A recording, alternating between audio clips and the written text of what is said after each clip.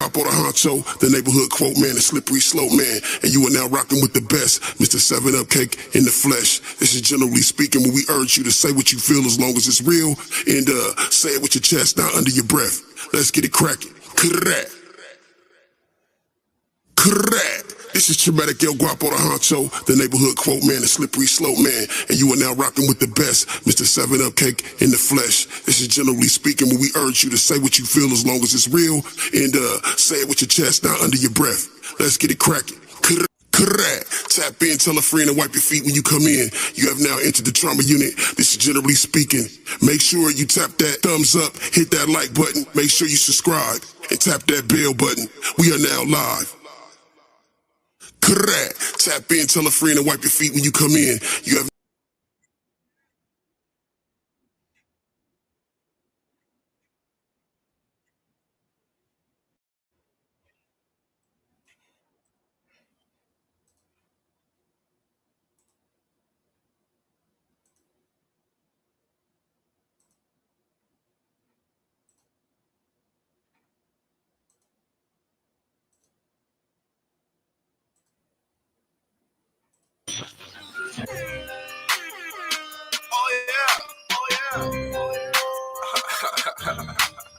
Big bang, take little bang, nigga. Rich nigga shit. Bitch, you know you can't afford me. Bitch, you know you can't ignore me. You can't. Wonder why these hoes adore me. I'm just flexing on my story. That part, nigga. 3 hoes, that's an orgy. Oh yeah. My last bitch was born. She was weak. These niggas ain't important. No, they ain't. Ride past them in the foreign. They hate when I appear. I'm sharper than a spear. Slid up in the drop. Make the top disappear. Everything designer. Oh yeah. She love a nigga gear. Oh yeah. My hoes be in pocket. When another nigga near. I'm flexing like Brock. Yeah. These niggas be the cops. Send a nigga to the dock. That part. Tryna knock me off the top. In the backseat ride presidential strapped down with a chop. Nigga. I came home after 3 years to a whole lot of guap. Banked up. Rich nigga gang. Broke nigga, you a lame. You funny. We are not the same. Why you even in the game? You should be ashamed. Little nigga. Run you over like a train. Yeah. Got the streets on lock, nigga. Yeah. I ain't in it for the fame. Hottest nigga out. Bitch, I got the clout. CML. Play on me, I doubt. I doubt it. How you switching up your routes? You can find me in the south. Alright. Niggas biting like a trout. He a fish. Got a 4-car garage. 8 hoes in a house. I let them see me sprout. Yeah. I came up from nothing. Yeah. Ride around watching television in the Benz on buttons. You ain't gotta give a nigga nothing, but I turn it into something. Just watch me. Them white folks kick me out the set talking about a gang injunction. Dread hair roster. I'm a my boss eating pasta. They label me a monster. Yeah. Street fighter like Blanca. What's happening? Indians like Tatanka. Hand rocket, that's a launcher. Go to war like Osama. Let's do it. Catch a nigga with his mama. Little nigga. My new bitch doing commas. Oh yeah. Bitches eating like piranhas. Oh yeah. Twist a nigga like some ganja. Nigga sweeter than some mambas. I'm the realest nigga rapping. Yeah. You the realest nigga acting. Clown. I close a nigga caption. Yeah. On my team, I'm the captain. That part, nigga.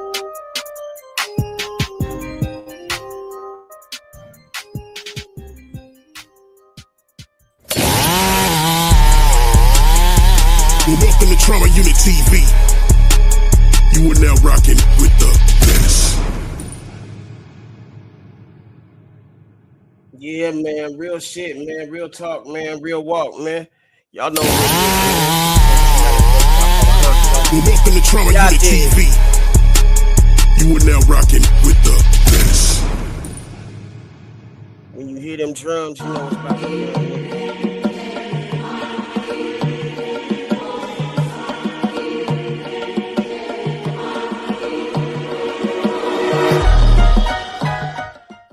That shit make me feel like a god when that shit come on, cuz.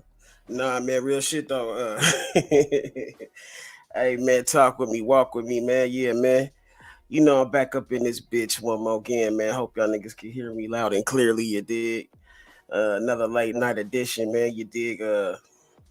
Real mentions, real shit. You feel me? It seemed like Moneybag Yo done got popped back in Memphis again, man. Boosie said, man, you know what I'm saying, they hate you where you from. You know what I'm saying? That's where niggas catch the most motherfucking envy and the most hate and the most jealousy. You know what I'm saying? Like, you got to move accordingly, man. You know what I'm saying? Moneybag Yo, a young nigga, man, but he wise for his years, but You know, some niggas don't realize how deep up in it they is, man. You know what I'm saying? That they'll kill Dolph, nigga. They'll definitely kill your ass, nigga. So I mean, you know what I'm saying, counting his blessings. I guess he's expected to make a full recovery and all that good shit, man. You know what I'm saying? You don't want to see a nigga lose his life in this shit. Like, but it could have been the same shit that happened to Say So P, man. You dig what I'm saying? Like, it's been kind of cold for CMG right now lately and shit because it seemed like nigga they coming after them niggas, man, with indictments, nigga. Yo, Gotti getting arrested, having to bail out, all that shit going on, nigga, with the Say So P shit. You know what I'm saying? Like, it's been hot in Memphis and it just got hotter, nigga. You know what I'm saying? So it's hot everywhere though, man. You know what I'm saying? You know what I'm saying? We got the whack 100 shit, man. We got a lot of shit to talk about, man. You know what I'm saying? You know, first and foremost, man, you know what I'm saying? I'm out here, nigga, trying to put these motherfucking pieces to the puzzle. You know what I'm saying? Everything ain't, you know what I'm saying, peaches and cream, nigga. You know what I'm saying? But nigga, we grew up struggling. We grew up working with, you know what I'm saying, a little bit and turning that into a lot. You know what I'm saying? Nigga, ain't nobody gonna motherfucking, you know what I'm saying, sit here and soak in their sorrows, man. We gonna get on our grind, nigga, and you know what I'm saying, take this shit little by little and you know what I'm saying, turn knee high to a grasshopper, nigga. That's how niggas do this shit. But nigga, as far as this content, nigga, I'm gonna keep this shit consistent, even when I don't feel like doing this shit. I'm gonna do this shit, man. You know what I'm saying? Trying to get in at least one or, you know what I'm saying, 4 videos a week. But nigga, lately I've been trying to do more like 6, man. But shit, nigga, really one every day. Really 2 a day. You know what I'm saying? But I want the shit to be consistent. I want the shit to be motherfucking informational, man. But also, nigga, I'm gonna talk my shit and do what I do. But you know that's motherfucking mandatory. But yeah, man, let's hear what these niggas got to say real quick, man. Y'all motherfuckers pull up a chair, park it here, tap in, tell a friend, wipe your motherfucking feet when you come in. Don't be getting no dirt on my motherfucking rug. You know what I'm saying? That's all I'm saying. Be hospitable, nigga. But shit, nigga, prayers up, nigga, to that nigga money bag, yo. You know what I'm saying? Hey man, if you hear nigga, say something, nigga. Let niggas know you in this bitch. You know what I'm saying? Throw your set up, nigga. You know what I'm saying? Or shut up, nigga. You dig? Yeah, man. Late night. One of the first niggas to really do this late night shit. Nigga, I remember going live at late. Niggas when nigga wasn't nobody really live. You know what I'm saying? But shit, now everybody doing this shit. You know what I'm saying? Nigga, hey, but nigga, hey, I always been that nigga, man. I'd rather trend set than be a motherfucking follower, nigga. You know what I'm saying? Rather niggas motherfucking give me the accolades, just give me the acknowledgement, nigga.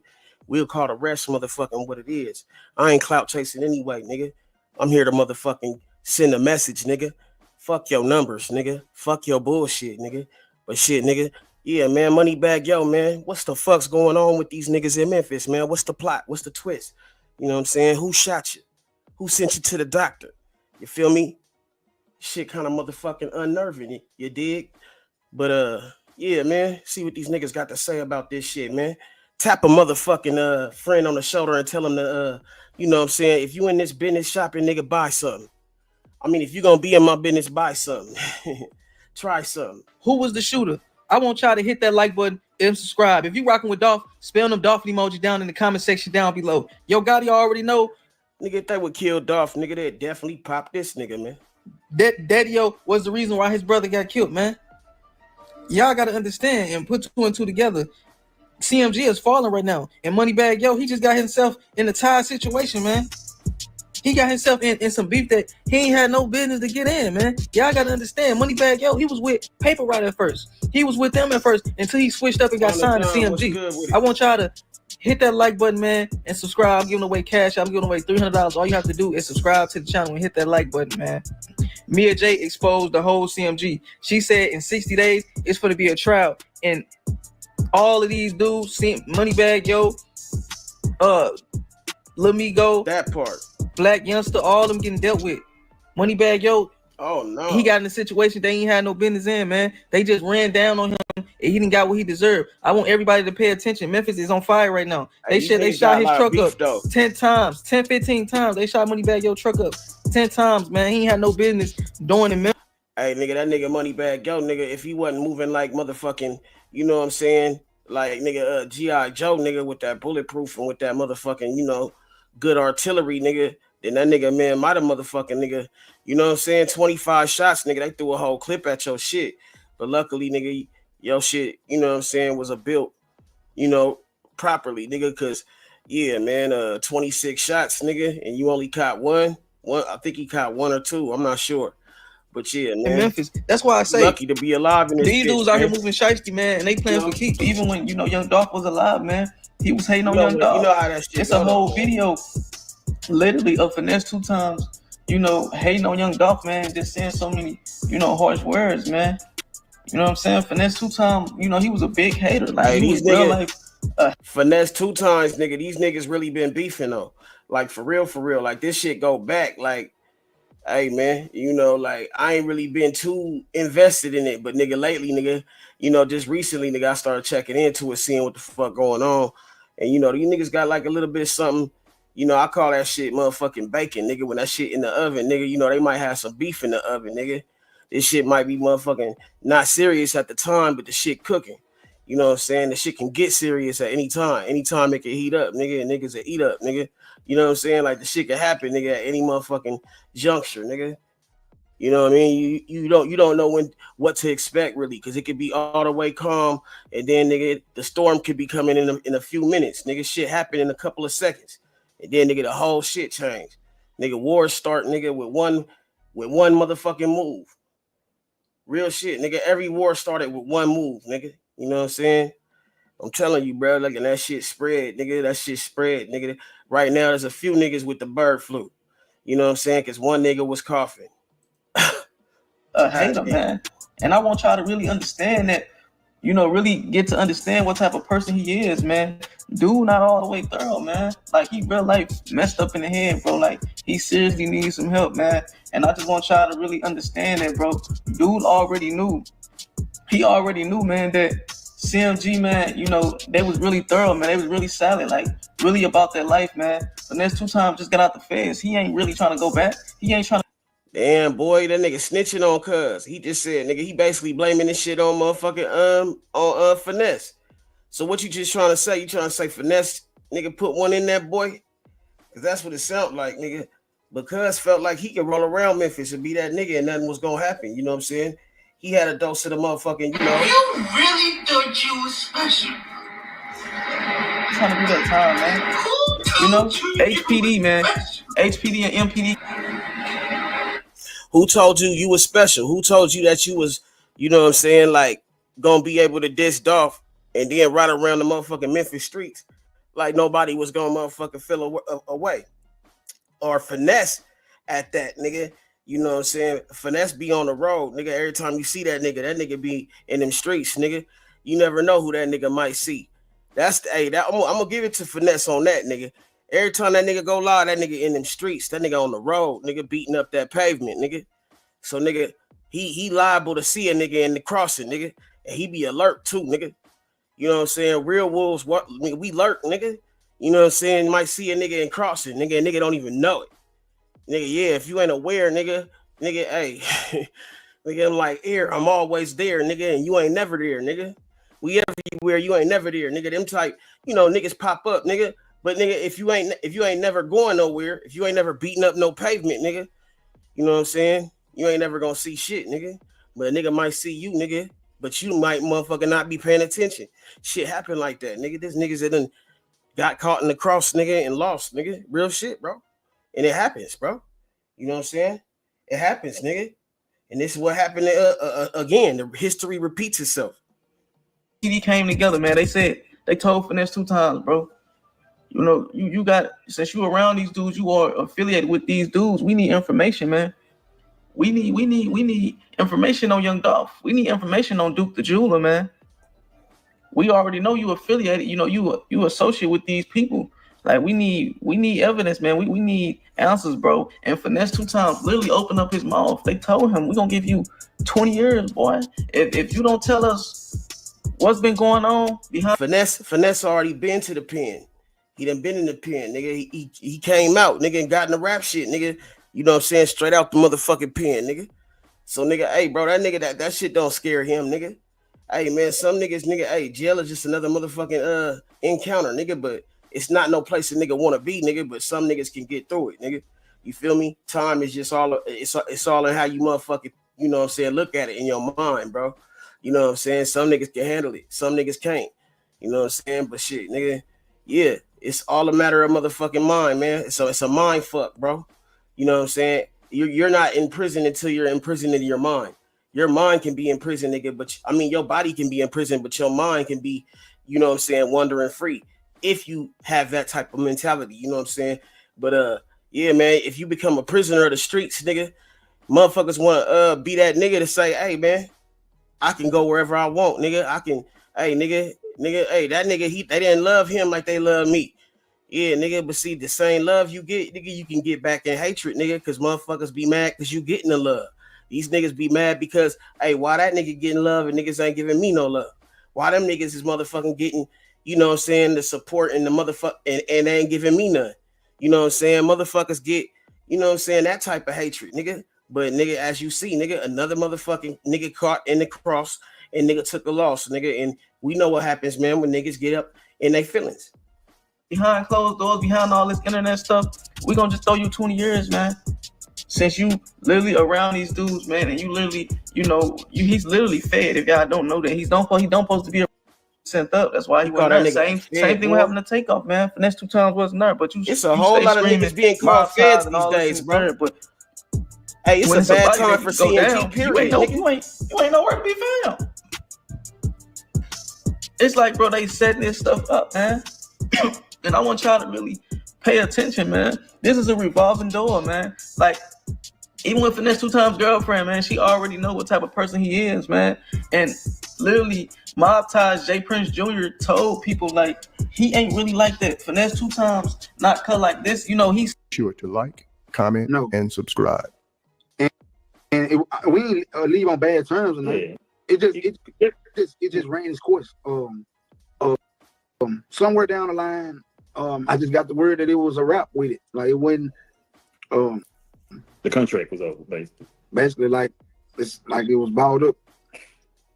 You said the contract was somebody just balled it up. Like it was just balled up. So finesse mad because he felt like, you know what I'm saying, he came out and rolled hard for Cuz, and the nigga just said he turned his back on him. But nigga, what's crazy is nigga, he really was upset because the nigga unfollowed him. Like, this social media shit is a motherfucker, bro. If a nigga really that mad because you unfollowed the nigga on motherfucking Instagram, man, that's some cold shit, bro. What the fuck? It was just, but fuck Instagram. I wish we could have still been in business though. Yeah, but you know the city love. You know what I'm saying? Hey, bro, listen, the city love. Just look at our song, one song, Black Visa. Just look at it. Crazy. I don't think, bro, know how much it would mean to the industry for us to do a tape together, a EP. Like I don't think bro know that. That's more important than the guy, Jim. Bro, I don't think he know that though. Like, I believe bro be more focused on me as a person, my mental, like. Mm-hmm. And he traumatized also because we already been through the situation too. And he probably think I still get on that type of time. But if I don't get on that type of time with nobody, it'll be him that I won't get on it with. No matter how frustrated I got with him, no matter how frustrated he got with me, I never do that again. And then you gotta respect it. You know what I'm saying? I feel, you know. Fuck Brett guy. He said all that. Now look at this nigga. I'm standing on top of the city. I know nigga got it like me. I know nigga. Hey, niggas be so humble, nigga, when they get out, when they start getting that money, nigga. Hey, nigga. Hey, that nigga. Hey. Keep straight. Hey, nigga was fresh out, just happy to have a mother. Hey, but now the nigga. Y'all know what the fuck it is. I'm in Raleigh. Planting this flag now. Yeah. Yeah, this bag boy, man. You know what I'm saying? I'm gonna give y'all this shit raw and uncut, you know what I'm saying? I wish I could make a long story short, you know what I'm saying? I wish I could really make a long story short, but I can't, you know what I'm saying? It's like I gotta break it all the way down to y'all and let y'all know what's going on, you know what I'm saying? And I'm gonna give it to y'all all the way from the root. Nigga just be looking like he just got done, nigga slumping at something, nigga. On mamas, nigga. That nigga lurking, nigga. My bag been a hating ass nigga since we were young niggas, bro. Like, you know what I'm saying? Like, it was me, him, Black Youngster, YP, Polo. We were about 6, 7 deep in the group, man. You know what I'm saying? And you know, he always been a slick bitch ass nigga. Like when we were, we finna go to the club and smash on some niggas or whoop some niggas or something to play our music, whoop the DJ or some shit. He always the soft ass nigga wanna leave. You know what I'm saying? I ain't got nothing to do with it, bro. All that old bitch ass shit. You know what I'm saying? So I already knew what I was dealing with. It's just that by me growing up, I didn't realize that, you know what I'm saying, everybody ain't meant to shoot no pistol. Everybody ain't no fighter. Everybody ain't gonna, you know what I'm saying? This life ain't meant for everybody. Some people just got a talent and, you know what I'm saying, they know how to entertain real good, you know what I'm saying? And you know, it's about some money, you know what I'm saying? But once it get to the point where a nigga start playing with you like you a boy, like when a nigga start feeling like they more superior than you are because they got money, and when it get to the point where a nigga start like you taking up for the op, bro. Like we into it because I made a status about Dolph. I went in on Dolph. You know what I'm saying? For you and for what I believe in and what I stand for and what you had me hashtag. You know what I'm saying? And them niggas don't want no smoke. We already called them, asking what they is. They ain't dropping their location. So we really ain't worried about no smoke. But anyway, you know what I'm saying? What I was saying about him being a bitch ass nigga. You know what I'm saying? So anyway, you know what I'm saying? About the dog shit, the nigga get mad. Damn, bro, we don't rock like that. We don't do that, bro. Like we ain't with that, bro. Like I fuck with that man. That man came and did a free feature for me out the blue, bro. I ain't ask him nothing, bro. I ain't do none of that, bro. I ain't on that, bro. Like I ain't rocking like that. Me and my campaign, hell no, bro. We ain't on some big crybaby ass, bitch ass, big neighbor ass shit. You know what I'm saying? So bam. I tried to leave this shit alone. You know what I'm saying? I left the shit alone or whatever. But then I had to realize, don't no nigga run me. You know what I'm saying? I do what I want to do, say what I want to say. Because whatever I say on social media, whatever status I can do it in person. I'm out here in these streets right now. Like, you know what I'm saying? Nigga, make a right. I still don't want to make no right here. Police. Is you anywhere near Memphis, nigga? I get scared. When I see the fire department with the lights on top of the regular truck, I be spooked in. But yeah, so, they make a little right here. So, you know what I'm saying? The nigga got mad, you know what I'm saying, about the dog shit, you know what I'm saying? So, you know, I try to leave it alone. Like, I'm my own nigga, you know what I'm saying? You know, I feel like a nigga disrespect me, then I'm gonna go at a nigga. So, the second time I went at dog, we end up bumping heads, like, stop talking, we stop fucking off, you know what I'm saying? You know, but the whole time I was fucking with him, we in the studio and shit, y'all seeing these vlogs, these videos and shit, these my songs, these my verses, these my words. Every time your whack ass stand in the booth, can't come over and you tapping the window. Hey, get two times. Hey, bro, what to go with this? Hey, I done it, you know what I'm saying, on the strength that I'm feeling like this my nigga, and that he gave me an opportunity fresh out of jail, you know what I'm saying? You know, I came home, I was out like a month or two, and he can't fuck with me. You know what I'm saying? He can't start fucking with me. But it was all out because he knew I was finna take off. Going straight in, I already had 250,000 views. G-Train had 100,000 views. I was juicy before I even with BGE. I was juicy before I was even rocking with niggas like, you know what I'm saying? And the killing part about it, I wanted to make a right with it. I wanted to work with BGE just to make it look good for the city. You know what I'm saying? Make it look good like that. Cause I know how loyal I am. You see what I'm saying? I wasn't gonna even bring it to y'all that man snitched on them folks. You know what I'm saying? I wasn't gonna even bring that shit to y'all because it ain't my business, you hear me? But at the same time, you know what I'm saying? It is what it is. Nigga play. Nigga did it online, so this was gonna go down there online. And what y'all want to know how it started online? Since every motherfucker say, you know what I'm saying, got something to say, and got they 2 cents to put in. How it started online was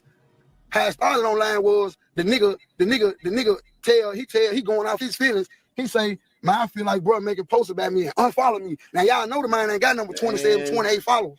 So if you unfollow, you got 247,000 folks following you. Bro. So if you unfollow me, everybody see that. Okay, boom. Hey, niggas is I'm a man. Niggas getting shot now for unfollowing niggas. Like that's wild. Allegedly.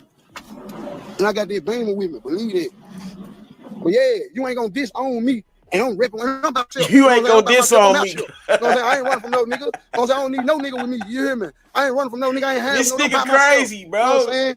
Fuck you talking about, nigga. Got it all, I been street, I been hood, nigga. I ain't street as me, nigga. Fuck you talking about, nigga. Cuz said you not gonna disown me, nigga. Hey, you can't unfollow a nigga these days, bro. You unfollow a nigga and he said you ain't gonna disown me, cuz. So unfollowing a nigga is equal to disowning a nigga. This shit wild, bro. I can't do nothing but be the shit entertaining, but it's so fucking petty, my nigga. Like, it's crazy work, my nigga. My new shit, wild work, nigga. 2 dubs, nigga. No love, nigga. Wild motherfucking work, man. You know what I'm saying? All I can do, man, is present it, man. You know what I'm saying? Like, this nigga really in his fucking feelings, though. He said, you ain't gonna disown me, nigga, and showed the burner, nigga. Like, bruh. Nigga. Bruh. Yeah, though, you know what I'm saying? So damn, what part I was in? What's up, man? Y'all good? What's up, man? Y'all good? I'm on live. We got 2.8K watching. I'm hard on this bag. Man. You know Hard on this bag, bitch. I'm hard on this bag, bitch. Y'all know what's going on. What's up? Who got that cook? What's up, player? We're good. Got 3,000 people hard on this bag right now. What's up, player? Trying to give you some cook. What's up, player? Where that bitch ass nigga at, man? You seen that nigga money? Oh, you. Hey, man. Hey, I just. What is this nigga doing here? This nigga just pop in on niggas. Fuck you talking about? Yeah, take off. On live and shit. Hello. You know what I'm saying? I'm really all the way out here with it. You know what I'm saying? We see, nigga. I don't need no nigga with me. You know what I'm saying? But yeah, though. You know what I'm saying? So it done came to this. You know what I'm saying? It done came down to this right here. You know what I'm saying? It done came down to, you know what I'm saying, to the point of no return. You know what I'm saying? I had already no return, man. The point of no return, my nigga. Been writing shit for him. So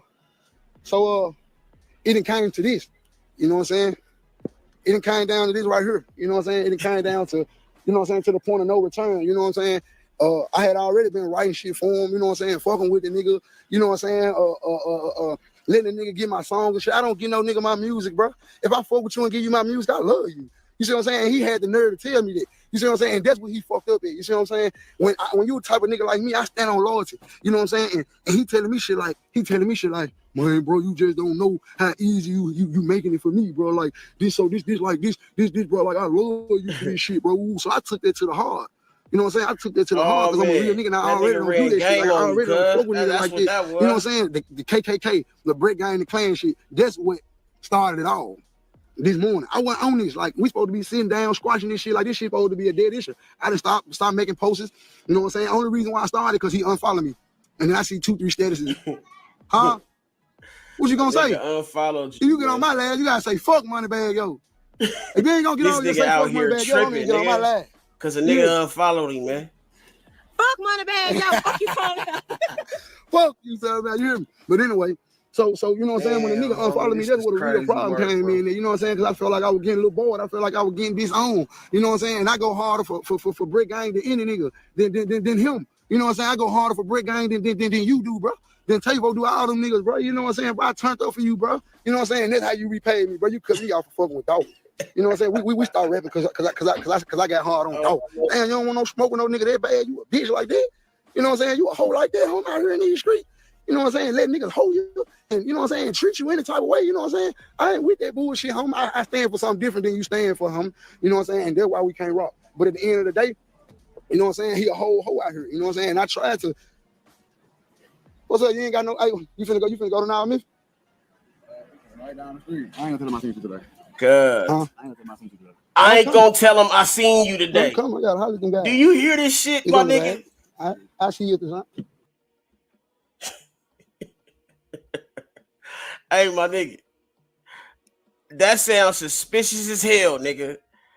Hey, I ain't gonna tell him I seen you today. Bruh. You just let niggas know you was in North Memphis. Hey, this is crazy work, my nigga. Hey, man. Hey, do your shit, bro. Hey, I'ma do my stuff, nigga. Cuz came on the camera and said, hey, I ain't gonna tell him I seen you today, nigga.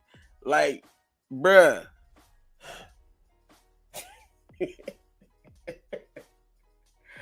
Hey, man. Hey, nah. Hey, you ain't even in town, nigga. Yeah, nigga, you ain't even in town. I wasn't even in town. Ever. This shit wild work, bro. You ain't nothing, bro. All right, bro, what? I got some set up for the first. The first of what? I got a nigga set up for the first. What the fuck? I got this nigga's you didn't do that. They already got us some shit at the crib. It's on the body, bro. Come on, bro. Get us to the area. Meet it up. Get us to the. You know what I'm saying? So, you know me. You know what I'm saying? I'm a real nigga, man. This shit, to be honest with y'all, this shit been going on a whole month, man. You know what I'm saying? This shit. I'm just now bringing it out the shell. I tried to hold my composure. I done made plenty calls. I don't think niggas understand, bro. Like, bro. Hey, man. Even if it ain't that, it look like that. You see what I'm saying? Like, if it ain't that, it look like that. Cause, hey, come on, my nigga. I ain't gonna tell him I seen you today. Then the nigga slide in the car and say, hey, take me to that area. The nigga, hey, bro, like, this shit wild, bro. Like, my nigga. It remind me of that nigga, Trap Boy Freddy, remember? When the nigga, the Mo 3 nigga got lit. Nigga, that nigga was literally, nigga, on the same freeway talking about, nigga, the freeway backed up, nigga, got us all back on. Like nigga, bruh, we seen you. Like, these niggas crazy. Trying to, come to a conclusion. Niggas got too much pride. Niggas feel like they got so much money and so much going on and they feel so superior. And then everybody around you groupies. You see what I'm saying? Everybody around you just because. And they know you a hoe. They just around you because of the lifestyle. And that's why I stopped going around, because the lifestyle don't move me. You see what I'm saying? The lifestyle, the hotel, the bitches, the music, I can do that on my own. Like, that don't move me. Yeah, we're going to the left. I be careful, my Lord. I be fucking. That shit don't move me. You know what I'm saying? That shit don't move me. You feel me? Like, all the lifestyle, and them niggas sprung out that shit. But then soon y'all come back to Memphis, get what they do. They got to go right back to their mama house. Right back to their grandmama house. Yeah, I'm exposed everything. How the fuck you making $20,000-$25,000 a show and Tabo don't even have a fucking Impala? Damn, keep straight. Fuck this shit. Bro, I'm just saying, bro, that's a different type of anger. When a nigga say you disowned him, he feel like nigga like family type. Like that's almost like nigga like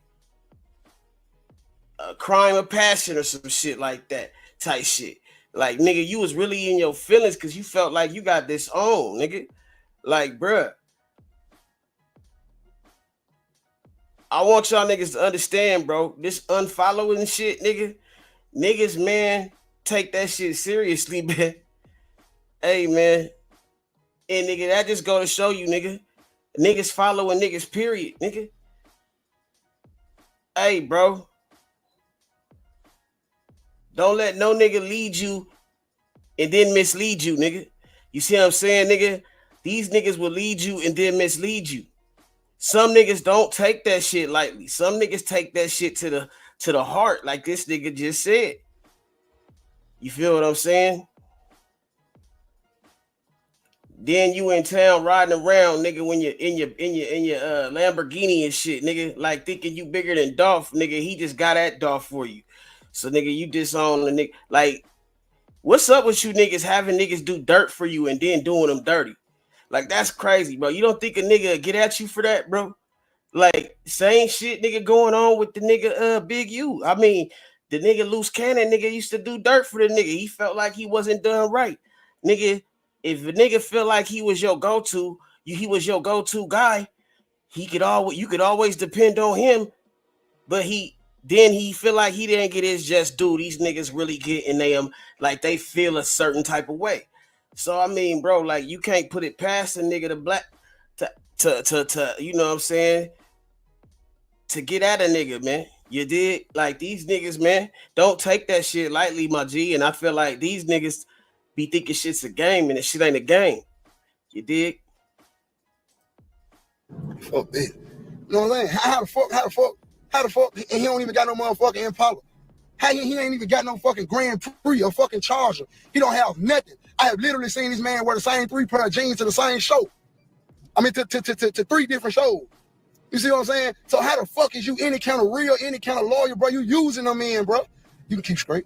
And Tabo, my nigga, bro, YG, your kinfolks, I can't say how you doing that, but what I do know is YG writes some of his shit too. And YG barely got a car. You know what I'm saying? They barely making it. Them boys over there stressing, man. That shit just look good, man. You know what I'm saying? I'm good. Me and my nigga, them good. I'm standing on top of shit. You know what I'm saying? I'm standing on top of shit. Like, me and my nigga, I just hit the crib last night. Yeah, nigga ain't gonna move. Like, ain't gonna fuck with me, period. You know what I'm saying? Because they know how I'm rocking. and they know I'm a big player. It's for real. Oh, it's not a guy. Here you go, my fault. Not the little one, nigga. Yeah, it went out. Don't worry about it. You know what I'm saying? But yeah, man, he a big player, not the little one, man. You feel me? And nigga, cuz got him fucked up. You know what I'm saying? Like, nigga, did we even know if Moneybag is cool, nigga? You know what I'm saying? This shit wild, bro. Let's talk about it. Yo Gotti situation. I mean, behind Young Dolph situation. Y'all know, Young Dolph was visiting his city one week. Visiting Medea Cookies. And while he was there, he was sadly ambushed. And these guys, these dudes was from Memphis, bro. He really grew up with, he had a connection, a bond with Yo Gotti, man. Yo Gotti came to him wrong. Actually, recently, I was watching a video of Young Dolph, bro, and he was saying, everything behind him too. Basically he was saying, Yo Gotti was cool, the money was cool, everything was cool. But it was like he didn't like how he came off to Young Dolph and disrespected, the closest people he was around. Dude threw the people he was around under the bus and was like, you can't rap. Basically, you can't do this. I don't want to keep babying you. You better. You can do this. You carrying yourself. You got everything. But these are the same people, you done helped and put on. Like, honestly, like, how can you, talk bad about your homies, your bros, all that, your rappers, your artists that you choose, that you pick. And, sadly, after that, it was like Young Dolph was messing with his girl, whatever, and, Yo Gotti was messing with Gucci Mane girl. It was a lot going on. And that's why, Gucci Mane and Young Dolph really click up like that, and y'all don't see, Gucci Mane around Yo Gotti, because like I say, they all from Memphis. They all, around the same age, got the same, they got the same fan base basically, bro. Like, they came from the same place and they got a lot going on for themselves. And so y'all know, man, Dolph was tried. It's kind of like times. They've been trying to get Dolph. The shit that was going down with Yo Gotti. Like I said, the FBI, man, they've been making these raids. They ain't playing. Like, everybody is going to jail. Anybody that's behind any side of the situation, they're tired of that. They tired of conflict in the city. They want better. They want more for the community. Finesse, but with these guys taking it to another level of family members, RP to a lot of it's a lot of stuff that could have been resolved and hand shook behind these situations. Like, these are minor situations. These guys are taking this little situation to a whole nother story. Like, honestly, man, Young Dolph, Gotti, and Juke could have made Memphis even better. They could have made Memphis even safer. Honestly, like, they came together and tried to do more. It's like, of course, everybody ain't gonna listen to them, but majority of everybody that's listening to, bro, gonna have respect, and they could have came together and came up with a master plan. That's all I'm saying, honestly. But yeah, man, like I said, the FBI, they trying to get to the bottom of this. They know it's a big RICO case going on. Like, it's a lot of people involved that ain't speaking up. They not gonna speak up because they know what come with it, and they know that the police not playing. Like, honestly, I seen an interview on some of Young Dolph homies. They was like, they ain't calling no police if they find out something. They know something what's going on right there in that moment. They was like, they want to see him, the next 24 hours after the situation. Despite nearly losing his life going back and forth with different hip-hop artists in the game and street beefs, Finesse says his own little brother is his biggest opposition. Question is this a true statement? Here's what his brother No Love says after Finesse accused him of being the op. No Love says, man said his brother was his biggest op. Then who is Moneybag? Your biggest friend? And who is Big A? Your twin? And we all know Big A is Finesse 2 times former friend / security guard, who's currently not dealing with Finesse anymore. So the secret's been revealed. Moneybag Yo is Finesse 2 times biggest op. Finesse this Moneybag Yo recently on a new radio interview. This crazy. Man with the plan. I was behind it all. They screaming federal fed, but ain't been behind the wall. Listen up as he continues to go in on Mr. Federal, a.k.a. Moneybag Yo. They tried to blame a nigga. They tried to change a nigga. They painted a picture like I was a monster. They tried to frame a nigga. I really live what I'm rapping. These niggas tell another nigga story, and I put my life on this chorus, nigga. Let's go back in time when all this started, when Finesse only had one S in Finesse. Here's the story you only gonna hear on Rap Fight. When Moneybagg Yo first started Bread Gang, he recruited Finesse 2 times, who had recently gotten out of jail. They were perfect in the studio, went neck for neck. Of course, Finesse helped Moneybagg with his raps allegedly. Everything was good until Dolph came in the picture allegedly. Young Dolph and Moneybagg Yo had just did a song called I Need a Plug. Yo Gotti heard this song and had to rush to sign Moneybagg Yo before Dolph did. So Gotti did, and Moneybagg was part of CMG. So now Dolph and Gotti are beefing tough, and Moneybagg Yo's in the middle of it. Dolph dropped Play With Yo and disrespected all the CMG artists, calling them CMF. Moneybagg Yo is CMG, so Finesse went off. Dolph is threatening. If I ever catch you, bro, this on my grandmama, bro. On my grandmama's soul. I don't give a fuck if I'm by myself. I don't give a fuck if you with your grandmama. I don't give a fuck if you with your child, that nigga bro. said if you with your grandmama. When I catch you, homie, that I'ma raise my shirt up. I'ma raise my shirt. I'ma let you know I ain't got no gun, homie. And I'm gonna smack your skinny ass face, bro. Man. I'm gonna smack the shit out you for saying that, bro. I just want to let you know that, bro. And so until I see you, I'm going to keep on saying shit. Now, this is what I think, my nigga. I think the nigga Moneybagg Yo, right? The nigga Finesse was writing shit for the nigga, right? I think, nigga, he was almost doing the same shit that Biggie was doing behind Puffback, right? Biggie was writing for his artists, but wasn't telling Puffy, nigga. So he was like taking the publishing.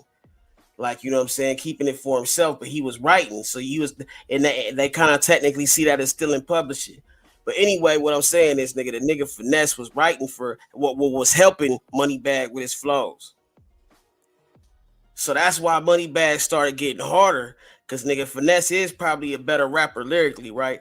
So, but I feel like the nigga Finesse, as he started making certain type of songs, them motherfuckers was like, I think that nigga Moneybagg wasn't feeling that shit. Like, he like, oh no. Maybe Gotti started looking at the shit like, bruh, that nigga going too hard, man. Like, you know what I'm saying? He dissing Dolph. Like, man. Plus he getting hotter. He's starting to ask for more dough. You know what I'm saying? I feel like Moneybagg, nigga, felt like, nigga, hey, I don't really need this nigga no more, man. I got somebody, he probably got somebody else, a younger nigga that ain't asking for as much dough, that might be hot, just as hot, if not hotter, or he just might have elevated his game to where he feel like, nigga, he got whatever he could get out of Finesse. So he trying to split ways and break tie. Finesse like, nigga, hey, nigga, you use me, nigga, and now you trying to disown me. You trying to push me to the side, nigga, and you haven't paid me, or I feel like I haven't got my proper what's due. That nigga taking the shit, nigga, seriously, nigga. He said, nigga, he was gonna do what he's gonna do when he seen, nigga, to me, nigga, it sound like, nigga, hey, bruh, it don't matter, nigga, he gonna get at you. Then, nigga, you just got at, nigga, so it ain't no mystery to me, nigga. Like, they basically motherfucking in so many words saying, nigga, Finesse got that cuz, but I ain't saying he shot him. I ain't saying nothing. I'm just saying he got that cuz, bro. So it's like, it's between him and Moneybagg, nigga. They know what's going on. But is Moneybagg soft, like he's saying? Is Moneybagg gonna tell? Is Moneybagg? I mean, was it one of his boys? I mean, you never know what it was. It was something that they know what's cracking. But nigga, from what it looked like to the outside looking in, nigga, is, you know what I'm saying? Cuz nigga feel like he's owed more. You owed him more than that. And nigga, hey, Dolph, nigga, he feel like, nigga, he put his life on the line getting that Dolph, nigga, for you. So nigga, like, now you just gonna disown the nigga. And nigga, hey, but nigga, come on, bro, like, unfollowing the nigga and disowning the nigga, I don't know if that's the same thing, but I guess you can kind of look at that, because why would you unfollow the nigga? If you unfollow a nigga, you basically trying to separate yourself, right? or at least in your public image, you trying to separate yourself. So who was it that told you to do that? Was it your idea or was it Gotti? Maybe Gotti said maybe Gotti don't like finesse like that and told you. It was some reason that Moneybagg did that. Because he could have told that nigga to his face, nigga, like, if you unfollow a nigga, that's like, nigga, I don't even want to talk to you. A nigga might feel like, nigga, hey, nigga, you gonna talk to me, nigga. If you don't want to talk to a nigga and he see you and you ain't giving that nigga no acknowledgement, hey, bro, you know what I'm saying? Like, hey, don't turn your back on me, nigga. Hey, you feel me? Some niggas, hey, bro, like, ain't having that. You did? Like, and that goes to show some of these niggas don't handle their business like men. You gotta handle your business like a fucking grown man. You look a man in his eyes, man. You tell him, nigga, hey, bro, I'm doing this here. You don't do no fuck shit like, oh, nigga, like just act like you just gonna, you know what I'm saying, just like wave a nigga off like a pig. Some niggas ain't gonna take that way, bro. Like, nigga, you some of these niggas, bro, you best not get involved with, nigga, cause it's like the mob, nigga. You know too much, nigga, and nigga, hey, you don't I can't let you just nigga leave and know what you know. I can't let you, these niggas be on that other type of time, bro. You never know what these niggas done did together, but the nigga got that nigga by the motherfucking, like, he wrote for Cuz, so Cuz definitely motherfucking mad or replace somebody. He replaced this nigga, man. That's what I think, bro. That nigga like, nigga, hey, bro, nigga, you owe me some dough, nigga. You got me fucked up. So, nigga, hey, man, money the root of all evil, nigga. Money get niggas, you know what I'm saying, popped all the time. You know what I'm saying? Niggas get killed all the time over money, nigga. And plus, nigga, it just don't seem like the nigga that shot the nigga wanted to kill him. No, actually, fuck that. A nigga get 25 shots here. Nigga trying to about you. I'm gonna keep and don't go snitch on. See, I'm gonna raise my shirt up. I'm gonna show you I ain't got no gun, and I'm gonna tell all my little niggas fall back. And you need to tell yours the same thing. And if you don't, they just need to get the fuck out the way. It's gonna be something. You hear me? Cause I'm coming at you like a man, but when I see you, you need to see me, homie. Moneybagg didn't want to beef with Dolph. Besides, Dolph helped him on that feature. I need a plug. Yeah, this bag boy, man. You know what I'm saying? I'm gonna give y'all this shit raw and uncut. You know what I'm saying? I wish I could make a long story short. You know what I'm saying? I wish I could really make a long story short, but I can't. You know what I'm saying? It's like I gotta break it all the way down to y'all and let y'all know what's going on. You know what I'm saying? And I'm gonna give it to y'all all the way from the root. My bag been a hating ass nigga since we were young niggas, bro. Like, you know what I'm saying? Like, it was me, him, Black Youngster, YP, Polo, we were about 6, 7 deep in a group, man. You know what I'm saying? And you know, he always been a slick bitch ass nigga. Like when we finna go to the club and smash on some niggas. That's crazy work, right? That nigga, man, really went in on Cuz, bro. He said, nigga, you's a bitch. You disloyal fool ass bitch, man. You disloyal fool ass. Niggas whoop some niggas something to play our music, whoop the DJ or some shit. He always the soft ass nigga wanna leave.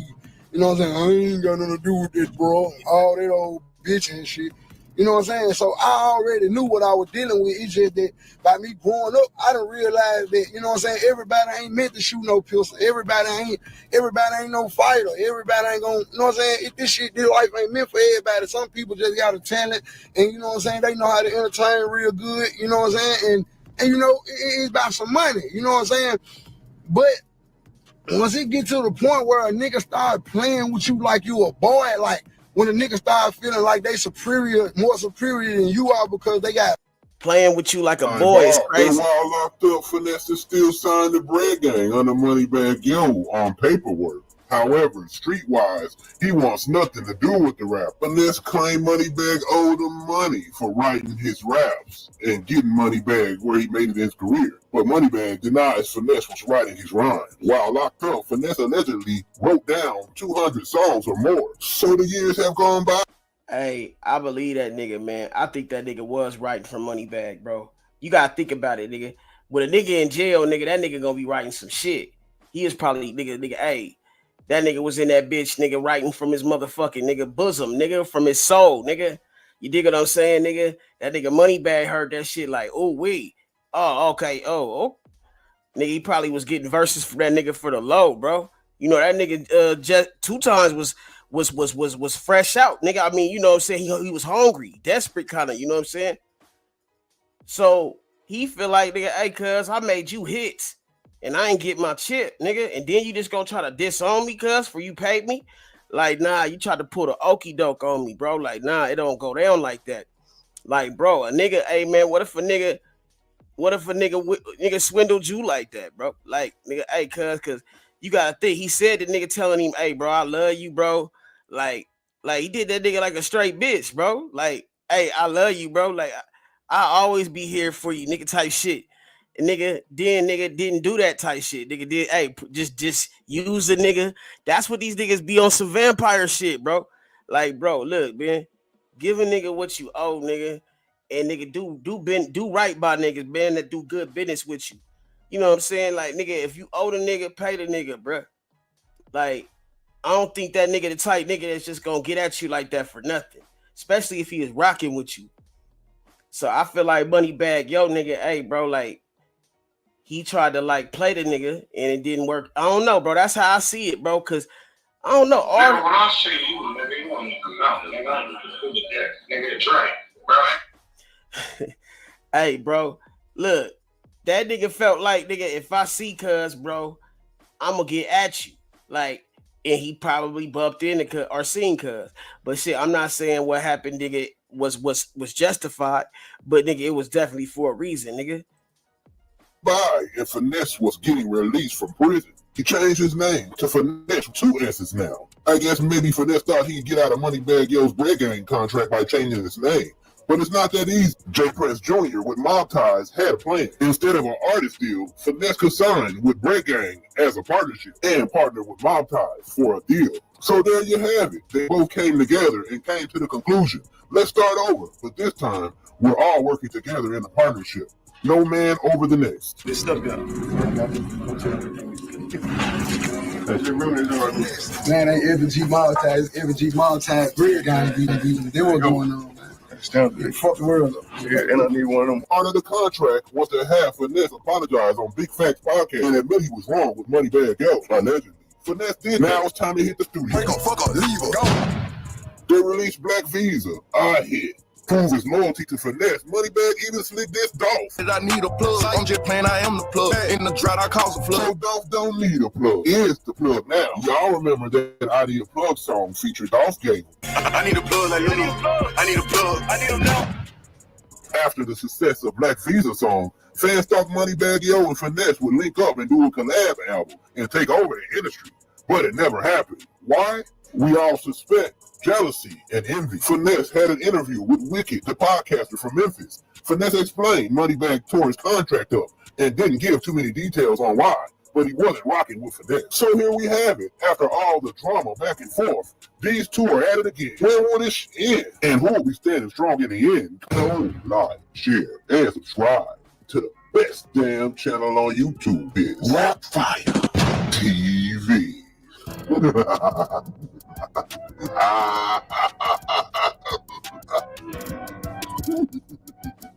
You know you like this shit.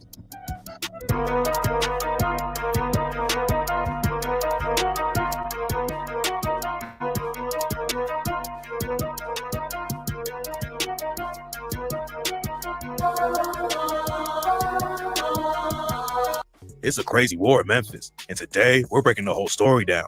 In July 2024, Big 30 dropped a new diss aimed at Moneybag Yo and aired him out like crazy.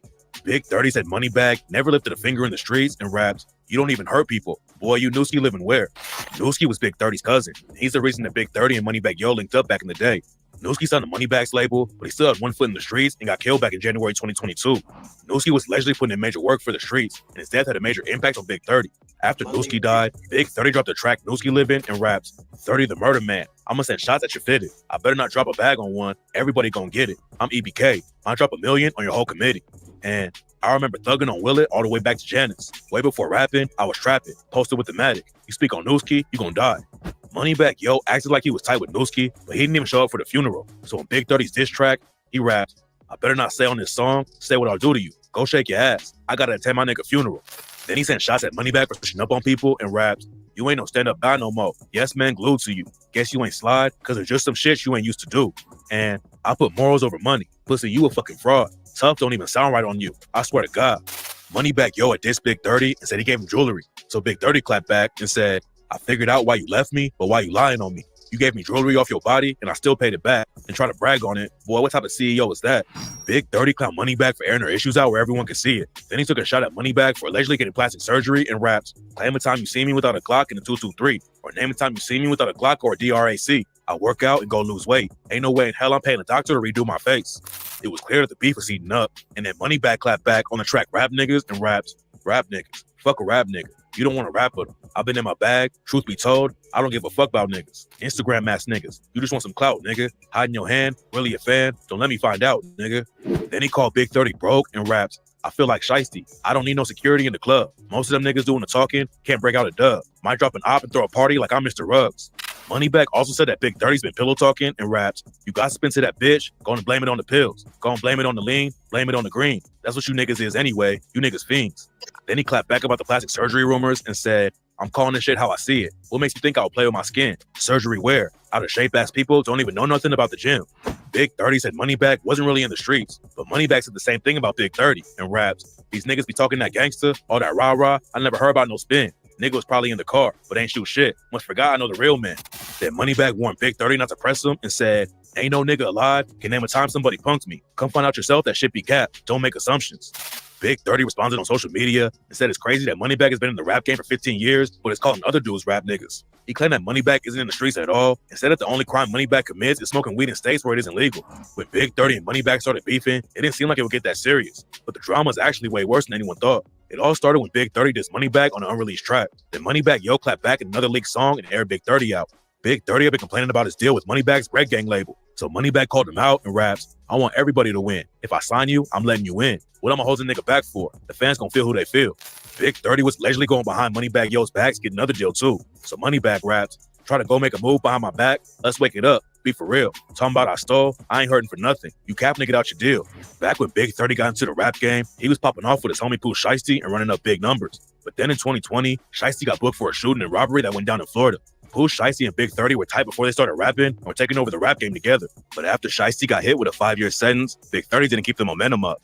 After Pooh Shiesty first blew up, he signed a deal with Gucci Mane's 1017 label. Gucci Mane also wanted to sign Big 30, but he was already signed to CMG through Moneybagg Yo. Big 30 decided to stay loyal to CMG because at that time, he was still cool with Moneybagg. But it seems like Gucci Mane was mad that Big 30 didn't want to sign because they started beefing. Big 30 had posted a photo of himself with Pooh and Gucci by a pool during a music video shoot. It looked like he was showing love, but apparently Gucci wasn't feeling it because he commented, Cap, stop posting me, dude. We met once. They went back and forth on the internet for a while, but they eventually squashed the beef and did a song together.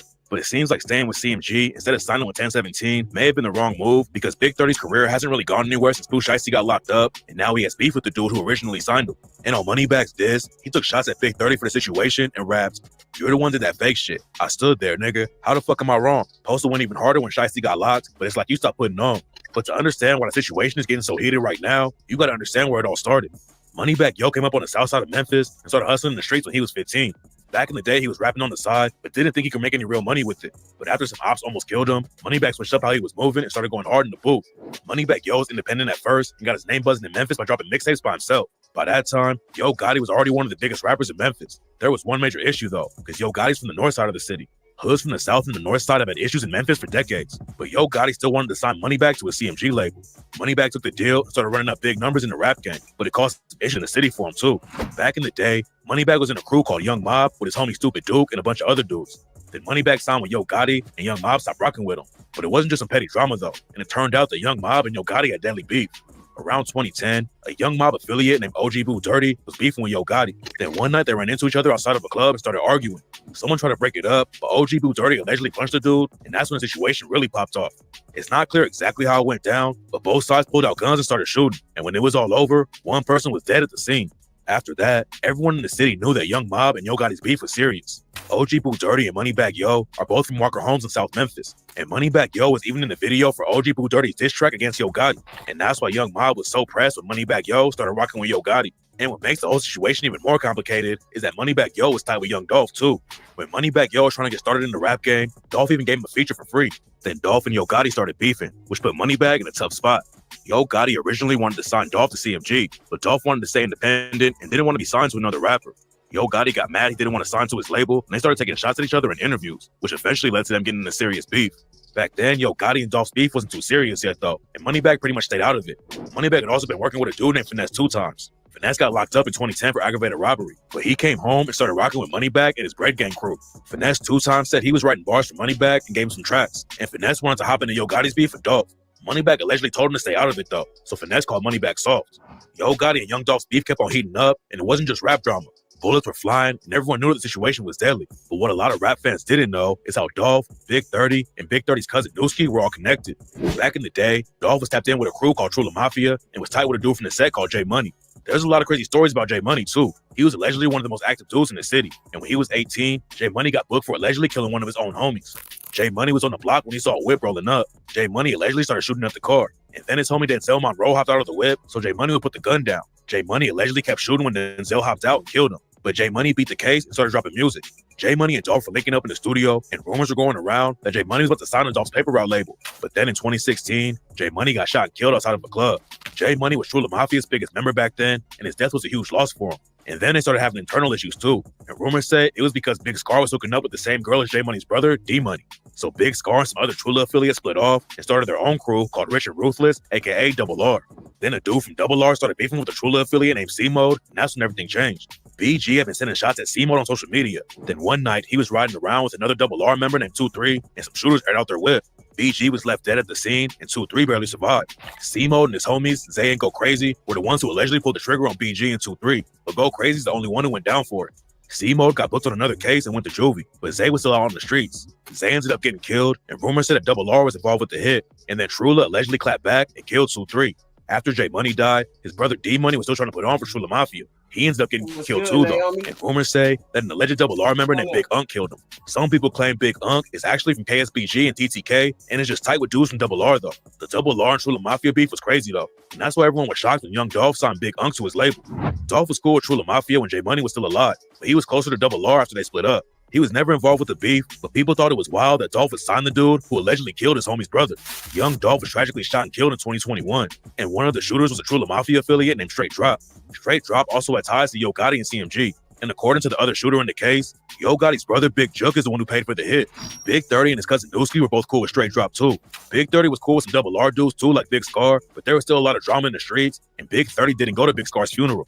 Big Scar tragically died in 2022 from an overdose, and after it went down, Big 30 claimed he didn't make it to the funeral because of a miscommunication, but said, "I ain't care who would have been there. I love you dearly."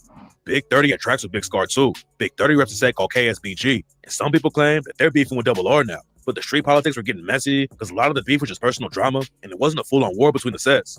Big 30's cousin Newski repped KSBG too, and he claimed that Moneybagg only signed him because he wanted protection. After Moneybagg's first diss track leaked, Big 30 went on Facebook and said that Moneybagg Yo was getting extorted, so he started signing rappers from Big 30's hood to protect him. Big 30 also said that Moneybagg was clout chasing and wanted a big bird chain for Pooh Shiesty, but Shiesty turned him down. Big 30 said that nobody in Memphis respected Moneybagg until he started rocking with Pooh Shiesty, Newski, and Big 30. And after Newski died, Moneybagg didn't do anything. Moneybagg Yo had aired out Big 30 for falling off after Pooh Shiesty got locked up, but Big 30 said he only fell off of rap because he was too busy sliding for Newski and couldn't stay in rap mode like Moneybagg did. Then Big 30 clapped back about the jewelry Moneybagg allegedly gave him. He said that the only thing Moneybagg gave him was a cheap-ass Cardi, and claimed he already paid Moneybagg back for it. Big 30 said he's been getting money since he was 18 and didn't need help from Moneybagg. Then he sent another shot and said that Moneybagg just copies everything Lil Baby does and said that Lil Baby is his father. Big 30 aired Moneybagg out like crazy, but then he did an interview and said he wasn't really pressed about the situation. That was before Moneybagg Yo dropped his new album and took more shots though. And now there's no telling where the beef is gonna go. What makes the situation even more complicated is that on Moneybagg's new diss at Big 30, he referenced a track with Young Dolph and raps, "Was up a ticket when I was hollering out, I need a plug." Some sources claim that Newski got killed over some beef that Moneybagg had in Memphis, but nobody really knows how it went down. Newski was allegedly one of the most active dudes in the city before he died, though. He got locked up for the first time when he was 14, and that's when he started listening to Moneybagg Yo's music. When Newski got out at 18, he started rocking with Moneybagg, and Moneybagg allegedly showed him $700K in cash and told him he should get in the booth instead of staying in the streets. But then on January 28th, 2022, Newski was shot and killed in Whitehaven. He had gone to Big 30 show that night to show love. Then he left, and just a couple hours later, he was found dead when paramedics rode up to the scene. Rumors were going around that Moneybagg and Big 30's beef was connected to Young Dolph's murder somehow, because they all had ties to crews who were beefing with each other. But it allegedly really started with Moneybagg linking up with Yo Gotti. Some people were claiming that Newski got killed because of Moneybagg's beef, but at first, there wasn't any real evidence to back the story up. Then a couple of months later, Big 30's homie Cheese Dollar got shot and killed in the same hood where Newski died. Nobody knew who pulled the trigger, but in 2024, 2 young mob members were charged for killing Cheese Dollar. The cops also booked some young mob affiliates for a wild shootout that went down after Cheese Dollar got killed. In May 2023, Stupid Duke, Paul Nelson, Rodnick Winston, and another alleged young mob affiliate pulled up to Tug's Casual Grill in Harbortown and started busting at a dude who was sitting on the patio outside the restaurant. The dude ran inside and the shooters chased him down. And that's when bullets started flying all over the restaurant where 50 people were eating. Rodnick Winston got hit, and his homies dropped him off at a fire station, but he didn't get help in time and ended up dying. Muhammad Samba and Quentin Moss were booked for killing Big 30's homie Cheese Dollar, and rumors say Moneybagg's drama with Young Mob is one of the reasons that the beef is popping off. Moneybagg started rocking with Yo Gotti, even though he was beefing with Young Mob, and that's where all the drama allegedly started. None of this has been confirmed, but rumors said that Moneybagg was getting pressured by his old homies in Young Mob, and that's why he started linking up with dudes from KSBG like Big 30 and Newski. And according to some alleged paperwork, KSBG started putting in work against Young Mob for Moneybagg. The paperwork says that Brian Lackland, aka Stupid Duke, started beefing with DW, and that Moneybagg's real name is Demario White. According to the paperwork, Moneybagg started rocking with KSBG, and some shooters from KSBG tried to kill Stupid Duke outside of a barbershop in 2021. Big 30 and Moneybagg's beef is way deeper than anyone knew, and now it looks like it's about to heat up even more. If the rumors are true, Moneybagg is basically the reason why Big 30's cousin and homie are both dead, and Moneybagg was never really down with them. He just wanted protection from Young Mob. Memphis is a wild place, and the street politics get messy, but hopefully Moneybagg Yo and Big 30 can move on before anyone else gets killed. Lil Durk is in some serious trouble. After legal issues dogged him throughout his career, the OTF founder has risen to become one of the biggest stars in hip-hop over recent years. From there, he seemed to embark on a positive path and rebranded himself. But it now appears like he couldn't escape the streets of Chicago like he hoped, and the pressure to prove that he was really about that life might have caught up with him in the end. Because now, he's looking at a serious case, which could bring his empire crumbling down forever. It's your boy Luesta, and this is Lil Durk's road to a life sentence. In recent years, it seemed like Lil Durk had really turned a corner in his personal and professional life. Once the voice of the trenches, Durk had shifted from Chicago drill to make radio-friendly tracks with the likes of J. Cole, Drake, and even country star Morgan Wallen. On the personal side, his days of putting on for Lamron or repping the BDs seemed to be long gone. Instead, Durk wanted to be the model citizen who focused on music. Recently, he took a huge step towards that when he got himself a clean record dating all the way back to 2011 when he first had legal trouble. Everybody should get a second chance at life. It's about what you do with it, alhamdulillah. My background wiped and cleaned all of my cases. I ain't a felon no more. Who would have thought? I want to thank everyone who helped push my vision forward. Thank you from the bottom of my heart, #The Voice. Along the way, he launched his Neighborhood Heroes nonprofit organization in 2020, pledging to stop the bloodshed in Chicago once and for all, even though he knew it was a tall order. You know, that's the number one goal. I mean, that's number one goal to stop it, but the number one priority for like us in the streets and like politician wise is to stop the violence, slow it down as much as possible. And it started with everybody like just coming together. But like I say, it's hard because you probably got him over here thinking he that, but his young niggas don't even respect him. So even if he be like, let's come together, they looking at his ass like, the fuck on. What do you think? As Durk continued to mature, he got increasingly open about his own issues. Earlier this year, he revealed that he was just back from rehab in an effort to not only cure his addiction to Xanax and codeine, but also to become an example for those who looked up to him. I want to embrace it, you know what I'm saying? Because it helped me a lot. So I want people to not run from it or be shy from it. It was tough at first, but it ain't that tough because I already knew what I wanted. You know what I'm saying? I knew what was supposed to be back. I wanted better. You know what I'm saying? I want to be a better man, a better father, a better leader, thinking clearer. You know what I'm saying? And so my main goal is peace. You know what I'm saying? Being with the family and staying out of bullshit. You know what I'm saying? Planning on building a rehab center in Chicago for others like him, he also saved the life of his friend OTF Duty by paying $100,000 for his own rehab stint. Now a Grammy-nominated artist who has converted to Islam, Durk informed the world that this meant he couldn't be affiliated with anything illegal. I don't gangbang, I'm a Muslim. Basically, what I was saying on my post in so many words, you can't do both. I'm gonna be the one who says it. So if you follow me as a brother, a friend, an icon, follow me to my new chapter of life. He added, when I make music, I rap what I've seen and been through. I'm not telling you to do it. There's a huge difference. The music won't change, but my life goals will. Despite the fact that he has spent time behind bars for firearm offenses and beat an attempted murder case with his late friend King Von in 2019, Durk had rehabilitated his image to the point that Aiden Ross wondered if he would ever see the inside of the pen. Yo, Durk, I'm reacting to the new song, bro. It's really good. You like it? Really, really good, bro. I have a question though. Yeah. In the video, I see a bunch of mugshots. Is that you? Yeah, all my mugshots like in my past. You been in jail? They ain't a good thing. Nah, yeah. Like how many times though, bro? How many mugshots up there? Yeah, nah. No, bro, I love the song though, bro. I'm really happy you dropped this. It's very good. I'm gonna add it to my music for sure. With successful albums that were certified gold and platinum, Durk was looking to carry on that momentum with the release of a new album entitled Deep Thoughts in November. From his early mixtapes declaring "I'm a hitter" to leading a foundation that's made a real impact on his community, Durk has come a very long way. His transformation was recognized in a big way, earning him not one, but 2 separate keys to his city. But it seems like Durk in front of the cameras and the man behind the scenes were 2 different things. Because it appears that even though he said he wasn't in the trenches anymore, he might have still been pulling the strings. As a result, Durk's attempt to change how the world saw him only increased the shock when the news broke that he had been snatched up on some seriously heavy charges. Coming off his first Grammy win earlier this year, Chicago-bred rapper Lil Durk is now facing charges in connection to a murder-for-hire plot. Following the arrest of 4 OTF members in connection to the death of Savie Robinson, better known as Lil Pab, rumors began to spread that the net was closing in on the people at the top of Durkio's organization. But it was still hard to believe that it was actually going to be the Grammy award-winning artist himself who would be next to find himself in handcuffs. Oh, chat. Durk has been locked up in Broward County Jail. He's there right now. This is his. Yes, Broward. He's in Florida. I got the whole thing on. Look on my stream. I got it. Oh my God, bro. Oh. Taken in on a federal indictment, they claim that OTF members engage in violence, including murder and assault, at the direction of Durk and to maintain their status in OTF.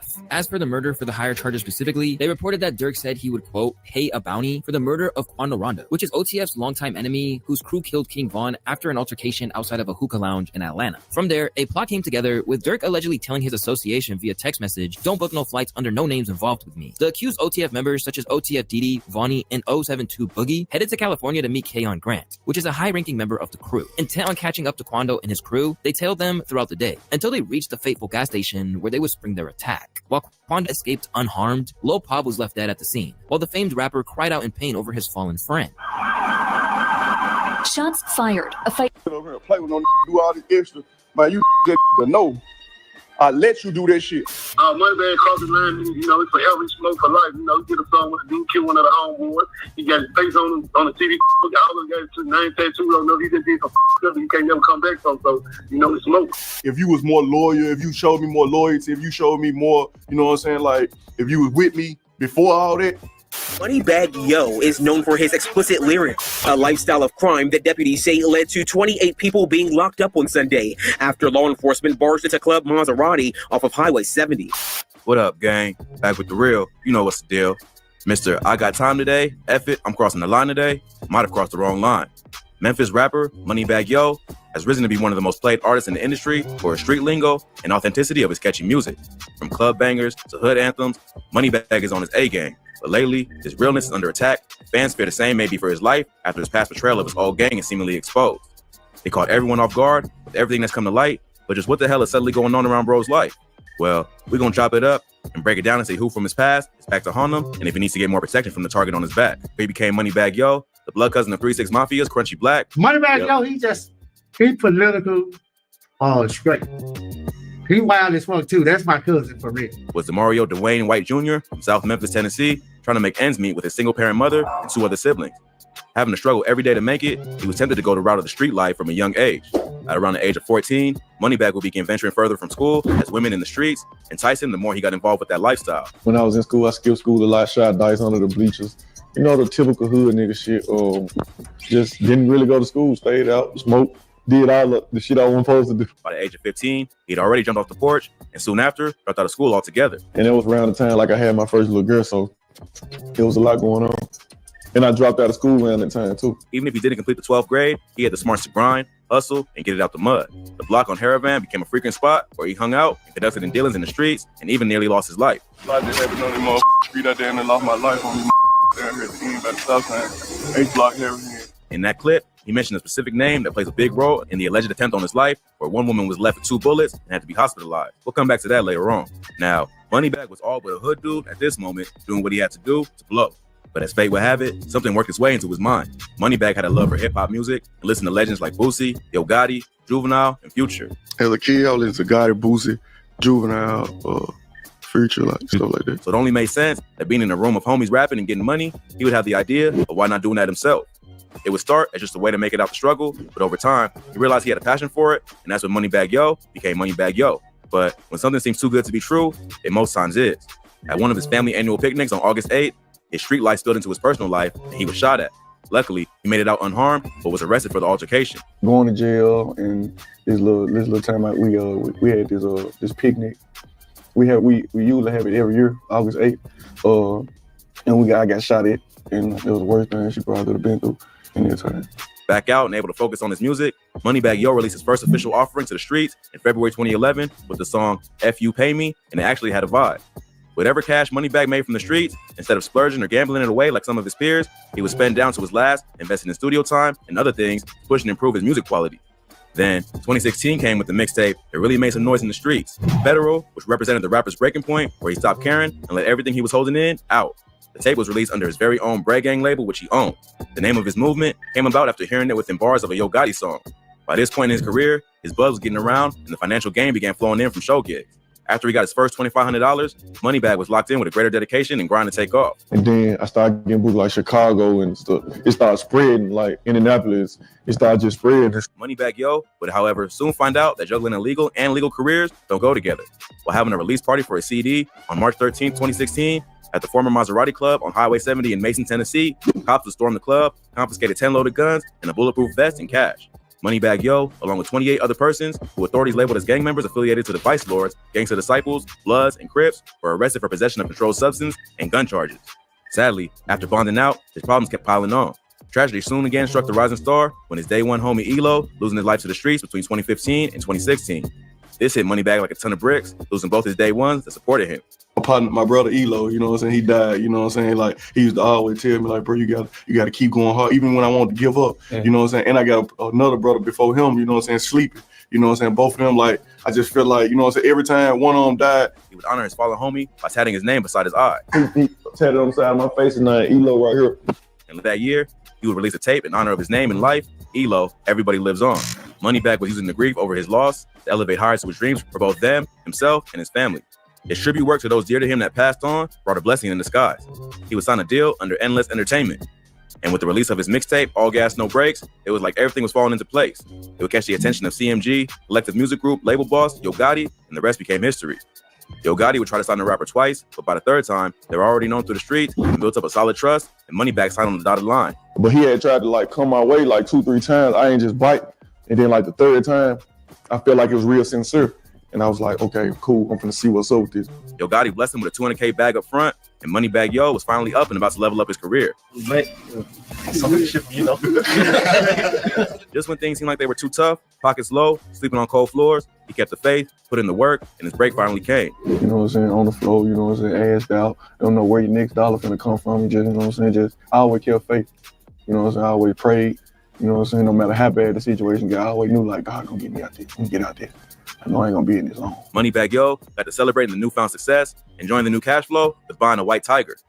He was now stepping into the upper echelon of rappers, but the streets always collect what's owed. The money was good, but the path to get to it broke the politics of the hood where he grew up. This is where things began going horribly wrong for Moneybagg, even with his growing popularity. Follow closely. Moneybagg is from South Memphis. Yo Gotti is from North Memphis. Streetwise, the two sides don't get along and are beefing. Once Moneybagg made that move to sign under CMG, it was instant hate and beef that came his way. God, I really couldn't do that. Right. Like I said, he from North, I'm from the South. Yeah. They don't get along. So it's like I went against my hood for that because I just saw a whole bigger picture. Yeah. So ever since I did that, and they I had a lot of hate. Suddenly, he was getting into beefs with dudes that he never met before, and even people he dropped a tape with. In 2017, he would drop a joint mixtape with one of rap's biggest artists, NBA Youngboy, called Fed Baby. One moment, they're revealing the tape's success. The next, YB was uploading vids, dissing Moneybagg, and not supporting the tape. Man, that tape. And I want to smoke. I ain't playing on my son. Moneybagg kept his cool and didn't fan the flames, and eventually, the two seemed to have cleared the air behind closed doors.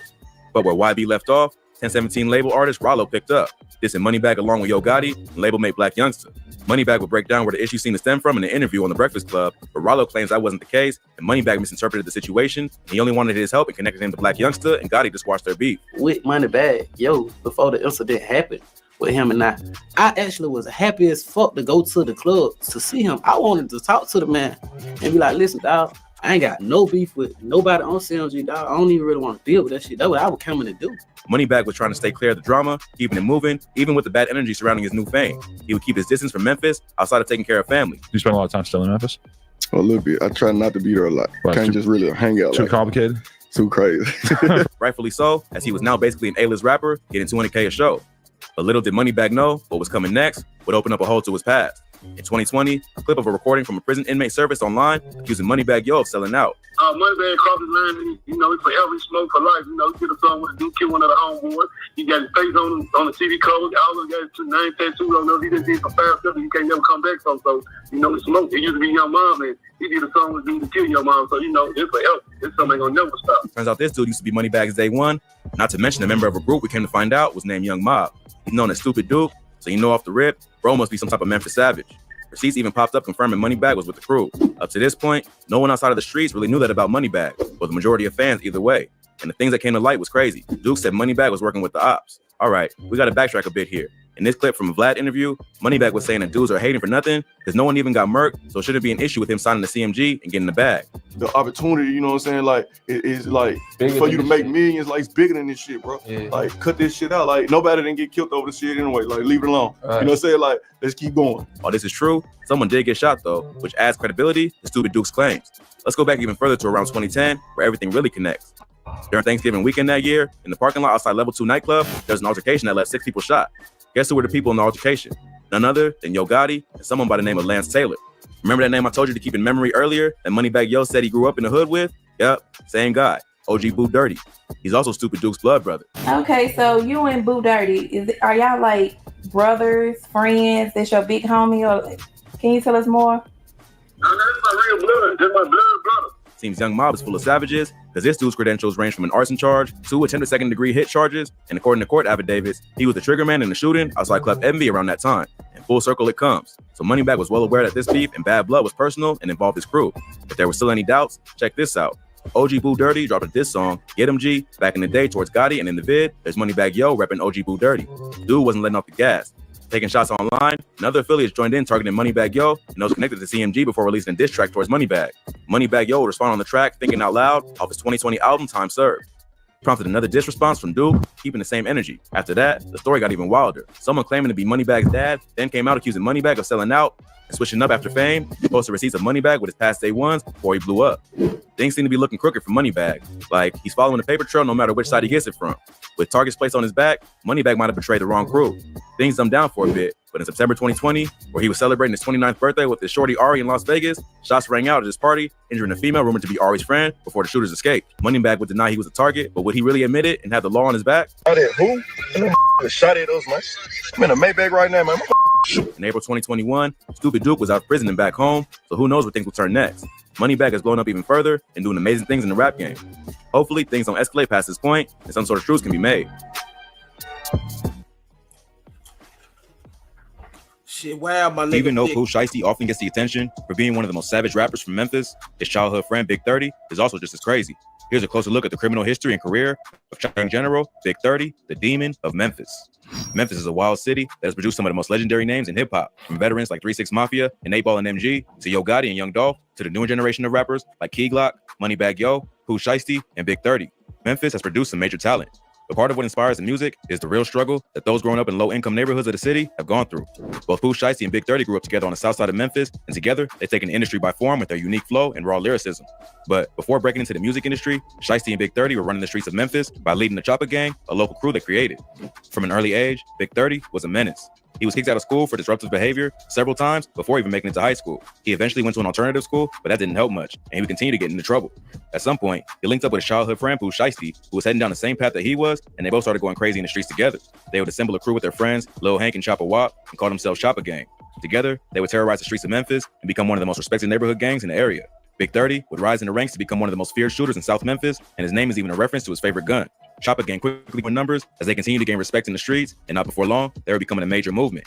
So, with their city behind them, Shiesty and Big 30 decided to hop in the booth and start making moves in the music industry instead of just the streets.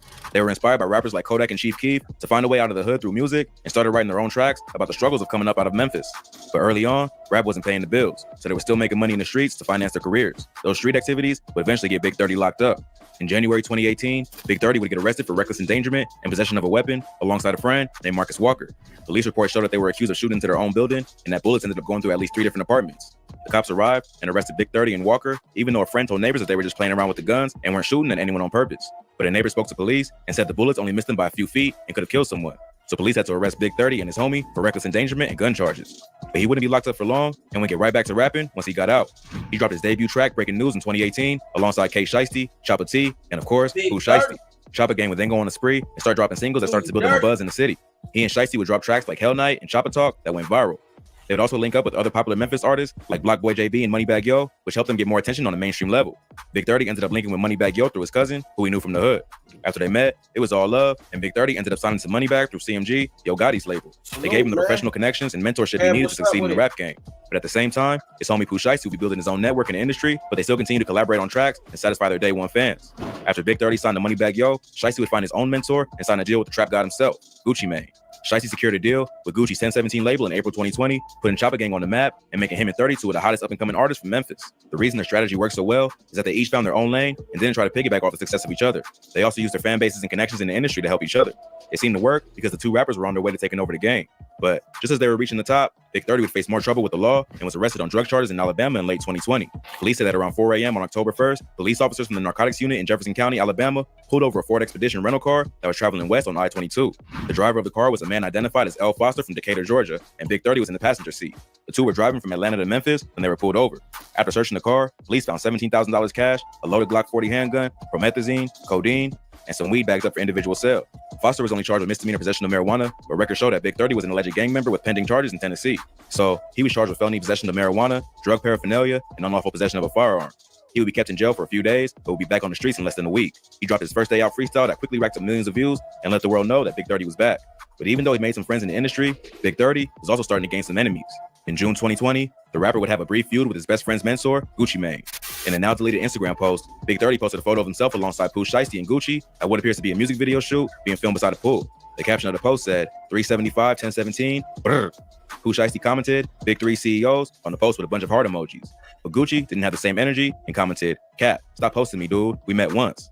This comment must have been pretty devastating to Big 30, who probably grew up idolizing Gucci, just like most street artists of his generation. Big 30 would respond with a cryptic message on social media that showed him flexing with a huge wad of cash alongside the caption, Damn, what why type you of doing like mad that, 'cause the Gucci? can't sign to him? You lame as hell, That's boy. Big 30, Although he cuz. didn't You mention can't Gucci do by it name, like it that. seems likely that's exactly who he's talking about.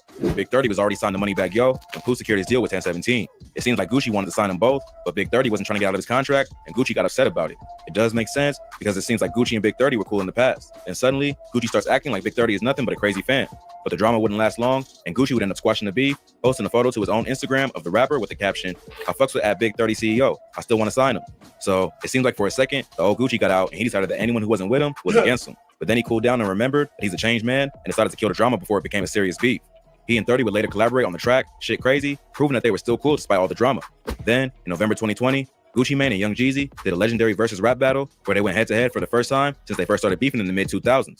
Even though they mostly kept it cool and never resorted to violence, there were some disrespectful things said. At one point, Gucci even disrespected one of Jeezy's dead homies, Pookie Loc. Pookie Loc was one of the dudes that Jeezy sent to kill Gucci back in 2005 when they first started beefing. Gucci ended up firing back, killing Pookie Loc, and burying his body behind a local middle school. Gucci was arrested for the murder, but later beat the charge in self-defense. So on the night of the versus rap battle, Gucci brought up the old beef and told Jeezy that we smoking on Pookie Loc tonight. Smoking on Pookie Loc tonight. I tell you what, this how we gonna do this. Send some more, I'ma send them the same way. In a box back to you. in this motherfucker. Free kill. Free kill. I tell you what though. Pookie Loc's son ended up responding with a video where he took shots at Gucci and anyone associated with 1017, including Big 30. They're threat talking about y'all dissing y'all that man. All that Jesus Gucci man. Who rocking with them bitch on Stag game in this up. In this up. He went as far as saying he snatched Big 30's chain and robbed him at his next show.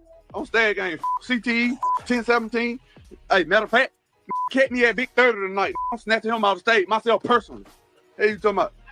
Snatching him out of stage myself personally. It's not clear exactly why Pookie Loc's son went so hard on Big 30 because Pooh Shiesty is the one who actually signed the 1017. But for whatever reason, Big 30 responded with a post on his Instagram story showing the video with the caption, I promise I'm gonna answer your prayers. He ain't gonna miss daddy no more. But Pookie Loc's son wasn't the only one who wanted to smoke with Big 30. And around that same time, he would start beefing with another Memphis rapper named Finesse 2X. Choppa Gang had been beefing with Finesse 2X for a while. Apparently, Finesse and Shiesty had once been cool, but he says that Shiesty would do things that made him untrustworthy, like take something from him, but then help him look for it. They had been sending subtle disses back and forth at each other ever since. This eventually led to Big 30 to disrespect Finesse 2X's dead homie, Lil Marcus, in a song. He released a snippet of the song to Instagram, which featured the bar, I might go out like Tony, but won't go out like Lil Mark. Gotta walk around this like he got hurt playing football. 30 also posted something on his social media that made it seem like Finesse Gang Lil Marcus was hanging out with his ops, which is what led to the beef. Finesse 2X heard the snippet and wasn't feeling the disrespect. He had already had problems with Chopper Gang, but now it was serious. He posted a pic to his IG story, threatening the rapper and saying that when he catches him, he's gonna go for the kill shot. But before he could get his revenge on Big 30 and the Chopper Gang, Finesse 2X would be sentenced to 5 years in prison for a weapons charge that he caught back in 2017 after a shootout at a nightclub in Arkansas. 25-year-old Memphis-based rapper Ricky Hampton is in custody in connection to a nightclub shooting that left 28 people injured. So it looks like Big 30 got off easy with that one, although he wasn't ducking the smoke either. But despite all his wild behavior, Big 30 is one of the only founding members of Chopper Gang left on the streets. Pooh Shiesty is currently behind bars, facing charges in 2 different shootings in Florida, and is looking at potentially doing some serious time. New at 6, Lontrell Williams, also known as rapper Pooh Shiesty, will remain in jail for now. Williams was arrested for an incident at a South Florida gentleman's club where he's accused of shooting a security guard. Plus, just recently, Chopper Gang co-founder Lil Hank was arrested for attempted murder. According to news reports, Lil Hank allegedly shot up a red Infiniti, thinking it was one of his ops, but it turned out to be the wrong person. The victim survived, but is now paralyzed, and Lil Hank is facing an attempted murder charge. At the time of the shooting, he was out on bond for another attempted murder, where he was caught on camera assaulting and carjacking a man who was cleaning the parking lot. So it's not looking great for Lil Hank's chance for freedom. But just because Big 30 is holding it down for the squad while the others are locked up, doesn't mean he's taking it easy. Just recently, Big 30 sent a diss at rap veteran Young Jeezy, clowning him for his versus battle. On July 16th, Big 30 dropped a track called Mr., where he dropped the bar, "Told me to my face. I couldn't believe it. No, I don't play one to the face. He must thought I was Jeezy." Big 30 goes as far as calling Jeezy out by name and claims he's soft for not doing anything to Gucci after he brought up Pookie Low. Pretty bold move to go after a respected veteran like Jeezy when you're still an up-and-coming talent. Although it seems like Big 30 is taking a page out of Gucci's playbook and doesn't care who he disrespects. If that wasn't bad enough, Big 30 would also take shots at another Memphis legend, Frenchie Black from 3-6 Mafia. In late July, Frenchie Black sat down for an interview with Dirty Glove Bastard where he made some comments about Pooh Shiesty's case. During the interview, Frenchie Black starts talking about how wild it is that Shiesty just got in the game and he's already out here robbing people on camera, referencing the case from Bay Harbor Islands where Shiesty and his crew were allegedly captured on camera, robbing and shooting 2 victims. The interviewer throws out the term allegedly, and Frenchie Black responds by saying, "Alleged my ass. I'm just saying he did it. It was him. I ain't gonna act like it wasn't him." Hey man, I would have busted at them niggas too. He just got in the game. He already jumping out the car, robbing and What shit. you playing with know niggas what I'm allegedly? saying? Hey, Yeah, whatever. But it looked like it's about to be we some saw shit. that, you know. Hey, fuck all that, Legend my nigga. ass. But Pooh Y'all Shiesty, that's niggas my look young- like you know y'all what I'm playing saying? with me, I'm nigga. just I saying, don't- he Hey, did we it. don't play You know what around I'm here. saying? Crunchy Black was just trying to keep it real, but because it's an open case, it's not a good look for other rappers to be saying that he did it. The clip went viral and caught the attention of Big 30, who clearly wasn't feeling the disrespect of his homie. He posted a few comments on a video saying, "True definition of just talking. Lips just moving with no sound coming out. Conversation ain't got no meaning. Irrelevant as and what the like, cuz, is you on dope?" Even though Crunchy Black is a legend, Big 30 does have a reason to be mad. His bro is currently fighting for his freedom and doesn't need any negative media attention that could hurt his case. Even though they can't use Crunchy Black's comments as evidence, it's still more respectful to just keep your mouth shut on the that topic. nigga picked the Plus, perfect 30 name, just let it be nigga, known 'cause that on the nigga track is Mister Crunchy that he's not going Black. to take the disrespect of his homies lightly, even from a rap veteran. So it seems like Big 30 is going to be a problem in the industry as long as he can stay focused and avoid the street life. That raw, unfiltered energy is part of what makes Memphis such a hot city for rappers, but it can also lead to problems if it's not properly controlled. Hopefully, Big 30 learns from watching what his homies are going through and decides to choose the music over the street. See, the thing is, nigga, Big 30 don't give a fuck about the music, nigga. He already got money. Man, what's up, everybody? Welcome back to another episode of EOS. It's 1090 Jake, and I'm rocking with y'all. Y'all rocking with me. And for this video, we're going to be speaking on Young Thug's new indictment and the biggest snitch inside of YSL. While things are looking bad enough for Atlanta rapper Young Thug, his case just took a turn for the worst after a new indictment was announced. Arrested back in May of 2022, Thug was one of 28 people indicted under a 56-count Georgia state RICO. Accused of racketeering and participation in criminal street gang activity, Young Thug has been identified as one of 3 founders of YSL, short for Young Slime Life. What many thought of as just a rap label would be described by law enforcement as one of Atlanta's deadliest street gangs, with ties to the nationally known Sex Money Murder Gang, a subset of the Bloods. After Thug's arrest, his house will be subject to a search that recovered drugs and a machine gun, leading to 6 additional charges, 3 of which were drug-related and the other 3 weapons-related. These charges will be used in an additional indictment that was filed on August 5th. Since news broke of the YSL takedown, it became less of a question if anyone was going to snitch, but more so a matter of who and when. In the days following Young Thug's additional indictment, paperwork hit the internet faster than a celebrity sex tape, accusing one of YSL's shooters of snitching.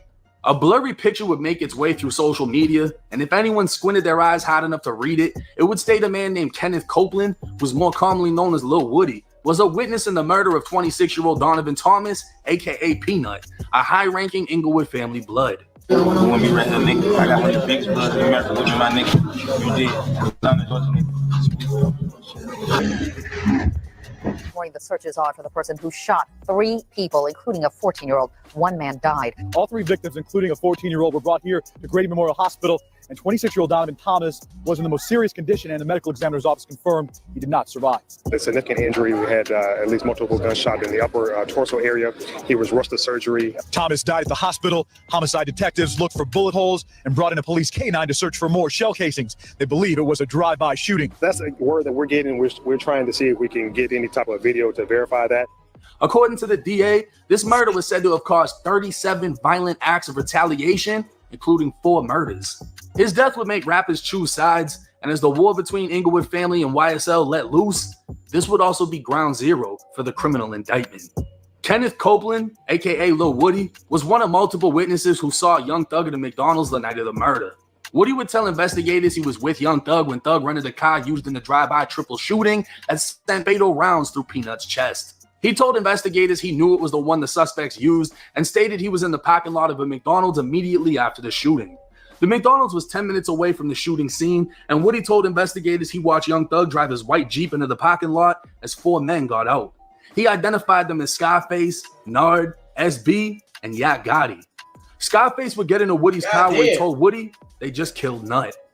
Multiple witnesses stated immediately after the shooting, Young Thug and the suspected shooters would meet at his condo where they packed their bags and headed to Miami. All of these witness statements would easily be confirmed by detectives as cell phone records would show multiple suspects and gang members making calls to Young Thug before and after the murder. Using the same phone records, GPS coordinates told detectives the suspects relocated to Thug's condo in Midtown Atlanta. Multiple suspects, persons of interest, and gang members stated to detectives Young Thug was aware of the murder and even orchestrated it as witnesses saw him near the murder scene just minutes after it happened. Yeah, we just pulled over, I believe it's Young Thug, Scarface, and Gotti. Yeah, I think that they're thugs, guys. Yeah, they probably have a lot of drugs on them. Like, man, come on, fuck on, man. Them names is not helping them niggas. Oh, yeah, and I think the other guy's name is Murder. Yeah, Murder. Man, this nigga happened, and then at the McDonald's 10 minutes away. Paying close attention to the paperwork, it clearly states there were multiple witnesses, meaning Lil Woody wasn't the only snitch, but he may be the biggest snitch in YSL. Another picture of paperwork would find its way to the internet detailing an alleged interview Lil Woody gave to the police. Woody would be named as a victim, and on January 20th of 2020, he was arrested for violating probation and transported to the Fulton County Jail. Investigators obtained an order of production before transporting Woody to the police headquarters for an interview to discuss the recent shootings surrounding the death of Peanut. Surprisingly, Woody didn't give any details on the murder. Investigators decided to ask him about another drive-by in which he was the target and his child and girlfriend were present. Woody gave the name Tay as someone he recognized. Investigators showed him a photo lineup, specifically including a man named Octavius Franklin, a known associate of Peanut and member of the Inglewood family Bloods. Woody was unable to identify Tay, stating there was another Tay, but he didn't know his real name. Woody then said Tay has a brother named Wu, who was a well-known Blood. Investigators knew Wu as Javante Fleetwood, and further investigation would reveal his brother, Delavante Fleetwood. A photo of Delavante was shown to Woody, and Woody positively identified him as the one who shot at him. So according to these 2 pictures floating around social media, Lil Woody not only snitched on his own people for murdering Peanut, but he also snitched on the Inglewood family Bloods for trying to murder him. While many are already convinced Lil Woody is a rat, nobody else has been able to produce any of the paperwork or even a high-quality picture of the paperwork, leaving some speculating it could be fake. That's why y'all rocking with me, and you know I'm rocking with y'all. A 2016 search warrant for Lil Woody's iPhone would reveal new details of what started the war between Inglewood and YSL, confirm Woody is a snitch, and reveal another YSL member spoke with detectives. The current investigation states on January 10th, 2015, YSL member Shannon Jackson, aka SB, fired out of a moving vehicle shooting high-ranking Inglewood family Blood Peanut to death as he stood in front of a barbershop. Initially, this murder was said to be what started the war, but the investigation revealed 5 days prior to the murder of Peanut, an Inglewood family Blood named Kelvin Watts assaulted and attempted to rob YSL Woody at a nightclub. The Atlanta gang unit believed YSL took revenge on Inglewood family by murdering the big homie. Hours after Peanut was killed, Lil Woody's girlfriend's parents' house was shot up. Woody denied participating in the murder of Peanut, but how Inglewood family looked at it was he was the reason Peanut died. 6 months after the murder, Lil Woody would fold under pressure as he was the #1 target in the YSL Inglewood war. He'd admit to the lead detective he saw Peanut's killer SB along with Scarface, Yak Gotti, and Nard at McDonald's just after the shooting. Woody was there to pick up Scarface, and Scarface told him they just killed Nut.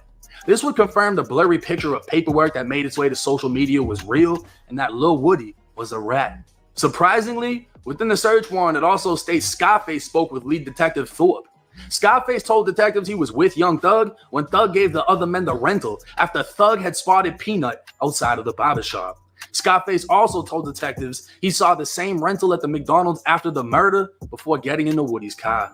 Further investigation revealed a possible financial motive for murdering Peanut. At the time, he was the manager of Atlanta rapper Rich Homie Quan, who Young Thug wanted to collab with. According to Peanut's family, Peanut and Rich Homie Quan had no desire to make the collab happen, and YSL members, including Young Thug, would attempt to aggressively pressure Rich Homie Quan into doing it, but Peanut wasn't going to let it happen. It's said that around this time, Peanut grew increasingly concerned for his safety in the month leading up to his death, as he believed Young Thug would send someone his way. Peanut's brother, who stood near him moments after he'd been shot, heard Peanut's last words: "Thug had me killed." February 19th, 2015. It had been 6 weeks since Peanut was murdered. Lil Woody walked out of his baby's mother's house carrying a car seat and his 8-month-old daughter. He was going to take her to the hospital as she was having issues and suffering pain. Walking to the car, he saw a silver Pontiac a block away and he thought it looked suspicious. As he's putting the baby in the car, the silver car starts approaching. His girlfriend and the mother of his daughter were already in the car as the window of the silver Pontiac began to lower and the barrel of an assault rifle started coming out. Lil Woody told detectives he saw Tay, now identified as Dalviante Fleetwood, as the one aiming the gun. That's when Lil Woody lifted his own .40 caliber Glock before ducking down as the two started exchanging gunfire. He'd grab his daughter, running her back into the house and placing her behind a wall before coming back out, aiming and firing at the vehicle. A total of 8 .40 caliber shell casings would be found at the scene, and the shooter's vehicle would crash into a house porch a block up from the shooting scene. The driver had panicked while being shot at, losing control and crashing. The shooter had been disarmed as a .40 caliber bullet struck the barrel of the rifle, going through it and destroying it, leaving the weapon unable to be fired. The men in the vehicle ran from the scene, and police interviewed Woody, who gave a full statement saying he was the target. Investigators believe this was the 4th time Woody, or those close to Woody, had been shot at since Peanut's death. Woody himself stated the word on the street was that he was responsible for Peanut. Hours after Peanut was killed, his girlfriend's mother's house was shot up with a .223 caliber rifle. And hours after that, his brother's neighbor's house was shot up. The shooters, realizing they made a mistake, went back after and shot up the brother's house. Woody was able to identify Tay as the shooter because he'd known him for a long time. And just 2 weeks before the shooting, Tay had been to his house to meet his 8-month-old daughter. A witness inside of the house the shooters crashed into was also able to identify Tay by a photo lineup. The shooter's vehicle belonged to a woman who told investigators her boyfriend Octavius Franklin, who's also known as Tay, was driving it. She also found it weird that he called her from a different number, saying she should report the car as stolen. Detectives noted the time he called was just after Woody was shot at. Octavius was another member of the Inglewood family Bloods, and according to his Facebook, a close friend of Nut. Now, going back to the second picture of paperwork that hit the internet, it states the day after Woody was shot at, a woman called detectives saying Octavius Franklin had just called her. He told her he was driving down a road when someone started shooting at the car, causing him to crash and leave it at the scene. Inside of the car, police found 2 phones that belonged to Octavius and a broken .223 rifle across the street. Investigators believe 3 to 5 men were sitting inside of the car at the time of the shooting. An overwhelming amount of evidence led to Octavius and Dalviante's arrest, and while in jail, Octavius had his mother call the gang unit detective 4 to 5 times. He would call once, and his girlfriend would call 1 to 2 times, stating he wanted to give a statement to clear his name. Transported from the jail to police headquarters, Octavius would sign away his rights, and detectives would tell him he's facing a possible 25 years, so he needs to provide enough information to work off the 25. Octavius would go on to identify his co-defendant as being on scene, armed with a weapon, and fully explain how the shooting went down. Octavius would repeatedly ask what else he could do, and at one point even offered to wear a wire for the police. Detectives made it clear they want information on the murder of Peanut, which caused the war between the Bloods in Atlanta. Now, it's clear YSL Lil Woody is a snitch. It's evident that YSL Scarface also spoke with detectives and identified everyone in the shooting of Peanut as being present that night, including Yak Gotti. Yak Gotti also gave a previous statement to police in one of 2 interviews that were used to indict another YSL member.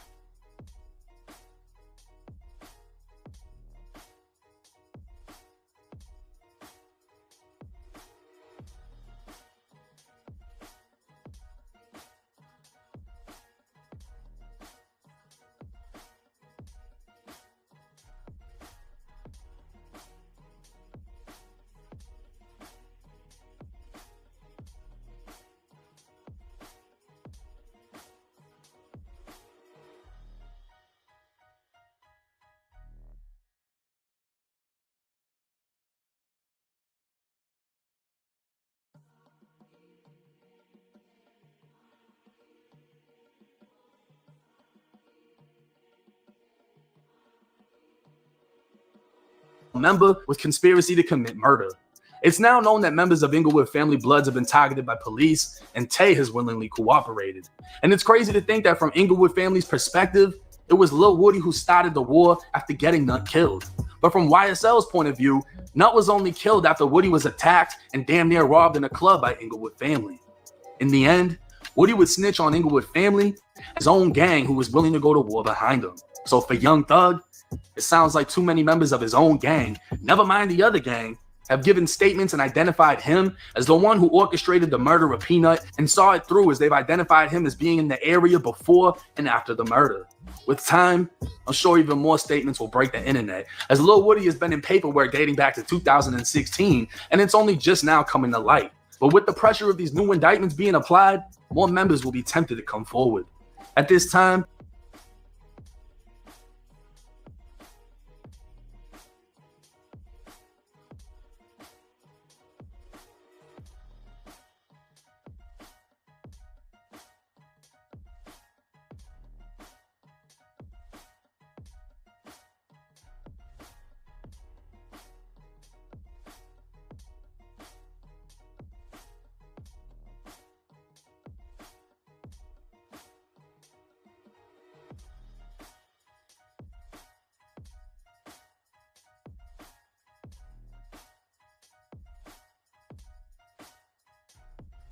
YSL's biggest snitch, Lil Woody, is an inmate within the Georgia State prison system. After a plea deal for a drug conviction sentenced him to 15 years, with 3 years to be served in prison and 12 years on probation. Lil Woody has not been indicted in the YSL takedown, and his earliest prison release date is August of 2023. Man, the amount of snitching in this case, given my honest opinion, Young Thug's freedom might be a thing of the past. I'm not trying to speak negatively. I'm not biased in this situation.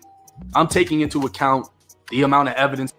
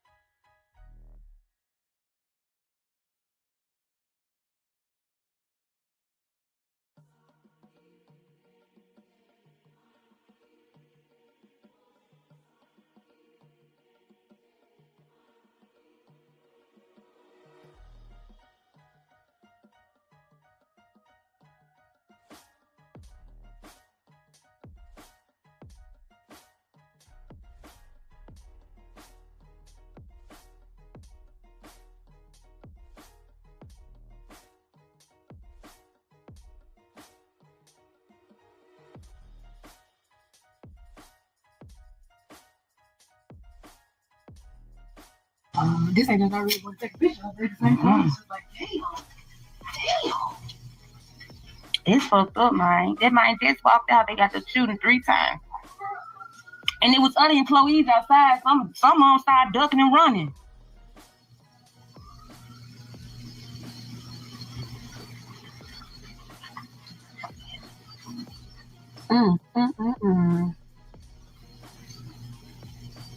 Obviously not dead, so that's a good thing. He's not. I mean, I don't see them doing all of this if he was already dead. They would have got shot by now. Executed in Houston. That's how TMZ describes the murder of a Memphis man identified as a suspect in the murder of rapper Say So.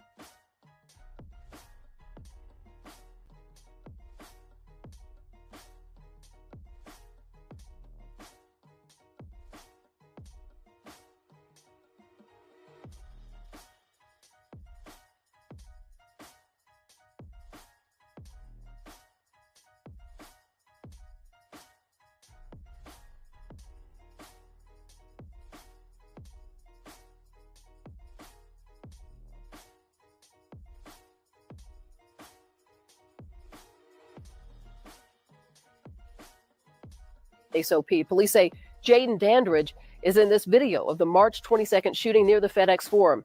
And now we know that Dandridge was found dead in Houston. Fox 13's Jeremy Pierre joins us live. Just shocking to hear what's happening here. Yeah, according to the TMZ reports, that shooting suspect, Jaden Dandridge, well, police in Houston found him executed in an abandoned building. Now, police say Dandridge is one of multiple people caught on camera carrying out the attack. Memphis police identified him as a suspect on March 26th. Less than 24 hours later, Houston police responded to a deadly shooting at an abandoned mall. TMZ reports Dandridge shot multiple times. Memphis police confirmed that Dandridge is dead, though he hasn't been officially named as the victim in the mall shooting. Now, this all comes about a week and a half after that deadly shooting in downtown Memphis, right in front of the Westin Hotel, in broad daylight on a Saturday afternoon. Surveillance video shows several gunmen open fire on 2 rappers, Memphis native Say So P and Houston rapper Sauce Walker. Say So P shot and killed. Sauce Walker shot once in the leg, survived, and is back in Houston, according to his Instagram account. Now, Memphis police are searching for a second suspect. That second suspect has been identified as Kevin Brown. He's wanted on several charges, including first-degree murder and attempted murder. Stay with us as we continue to work to learn new information surrounding this tragedy that took place just a week and a half ago, right in front of the Westin Hotel. We are working right now to get information as to who Kevin Brown is and where he may be from. Stay with us. Yeah, a lot of ripple effects from that initial deadly shooting downtown. We'll continue to check in. Thanks, Jeremy. Hey, yo, you. Can you subscribe and turn on? 100 different men, good men down here from different cities and states, including mine, around here ready to do whatever by snapping my finger in retaliation to what happened to me and my little brother. But as much as it hurt my soul and it really break me down, I'm damn near getting emotional right now thinking about the shit that I can't retaliate because that's not righteous. Because my brother had his own dealings as a man that a nigga gotta respect. And a motherfucker had the opportunity to make me 100% accountable for the same thing that they felt, whatever the situation is, because I still don't know what the situation is with my brother, but whatever it was, they could have held me the same level of accountable that they did him and took my life for no reason the same way, whatever that his was taken for. So at the end of the day, I got to be a man and be an honorable gangster and respect the fact that I put myself in a place where I wasn't supposed to be standing and sitting there, but as a gangster and as a brother, I'm gonna stand next to my brother no matter whatever this nigga got going on or whatever his personal beefs or problems is.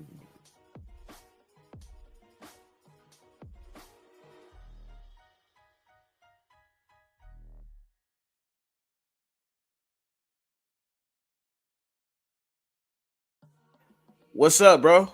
You muted, bro. Say something. What's good, bro? What's up with you? Oh man, just bounced back up, man.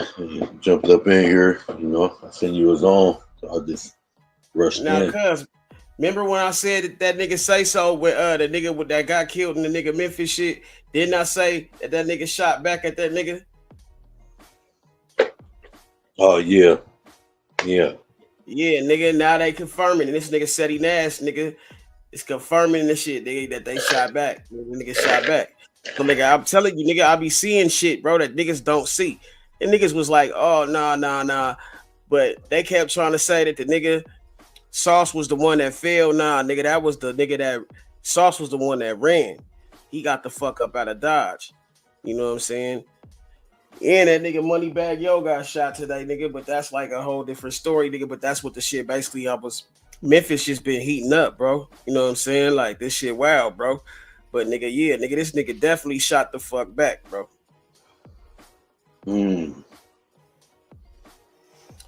Yeah, man. So, and that's the trickery of the shit.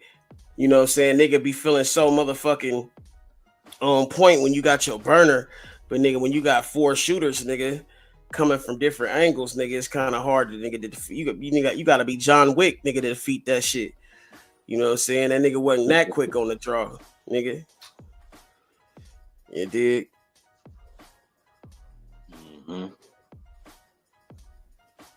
Yeah, man. What's good with you though, bro? Say something, man. How you feeling, man? I'm good, bro.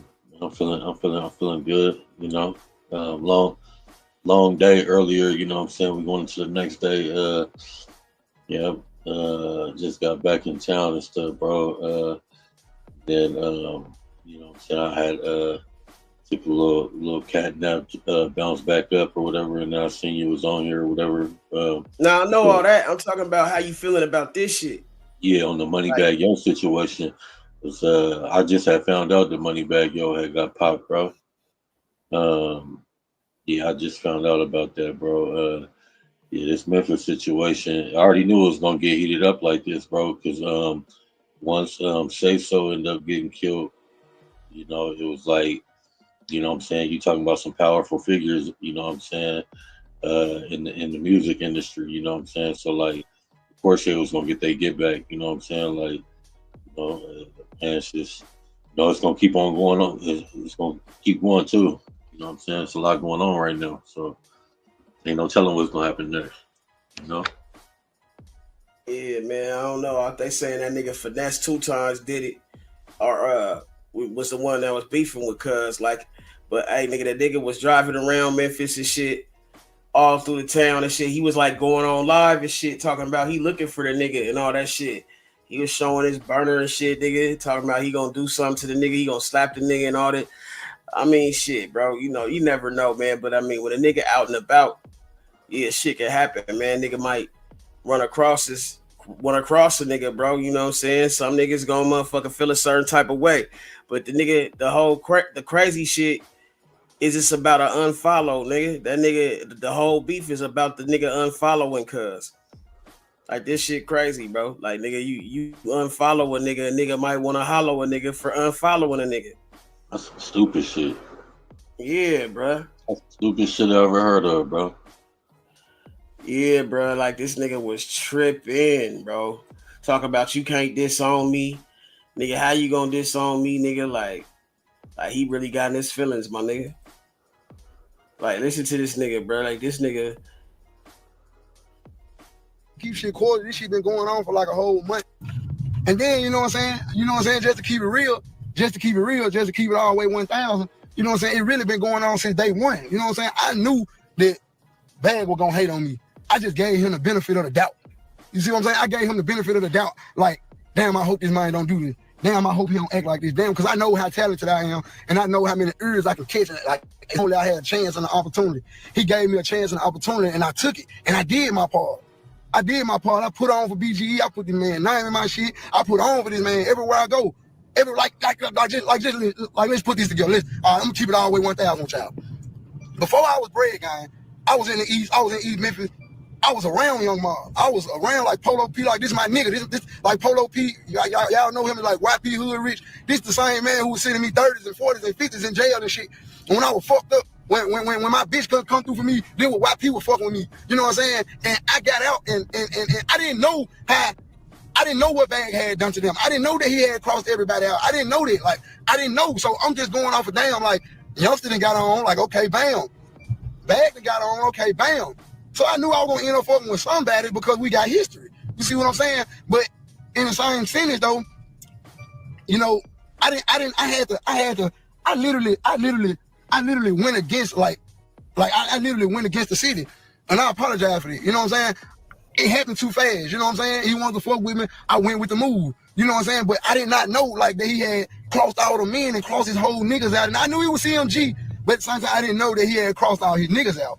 I didn't know that he had really just disowned his niggas. And I literally, like, I'm having friction with these niggas in the streets, and I never had no friction with these folks in their life, in my life. I grew up on King Road. My auntie Miss Juanita, my cousin Ruben, Shavita. I grew up on King. Like I spent years and like, you know what I'm saying, coming down there in the summertime and on the weekends and shit. You know, I came up, you know what I'm saying? So, you know, I started fucking with all them when I became BG. You know what I'm saying? Because they looking at me like, damn, how you fucking with this nigga and he didn't did. But I didn't know. I didn't know. You know what I'm saying? I'm into it, but my moral to telling y'all that is this. When I took on, when I came BG, I took on everything they came with BG, my nigga. The beef, whatever. The beef, everything they came with it, I was ready for it. I'm into it with niggas. I'm into it with niggas because of BGE, and I get this on. I'm into it with niggas with BGE, but when I go hard on a nigga don't want to bag me. Fuck all that. Hit the horn. What? You know what I'm saying? You got niggas calling my phone trying to stop me from exposing them. You know what I'm saying? As we speak, they currently calling an unknown caller, FaceTime me, trying to get me to stop exposing them. You know what I'm saying? But you know, this shit ain't gonna stop. It's gonna stop. I'm gonna say what I gotta say, and then I'm gonna leave that shit alone. You know what I'm saying? I ain't gonna keep on going back and forth about this shit. I just want the streets to know who y'all dealing with and what y'all dealing with. You know what I'm saying? And why it's been going on. Cause I can't be treated like no boy. It can't be in the streets that, oh, he stopped bag drops him. Now I stopped fucking with him because I seen the hate. I seen the change. Man, this sound like some You know whole shit, bro. Like, nigga, like, man, come on, nappy head ass. Let a motherfucker get over. I'll be riding fast down this motherfucker either. It's weird. So that was Moneybag Yoda stop following him. Yeah, he unfollowed cause this nigga basically saying he been writing all Moneybag Yo's material. Like, he made that nigga like he feel responsible for that nigga money, for a lot of Moneybag Yo's success. So he feel like that nigga ain't paid him. Cause like I could see where he coming from, cause the nigga got out of jail. You know, this nigga was in jail. So Moneybag Yo, this nigga was hungry. So like nigga, when that nigga was in jail, when he got out of jail, he was hungry. He just wanted to be signed. He needed some money. So that nigga Moneybag Yo was probably just using that nigga for verses and shit, getting verses from this nigga for the low, telling him he gonna put him on. He gonna he gonna fuck with that nigga. Like probably like, you know, like gassing him like a bitch. Like, nigga, I love you, nigga, you family and all that shit. Try to do the nigga like he tried to do the nigga like Jay-Z did that nigga Beanie, bro. Like, you know what I'm saying? Like grab you while you hot. You know what I'm saying? Like use you, like take your style type shit, and then nigga throw you back to the street. Nigga, that nigga finesse like, nigga, fuck that, nigga. You ain't paid me what you owe me, nigga. Nigga, you ain't just gonna do me like that, bro. Like, nah, nigga, you got to see me type shit. You know what I'm saying? Like, bro, the nigga was like literally saying, nigga, like early in this video, nigga, when the nigga was out there, nigga, I can find a part. He said, his homeboy pulled up. He said, I ain't gonna tell the nigga I seen him. I seen you today.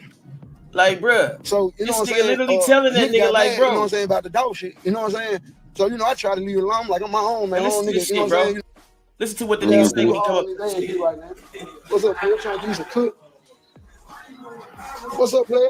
Fuck you talking about? Watch the nigga walk up to the nigga and say, I ain't gonna tell that nigga I seen you in this hood. Like, it done came down to this right here. You know what I'm saying? It done came down to, I don't need no nigga with me. You know what I'm saying? Listen to this shit. But yeah, though. You know what I'm saying?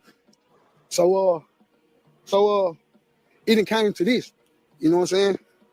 It done came down to this right here. You know what I'm saying? It done came down to, you know what I'm saying, to the point of no return. You know what I'm saying? I had already been writing shit for him, you know what I'm saying, fucking with the nigga, you know what I'm saying, letting the nigga get my songs and shit. I don't give no nigga my music, bro. If I fuck with you and give you my music, I love you. You see what I'm saying? And he had the nerve to tell me that. You see what I'm saying? And that's what he fucked up at. You see what I'm saying? When you a type of nigga like me, I stand on loyalty. You know what I'm saying? And he telling me shit like, man, bro, you just don't know how easy you making it for me, bro. Like this, bro. Like I love you for this shit, bro. So I took that to the heart. You know what I'm saying? I took that to the heart because I'm a real nigga and I already don't do that shit. Like, I already don't fuck with niggas like that. You know what I'm saying? The KKK, the Brick Gang, the Klan shit, that's what started it all. This morning, I went on this. Like, we supposed to be sitting down, squashing this shit like this shit supposed to be a dead issue. I just stopped making posts. You know what I'm saying? Only reason why I started because he unfollowed me. And then I see 2-3 statuses. Huh? What you gonna say? Because he unfollowed you got on my me, land, bro. you got sitting down, squashing this shit like this shit supposed to be a dead issue. I just stopped making posts. You know what I'm saying? Only reason why I started because he unfollowed me.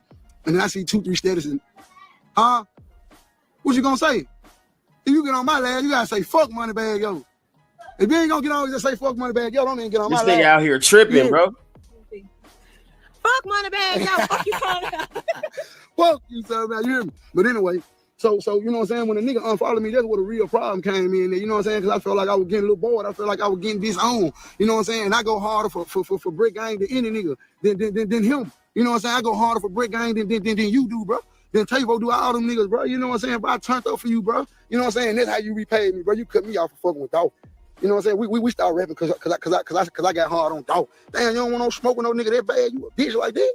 You know what I'm saying? You a hoe like that. I'm out here in these streets. You know what I'm saying? Let niggas hold you and, you know what I'm saying, treat you any type of way. You know what I'm saying? I ain't with that bullshit, homie. I stand for something different than you stand for, homie. You know what I'm saying? And that's why we can't rock. But at the end of the day, you know what I'm saying? He a whole hoe out here. You know what I'm saying? And I tried to.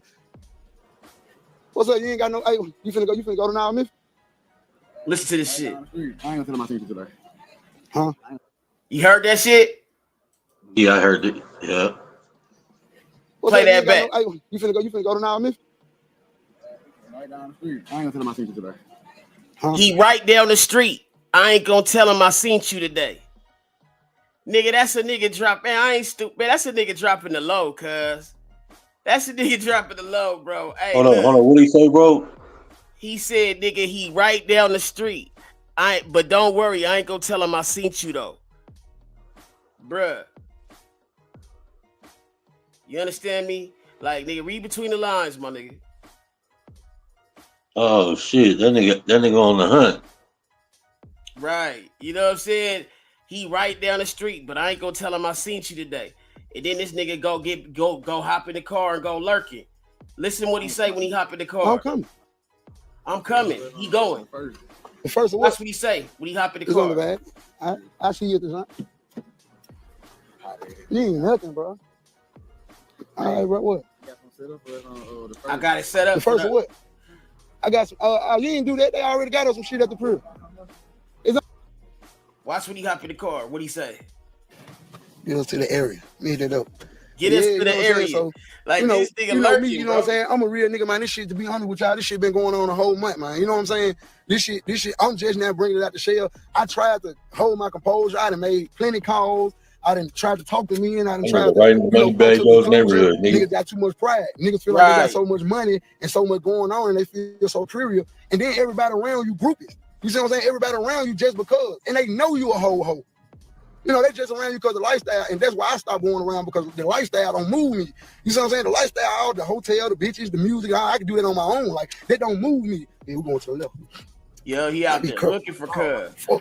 Hey, nigga, when you from the slide, nigga, you had somebody, hey, bro. That shit don't move me. You know what I'm saying? That shit don't move me. You feel me? Like, all the lifestyle, and them niggas sprung out that shit. But then soon y'all come back to Memphis, get what they do? They got to go right back to their mama house. Right back to their grandmama house. Yeah, I'm exposed everything. So, nigga, hey, look. He already knew he was already there. That nigga riding around like he like it's cool. Hey, I ain't gonna tell him I seen you today. Hey, nigga, hey, yeah, I'm coming, nigga. Hey, bro, take me, nigga. Hey, bro. Show me where them niggas be at. Hey, bro, look. How the fuck you making $20,000-$25,000 a show and Tabo don't even have a fucking envelope? Damn, keep straight. Fuck this shit. Yeah.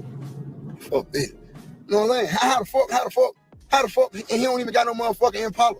How he ain't even got no fucking Grand Prix or fucking Charger. He don't have nothing. I have literally seen this man wear the same 3 pair of jeans to the same show. I mean, to 3 different shows. You see what I'm saying? So how the fuck is you any kind of real, any kind of lawyer, bro? You using them in, bro. You can keep straight. And Tavo, my nigga, bro, YG, yo, kinfolks, I can't say how you doing that, but what I do know is YG writes some of his shit too. And YG barely got a car. You know what I'm saying? They barely making it. Them boys over there stressing, man. That shit just look good, man. You know what I'm saying? I'm good. Me and my nigga, them good. I'm standing on top of shit. You know what I'm saying? I'm standing on top of shit. Like, me and my nigga, them everywhere I go, I just hit the print last night. Yeah, nigga ain't gonna move. Like, ain't gonna fuck with me, period. You know what I'm saying? Because they know how I'm rocking. And they know I'm a big player. It's for real. It's not a game. Here you go, my fault. I done let the dope go out on him. Yeah, it went out. Don't worry about it. You know what I'm saying? That nigga sliding right now. Oh God. You know what I'm saying? I try to keep shit cordial. This shit been going on for like a whole month. Yeah, And they then, you know what I'm saying? You know what I'm saying? Just to keep it real, just to keep it all the way 1,000. You know what I'm saying? It really been going on since day one. You know what I'm saying? I knew that Bag was gonna hate on me. I just gave him the benefit of the doubt. You see what I'm saying? I gave him the benefit of the doubt. Like, damn, I hope this man don't do this. Damn, I hope he don't act like this. Damn, because I know how talented I am, and I know how many ears I can catch. Like, if only I had a chance and an opportunity. He gave me a chance and an opportunity, and I took it, and I did my part. I put on for BGE. I put the man name in my shit. I put on for this man everywhere I go. Let's put this together. I'm gonna keep it all the way 1,000, child. Before I was bred, guy, I was in the East. I was in East Memphis. Crime of passion. I was around Young Mom. I was around like Polo P. Like, this my nigga. This like Polo P. Y'all know him as like YP Hood Rich. This the same man who was sending me 30s and 40s and 50s in jail and shit. And when I was fucked up, when my bitch could come through for me, then what YP was fucking with me. You know what I'm saying? And I got out and I didn't know what Bag had done to them. I didn't know that he had crossed everybody out. I didn't know that. Like, I didn't know. So I'm just going off of damn, like, youngster done got on, like, okay, bam. Bag done got on, okay, bam. So I knew I was gonna end up fucking with somebody because we got history. You see what I'm saying? But in the same sentence though, you know, I literally went against I literally went against the city. And I apologize for that. You know what I'm saying? It happened too fast. You know what I'm saying? He wanted to fuck with me. I went with the move. You know what I'm saying? But I did not know like that he had crossed all the men and crossed his whole niggas out. And I knew he was CMG, but sometimes I didn't know that he had crossed all his niggas out. I didn't know that he had really just disowned his niggas. And I literally, like, I'm having friction with these niggas in the streets. And I never had no friction with these folks in their life, in my life. I grew up on King Road. My auntie Miss Juanita, my cousin Ruben, Shavita. I grew up on King, like, I spent years and, like, you know what I'm saying, coming down there in the summertime and on the weekends and shit. You know, I kind of, you know what I'm saying? So, you know, I started fucking with all them when I became BG. You know what I'm saying? Because they looking at me like, damn, how you fucking with this nigga and he did? But I didn't know. You know what I'm saying? I'm into it, but my moral to telling y'all that is this. When I came BG, I took on everything that came with BG, my nigga. The beef, whatever. The beef, everything that came with it, I was ready for it. I'm into it with niggas because of BGE, and I get this on. I'm into it with niggas with BGE, but when I go hard on a nigga don't want to bag me. Fuck all that. Hit the horn. You know what I'm saying?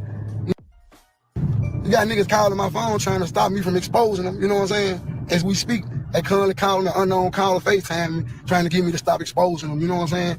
But, you know, this shit ain't gonna stop. It's gonna stop. I'm gonna say what I gotta say, and then I'm gonna leave that shit alone. You know what I'm saying? I ain't gonna keep on going back and forth about this shit. I just want the streets to know who y'all dealing with and what y'all dealing with. You know what I'm saying? And why it's been going on, because I can't be treated like no boy. It can't be in the streets that, oh, he stopped Bag drops, and now I start fucking with him because I seen the hate, I seen the change. You know what I'm saying? Man, come on, nappy head ass little hoe, let a motherfucker get over. I'll be riding fast down there, motherfucker here. It's weird. That nigga on a mission, nigga. Yeah, he should have stopped at the store. Get them cigars for bro. But you know what I'm saying? I ain't mad. You know what I'm saying? I ain't mad because, like, I know life. Like, I know nature. Like, I understand life. You know, I know how niggas is. I know how motherfuckers get down. You know what I'm saying? I know how motherfuckers get down. You understand? But, you know what I'm saying? A nigga ain't gonna little boy me. You hear me? You can't little boy me, homie. You can tell them other niggas you with to point fingers and what to do and all. You can't little boy me, homie. We believe in standing up for something totally different, homie. When I told you that that man call you a whole faggot, bro, I'm just going in for you.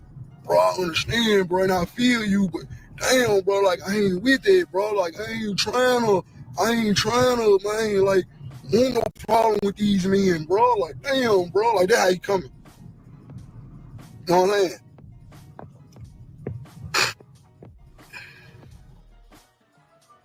y'all got to understand and put 2 and 2 together.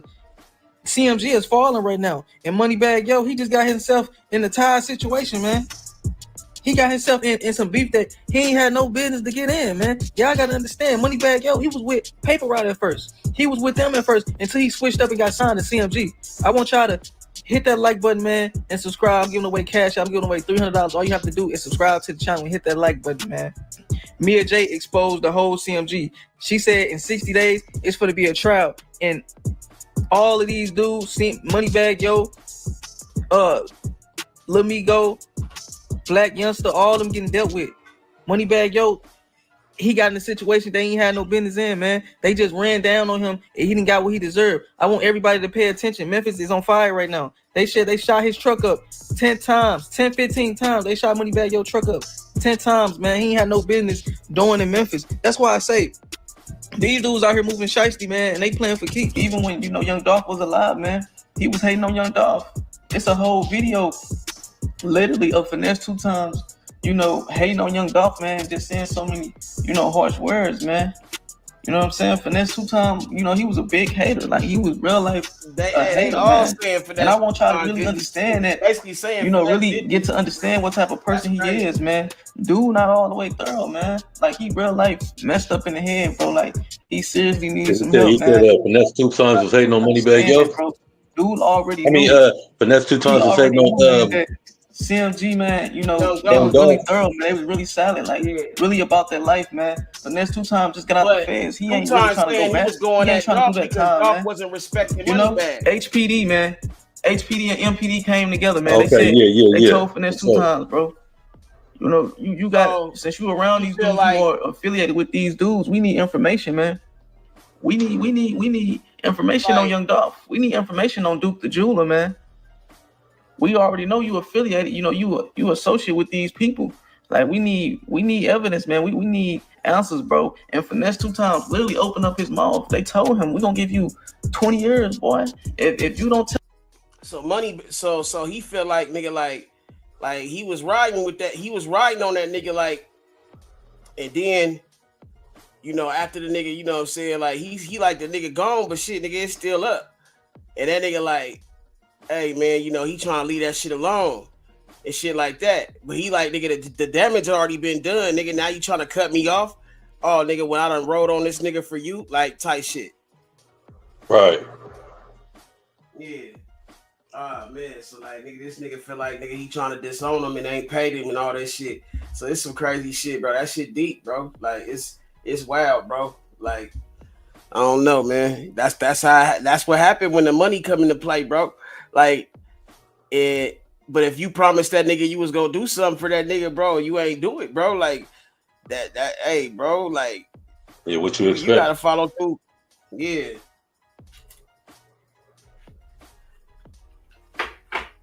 But that's also Finesse fault for, letting that nigga game him up, letting that nigga play him and shit. Like, because nigga don't have to motherfucking do if he don't got that shit on paper or on the contract, then nigga, hey, it don't mean shit. A nigga verbally saying something, nigga, that ain't in writing. So he could have promised you whatever, nigga, but then, you know what I'm saying? Like, hey, that nigga want to move on. If he ain't got no contract with you, nigga, hey, that nigga like, damn, you trying to separate yourself, nigga. Fuck all that separate, nigga. But you know how that go, you know what I'm saying? That's signing blood, kind of like, you know what I'm saying? They behind the scenes going like, nigga, we don't sign contracts on this end, nigga. Just keep your word, nigga. Right, keep your word. You know what I'm saying? Or if you don't, you know what I'm saying? The streets is coming, nigga. Yep. So Moneybagg just thought he could be sliding around Memphis. Like, I don't know what he was thinking, like. He just must have been thinking like he was special or something, bro. So he could just slide around. Cause like, if they would kill Dolph, nigga, they'd definitely kill you, nigga. And this seemed like some shit where they might like they wasn't like, okay, they was on his top, but they was really just trying to like, they might have just really just trying to like scare the nigga. I don't know, but if you shoot at a nigga 25 times, nigga, you was definitely trying to do a nigga in. Yeah, how many times they hit him though? I'm not sure, bro. I'm not sure. Probably like once or twice. But shit, like, you know, it's probably like it could have been something small, like some fragments or whatever. But shit, nigga, like that shit, 25 shots, nigga. You know that nigga Moneybag Yo is probably in a bulletproof and all that shit. So, nigga, if you get shot in a bulletproof, nigga, that nigga was hitting your shit up. Mm-hmm. Mm-hmm. Yeah, this shit just happened yesterday. I guess so, sir. Yup, this shit wild up. This shit, shit. I mean, shit. You know, this shit always cracking off, niggas in Memphis, no, but shit, like, yeah, this shit been. That's when I heard about it earlier today. Yeah, that nigga Moneybag Yo, ain't he from out there? Yeah, he from Memphis. They all from Memphis. You know what I'm saying? All these niggas from Memphis, bro. Memphis would be going down, nigga. Niggas be getting popped. Right. Mm-hmm. What was I on with that one shit though? I was that nigga they was talking about the say so shit, nigga. That nigga had just they confirmed that he had shot back and shit. But I had already confirmed that. Confirmed that say so shot back. Yeah. Yeah. But I already told niggas that. Yeah. It was just too many niggas shooting at him at one time. Right. You got 4 niggas shooting at you, nigga, like. And his homeboy Salsa then took off, huh? That nigga took off like Usain Bolt, nigga. And he took off like a marathon sprinter, nigga. Like Michael Johnson with the gold shoes. That nigga. Ready, set, go. That nigga gone, nigga. Hell yeah, that nigga got the fuck out of Dodge. Man. Said about my life, gone. Hell motherfucking yeah, nigga. Hey man. Now they said, oh yeah, so they denied motherfucking bail for Loose Cannon and motherfucking Brick Baby. Like I said, nigga, stupid ass niggas. How them niggas think they was gonna get bail and them niggas is fighting in jail and shit on the yard and shit. Stupid ass niggas.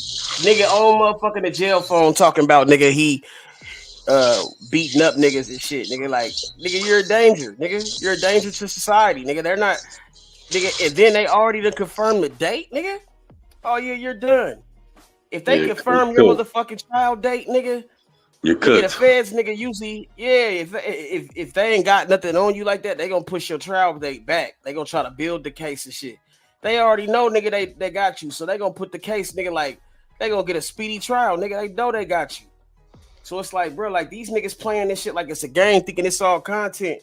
Nigga, yeah, nigga, that content, nigga, is gonna be used to incriminate your stupid ass, nigga. Yeah, you did that shit, dummy. You know what I'm saying? Like, nigga, yeah, dude talking about it right here. You don't care nothing but what to check say, damn, I messed that up. Shout out to Aunt Hefton. So Brick Baby and Loose Cannon had their bail denied in federal court today. I thought there was a hearing tomorrow. I'm in LA. I was planning on going tomorrow. Maybe Big U is. I think there's some other. Go to the federal courthouse. It's hard. I'm learning the pacer.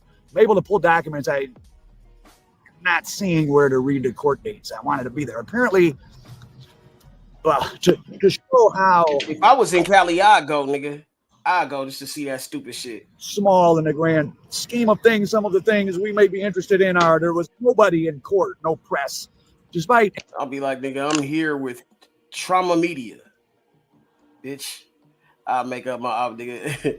Nigga, I had a press pass and all that shit, nigga. I'm in this bitch. Yeah. NBC and people having stories about it. There was no press there. I'm trying to listen to these other people to see what happened. It's hard to know what the truth is. You have Poetic Flacco, which you have to take with a grain of salt. He secret court, I guess, was 600, who wasn't there either. I guess he got his information from Eddie Boy, who seems to be the only person that's not one of their family members who was talking, or maybe Charisse Mills was there. I don't know. So Flacco saying what 600 said Eddie Boy said. Eddie Boy, if you don't know, that's another sub-story. I guess he caught the case with Big U. He claims Big U told on him, but then some other people said Eddie Boy told on some other people. Take that lesson those of you that wanted to be involved in these. Hey man, hey, everybody who tapped in, I appreciate all of these guys, y'all. I'm sure, are serious, You know what I'm saying, or on were a late night. serious You people. dig? Y'all bringing more motherfucking content as we speak, man. You dig? I'm trying to do motherfucking 4 to 6 videos a week. You know what I'm saying? That's damn near every day. You feel me? But this content is not motherfucking you know, it's not as easy as it looks, man. You know what I'm saying? Trying to bring motherfuckers real shit, real media, real news, real motherfucking content at the same time, nigga. Be punctual, be at motherfucking on top of my game, man. You know what I'm saying? So I do this for the people, but y'all please, man, if y'all can, make sure y'all smash that like button that keeps the nigga in the algorithm. Make sure y'all motherfuckers hit that subscribe button if you haven't. Share the live. And yeah, man, tap in, tell a friend, wipe your feet when you come in, man. Yeah, man, Trama told you so. Trama told you so. You dig? We do this for the people. But nigga, please, if y'all want to donate, man, donate to motherfucking Cash App at you know, $ PTB Trama, man. 6 PTB Trama 6, man. We in this bitch, man. Got the homie in this motherfucker, man. Messiah blessings. You know what I'm saying? We ain't stressing, nigga. We too fly for that. Y'all bitch ass niggas know what it is. If you snitching, nigga, hey nigga, you might as well just come out the woodworks, cause nigga nowadays they just walking around like they motherfucking superstars, nigga. It don't even matter no more, man.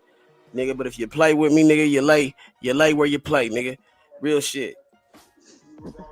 But when those 30 and 40, as they call them, football numbers get thrown around, people play police games. Maybe they don't want to snitch. Maybe they just try to get out of it. But long story short, everyone's accusing everybody of snitching in the past, and plus being killers. You know, those things are not mutually exclusive. So be careful about how you talk about certain people, and really stay away from serious crime, please. That's what you should learn from this case. But I did a story earlier enumerating Brick Baby, the government's response to Brick Baby's request for a bond, how many cases he had, the fact that while out on different probations, he would catch more gun cases. They had a wiretap on his phone talking about guns. I didn't think he was going to get out. Him and Loose Cannon were saying they thought they were going to get out. I didn't think they were. One thing that seems like was probably true, I guess, Eddie Boy told 600 that, and go watch 600's YouTube channel as well. He was, for the most part, telling the truth, I guess, all along, even though he was derided because he doesn't fit. It's funny, if you don't look exactly like how a gang member looks on Law and Order or in a rap video, which are cast by middle-aged people, white or black, right? They're not, then you don't think they're real, right? So there was no fight. That's what said. The federal prosecutor used the fact that Loose Cannon was sowing disorder in the jail by lying about there being a fight, when in fact there was no fight, which most people thought. So to use a WAC 100 phrase, they're still running plays.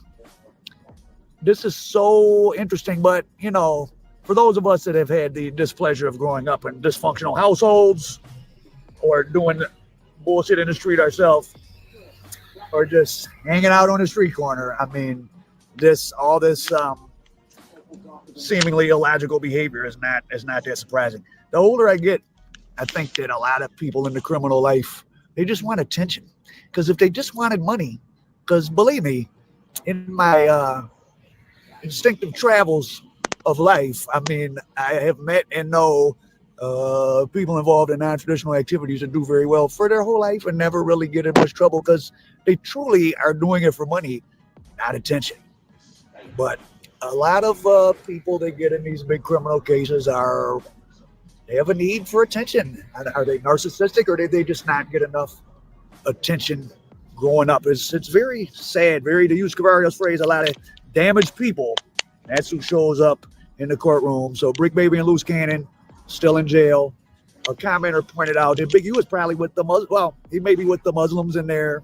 There's no telling. Big U is probably chilling. One thing, sadly, well, for at least Brick Baby and definitely Big U, jail, prison, they haven't been there. Well, Big U hasn't been there in a while, but he did a long time.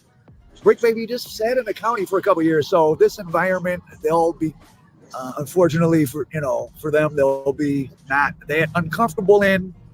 And the feds tend to not let people out in cases. Now, nigga, y'all stupid asses was talking about beating up niggas, robbing niggas on the motherfucking jail phone, man. Do y'all think that the judges wasn't listening or didn't motherfucking consider that at your bail hearing? Like, man, y'all niggas is in jail fighting before your bail hearing, man. Y'all niggas went to the hole, nigga. Y'all niggas is not acting like, nigga, y'all want to get out. Nigga, you niggas like men. You niggas like being in jail with boys.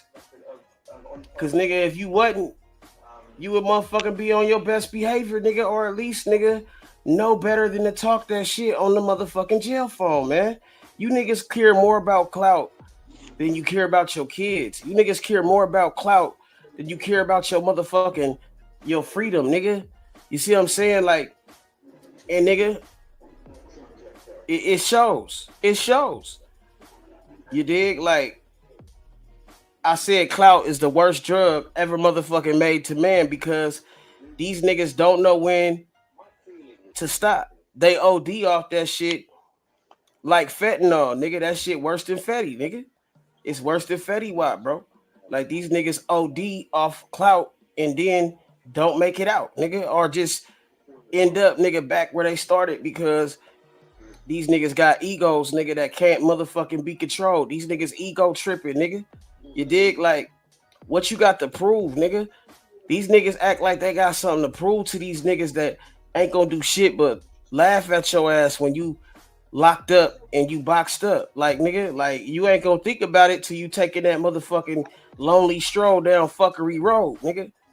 You see what I'm saying? Like, so, man, all I can tell you, nigga, is, nigga, them days of getting away with shit, they over with, man. Like, nigga, hey, man, luckily, nigga, me and my niggas, well, most of us came up in a time, nigga, where, you know, they didn't have all these cameras and crazy ass, you know what I'm saying, AI technologies, nigga, that they got now. You can get away with some type shit. Nowadays, bro, they got the shit set up to where, nigga, you can't get away with this shit no more, bro. Like, niggas is motherfucking everybody, nigga, locked and loaded, nigga. Everybody, you know what I'm saying? Like, bruh, if you ain't got a motherfucking good ass, man, fuck it. Just know, nigga, that you can't get away with that shit no more, man. Like, they boxing niggas up, bro. You know what I'm saying? Like, them days, nigga, yeah, bruh. It's all over, bro. Yeah, man. It's best to just motherfucking, like, you know what I'm saying? Yeah, man, cut out the fuck shit, bro, because, yeah, they got a place for you, my nigga. They got a place for you niggas, bro. And they putting y'all niggas there, bro. They definitely want to, you know what I'm saying, see you in that bitch, nigga. And when I call that bitch, nigga, I mean the belly of the beast, nigga. Remember, the federal government is sort of being law enforcement of last resort, right? If the city and the county doesn't have the resources, the feds come in, they take this very seriously. You're disrupting commerce. Again, I think that this is a case that probably has the thumb, well, has some weight being placed on a scale, which this isn't inappropriate. This is how society works, by city council, the mayor, because if you're going to be someone like Big U, and I'm not saying he's guilty of anything, and you're going to get money donated, and you're going to be on the news presenting yourself as a community leader, and you're going to get money to disperse to other gang members to guard football games and all that, and then now they have you at least, you know, accusing you of murder and blah, blah, blah. You know, they're going to make an example out of him unless he's squeaky clean. Their big problem is cooperating witness number one, the guy Morrison, the party promoter, weed shop owner, at least for now, because I keep saying this, all these supposed rapper robberies, those people are going to have to come and say it happened. Now, you can get charged and bound over based on some hearsay, but, you know, if no one comes into court and says, oh, they took my chain at gunpoint, and those celebrities aren't going to do that. NBA players aren't going to do that. And Mr. Morrison, the illegal dispensary operator, has pending legal cases of his own, like most witnesses in in serious conspiracies do, right? Most people that testify are trying to get out of something else, which doesn't mean they're lying, but it could mean someone thinks they're exaggerating what they're doing. So it'll be interesting. But just want to give you an update. Loose Cannon and Brick Baby went to court today. I didn't know it's today. They're not getting out. I didn't think they would be. Too many allegations of violence. And they were in public. Loose Cannon beat a guy up in the alley at No Jumper. Brick Baby flashed a gun the day before he got arrested, which apparently he had on him when they arrested him. So these guys are people they think might bother a witness. Big U, technically, they're saying aren't intimidated a witness with his going away post that he posted to his kids' football team. The Crenshaw Cougars is where he posted that video of him in his car. All of you that listen to these guys and like it, fuck you. Say that's intimidate, So all these guys are, the government can at least make a plausible case and they would intimidate witnesses. So they're going to be there. The speedy trial would be in May. It won't happen that fast. This all goes back to that homicide, though. That's what got the wiretaps going. If that young man hadn't been found dead, Rayshawn Williams in Las Vegas, and I don't know, whoever did it, we don't know the Big U did it. If he hadn't been found dead, there'd be no wiretap on Big U. There'd be no wiretap on Brick Baby. They would have kept on doing what they're doing, which wasn't that bad. Now, I've been getting phone calls from different people or texts from sort of weird numbers of, hey, so-and-so said such and such, and that's not true, and can you refute that? Someone calling on Molly Mall's behalf of wanting to say that wasn't a studio in Las Vegas. I don't know. I would interview Molly Mall, but I'm not just going to do his propaganda for him. I will tell you this. This is just a little criminal case in a little corner of the world, and I'm just a little YouTuber, and people are trying to use me to spread information. So imagine, when you turn on NBC and you're looking at what's going on with the stock market or the war in Ukraine, the information you're getting is a product of many people's agendas. So always remember that. And I have learned that from being a journalist at this point. But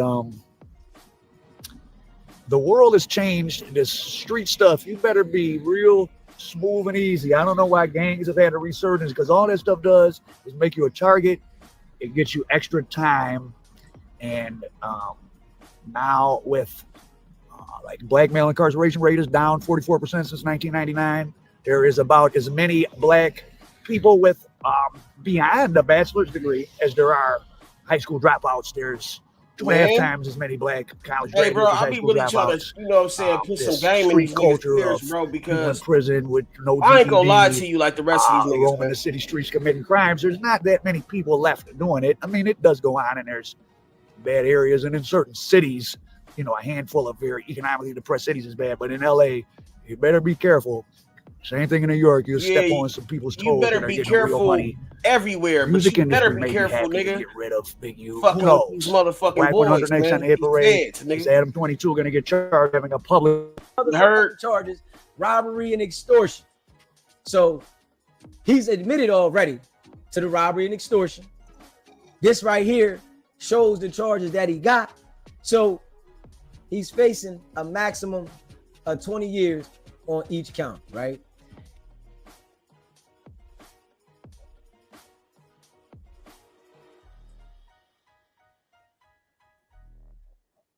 Having a public nuisance for his no jumper place, perhaps. Al Prophet America dope. Now you hear what he Al said? Prophet Didn't I say this yesterday? Toes that are getting real money.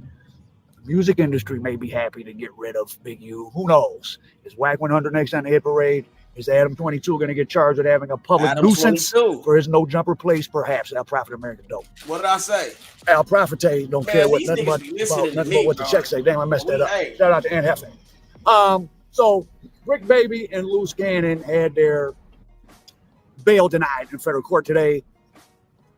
I thought there was a hearing tomorrow. I'm in LA. I was planning on going tomorrow. I think maybe Big U I think there's some other hearings tomorrow. I am going to go to the federal courthouse. It's hard. I'm learning the pacer.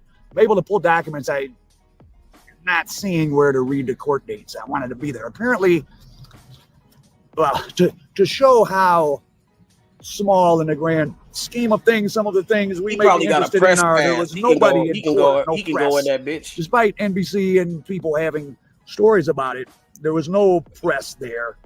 I'm trying to listen to these other YouTube people to see what happened. It's hard to know what the truth is. You have Poetic Flacco, which you have to take with a grain of salt. He his secret source, which I guess was 600, who wasn't there either. I guess he got his information from Eddie Boy, who seems to be the only person that's not one of their family members who's talking, or maybe Sharice Mills was there. I don't know. So Flacco saying what 600 said Eddie Boy said. Eddie Boy, if you don't know, that's another sub-story. I guess he caught the case with Big U. He claims Big U told on him, but then some other people said Eddie Boy told on some other people. Take that lesson, those of you that wanted to be involved in these, especially these big drug things. All of these guys, I'm sure, are serious or were serious people, but when those 30 and 40, as they call them, football numbers get thrown around, that part. People play police games. Maybe they don't want to snitch. Maybe they just try to get out of it. But long story short, everyone's accusing everybody of snitching in the past, and plus being killers. You know, those things are not mutually exclusive. So be careful about how you talk about certain people, and really stay away from serious crime, please. That's what you should learn from this case. But I did a story earlier enumerating Brick Baby, the government's response to Brick Baby's request for a bond, how many cases he had, the fact that while out on different probations, he would catch more gun cases. They had a wiretap on his phone talking about guns. I didn't think he was going to get out. Him and Luz Cannon were saying they thought they were going to get out. Oh, I didn't think they were. One thing that seems like was probably true, I guess, Eddie Boy told 600 that, and then go watch 600's YouTube channel as well. He was, for the most part, telling the truth, I guess, all along, even though he was derided because he doesn't fit. It's funny, if you don't look exactly like how a gang member looks on Law and Order or in a rap video with the fat, middle-aged people, white or black, to Trama Unit TV. Right? You're not, then you don't think they're real, right? With the best.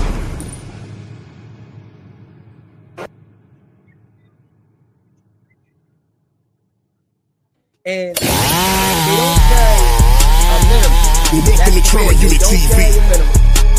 You are now rocking with the best. We gonna see, you know, how they play this. It being as though his past history is fucked up for what he's been doing. They're not gonna have no leniency on him. They're not gonna have no leniency on Ricky. And when I heard the call, right, with Luz Cannon and I met his girl and Brick Baby's girl on the phone, it let me know that both of them are airheads. And I understand. Now, I understand Brick Baby's girl is an airhead and Luz Cannon's girl is an airhead, both of them. Because they acting like by trying to convince the regular people, it's going to hold some weight inside the court.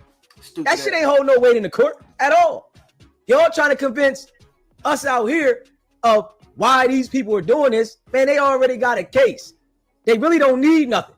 They got all the evidence already. Everything now by Brick Baby and Luz Cannon getting on the phone is a plus. That's all. It's only a plus. They don't need shit else. They got this shit locked. Luz Cannon and ran his mouth enough and go straight to jail and continue to run his mouth. Whereas though all you doing is making sure that they got more solid evidence. And I told y'all that they wasn't going to let these jokers out. They got one more bail attempt, right? Their court-appointed attorneys are just telling them anything. You got to understand this, and I'm going to be real. Attorneys don't care about you. This is a fact. They have a job to do, and they do this daily, so they don't have no emotions towards what happens to you. They see people go to jail all the time. Their clients take pleas all the time, so they don't have no fucking emotion to you being in jail, but they are taught to keep the client comfortable, right? Tell them what they want to hear. Tell them that, yeah, you have a possibility of getting out.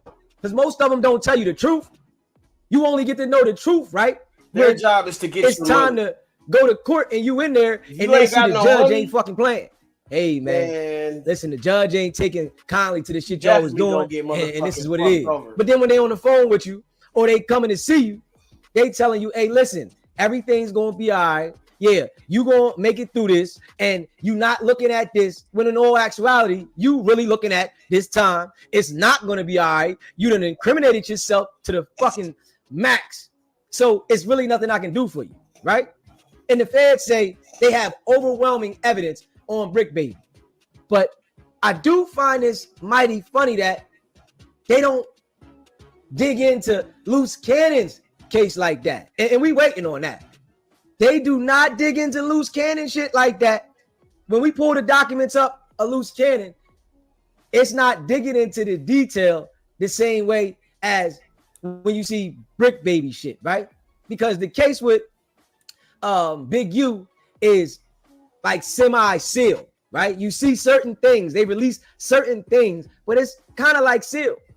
And you know, I say this because I think they coming with a superseding indictment with more shit. This is what I'm thinking, right?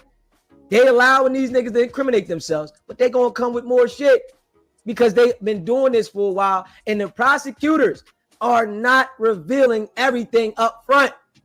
His girl don't understand this shit. The prosecutors are not revealing everything up front. Why would they lay all their fucking cards out on the table from the door? If we being real, why would they lay all the fucking cards out on the table? Come on, man, I'm gonna put a couple out at a time. I'm gonna let you see the seriousness of it. And this right here is what we got. But we also got this. We don't need to pull that out yet. And you gotta understand this. Prosecutors do certain things to keep the defense off balance. They know what they have to reveal. They know what they want to reveal, but they do certain things to keep the defense off balance. And then they'll slap something on the table like, bah. And you like, well, I didn't see that. Oh, we entering it now. We submitting it now. And it gives you less time to process it and figure which angle to come at, right? And now that they got Loose Cannon, right?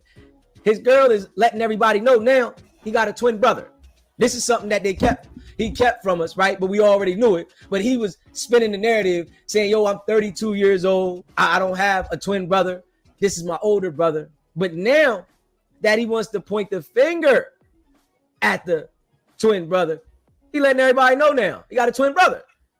But we already knew what it was. And like I told y'all, the boy King Chosen, and I might play his clip in a minute, right? I might play his clip in a minute for the people that didn't hear it, right? Loose Cannon got locked up with him, right? And got in the cell and said, I'll cooperate with the DA. Straight up, I ain't got no problem with it. And tried to get him to flip and turn on the twin brother before, right? See, Loose Cannon is the type that'll throw anybody under the bus. This is his twin brother. These dudes came out the same coochie at the same time. And he's going, nah, man, it was him. If a Joker would do that to their twin brother, what you think they would do to somebody like Big U? What you think they would do to somebody else involved in the case? If we being real. These dudes came out the same coochie at the same damn time. And he's willing to say, nah, man, that was him. That wasn't me. Even if it's a lie, to protect himself. Because we all know Loose Cannon don't got no problem with lying. Straight up. We all know this. Appreciate the donation. Loose Cannon don't have a problem with lying. He's a compulsive liar. I think he literally believes his own lies. And I'm convinced now that the girlfriend has adapted the same behavior. They both lie. They don't care that they lie. And they do it because they're living a lie. And things is coming out though now. Straight up. They all coming out. You know, and I'm going to play that audio of when the boy Chosen called in, man. We're going to play that one, man. Because it's like, people ain't hear that one. You know, the people ain't go back through and listen to that. They haven't heard that one. And I want y'all to literally hear that. Loose Cannon definitely is the type of person that's going to lie his way out of any situation if he can. And he doesn't care. Point the finger at his own family member. And, you know, that act that he puts on for the fans is only going to get him a sentence that he's going to cry about later. And I got a message for her.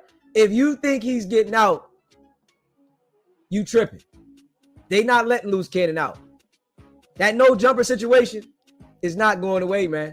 That's a fact. That's a fact. That no jumper shit, that shit ain't going nowhere. You know, and I'm gonna let y'all hear this, man. I want y'all to hear this. This the boy King Chosen, you know, called in and let us know about his relationship with Loose Cannon, you know. So stay locked in, man. Hit that subscribe button, hit that like button, and share this video. Chosen calling in from Cali. What's going on, my guy? Yeah, man. I've been knowing Loose Cannon for about 20 years, man. And yeah, I got receipts and insights, man. He set me up and had somebody attack me, and I ended up having brain damage, man. I had to have brain surgery. I had 2 seizures. I was in a coma, and we was like brothers at one time. And I seen the stuff about Jay Reed, man, and I just feel like I gotta go public. The dude ain't nothing that he say he is, man. Let us know, bro. You can talk about it right now. Anything you want to talk about, guy? Yeah, man. We caught a case back in like 2006. Like I just saw him today, talking about he exposing his brother. First of all, his brother is his twin brother. Luce ain't no 30 nothing. He's 42. You know, we grew up together, man, and in Fontana. You know, I don't know him from being in Cali. I'm from Cali. I'm from LA. I don't gang bang. I've been in music. I met him on some music, and when I met him, he was more so lying about him being the real Loose Cannon. You know what I'm saying? Right. But he had me fooled for a long time because he had a lot of people, record execs, and everybody pretty much fooled at the time, man. But the dude is an imposter, man. He really is. Like I said, I thought he was a brother of mine. I got videos. You know, we even caught a case one time, and while we was in the holding cell, he was screaming out, "I'm willing to cooperate with the DA." So the nigga definitely is a snitch. He's a police. If his brother's locked up, I'm thinking he snitched on him because he went on street TV. But the dude is a character, man. You know, I'm a man of God, and you know, I believe in retribution. I believe that vengeance is mine, said the Lord. So I never really had nothing on him. I just stayed away from him. You know what I mean? Right. After we caught our case, and he was trying to snitch on his own brother and trying to get me to go along with it, I jumped off, man. I took all 19 charges on the case. You know what I'm saying? And they ended up giving me whatever they gave me, and I got on just to get off the case with the brother. After I got out, I thought I could still deal with him as far as like music and stuff like that. And I was there, man, when he was with Gigi, and I didn't know he was beating on her, man. I remember one time they was in a room, and I heard something, you know what I mean? And by the time I got in the room, he said that she had fell and bumped her head, bro. And but the dude is bad news. I call him Lucifer. You know what I'm saying? You know, I called him. I asked him why he set me up. Now, he himself didn't hit me, but he had some girls there, and oh boy was trying to human traffic the girl that I left there under his care while Gigi was there. They were supposed to be going to get their hair done and nails done at Gigi's salon. And by the time I come back, he's like, "Yeah, man, your hoes that chose up." And I'm like, "Man, what are you talking about?" So when I get to the house or whatever, you know what I'm saying? Oh, girl was like, "Hey, man, can I talk to you?" And I was like, "Yeah, no problem." And she was like, "Yeah, I don't know what's going on, but one of the dudes over there was telling me if I don't sell my body or hoe up for him, then he was going to cut my throat." And I was like, "Yeah? You mean right here, right now? Is this what you know what I'm saying?" And she was like, "Yeah." And I was like, "Nah, I can't believe that." I said, "Well, do you want to leave?" And she was like, "Yeah." And now she had 2 sons back in Seattle. She was just trying to get home, man. And by the time I got in the house, and I was like, "Man, I wish Cannon would have told his homies about me, man. I don't play all that funny stuff." You know what I'm saying? Got her stuff and got back outside. Oh, boy was outside, and he was like, "Yeah, man, you need to quit all that pillow talking." Now, mind you, I've been at the house for maybe 3 or 4 days. Now, me and this dude done lived together in the same house since like 2006. He ain't no gangster. He ain't no, you know what I'm saying? He was living off of a crippled girl when I met him, taking her disability check and all that up in him or his spirit. Man, I knew this nigga was a fraud, so he never really man. been, no, he was always Y'all a hear this cornball. shit? And really, he stole all of my swag and all of my stuff because I pulled up, you know what I'm saying, paid and everything, and just trying to do my thing. So long story short, man, by the time I got outside, old boy was like, "Man, you need to quit all that pillow talking." And I was like, "Man, look, man, I don't know you. I wasn't introduced to you. You know what I'm saying? You're here at my people's house or whatever." Any nigga that gotta say he tough. And while she said that, ain't bro, I'm tough, looking at nigga. her, and old boy dope feed me from the back. And I don't know if it was something or whatever, but I was dead. And, you know, I've been fighting all my life, man, so I know my legs was gone. But my whole head was ringing, and I knew I was hurt. You know what I'm saying? So I turned on him. I was like, man, you hit like a bitch. You know what I'm saying? I tried to square up with him, and I was in some flip-flops because we was right there in the house in Corona, and we was all just chilling. So I was like, man, you hit like a bitch or whatever. And I turned on him, and we tried to square off again. But I was still dazed, still confused. And when I swung on him, man, the nigga pulled my hoodie over my head, and he hit me in the jaw, and he split my lip at the same time. Hey, that's a real fucking cheap shot ass nigga, bro. A nigga that'll hit you when you ain't looking, hit you with something, and then pull your hoodie over your head so you can't see, nigga.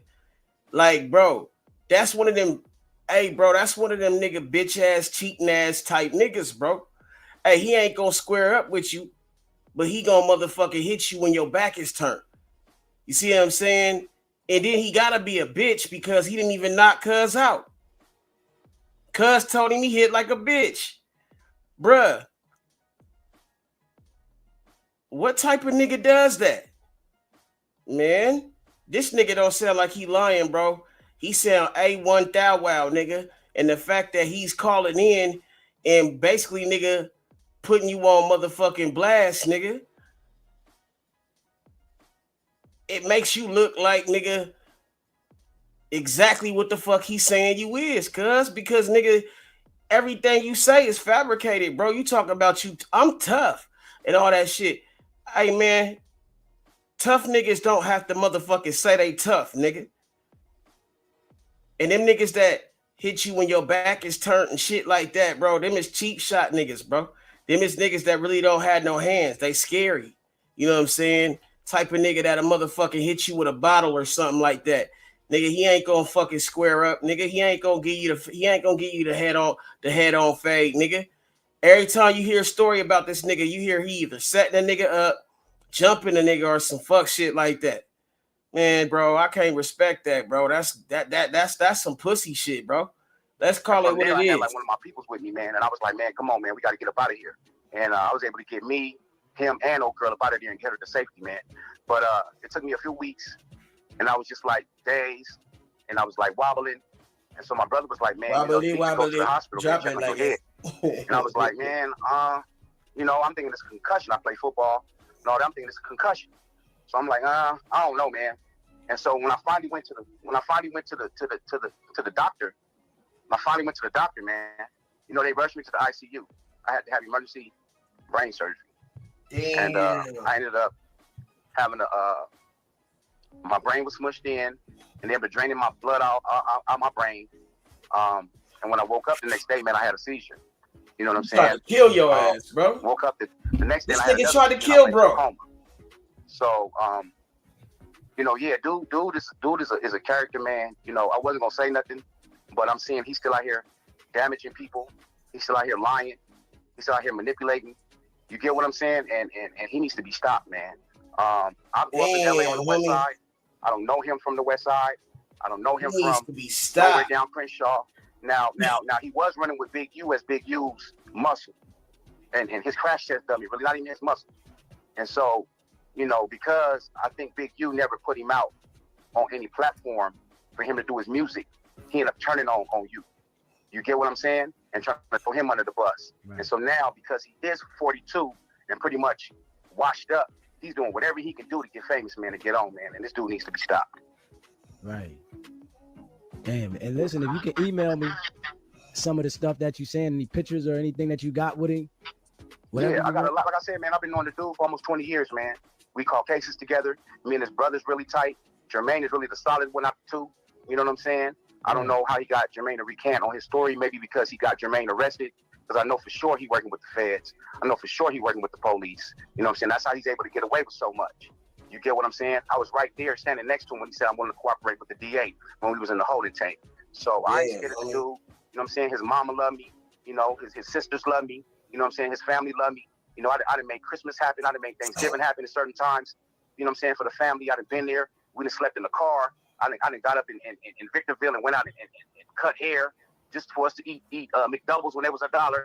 You get what I'm saying? We done really trapped it out together. So if you can take somebody that you consider your brother, where y'all sleep in the same room, head and foot, and set him up like he set me up, You know what I'm saying? He's not gonna be trusted around nobody, man. You know, he had went behind my back to try to get at one of my exes after he had already set me up, and she called me and she let me know what was up.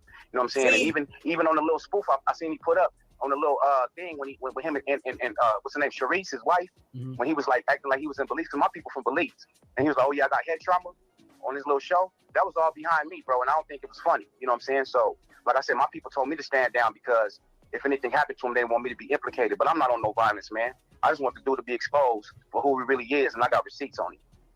Right. So I mean, listen, man, you got my email, my number. My email is sbgbtv@gmail.com. You can send me an email and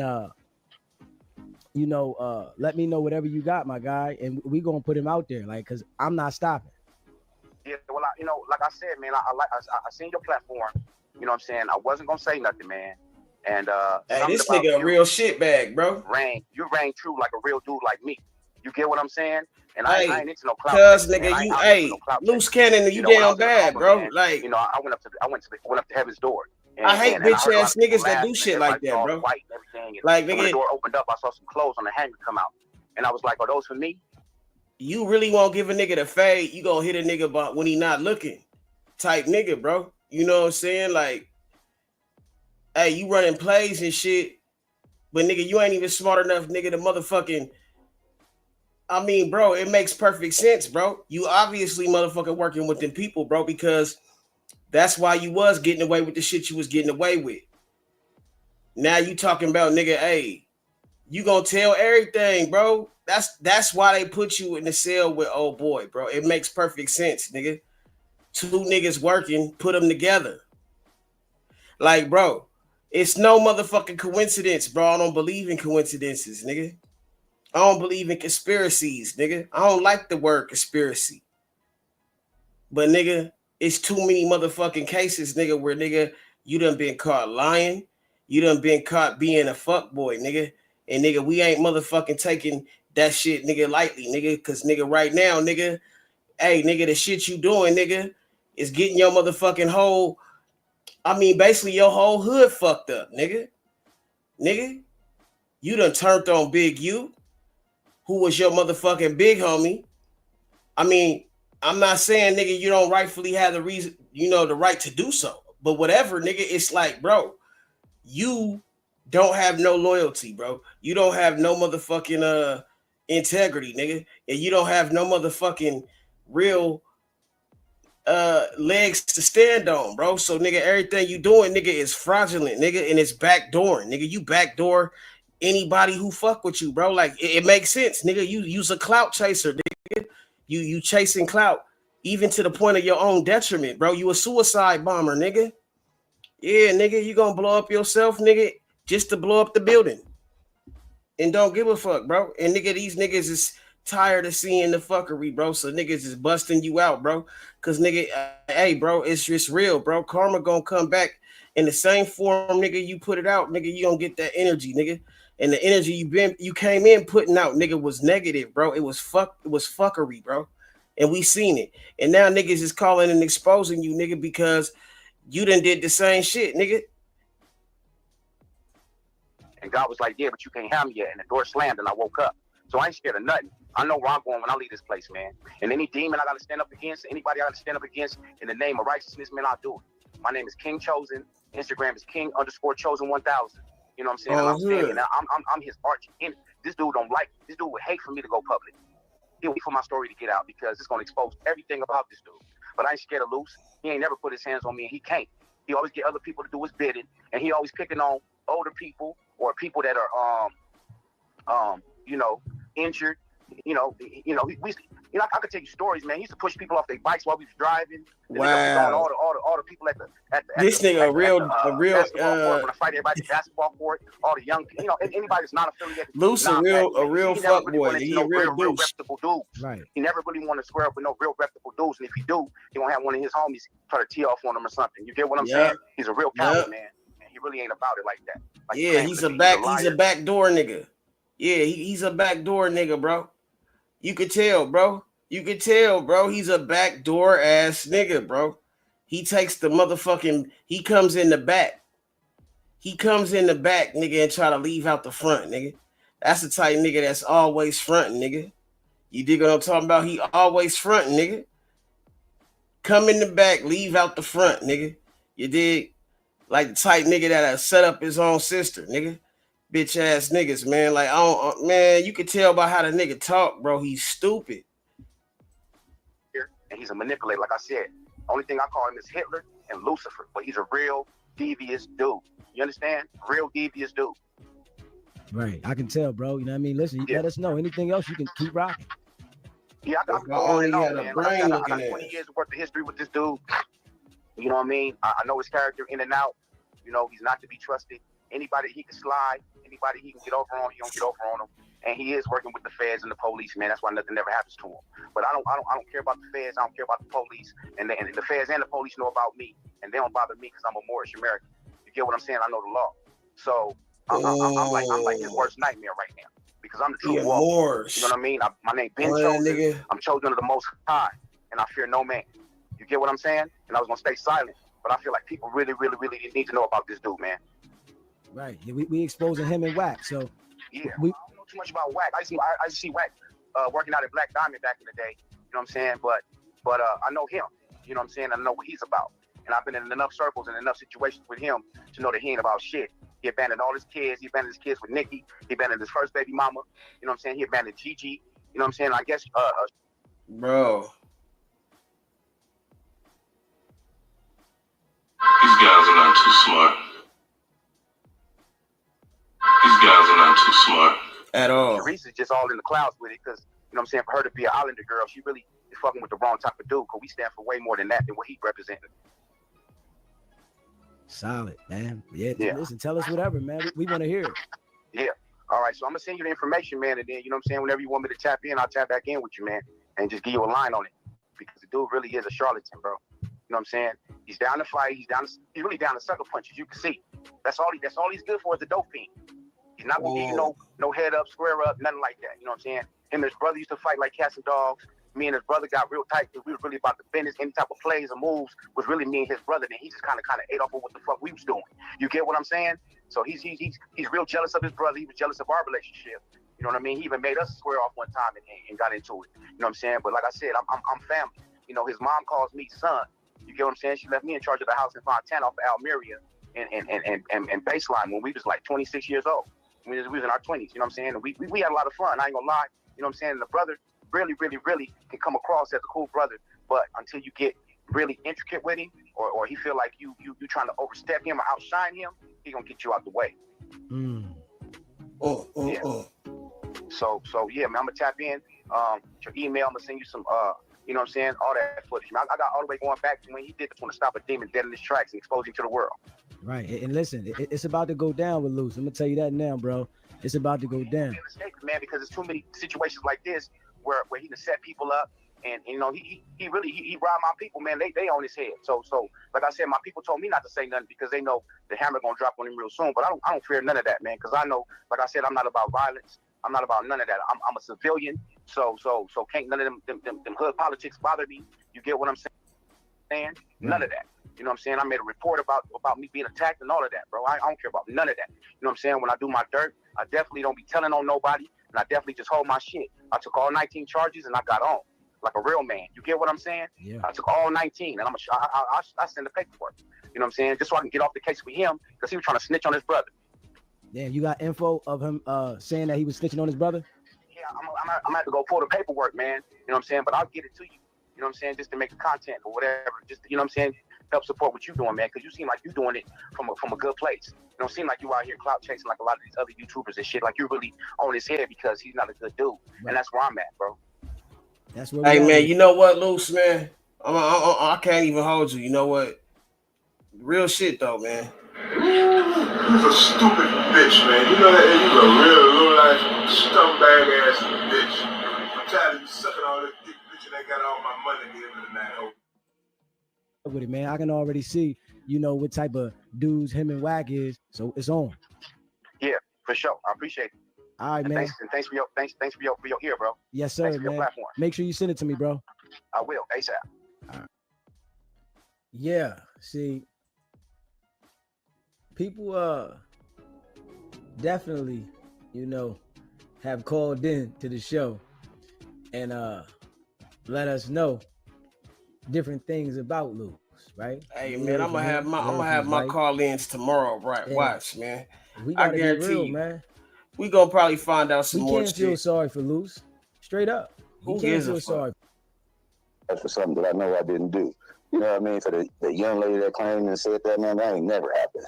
You know what I mean? I don't even know how they, you know, how they must have that little lie up. And I don't do no disrespect to the dead. So that female that she was talking about, she rested in peace. So, you know, she can't defend that. You know what I mean? So I ain't gonna sit here and talk about that, but you know, that ain't never happened. Okay. You know what I mean? I know some people, but that person, man, we talking about 9 years old. I'm 50 years old. I don't even know how old that lady is nowadays. That's smart. You ain't playing those games though these days. I do too much work in the community for that. And they want to make it look like that they never contacted you to come up there. And we all know that you didn't come up there for no reason. So them saying that it wasn't no contract, we know it was a lie, bro.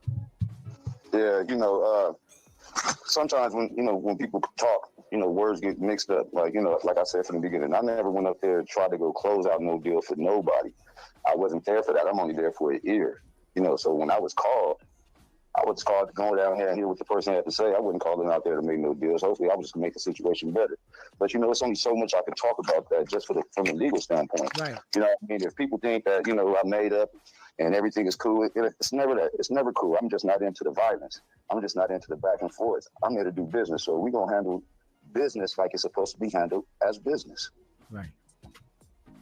This was a business situation, and the way that it went left, period. So it got to stay like that. When they try to act like, you know, Mars and you are supposed to stay on a street type term with the situation, nah, this was in the street situation. So y'all can't try to make it turn into a street situation when it wasn't nothing to do with the streets. And we all seen it. So them trying to spin the narrative, I didn't allow them to spin the narrative, no way. And, you know, I appreciate that because, you know, like we all of age, man. You know, I've been through stuff. You know, you've been through stuff. There's no point of me glorifying nothing that didn't kill a lot of our black men and black women, bro. And innocent people at that. That's not how I even approach things. I'm a college graduate. I just graduated college in November. You know what I mean? So I don't even approach people like that. That's not how I converse. So that's what throws it off. And anybody that knows me, know I don't even play like that. Now, if I'm amongst my people and we chit-chatting, we talking, and we shooting the shit or something, that's something totally different. But other than that, there ain't no gang ties. Ain't nothing for me to be hanging out on the street. Nobody do that. Not somebody like me. You know, much respect to those that do it, but that's not me. Right. And for them to want to, you know, try to make you look a certain way when they know they was wrong. They're trying to justify whatever you went through to saying that's the reason that this happened. And we all know it didn't go because of that. Well, that's fine too. There's such thing as a hate crime too. Right. So, you know, whatever narrative they want to spin, whatever one you want to make you feel tough, just make sure you stick with that. Right. And this is what I've been saying to him. I said, literally, and I've been saying this on my show. I'm like, by y'all intimidating Jay Reed to this level, all y'all doing is making sure that they stand ground on going through with the situation. Look, man, I only got 2 eyes, but you better believe it's more people looking at me. Right. And, you know, you got to, you know, and that's what the sad thing is, you know, when, you know, no shade to anybody that's in the world, but when you promoting this type of negativity and you make it seem like this is the thing to do, man, you can't justify nothing when you did something bad and then try to cover it up with something else. That ain't how it works. You deal with the situation that's at hand right now. I dealt with my situation almost 20 years ago. You see what I'm saying? Still talking on the situation. You can't, you know, y'all did something that was right now. Let's deal with that. I could deal with the situation about my past. You know what I mean? And everybody act like they ain't got a past. No one is exempt from having bad luck, bro. I had one charge. I've been to prison one time. I ain't never going back. Ain't been back since. It ain't gonna happen. Haven't caught a charge. Ain't catching no charges. So, you know what I mean? That's fine. You know, a lot of times people try to corrupt those that do positivity up in the neighborhood. But the one thing I wanted to say to you, though, Jay Reed, why did you continue to get on the phone with Luce, knowing that these dudes record things and chop them up, man? Well, you know, to honestly tell you the truth, it was third-party calls I was getting hold of me. Okay. You know, people that I trusted and thought they didn't have no affiliation with certain situations. But, you know, in this YouTube world, that's what I guess, you know, that's what it's about. Getting people on phone calls, recording calls, putting it out. doctoring them up. I can't win against that. So that's why you really hear me comment on certain things. And to make it fair, I'm gonna say it honestly, I don't have no animosity towards nobody, bro. You know what I mean? As long as I'm alive, I'm good. Now, there's laws of the land. So when people do stuff that the laws of the land don't like, everybody gotta pay for it. You gotta pay for it. You're on your own path. You know what I mean? So I don't have no ill wills. I'm not here to hurt. I'm not out to hurt nobody, bro. You know what I mean? I've never been that way. I don't get justification for that. So when you did hear me say that, yeah, that's what I said. I ain't gonna hold that back. You know what I mean? I ain't gonna say that. But I didn't know nobody was on the phone either.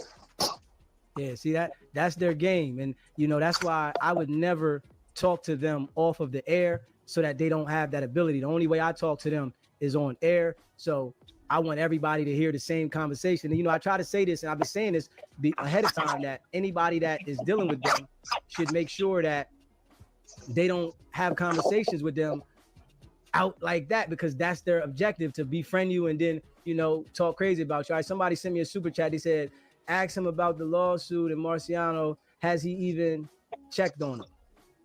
If you don't want to answer that, you don't have to, but somebody in the chat said Well, just in reference, because he's a very respectful dude, and he don't really want to speak on this, but since I'm very close to Mars, but both Jay Reed and Mars have a lawsuit case going against these individuals for them thinking they slithered through the cracks, but it's not happening. There are lawyers involved, and there's also on Mars' side, Mars' family has very high-end individuals in the law field.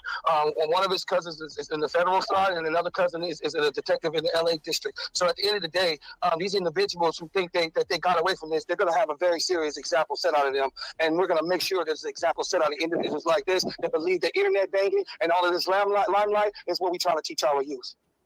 Okay. And we appreciate you, clearing that up. So, the person that sent the super chat, we appreciate that. And I hope you got the message of what he's saying, that there's an investigation going on. They're going civil, they're going criminal, and there's some heavy people looking into the situation. So it's not just going to go away like that. And just to be fair, I'm not a person that, like to see nobody in trouble. You know what I mean? I don't wish that on nobody. But, you have to, as adults, we got to learn how to conduct ourselves. You know what I mean? Who sits up in here and, and parades about, people getting beat on and pistol whipped and stuff like that. You know what I mean? I look for our people to be somebody we could go to and need of help. I don't feel like that. You know what I mean? I feel like, people just go for what's in the trending. Right. And, it's a crime being committed. If it was your family member or something like that, you guys wouldn't like it either. You know what I mean? So out of respect, for my kids and, my family members, my mother, things like that, I do it for them. You know what I mean? That's the only thing I ever wanted to do was get them out the ghetto. You know what I mean? So somebody trying to stop me from doing that, I don't look at it too brightly. And them bragging about this on major platforms like Adam 22, Vlad TV, Wack going on these different platforms bragging about it. And we all seen the situation with loosening a strap with his hand and them robbing and stripping. It's like they did something that was criminal and then bragged about it as if they can't be held accountable. That's what's really like making the people like, yo, these dudes got to be working with the police at the same time. But I keep telling everybody, this situation is just not going away. Well, I don't know how to look at it, but I know if I had did something like that, and me and my buddies was on videotape like that, I don't think we'd be on the streets this long. That's for sure. Right. That's just me. I don't know how you call it, but I don't know how many people get away with that one. If I could chime in with you gentlemen, it's ludicrous for individuals to have such a boisterous way of presenting themselves with the social media and don't think there's no repercussions behind it. And at the end of the day, whatever allegations about them maybe working with the law, it's a strong allegation to reason from. But at the same time, when you're really looking at the lens from the out in, they did this to themselves. And because of their bragging and their boisterous demeanors and their narcissistic demeanors, and as I could say, men who don't think that they should come to some shame and reap what they sow, these individuals put their own rear end out there to be bit off. Had they got out of that lens for a minute, like real G's, because real G's move in silence. Ain't nobody gonna commit some stuff and have dates and go out bragging about it unless they either working with the law or is that they just some blind idiots. Right. Well, sometimes people just think, things can't happen to them. We all think like that sometimes. You know what I mean? Some people just think maybe they got enough money to get away with it. I've been in the court system to where if you don't have no money, you sure will get booked. And if you do got some money, you might could get out of it. I don't know how it go. All right, I got another super chat, right? And he asks ask him if Dash is a fake network scam. What do you think about Dash? Well, I don't want to comment on Dash, okay. but I got you. I don't know how that works. You know. Well, we gonna hear about that when it comes out in the rents, people. They don't want to comment on that, and I respect that, but we know it got to be something fishy. So we just gonna leave it at that. I never, like I said, I was only there to help out Travis. You see what I'm saying? So how much knowledge I have of Dosh is only the knowledge I got from Travis. You see what I'm saying? And me being the person that I am, was just trying to help somebody else. Help somebody else out. You know what I mean? As well, I'm in the world of business, so of course I'm looking for my business opportunity. As you make these connections, of course you want to get your portfolio. You want to be able to walk in certain doors and say, hey, I did this, I met with this. That's what the entertainment business is. So, them being a fake station, I don't know what's up with that. Okay. Go online and try to subscribe and see what happens. Oh. You know what saddens me the most, though, gentlemen, is that you try to help somebody, Marsh tried to help you, and the very individuals, the assailants, are there to tear down their brethren. This whole situation had nothing to do with no gangbanging, no manipulation, nothing. This was some old egotistical, narcissistic power trip from Wack and his crew. And this ignorance is the very thing that symbolizes the genocide that we have against our people. This is a sad thing that we must get away from and stop hating one another, start learning how to work together and unify and lift up one another. That's correct, man. Because people can sit there and laugh about my past and situation, but I know a lot of brothers, whether they've been convicted of it or not, got the same situations going on, whether they did it or not. So, whether they want to show it or talk about it, like I said, it's unfortunate. I had to learn the hard way, but I was educated, and I can understand why a lot of people are offended, especially, a lot of us, from our race, our race, we one of the people that do the black women the most bad, So our family members, a lot of women that grew up in households and then raised by, their family members and all like that. So I'm just getting educated to it like that. So I understand that stigma, but I have never, and I would never harm another black individual or, a woman in that sense, with my knowledge, it just doesn't happen like that. So, for those, I've seen, the people shift a little bit once the charges came out, like I said, but I can't steer away from that. All I can do is educate those. And that's what I'm out here doing. Like I try to tell people, you go out here in these clubs and you popping bottles and kicking, you want to take the female home. That ain't it. So my voice speaks loud. I really preach on that. And I pray for people that have sons and young daughters that they listen to what I'm saying. I'm not here to glorify anything. I'm just here to educate. And that's all I ever wanted to do. I just wanted to be in a position so I could educate so people don't have to go through the same situation I went through. And that's Jerry. Oh, go ahead, host. Go ahead. I was gonna say that's good, man. Definitely, help other people learn from what you went through, and hopefully, they can make better decisions so that they don't put themselves in that situation. And I just want to make a statement, military, because I worked with recidivism for about 12 years, to understand what individuals do when they serve their time. People always want to carry their past on their shoulder. But there's not one individual in this world right now that can say that one sin is greater than the other. We all have to understand what it is to be recidivized and being able to come from a place when you make a mistake and grow up and be a man and learn from your mistakes. That's called self-accountability.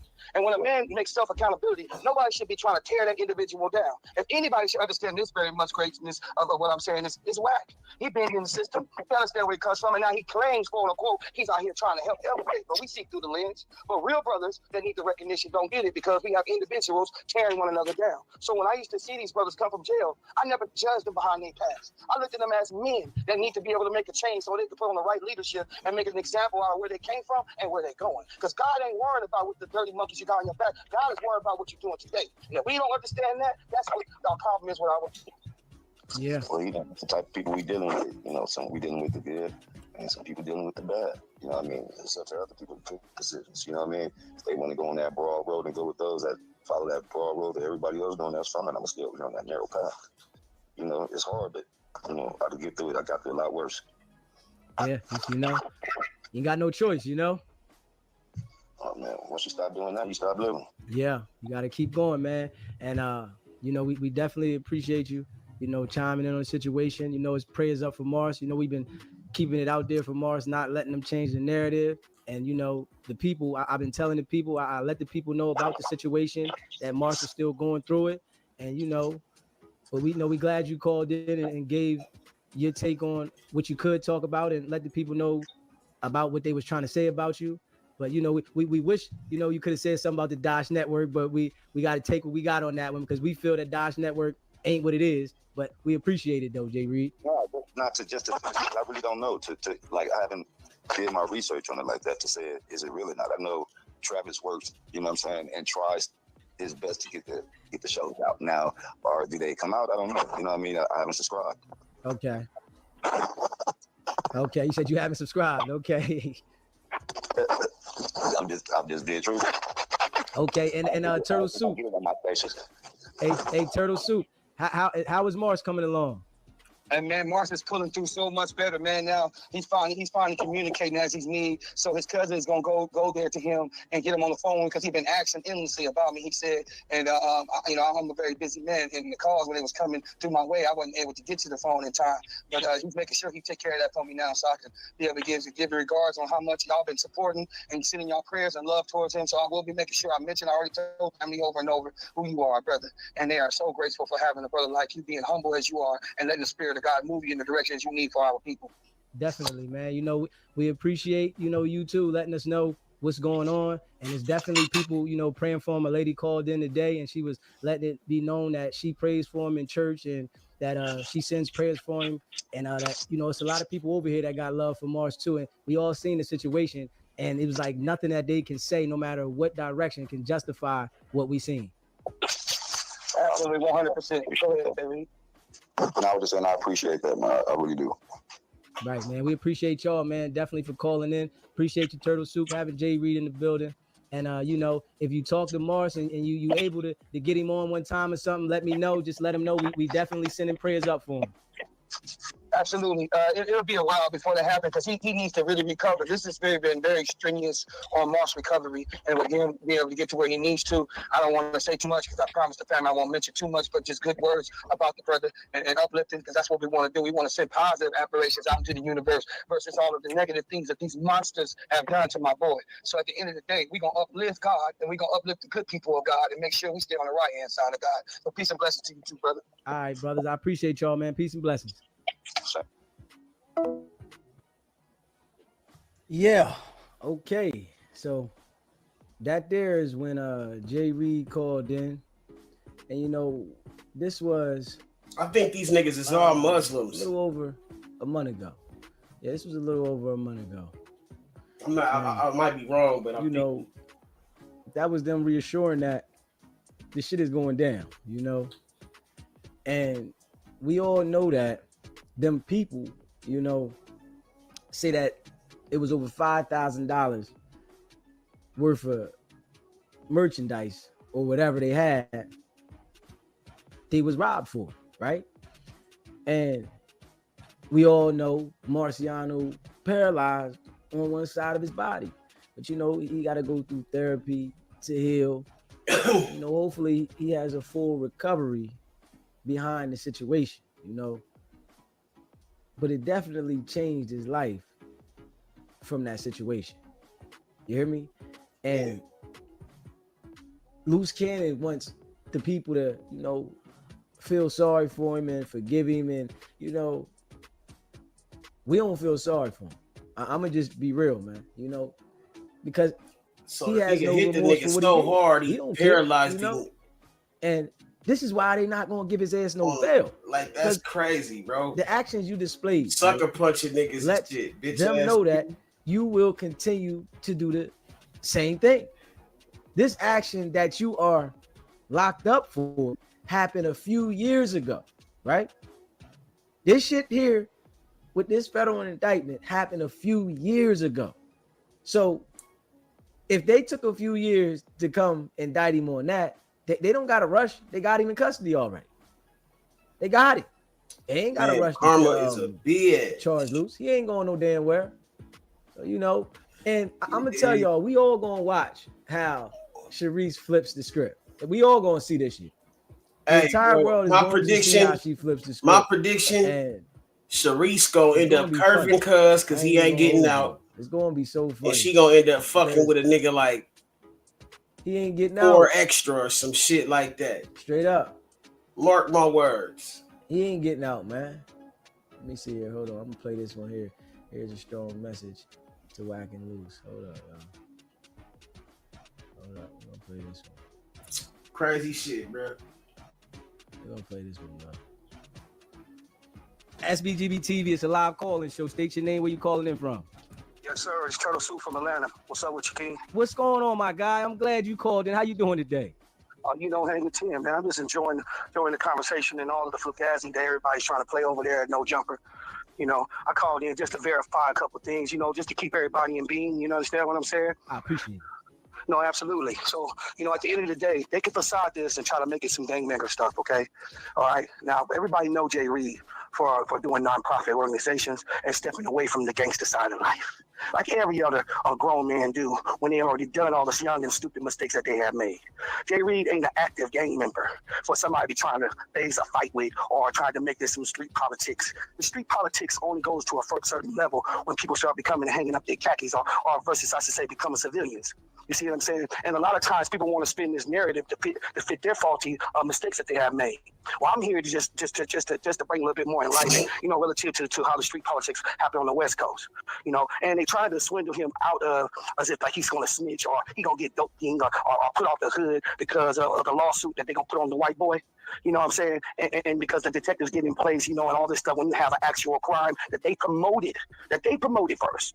Nobody asked them to promote this all over the social media, then get up and lie on the platforms of all the different other social medias and create their own burial. They snitched on themselves. So y'all trying to hold this on Jay Reed head as if Jay Reed violated some kind of street politics ideology or something. Ain't gonna fly, bro. Because at the end of the day, y'all can try to have a fade with the man. They ain't gonna solve nothing. It's just nothing but black people fighting amongst themselves once again, okay? They ain't gonna change the narrative whatsoever. Y'all can sit up here trying to facade the thing like you innocent when we know the whole trilateral command that you do with your boys and you got your goons and the protection you give No Jumper, Mr. Wacko. You understand what I'm saying? You trying to be another Suge Knight. You trying to be another shot caller, another big you. You trying to take the spotlight and utilize this platform for you to be able to use your street mentality, your thugism to come into what's supposed to be a professional business. See, when you get the age that you are, we as men, okay, when we get a certain age, we want to set an example of leadership. We want to take on a monarch of leadership for the younger generation that needs to see a great leadership from our people. This is where our people fail at. It's a genocidal mind frame that has been played on our people for such a long, long time. Willie Lynch. This is all the Willie Lynch scenario of the psychosis and how this happens to our people that leads to criminology and why our people lead to the crimes or the active events that they do in their communities. We have to learn now as black men to take better leadership in what we're doing. At your age, at 47, Whack, you should have kept this in mind when you was collecting that big check.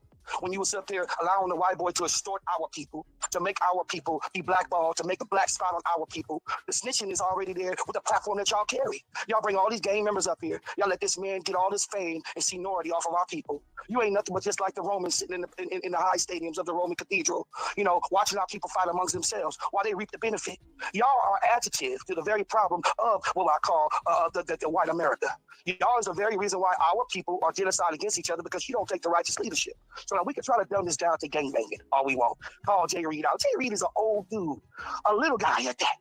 If you take a look at him, he's up in age, he's a little guy, and he decided to be a grown man and try to do righteous for the leadership of our children in the communities. If everybody knows Jay Reed personally outside, he has nonprofit organizations will help him provide things for the youth. He bringing in all different diaspora neighborhoods together, to try to do what's right for our young at-risk youth, okay? So y'all can paint a narrative like he's just some gangster, some notorious gangster all you want. No, it's y'all that's with that felonious studio gangster crap, and you bumped your chin when you did what you did. Now you don't want to be a man and accept the consequences of the trials of your error and the decision that you have made. You see, and I'm going to say this with my chest out. You made a huge mistake with picking on another innocent man who's actually another member of the community who have hung his khakis up a long time ago also, brother. Just like many other brothers that I know in the neighborhoods of the Watts carts and many other carts that are out here trying to make a righteous leadership for our people. Not sit up here trying to be fools for the devil's tools. Not trying to be weaponized against our people, but trying to lower the violence in our streets. Because it's our young brothers and sisters that are out here that are without hope, that are continuously defiling themselves with the ideology of war or turf or gang wars or this whole idea of gangbanging. You see, so we're here to try to fix that. When you get a certain age and you go out there, you're supposed to be a leading example of that. And this is why God is not going to play with you, Whack, or Loose Cannon, or any of the other people that think that this is a type of way to take the media platform or rap videos or rap music and use it as a weapon against our people to degrade our people. It's time for our people now to stand up and unify and represent something and glorify the Most High. You see, what you're doing is already got you in a bear's trap, or should I say a gorilla's trap. So you bit the fruit and you allow Master Adam to influence you to be in the ideology that you believe that you want to sell your people out for fame. And because of this very thing, you have stolen lives and you have stolen the idea of life from our young youth. And because of this, you're going how biblical is that? You your whole Adam system 22. and anybody else that think that the active Bit way the of fruit. gangbanging or unaliving your people or dividing your people is the way to go. And This use is why they whack have the authority over us right now. And I don't mean to be so anointed, but I think the people need to hear this to right now. furtherly Because what we enslave do our as people's melanated people, mind we have a whole different ideology of how we're supposed to treat one and let another. the You can't go blind to the lead the corner store blind. without saying hello to a brother without him glitching on his trouble. What you talking about, homie? What you say, homie? And ready to pop off and get off. We got to change the mindset of our people and stop hating one another. I got a challenge for everybody. When you see a brother in traffic and they cut you off and you notice that it's a brother or a sister, instead of you rolling down your window and cussing them out, give them a pardon. Say, hey, my bad, man. I know you probably didn't see me or whatever the case may be. And diffuse the situation with some righteous words versus pulling out your weapon or calling them all kind of names or causing a state of confusion. Change the mindset of the Willie Lynch syndrome. Change the mindset of what the oppressors has put on us and start representing the righteous leadership to make the righteous change to be proper leaders for our youth. You see, so I just want people to hear this. They can spin it all they want on Jay Reed and try to say he won't catch a fade, but the innocent bystander was still on the wall. That was a really good friend of mine, and he has many friends like me and many family members that love him to death. Everybody loves Mars because Mars is the type of person who will give if he has it. He's the type of person who will go out his way for the children. I mean, Christmas, I watched this man go to different Christmases with different people and friends and so on and so forth to try to help show a little enlightenment and love towards their children when they see they don't have nothing. Mars is the type of person that will give his shirt off his back for people, you see? And that's why he gave Jay Reed a ride up there. He had ties with another friend of his whose daughter was on a reality show that Jay Reed and them knew about, and he was just trying to get her in the limelight as a favor to his good dear friends. This is why him and Jay Reed was associated. I don't say the young woman's name, but this young woman has talent. And so Mars was just trying to market and promote and allow her to move along with the flow and got caught up in the whole mixture of somebody else's nonsense.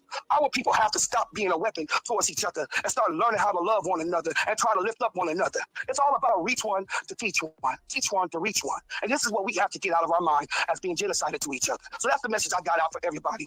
And to let everybody know that this station right here, my good brother right here, is representing the truth about what's actually going on with the case that is actually against these individuals, these scandals, these scum, these studio gangsters, these wanksters.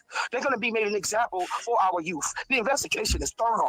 I mean, it's bleeding pages because it's a huge connection to many other ideologies of foolishness that our people keep committing under this no jumper concept. So, Adam, I suggest you decide to become some kind of teacher or nun and try to do something more positive with your movement versus promoting all this gang violence, going on the corners and talking about 40s this Adam and all this kind of 22 is another Willie Lynch, they saying, bro. If y'all I can't just see said it, y'all ain't nothing yesterday, but bro. tools and tools for His the devil's last rules. name is Grand Mason. King. I just want to put this message out again. That's not a Once again, it's Turtle coincidence. Soup from Atlanta. Let's represent our people a lot better than what we I don't do, believe and let's in get up what's coincidence. righteous. I appreciate you, my brother. He's still you, King, man. I hope everybody listening, man. Tune into my boy station. Make this station platinum because it's brothers like him that give our people a voice. We need brothers like him that show truth and righteous order for our people to understand and follow. If you don't follow the truth, then you follow the devil because it's only a left-hand side and a right-hand side when it comes to God. And the people that stay on the right-hand side of God, we all about honesty and truth. The truth speaks for itself. You don't have to promote it. You don't have to facade videos. You don't have to come on shows trying to facade and pump yourself up. The truth is in the facts and the evidence. He's still you, King. Thank you, my brother. All right. Yeah, see, we've been going in and we've been spitting facts about what's going on at No Jumper. You hear me? The indictment is coming soon, and they can think that they got away with it, right? And ain't nothing gonna come. But I'm sure they've been thinking because I've been talking. I've been making sure what you about to see in a minute, right? Is the fact that, and that's a fact. Whack 100 I didn't allow it to die down, and you need to understand that has the people that do this for a living slipped up a lot. Let's just they say not letting this go, and they put the video out. See, when you say certain things and do certain things on camera, it makes it pretty easy to point out activities that might be perceived as let's just say criminal activities. Let's just say that, because they don't like to say organized in terms of black people, or they love to think of us as reckless or not intelligent, even though we very much are. But the actions that niggas make sometimes, man, in the moment, they not looking at what it looks like or perceived as by the people who are watching, and people are definitely watching. Them people are definitely watching. So when people are getting away with all these activities, it's only two conclusions you can draw from. Either they're real stupid or they're real smart. And chances are, they're probably real motherfucking smart. Nah, they probably real stupid. But just motherfucking think they smart. You know what I'm saying? Go out here. I didn't tell Loose Cannon and Wack and them to put the video out. They put it out here. So all we did was elaborate on it. We stayed on it. And as we stayed on it, we was able to get more info on now the watch situation. this shit. You hear me? Watch how watch how he breaks this shit down. Now I'm letting him do it because I could have did it, but he does it so well. I don't think I need to. This pitty crashed out at his place of employment, threatening to shoot people, and eventually fighting a security guard. Defendant later admitted in a separate interview that he had firearms on him during the altercation, and that he brought his daughter with him to the studio.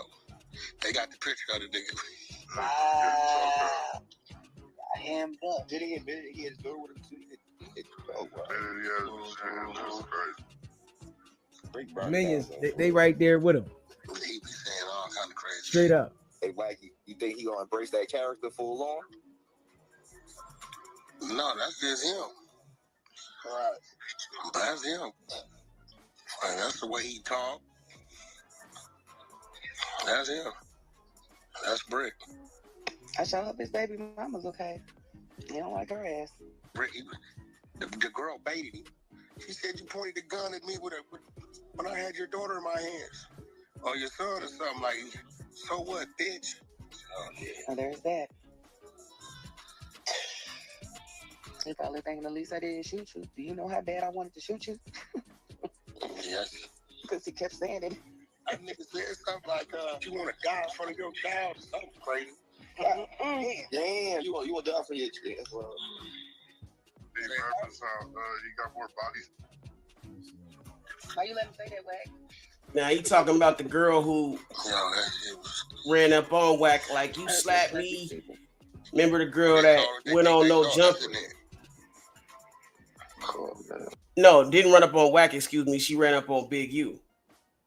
Said, you know what I'm saying? And this is crazy though, because you know Big U won't he definitely got problems with Adam 22, right? Because Adam 22 interviewed the chick who allegedly, you know what I'm saying, got slapped up or beat up by Big U. You know what I'm saying? I played her video. He's actually showed the shit too, where she, you know what I'm saying, like, you know, talked about it. And also, you know what I'm saying, there's a video of her running up on old boy. I don't know if he was at the mall or doing something. And she ran up on him and said, hey, yeah, you remember me? Yeah, I'm the one that you beat up. I'm the one that you slapped up. Hey, he's saying basically Big U was talking to her right there. Like, do you want to die in front of your child? Like, like on some real motherfucking, like, hey, gangster shit. Like, bitch, like, you better be glad that's all I did to you type shit. You know what I'm saying? Like, but she, you know what I'm saying? Like, put him on blast. You know what I'm saying? Real shit. But this shit gonna get thick, man. Pay attention. So hold up. Now, listen to this right here. Do you think either one of them gonna get out? I don't know. If any of them, they might let loose go. Brick got some shit. Now, I want y'all to pay attention to that. Loving my kids. I appreciate the super chat. You said wax so effing disrespectful to one of Allah's greats who no longer here on earth can't finesse the finesser when his word is his word. Whack belongs on someone's couch. Appreciate that super chat, love my kids. You hear what he says now, right? Out of all people, we see the no jumper shit. We know Luce got a violation of probation already, and he got this case right here in the RICO. And Whack 100 say, I think Luce Cannon to get out first. Just lying though, right? Because he knows Luce Cannon's not getting out. He knows this, right? He knows he lined the whole shit up, and Luce Cannon's not getting out. But he'll say, if anybody gets out, it's going to be Luce Cannon, so that, you know, the message can travel back to Sharice like he's still on his side. Straight ill, ain't it? He really do. Hey, Cat. Rick got some shit in his paperwork. They even had that last podcast where they saw what they think they saw. That's in there. Cool. Justin was good. DJ Y'all hear was what he good said, right? He DJ said LaRock they even in this got that last man. podcast when they saw what they think they saw in there. We all know Whack 100 was literally DJ. You see this crazy shit? No jumper with the strap. Like, bro, right? I caught that shit. I catch everything before everybody catches it. I guess he think them people. I just try to keep it like, you know what I'm saying? Like, I'm gonna let somebody else. Let me see here. Because it's like, I don't want to be the nigga calling out this shit. But I know it's gonna be called out. I know when I see something, I'll be like, fuck. Did you see that? Everybody else don't be seeing it. I'll be seeing the shit, waiting for somebody else to comment it just so I don't have to be the first guy to motherfucking speak on it.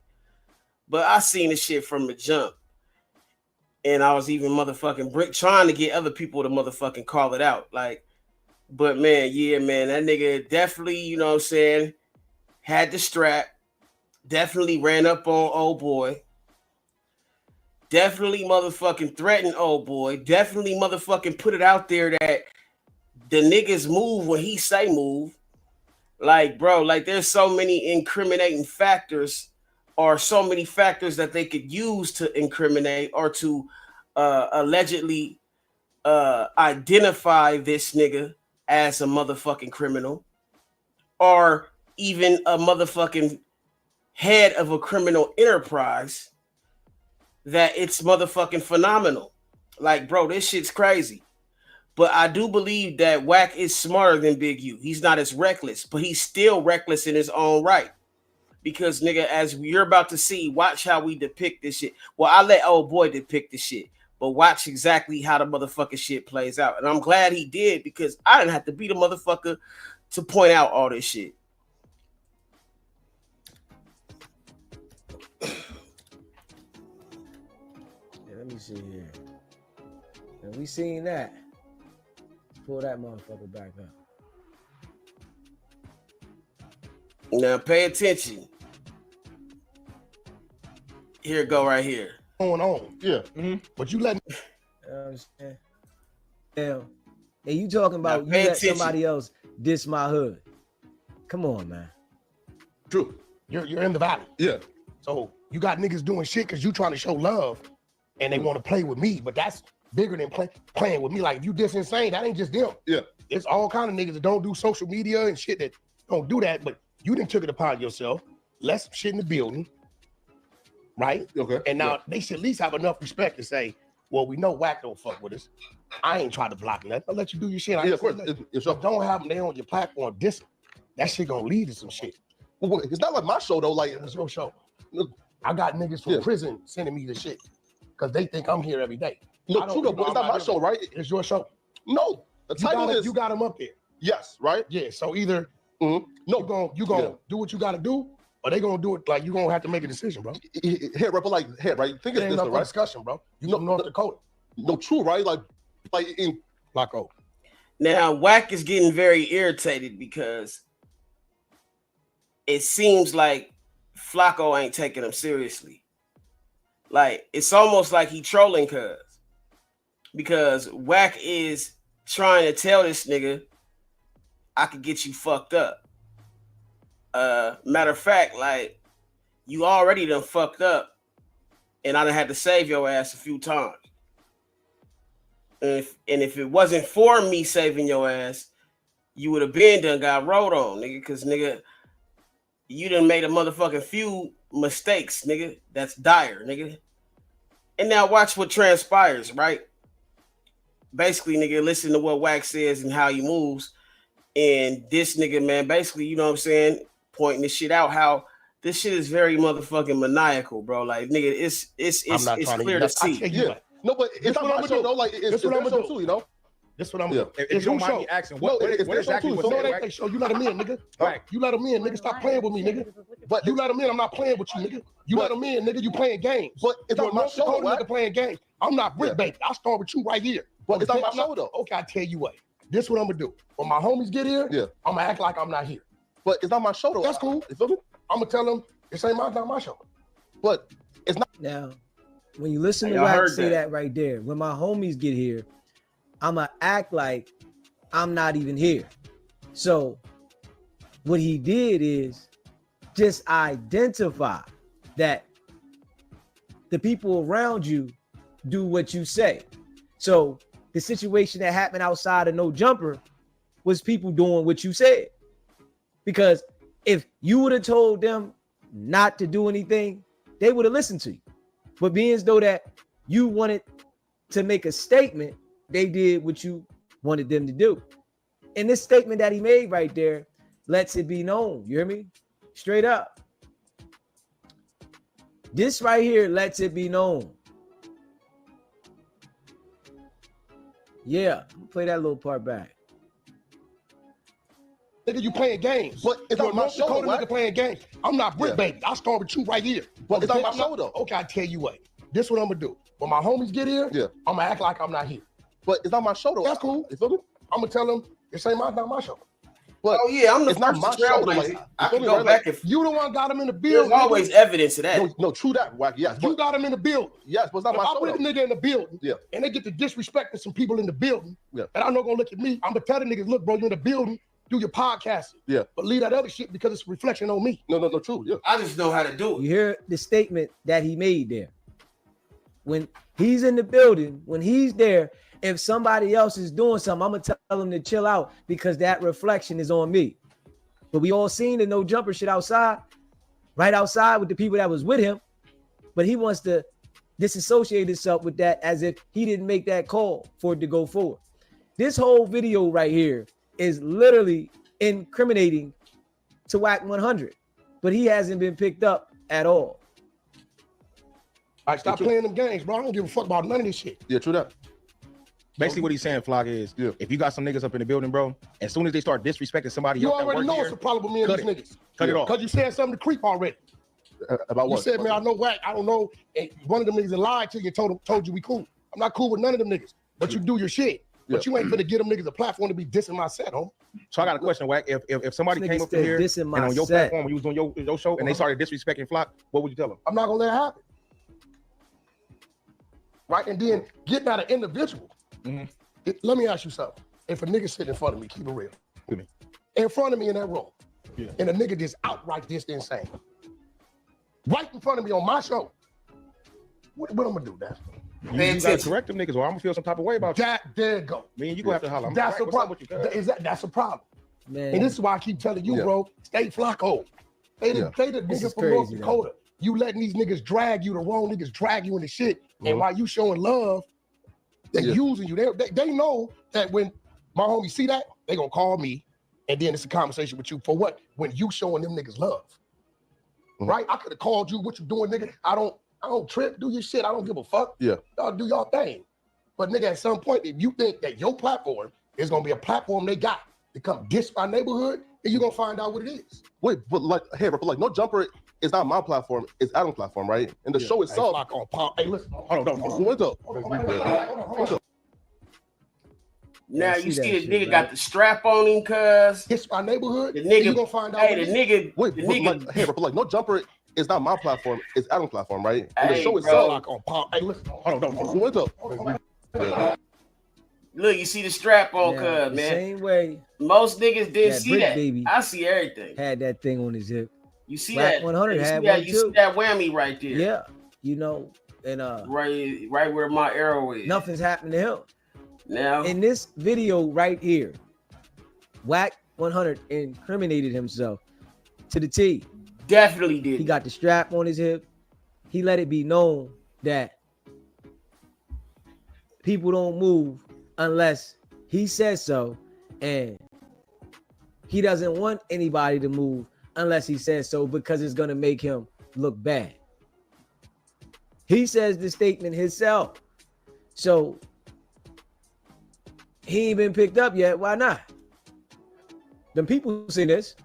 Of course. The same way they seen Brick Baby. They seen this.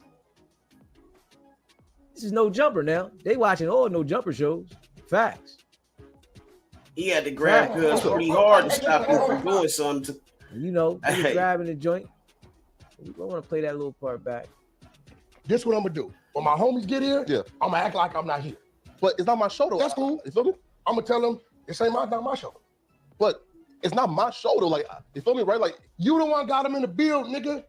No, true that, Wack. Yes, you got him in the building. Yes, but it's not if my I show. put a nigga in the building, and they get to disrespecting some people in the building, and I'm not gonna look at me. I'm gonna tell the niggas, look, bro, you in the building, do your podcast. Yeah. But leave that other shit because it's a reflection on me. No, true. Yeah. Like, stop playing them games, bro. I don't give a fuck about none of this shit. Yeah, true that. Basically, what he's saying, Flock, is if you got some niggas up in the building, bro, as soon as they start disrespecting somebody you else, already know it's a problem with me and these niggas. Cut it off. Because you said something to creep already. About what? You said, man, I know, I don't know. And one of them niggas that lied to you and told you we cool. I'm not cool with none of them niggas. But you do your shit. But you ain't finna give them niggas a platform to be dissing my set, homie. So I got a question, Wack. If somebody came up in here and on your platform, you was on your show, and they started disrespecting Flock, what would you tell them? I'm not gonna let it happen. Right? And then getting out of individual. Let me ask you something. If a nigga sitting in front of me, keep it real. Talk to me. In front of me in that room, and a nigga just outright dissed insane. Right in front of me on him. What I'm gonna do, Dash? You gotta correct them niggas, or I'm gonna feel some type of way about you. There you go. Me and you gonna have to holler. That's the problem. He is ready to demonstrate on him. I'm telling you, bro. Stay Flacco. Forgot he was on camera, nigga from North Dakota. You letting these niggas drag you, the wrong niggas drag you into shit. And while you showing love, they using you. They know that when niggas don't give a fuck about they gonna call me when it's time to and then it's a conversation with you for what? When you showing them niggas love. Right? I could have called. Now, nigga, look at Wack. I mean, now look at that nigga Flacco face. He ain't taking Wack seriously. That is infuriating Wack. Wack is not taking it like he feel like nigga like, hey, this nigga like ain't even like looking at Cuz. Nigga, he like, nigga, should I get a piece of cake? Nigga like, man, bruh. Called you, what you doing, nigga? I don't trip, do your shit. I don't give a fuck. Yeah. Y'all do y'all thing. But nigga, at some point, if you think that your platform is gonna be a platform they got to come diss my neighborhood, then you're gonna find out what it is. Wait, but like, hey, but like, No Jumper is not my platform, it's Adam's platform, right? And the show itself. Hey, listen. Hold on. What's up? Oh, wait. Get the strap. Was he about to pistol whip Cuz? What it is. Wait, but like, hey, but like, No Jumper is not my platform, it's Adam's platform, right? Time and the show for itself. demonstration. Hey, listen. Hold on. What's up? Nigga, look how hard he had to hold back Cuz, bro. He holding on for dear life, nigga. No, Wack, no. Yeah. They ain't pick him up for that, though. This whole video was incriminating, man. I can't even lie. The whole video was incriminating. Wack let it be known that the guys that he's up there with moves on his say-so. So, being as though that shit at No Jumper happened in this film and everybody knows about it, right? Nobody moved on his say-so out there. Good with it. And everybody out there was grown. And, you know, let him tell it. Loose Cannon, hey nigga, is a grown ass man. On Pyro, he's about to pistol whip Cuz. So I'm not telling him what to do. Nah, we ain't going for that one, man. I'm gonna be real. We ain't even going for that one, man. Let me see here. Man, tap in, tell a friend, wipe your feet when you come in, hit that like button, nigga. It's not hard. It's not motherfucking. I'm telling you, these dudes be real foo-faffy, expensive. It's free. I ain't even gonna lie to you. These dudes be real foo-faffy, man. Straight up. What that nigga say? Foo-faffy? Let me see here. Fuck is foo-faffy? Fugazi? Foofy? They call in the community right now, and me and AD can get into it right now, because I said so. And get off the phone and laugh and say, let's go to lunch. Just because y'all swallowing up, that's on y'all, bro. You said just because what? Just because y'all swallow up Eddie and everything we do, that's on y'all. Hey, nah, man. We seeing what we see, man. We see, and Loose Cannon is going on there explaining the crime. Straight dummy. He's explaining the crime. You got to talk to Loose Cannon about Loose Cannon. Come This on. is Whack on the phone. All right, Whack. Come on, man. But this is who you run with, though, Whack. You do business with him. Hey, listen, I do business with a lot of people. I do This business nigga with picking Whack scientists. apart, I do bro. business with people at the embassy. I do business with all kind of people, bro. Now, whatever else they do, that's what they do. It ain't my business. I don't ask people what they do outside our business. I just don't. Come on, See, Whack. once I took a step back and do this. SBGB TV, it's a live calling show. State your name, where you calling in from. Everywhere, but I'm never there. What's going on, Billy? What's happening? Like, I appreciate the fact, man, that you speak truth. Like, you tell the truth, bro. And,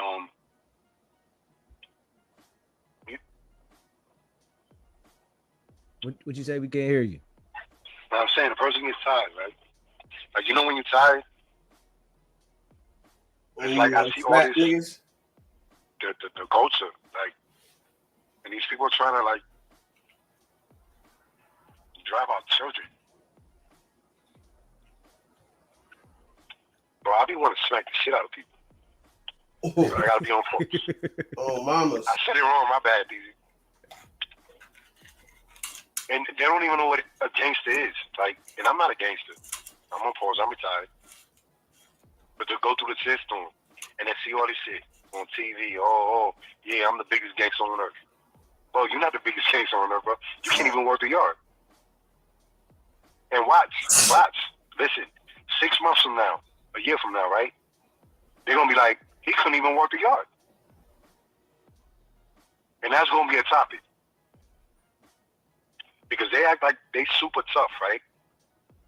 They don't even know what super tough is. And Whack 100 and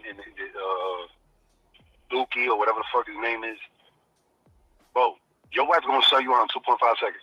I guarantee you in 6 months, you'll have another motherfucker. Yeah, that's what I said. Same shit. Did I say it wrong or? She gonna be with four extra or some shit like that. Watch. I don't understand this game, man. Like, I sit back, bro. I just be like, and I love what you're doing, man. Like, I appreciate it, bro. Yo, listen, I'm gonna blow this shit up, bro. I'm gonna blow you up, bro. Because the fact that you're honest, you have integrity. A lot of people don't have that. Integrity. Like, you stand on business, right? And that integrity, it's like, damn. Like, when I first saw your page, I was like, yo, this is stand on business. He's like, yo, I don't give a fuck. It is what it is. And I'm like, damn, bro. I said, who is this person? DZ. I said, shit. He's the voice. You are the voice. You are the voice. Yeah, we going in too. Yeah, we gonna go harder too. Most definitely, man. I appreciate you calling in, my brother. Most definitely. I mean, I love you, man. I'm sorry, man. Like, sometimes I talk to you. I appreciate it, my brother. We want you to stay locked in, man. You know we going up, my brother. Always. Yes, sir. Yeah. You know, I appreciate everybody that rock with SBGB TV, man. Hit that like button. Share this video. Hit that subscribe button, my brothers and sisters. When niggas tell you the voice, nigga. Yeah. I'm trying to see here. Hey, cause nigga, hey, look. It's like Loose Cannon shit. I look at his shit. Believe me, nigga. Updating his shit. I tell you that. It ain't easy, nigga. Let me see but nigga, hey, it's necessary. Shit about him getting denied and shit. Let's see if they updated his shit. I tell you, they don't be updating Loose shit. Not like that. You know what I'm saying? But hold on, let's play this joint. Let's really play this joint. He's saying what he's saying directly to that man, and that man saying directly back. That's their business. You may have said, "Whack, you could have had a heart." Hey, look, bro. You know what I mean? Dead because they had a heart. Because they got involved in something. I ain't doing it, bro. I'm sorry. I'm only gonna go so far, brother. And I did the most I was gonna do, which was a verbal. And what's crazy about it, ain't nobody one time said, "Whack, that was good looking out, man." Trying to keep the brother from going too far. Man, they took the man's clothes off, Whack. Come on, man. See, you just did it, right? So if the would have got shot, right? Then you would be saying, "Well, Whack, you could have prevented that." Listen, if he would have got shot, you just saved yourself because now you would have been implicated in it for sure. No matter what you saying. Hey, bro. One gun, one hand. Man, right? we already know that they would have associated y'all from everything that y'all been doing together. Hey, Come on, bro. I got a homie that went to jail for 17 murders that we done made millions of dollars with. They got me on, they said on 300 hours of phone conversations. But it had nothing to do with the murders. All business. Hey, Whack, man. I'm telling you right now, bro. Your association with this nigga, Loose Cannon, that is going to put you in the hot seat, bro. We all see it, bro. So you saying and trying to justify it. Listen to me. I'm associated to all kind of people. What people do, what people do. I do all day long. It ain't got nothing to do with Loose Cannon. You know what I'm saying? They can't say because y'all do business together. Our business is on the entertainment side, real estate, TV, and shit like that. And I can go over here and do some crazy shit, and they can't say, "Well, you're associated with it." It don't work like that, bro. Sorry. That's what you said. That's a fact. Okay. That's a fact. Okay. I mean, hey, listen. We don't plot crimes. You can try to clear this up, Whack, but I'm telling you. I don't gotta clear nothing up. We don't plot crimes. Well, we already seen this, man. Whatever nigga doing is doing. I don't give a fuck. Now, if you're doing something to some children, some elderly people, some shit like that, and I find out, then I'm gonna say something. But other than that, bro, I don't give a fuck what no nigga doing, bro. I'm just being real. I don't care, bro. I know niggas all kind of shit. I don't care. I bet you do, though. Come on, bro. Like we all do. You do too. Hey, man. You got a nigga family doing something ain't right. You grew up with doing something ain't right. We all know got niggas that we know that's doing shit, bro. I ain't associated with a soul, so I ain't got to worry about whatever they got going on trickling down on me. What you mean you ain't associated? You telling me you ain't got nobody in your family that ain't doing no wrong? Listen, I don't know what anybody's doing because I live by myself and I'm associated with myself. So whatever anybody else got going on, you associated with 30 jokes and the people around you are wilding out. Pastors, so all them people in the congregation at them churches, with them pastors, kids, they guilty like he guilty too, right? Of course, anybody that's doing what they're doing is guilty. No, they not, because that's what he's doing. The congregation ain't guilty of that. But you already know the pastor that's hanging out with each other, the ones that are doing that, they doing the same thing, bro. Listen, you are what you surround yourself around, bro. That ain't necessarily true, bro. That's not true, bro. That is not true. That is not true that because pastors associate with one another, they know what the other mother doing, bro. That ain't true. Hey, listen, I always knew birds of a feather flock together, bro. Grass cuts, you can speed snakes. Okay. That ain't true, my nigga. That's not true. I mean, that's you trying to disassociate yourself. I'm not knowing. That's me knowing that I've heard stories about people and say, "Wait, what? Damn, the nigga, that's what they got him for?" I had no idea. I knew him, but I knew him how I knew him. We all know people till we know them how we know them, and then probably later found out they was on some other shit. You can't just say because a know a motherfucker or associated, they know what a motherfucker doing. Come on, bro. That ain't true. But Whack, you already know the people around you move off of what you say, man. Come on, Whack. No, my team. I got a team. You never see them. That's why you can't bring them up. My team.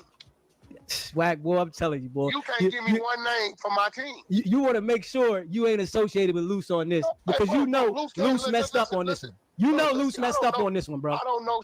Loose Cannon is my business partner, right? We do business together.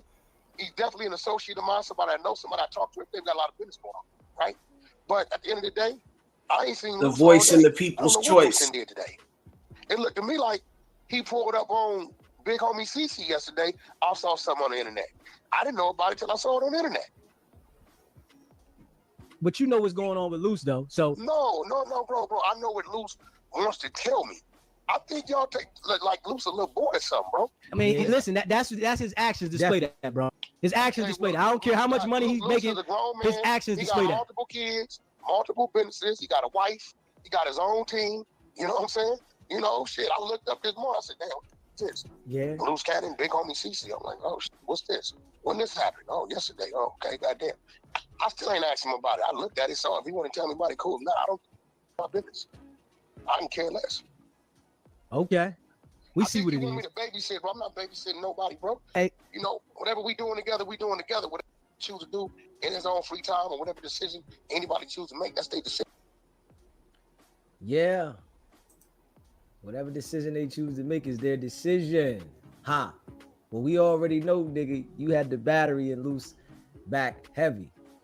And now that the situation went down, you didn't want no association with it. And, you know, they thought the no jumper shit was going to get swept under the rug. Nah, my guy. And, you know, I want to show y'all this, man. I want to show y'all this right here. Look at here, look at here. Well, Big U's trial date is already set, right? So this is how you know that this case that they got on super solid. The Feds set this trial date 60 days after they picked everybody. Now you know when they do that, what? They already got your ass.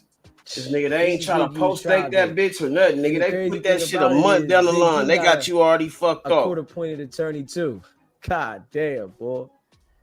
These dudes is running around out here, and they got court-appointed with the best. It's the 7-Up cake in the flesh. This is generally speaking when we urge you to say what you feel as long as it's real, and say it with your chest out under your breath. Let's get it cracking. Straight up. Well, welcome to Trama Unit TV. You are now rocking with the best. So, yeah, Loose Cannon's trial they set for the day before, and they say, let me show y'all the docs.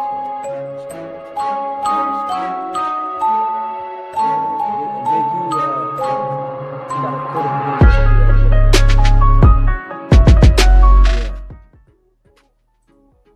dudes ain't got no paper, man. Appreciate the super chat, Hot Shot. Said took his clothes off. See, you just did it. Yeah. Hey, yo. Big U is scheduled for trial. All that extorting Big U did, he ain't had no money. He said, he said all he did. They say did have money. He didn't have no money. Big U ain't had no money, man. This nigga got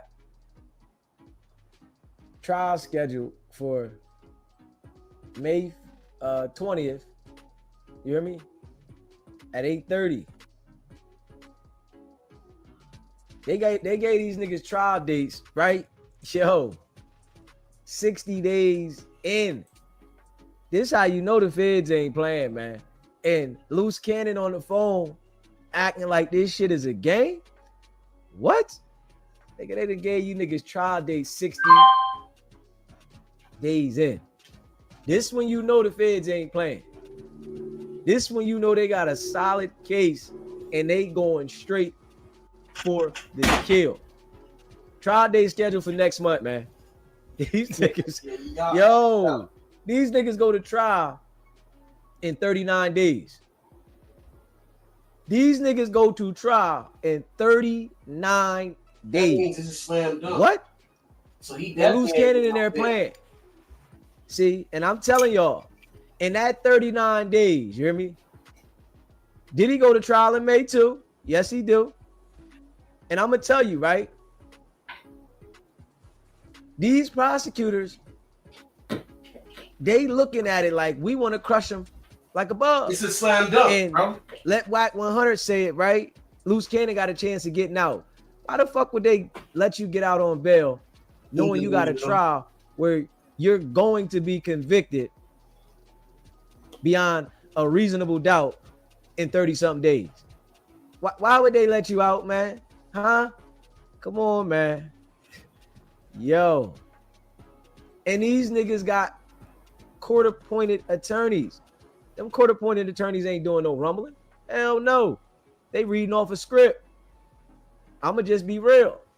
Them court-appointed attorneys, they ain't doing no rumbling, nigga. They reading off a script.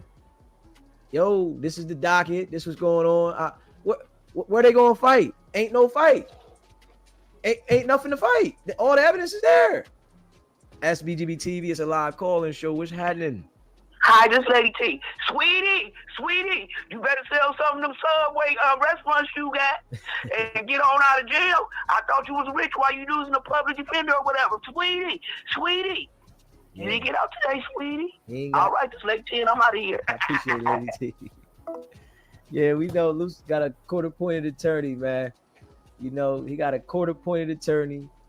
Big U got a court-appointed attorney. Brick Baby got a court-appointed attorney.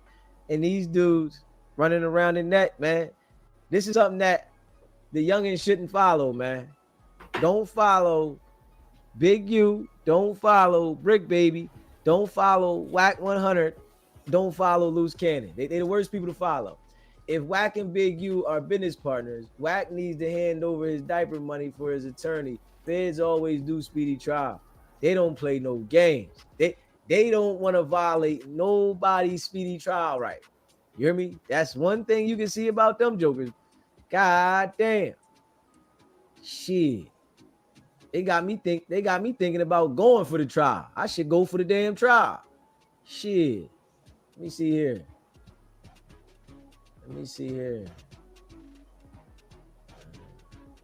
see. See, this one don't got the time. They got me thinking. I'm thinking about going for the trial, man. He said, court does not question defendant as to true name. Defendant is arraigned under name on charging document.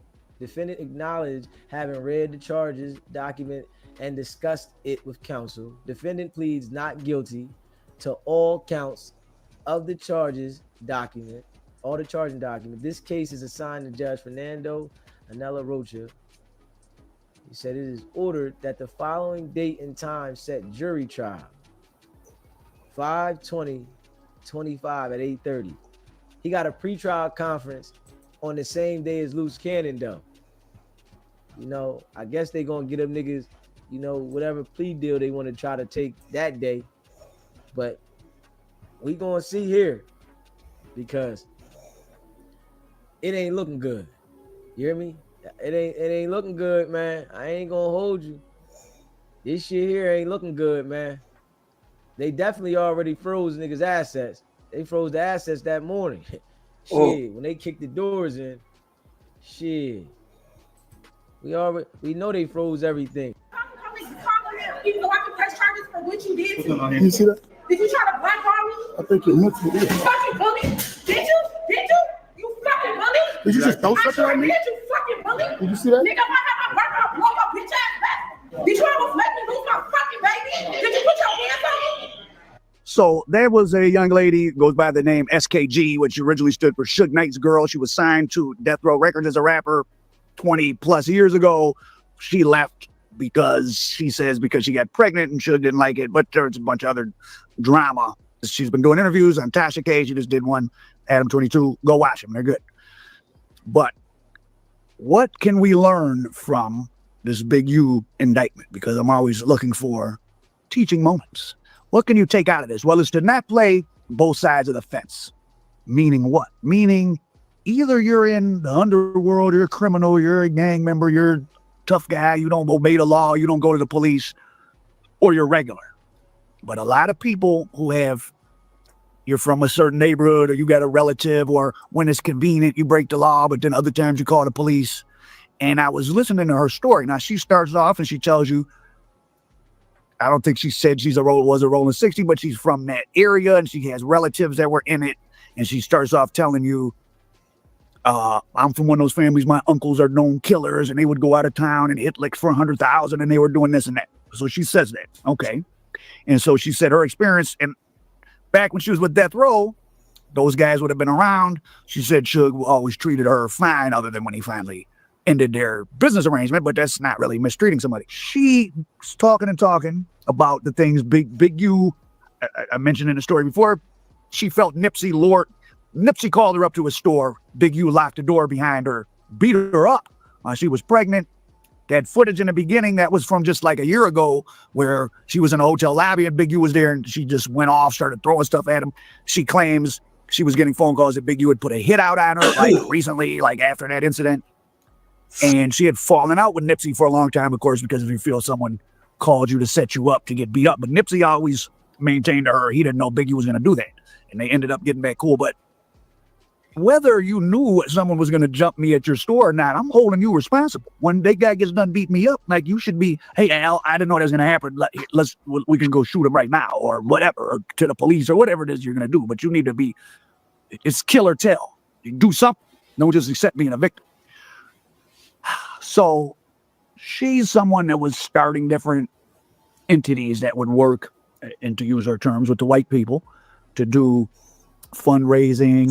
So she had this thing with Big U where she brought Big U in. So what led to her being beat up was she brought Big U into this thing where she had Albertsons, which is a big supermarket chain here, going to give money. So she brings Big U in. Now, if you were in the mix of all of that, you're from the role of that area, you're around Suge, you're in that, you would know how Big U was getting down. So why would you bring him in? Because Adam asked her in the end of the interview, did you know about the check-in stuff? Well, yeah, but not to the extent. Well, she knew who Big U was, so she brings him into the deal. He, as it seems like his personality, wants to take charge of it more so. He goes into a meeting that she's having with the corporate people at the radio station and, embarrasses her. They have an argument that leads to her being beat up. When her and Nipsey reconcile not long before Nipsey was killed, and again, how do you reconcile with somebody who lets you get beat up pregnant? She tells him, you better move from around this store. Get to stay. These people around here, they don't respect you. They're going to kill you. They're talking about robbing you tomorrow, other rolling 60s. And of course, that's what happened. And Adam 22 mentioned that he's been being sent videos. I guess he hasn't published them, but he's been being sent videos of Big U and Eric Holder together, like during some fight or jumping on somebody.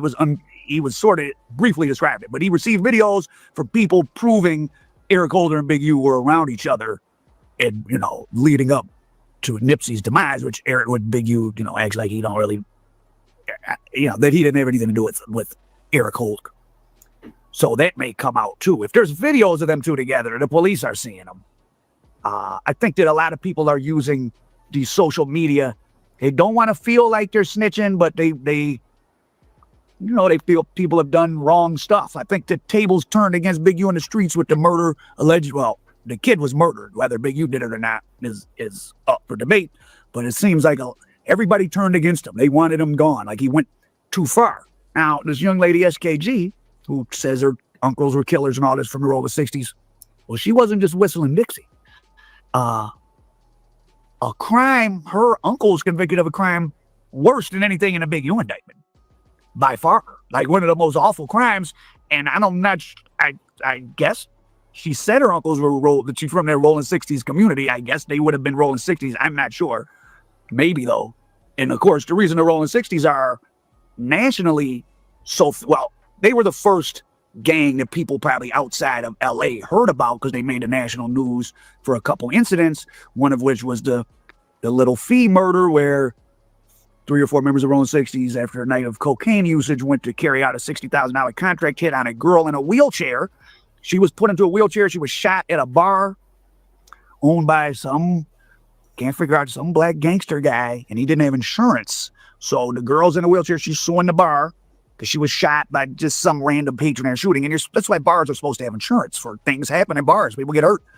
So instead of him getting sued, he hired these guys. They go to kill the girl in the wheelchair. They read the address wrong, and they go in and kill the family of NFL football player Kermit Washington, including like 3 juveniles. So they're going to kill a 21-year-old girl in a wheelchair whose only offense was she wanted to be, medical expenses to be paid. And they killed They killed children, and there wasn't even the right house. So a very frightening reputation, the Rolling 60s, or at least some of them developed even, by the mid 80s. And of course, this is the branding that someone like Nipsey Hussle used to promote him. I mean, he didn't make any secret about it and said he was active, and he used that as part of his branding. So I can definitely just seeing things from everybody's perspective. If I was one of the old school bad guys who did, things that made the Rolling 60s name have this brand name of fear and terror and respect in the streets of LA and nationally, I might. And then here comes these new rappers that whatever they do, they're not the ones that made the Rolling 60s famous. Nipsey Hussle isn't the reason people are scared of the Rolling 60s. So why shouldn't they want some money from him? But that's another topic. But so this, like I said, the worst crime was committed by this SKG's uncle. Here it is. Manipulator. Wallace once was a celebrity lawyer, reportedly representing Magic Johnson and rapper Dr. Dre. But in 2001, trouble. She was convicted of defrauding 18-year-old John Trey Birdsong and his brother, 20-year-old Howard. They were murdered in this Inglewood home by a gunman posing as the mailman. A guy came to the door dressed as a postman. He got his way into the house, shot the two boys that lived in the house when the two guys were in there dead. Timothy Mack is now serving 3 life terms for masterminding the killings. He and Wallace had been after $380,000 the brothers had received as an insurance payout after their mother, an LAPD police officer, died of cancer. Wallace was sent to prison for forging the brothers' signatures and spending the money on herself until they complained. They were owed the money when they were defrauded of that, and then they were murdered. So to recap, the uncle, so this crooked lawyer, a LA police officer, black female police officer, died of brain cancer. She had 2 teenage sons. The lawyer that went to probate and handled the insurance payout and got the money for the sons stole it. Her and this uncle of SKG, they were just stealing the money. And one of them went, what's a lawyer? And she ain't there's a worse case in LA of this white lawyer that was stealing tens of millions from the families of like plane crash victims. But I keep meaning to do a story on that, but I forget. I'll do one on him. But so this lawyer, she's stealing the money from these kids, and they make a complaint to the police.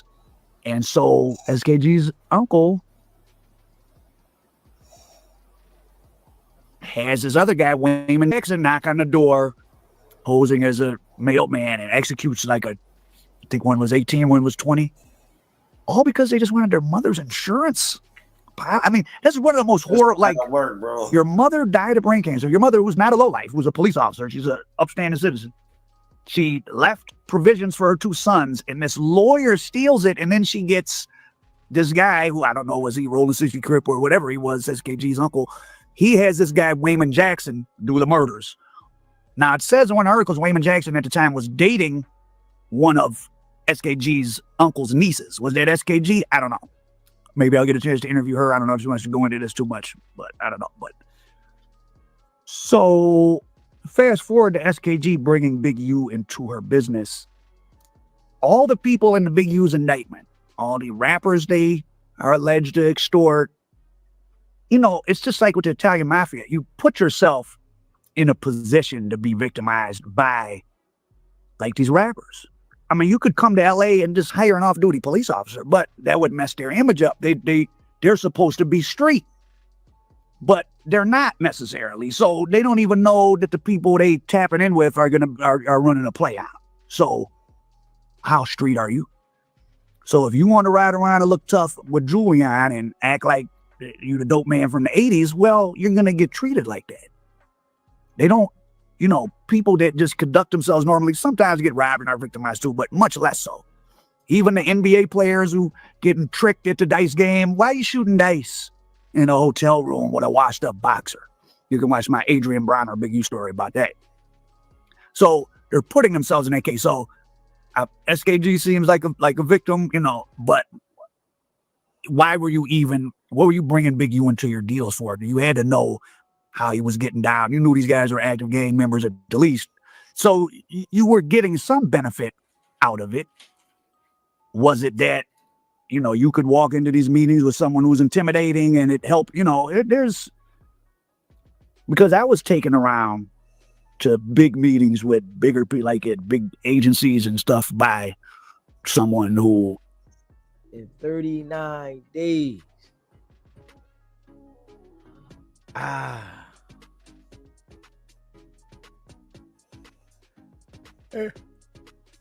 They got all the evidence they need, man.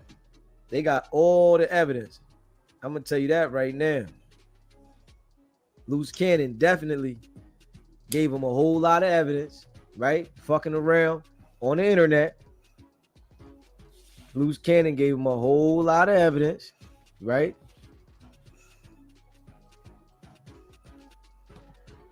And this situation here is about to go down, man. Shit, I'm thinking about going for the trial. Shit, I'm sitting here thinking about this shit. I'm thinking about, should I go for the trial? Shit, let me cover the motherfucking trial. I'm in there taking notes. You know what I'm saying? After the trial, going live. I'm sitting here debating this shit. And this is a fact. But our people, man, you know, I ain't gonna lie, we have retarded. You know, we don't operate on the right frequency. You hear me? We don't operate on the right frequency until we in a situation. Then we want to start, oh, now everybody want to turn to God. Now everybody looking at Allah. Yo, please help me. Now everybody want to pray 5 times a day. Now everybody want to say a prayer in the morning and the night. But you could have did that yourself if you would have mentally elevated and understand that no matter what, if you play with fire, you will get burned. So, you know, hey, man, I gotta just say, man, I'm happy that I'm mentally mature. And I'm bringing a mature message to the platform for the people. You know, I'm not encouraging. And I don't want that, you know, type of energy around me to encourage anything that's going to trick you out of the spot. Think about it. So now niggas say keep it in the street, right? And who going to do the work? It's going to have to come from a family member to get somebody else to put the work in, or they got to put the work in, because somebody that's just knowing somebody, it's not putting work in because you know somebody. It got to come from some type of, you know, connection to put the work in. So think about it like this. Lil Durk tried to keep it in the street. Like mentally elevate. Nigga rich. Nigga paid. Jump on a PJ when he wants to. If we make this make some sense, y'all, right? Lil Durk paid. Jump on a PJ when he want. Do what he want. Go wherever. Having a ball with life. But he tried to keep it in the streets. So being as though that he wanted to keep this in the street so bad, he tricked himself off the street. Where does that make any sense? I'm not getting it, especially when you get older. You know, I understand some of the young jokers don't understand, but damn, hopefully I can enlighten the young jokers. Like, yo, bro, what sense does it make? You got to think before you do certain actions. What sense does it make to keep it in the street? Now think about this, right? Also, Lil Durk wanted to keep it in the street, right? They killed the wrong person. Straight dummy. Let's be real. Now let's be real about this. Like, come on now. And it's like, when we sit here and think about this, the logic in it, right? Lil Durk wanted to keep it in the street. Went hard to keep it in the street. Fought hard to keep it in the street, right? And they went and knocked off the wrong person. And the people that did this to the person that they trying to keep it in the street for, they still going to enjoy life. And they're going to enjoy life even more that you tricked yourself off the street, killing the wrong person. Come on, man. Yeah, all right. Keep what in the street? And you got to elevate mentally, you know, especially when you get older. If you don't elevate mentally, they got a spot for you, man. Straight up. Man, how many times I got to tell you? And when you get in that spot, I got a spot. Don't cry. That ain't the time to say, oh, man, I done fucked my life up. Oh, Lord, 3 hats and a cat. It ain't the time. Because you got to stand on it. Don't rat. But in that box. I'm just like, you know, my mental is different, man. You know, I've been out there, and I'm not influencing no young brother or sister to do anything in the street when you're supposed to elevate and mature mentally. You know, I want to tell you, get your head out your ass and understand you only get one life. And I'm not sacrificing my one life for nobody. That's the dumbest thing ever you can do in the history of your life, is to sacrifice your entire life that you only get one of for somebody else. Come on, man. But this is how our people think, though. That shit is crazy. This is literally how our people think, that someone should go out and sacrifice their one life to prove a point. Nigga, shit, you dumb. You dumb. I don't care what street code, what gang set, what neighborhood. Nigga, I don't give a fuck about that shit. I don't give a fuck about that goofy shit. I'm gonna sacrifice my one life. It's so much I can do in my one life while I'm here, and I'm gonna go sacrifice that to put work in for somebody else. Yeah, all right. Yeah, okay. I'm gonna leave that to the people that want to do it. I ain't even gonna lie. I'm gonna leave that to them jokers, man. I don't want no parts in it. You know what I'm saying? I don't even want to, have that ignorant thinking. I'm gonna just be real. I don't even want to have that ignorant thinking. I'm gonna sacrifice the one life that I get. Niggas go out there trying to sacrifice their life and get paralyzed, right? Now you in a wheelchair or something for the rest of your life, and you didn't even complete the mission. So why put it on the line? For what? Because I'm in a gang? Because the street code? Yeah, all right. This is why we fucked up. I ain't even gonna hold y'all, man. I gotta be real. This is why we fucked up. Why we ain't gonna get it? This is why, man. This shit's crazy, man. And then you got people that really believe that when they say it. It's like lying to yourself. It's the influence we got. Lying to yourself. Keep what in the street? Shit. Fuck out of here. I don't want nothing street next to me. And we gotta understand this, right? If you elevating your life and you on to different things and your past associations, are still next to you, things that happen, but it wasn't no street shit. We can't say like Nip was out there putting street work in. We can't say that. That nigga was doing business shit. I'm like, I ain't heard nobody say he was out there doing no dirt in the street. I heard the nigga was out there doing business shit. I'm seeing business shit. I ain't see no street shit. Elevation. We need to talk to if you have come from certain things in your past, you got the right to elevate. You got the right to level up. Like, come on, man. You want to be in the basement forever? Nah. Yeah. That ain't how I'm seeing it, And I'm glad that I'm blessed with the mind that I'm blessed with, and hopefully I can be a voice to help some people elevate mentally. Like, hold up. The brother's making sense. Why am I going to go out and risk my fucking life, the one I got, to prove a point? Like, I'm going to go risk the one life I got to prove a point? For what? Okay. Nah. Straight up. Dirk was definitely a follower. Definitely. He was a follower with money. Because if he was a real leader, he would have called that shit off. You tried to send some people to do something and got yourself caught up in it. And now you tricked yourself out of position. It's like, honestly, man, our people will be given opportunities, right? And we'll work so hard to get away from situations just to stomp in that situation. That shit's crazy. Nigga worked so hard to get out of a situation, poverty, the struggle, just to parade around it. Now I got money. Man, shit. What? Man, I come from that shit. You hear me? I come from it, and I don't want nothing to do with it. Nothing. I hated being around this shit when I was around it. I dealt with it because it's where I'm from. But once I mentally elevated, man, I don't want to be around this shit. That ultimately led to the death of young Scooter. This is Demetria Spence. She was arrested for making a 911 call that ultimately led to the death of young Scooter. This is a prime example of how literally the worst people, like the scum of the earth, are usually always responsible for taking out the stars. Demetrius nigga Spence, Farron, man, first what's off, good with you? one of the most deplorable human beings I've ever ran across.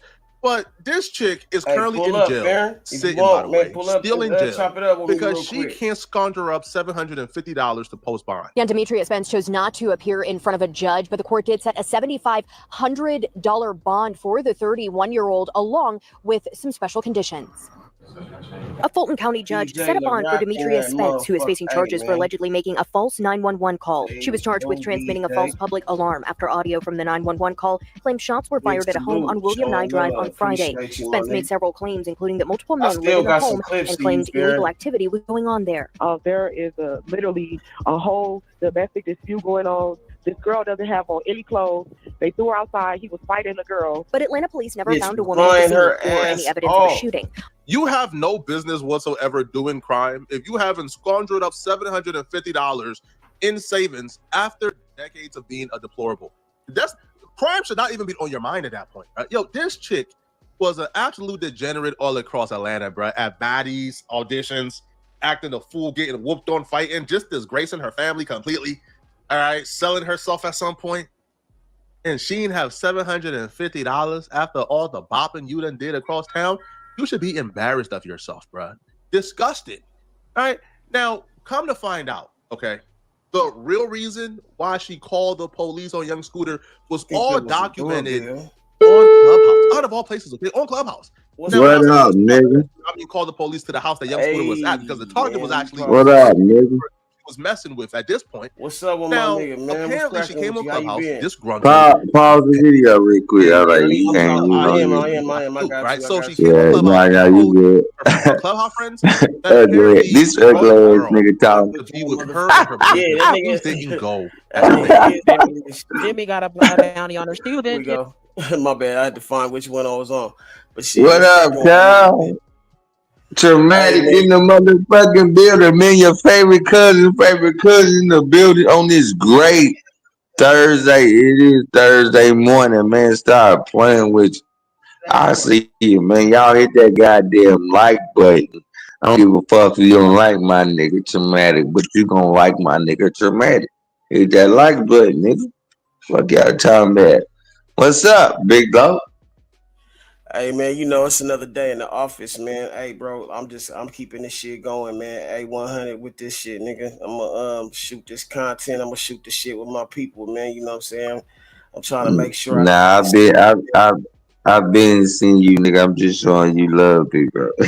I'm just showing. I've been saying this shit. I'm like, this nigga Traumatic or crazy on these reactions. This nigga crazy on these reactions. Nah. But I fuck with you because you don't just do the regular reaction, nigga. You go deep in it, like, nah, nigga, fuck all this. We gonna see why the niggas reaction, and niggas don't know. Once you dig deep in that shit, nigga, it ain't about no time. It damn ain't no time because once you find some more shit, you find some more shit, and you find some goddamn more shit. Like, ah, damn. I'm one of them niggas, man, you know what I'm saying? I know how to break this shit down and like look at shit for, because what I do, nigga, really, I don't like to start at the beginning. I'll come back to the beginning. I'll start from like the midpoint. And then like, so motherfuckers can see where the shit started to rise. And then it's like that movie, you know, when some movie, you know what I'm saying, photographers or whatever, they shoot the movie, like some motherfuckers tell the story from the beginning. Or the ending. It's about the craft. It's about the craft. It's about the craft. Right. Yeah, nigga, I see it. Nigga, I've been to see you, nigga. It's about the craft. It ain't about how you do it. It's about how you do it, nigga. Stop playing. It ain't about how you do it, but it is about how you do it. For real. Nah, Traumatic, man. Yeah. I've been fucking with you, cuz. I've been in and out because you be running this shit, nigga. This nigga be running this shit. Crap, this nigga be running this shit. I'm like, shit, that nigga rocking, but you know what I'm saying? Never hate on that nigga. You know, you always got the like button and some more shit for me. I'm like, keep running this shit. I like how you do it, bro. I be peeping how, you know what I'm saying? I know for a fact, you know what I'm saying, like what the message is, nigga, is more important than the motherfucking like than you know, selling out to the crowd or chasing clout. That's just my shit. You know, that's just Oh, how I facts. feel. Oh, that's just facts. That's just facts, nigga. Come on, nigga. That's just come on, nigga. Come on, nigga. You gotta have that real shit before you have that fake shit. Come on, man. You gonna pop before that, nigga. I'd rather pop on that real shit than I can do some fake shit and pop today. But I ain't doing that. Hell, I ain't. Come on, Trama. I know you're a good grand. I just wanted to come through and show you love, bro. You feel me? Nah, I've been watching. Man. Of course, you see, I subscribe to you. Of course, I subscribe. Nothing wrong to me, bro. So you always welcome. I mean, you know what I'm saying? He Like, said it. Yeah, no. Come on, man. Come on. Like I said, the only time, nigga, that shit was crazy because we was beefing on some other shit long time ago. That's it. Long. What did we say? Long time ago. Like, come on, bro. Yeah, real quick. Look, a lot of niggas don't be trying to motherfucking pull up or whatever because they know they guilty. They guilty conscious. They know they had done a nigga wrong or just be playing games. But shit, I don't give a fuck about that because nigga, hey, I move on. I move forward. I don't care about talk your shit, big girl. Talk your shit. Like, nigga, like I said, I wouldn't have put up, nigga. That shit wasn't that nigga. Right-handed God. As a man, I said back. When, even nigga, I'm telling nigga, shit was like, you know what I'm saying, pass.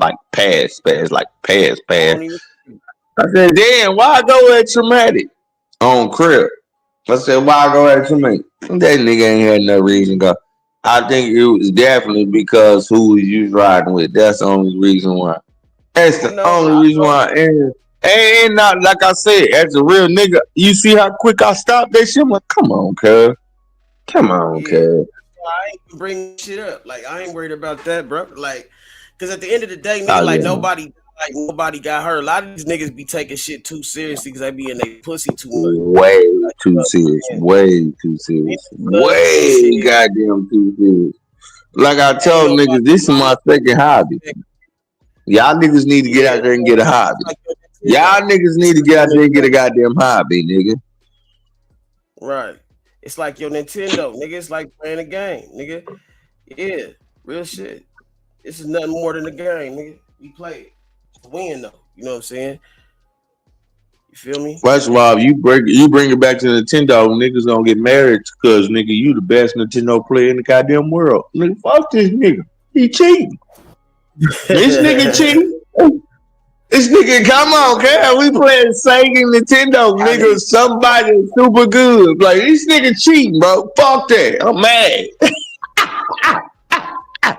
That's how it's going. I'll keep it pushing, bro. Keep it pushing, bro, man. That's how niggas feel. There you go. That's another thing. Niggas feel like you cheating on Nintendo. There you go. Hey, what you think about that nigga Moneybag? What you think about that nigga Moneybag getting shot, nigga? Who you think did that shit? Moneybag got shot? Moneybag Yo? Yeah, Moneybag Yo, nigga, he got shot, man. That nigga got. Hey, they said everybody trying to say Finesse did that shit. Cuz got shot last night. Nigga, I ain't even see it, cuz. That's how much I'm out the way. Damn, Moneybag Yo got shot, cuz. Yeah. You ain't see the thumbnail, bro? You ain't see my thumbnail, bro? I just say the Memphis shit. I put it on Memphis. Yeah, that's right there, nigga. Laid up, nigga. You did. Damn, cuz. I ain't even know that. They saying that nigga Finesse did that shit allegedly, you know what I'm saying? But the nigga was running around, nigga. Finesse ain't doing that. That nigga. Hey, but listen to this. Like, he might not have did it. He might not have did it, but he made it look like he did. Cause look, check this out. I got it on tape, nigga. The nigga walking around the apartments, nigga, and the nigga come outside, nigga, and say, "Hey man, I know where you at, nigga, but I ain't gonna tell you. I ain't gonna tell him I seen you today." And that nigga is like, hey, dramatic. Can I tell you something right now? I know what it is. Can I tell you something right now? Man, it's a bitch being a boss. It's a bitch being a boss. Cause it's some shit that you can't. It's some shit that you might not send ahead, but your niggas that fuck with you, like, nah, fuck that. We gotta do that. You know what I'm saying? Cud and send that hit. Them niggas that fuck with him, like Cud, fuck all that, nigga. We fuck with him. You know what I'm saying? Like that's. I'm like, man, this ball shit.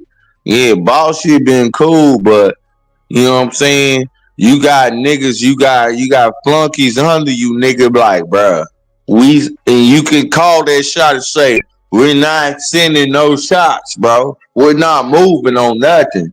And you got a couple niggas like, nah, fuck that, nigga. The streets hot, nigga. We get it cracking. We can't let these niggas know we pussy.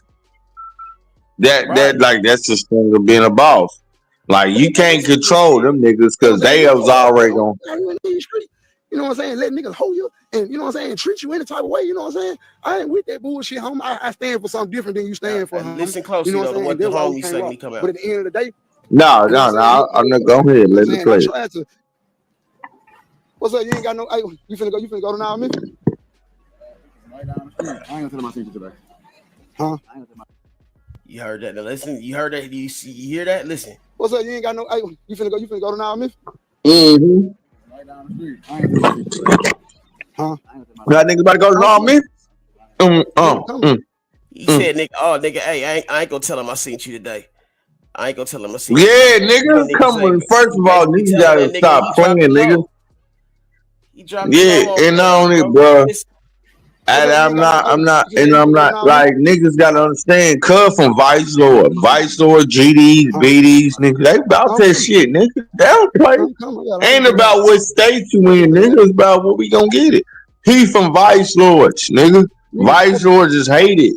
Come on, man. Hey, listen, though. I want you to hear listen, I want you to hear all the shit he say. Let's listen for for 30 seconds. Hold on, listen. I'm coming. I got you. It's on the back. I see you at the hunt. I see you at the hunt, nigga. Right down the street. I ain't gonna tell my teacher today. He forgot he was on live. I'm coming. I got a Hollywood guy. It's on the back.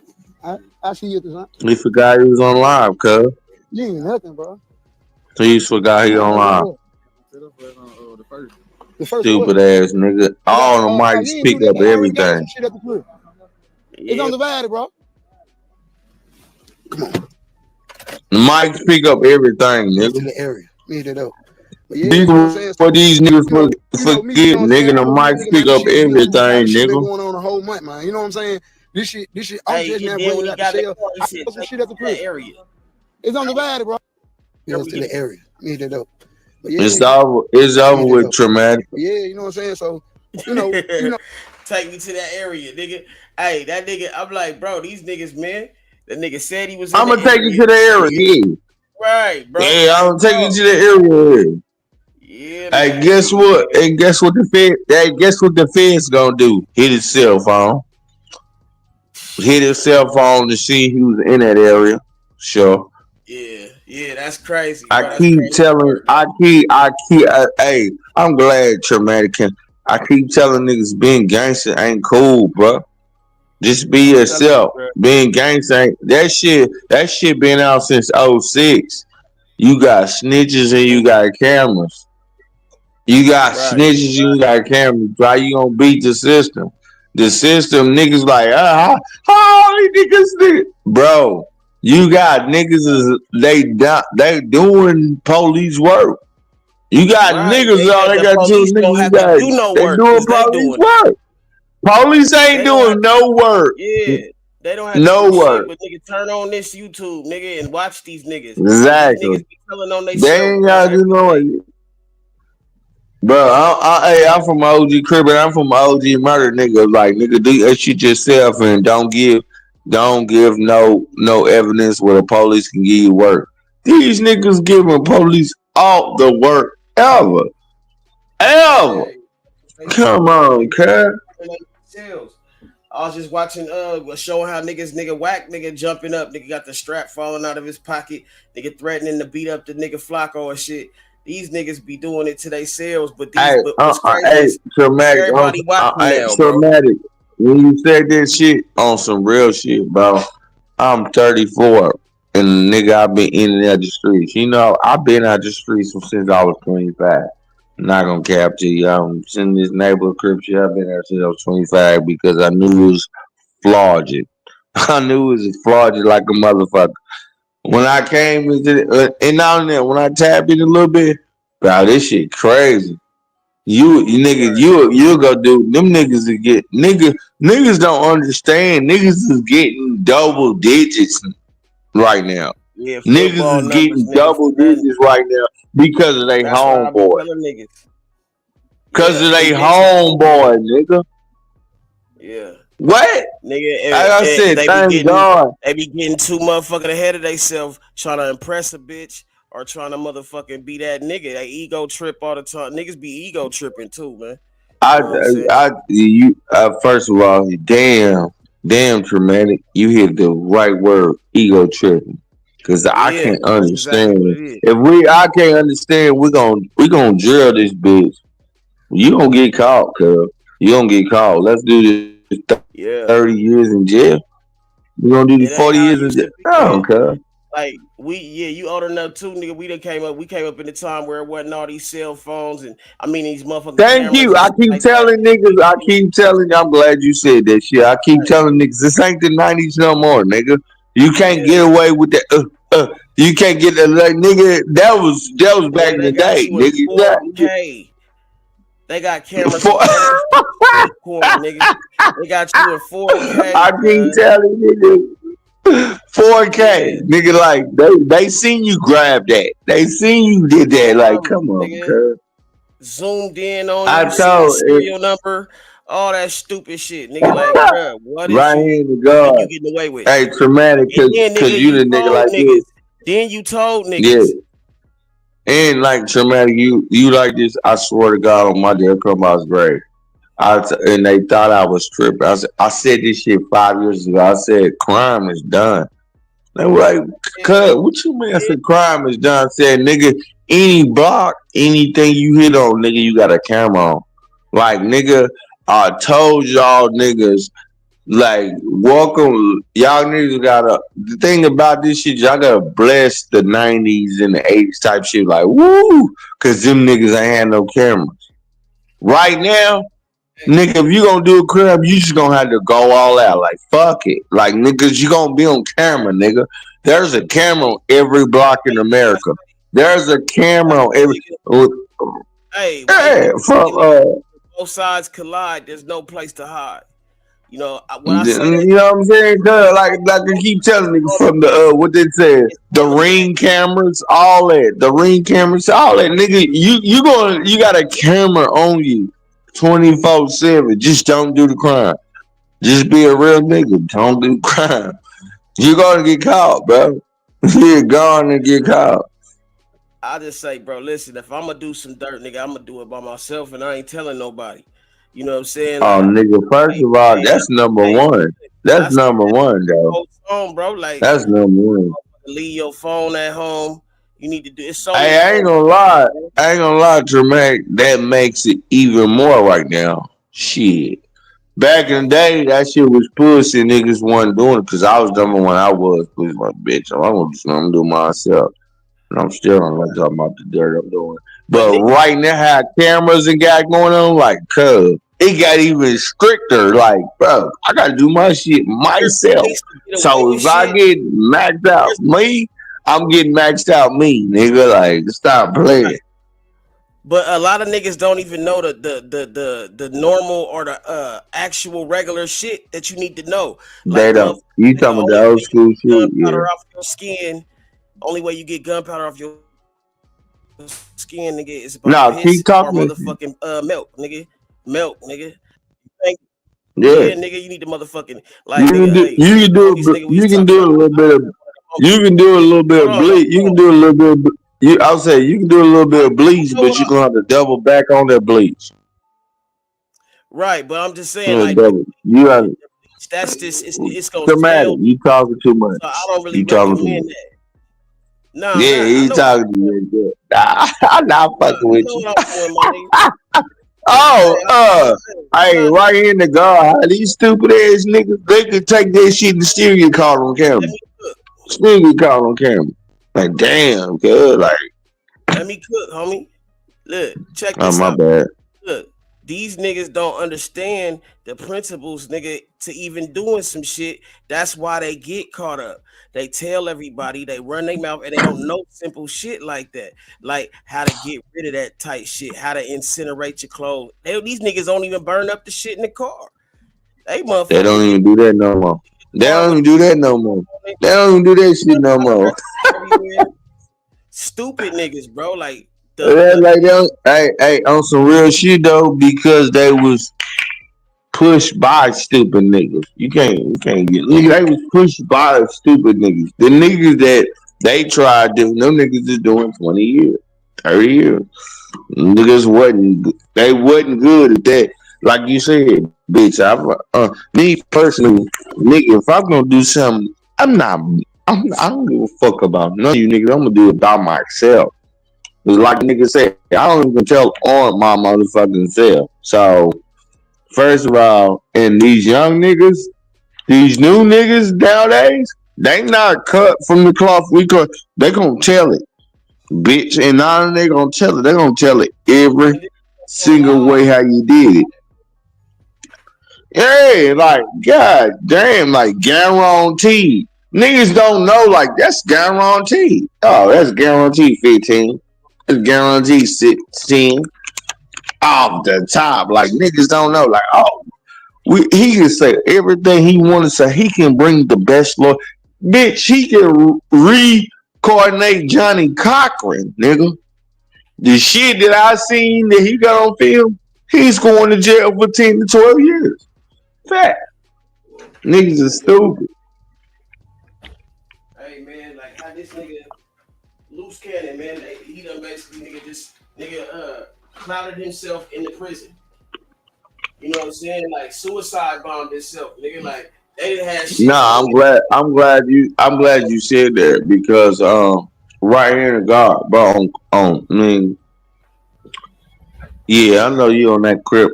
We on that crib level, me on that crib level too. But I swear to God, neighbor crib. When we seen this nigga pistol whip somebody, I say he gone. He gone. Man, that shit was stupid as fuck. First of all, I would have socked that took the film of me pistol whipping a nigga. Bitch, I'm on parole, cuz. And then this stupid ass nigga did a motherfucking audio over a jail phone apologizing to the nigga for making him strip and robbing him. The nigga said, idiot, cuz. Like, come on, cuz. But come on, cuz. Under Big U. Like basically just blaming the shit on Big U, but not taking responsibility for the shit. It's not, bro, it's not even that. And you know what I'm saying? The law don't give a fuck. They got Big U. Nigga, they don't give a fuck about that they're not gonna slap you on a Big U charge. No, they're gonna slap you on a regular charge because they saw you on motherfucking film, nigga. They can go to court right now and say, boom, you see him? Boom, boom, boom. You slapped the nigga 3 times with the goddamn gun, cuz. And you a motherfucking, you been to the pen, cuz. You showed because you slapped the nigga in the pen. Bruh, that's 10. That's 10 off the rip. And he in California. He in California, cuz. They don't play this. Because, nigga, there ain't no way you could keep doing all that shit and not motherfucking be going to prison, nigga. So it's like, nigga, the only reason they lasted so long is cause they working.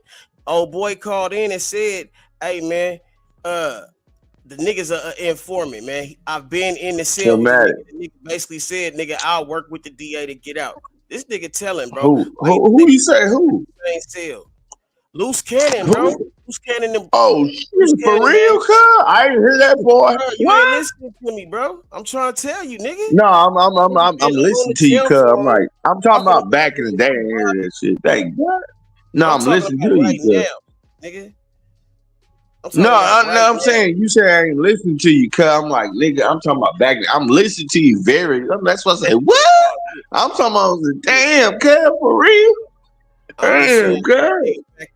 The the nigga back in there only because of shit he said.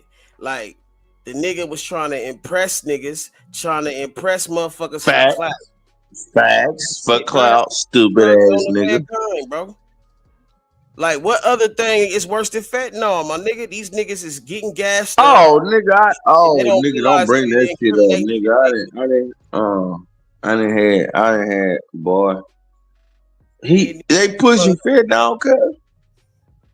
Nah, I'm saying, nigga, it's worse than fentanyl, nigga. The drug, Nah, it ain't. Drug. Clout Oh, is a drug. clout? Yes, it is, bro. It's about the same shit. It's about the same shit. Niggas die every day because they trying to motherfucking get some clout. Clout chasing. And clout chasing come in all types of forms. Nigga come in niggas stunting for bitches. I know what you're talking about. Dramatic is going on a lane that I was going on. That I've been pushing for 5 years now. And Traumatic, you're talking about cuz listen to me. You're talking about jealousy. I've been saying jealousy, game, bro. I'm saying the whole game is jealousy. All that is jealousy. Cause I said jealousy should be a fucking like a cancer type shit. Cause jealousy get niggas knocked off. They get women knocked off. Involved into some other shit. Like niggas don't understand how this shit started. Cause of jealousy, nigga. I always say this, nigga. This crazy. There's so many jealousy is wild, bro. Like I told niggas, I never got in my blood to hate on another nigga or to be jealous of another nigga. But a lot of niggas do it, bro. That's correct. Like a lot of niggas. Hey, where did jealousy come from? Think about that. It come from the insecurity. That's niggas come hate. The worst thing nigga, in the world is insecurity, nigga. Insecurity was the first sin, was the first imperfection. Not the first sin, but the first. Not liking yourself. Not liking yourself. Listen to what I'm saying though. Think about this, bro. Adam 22. No, right? I'm saying you said insecurity is not liking yourself. Yeah. No, I'm saying insecurity. Adam 22, right? He got a biblical name. This motherfucker last name is Grand Mason, bro. Grand Mason. Now listen to this shit. Now this motherfucker, bro, definitely nigga is pushing the agenda or doing everything to regurgitate nigga everything that was the downfall of black people, bro. He's like a Willie Lynch. Nigga, that's facts. Now he pays money. Yeah. Gives these niggas money on this platform to basically like support gang violence, get gang members, all that shit. Yeah, that's facts. Because you honestly, because when you say that shit, because you can say, Adam, and I'm not to cut you off, but like I'm definitely that's facts. Because you literally can say how many people that he put on got outside of that like just exploded. None of them. A lot of niggas went down or went to jail. Nah, I'm looking at the whole big picture though, bro. Look, this nigga, he's doing everything that Diddy was doing, but nigga, he's getting away with it because he called himself a porn star, right? Porn star. I knew you was going there. He can legally produce films or show motherfuckers having these motherfucking orgies or whatever and say, nigga, oh well, nigga, I'm shooting porn. So I was just saying, I'm not going against because not be white and not be motherfucking able to motherfucking say that's his profession. If that nigga would have said he was a porn star, he would have been able to get away with all that shit. But nah, not if you're black though. Oh, facts. That's just fact because the laws are they going. That's fact. I'm saying I'm not going to get you, bro. That's facts. Adam, what? The niggas I'm talking. I'm like, keep talking your shit. Like, yeah, I'm agreeing with you. I am, nigga. You keep cutting me off, nigga. I'm trying to tell you, the nigga Adam 22 is a motherfucking demon, nigga. The nigga is a fucking devil. Like, all he give a fuck about is sucking blood out of motherfucker, bro. And that's what he does, bro. He brings motherfuckers up to his place, and then he gives them whatever the fuck they need, sees what vices they might have, like how he did Orlando Brown, bro. I can show many examples of it. He used Orlando Brown to fuck with. Don't do that, Orlando Brown. Orlando Brown being fucked off. Orlando Brown being fucked off. Yeah, He's but what been I'm saying done. is He that like he used Kanye. He's been done. He's been done. You can't do nothing with about the niggas. Man, listen what I'm saying, my nigga. You ain't hearing me, bro. He used the I nigga just to said 2 words, bro. No, we on a delay. That's what I'm saying, bro. We on a delay. oh I'm yeah, like, damn, my bad. Yeah, playing for damn. Trip, she's like, chill out. God damn, nigga, I'm not going no, against it's you, like cuz. You just on a delay. I'm not saying you going against me. It's just like every time I start trying to say something, you saying something before I can finish my sentence. No, And I'm I'm not, just saying a I'm not regular shit, and it feel like it's catching the delay. So that's what I'm saying. It's like a delay type shit. yeah. I'm like, go ahead, Tremaine. Yeah, man. I'm just saying that nigga Adam 22, man. Like, if you think about it, bro, like he gotta be a government puppet or some type of motherfucking agent, because think about everything he does, bro. He has his wife up there. He can offer his wife to any nigga, man. He basically like watches his wife get fucked by other niggas and then acts like he's in a monogamous relationship. Like, that's not monogamous, man. Your wife gets passed around and you like that shit. Now, on top of that, he always saying some fruity shit. He always got some motherfucking like weird type of angle with talking about getting enemas, is playing with his ass or some shit. And then he always sees what he can get away with by trying niggas. But then he's dangling the fruit in front of their mouth. Now look at it, nigga. If he takes motherfucking gangsters, niggas that need a chance to, that's probably just hungry, and he uses them for motherfucking to make content and to motherfucking exploit them. Then he throws them back out to the streets when he done with them. Like, bro, like he don't. It's like a machine that's fed off fuckery and bullshit. That's all I'm trying to say, man. Like Now, it's now, just can I talk good? Because I'm on the same shit that you on. Like, I'm definitely on the same shit you on. I just don't think it's that deep. it I is deep, definitely bro. is on. I just don't think it's that deep.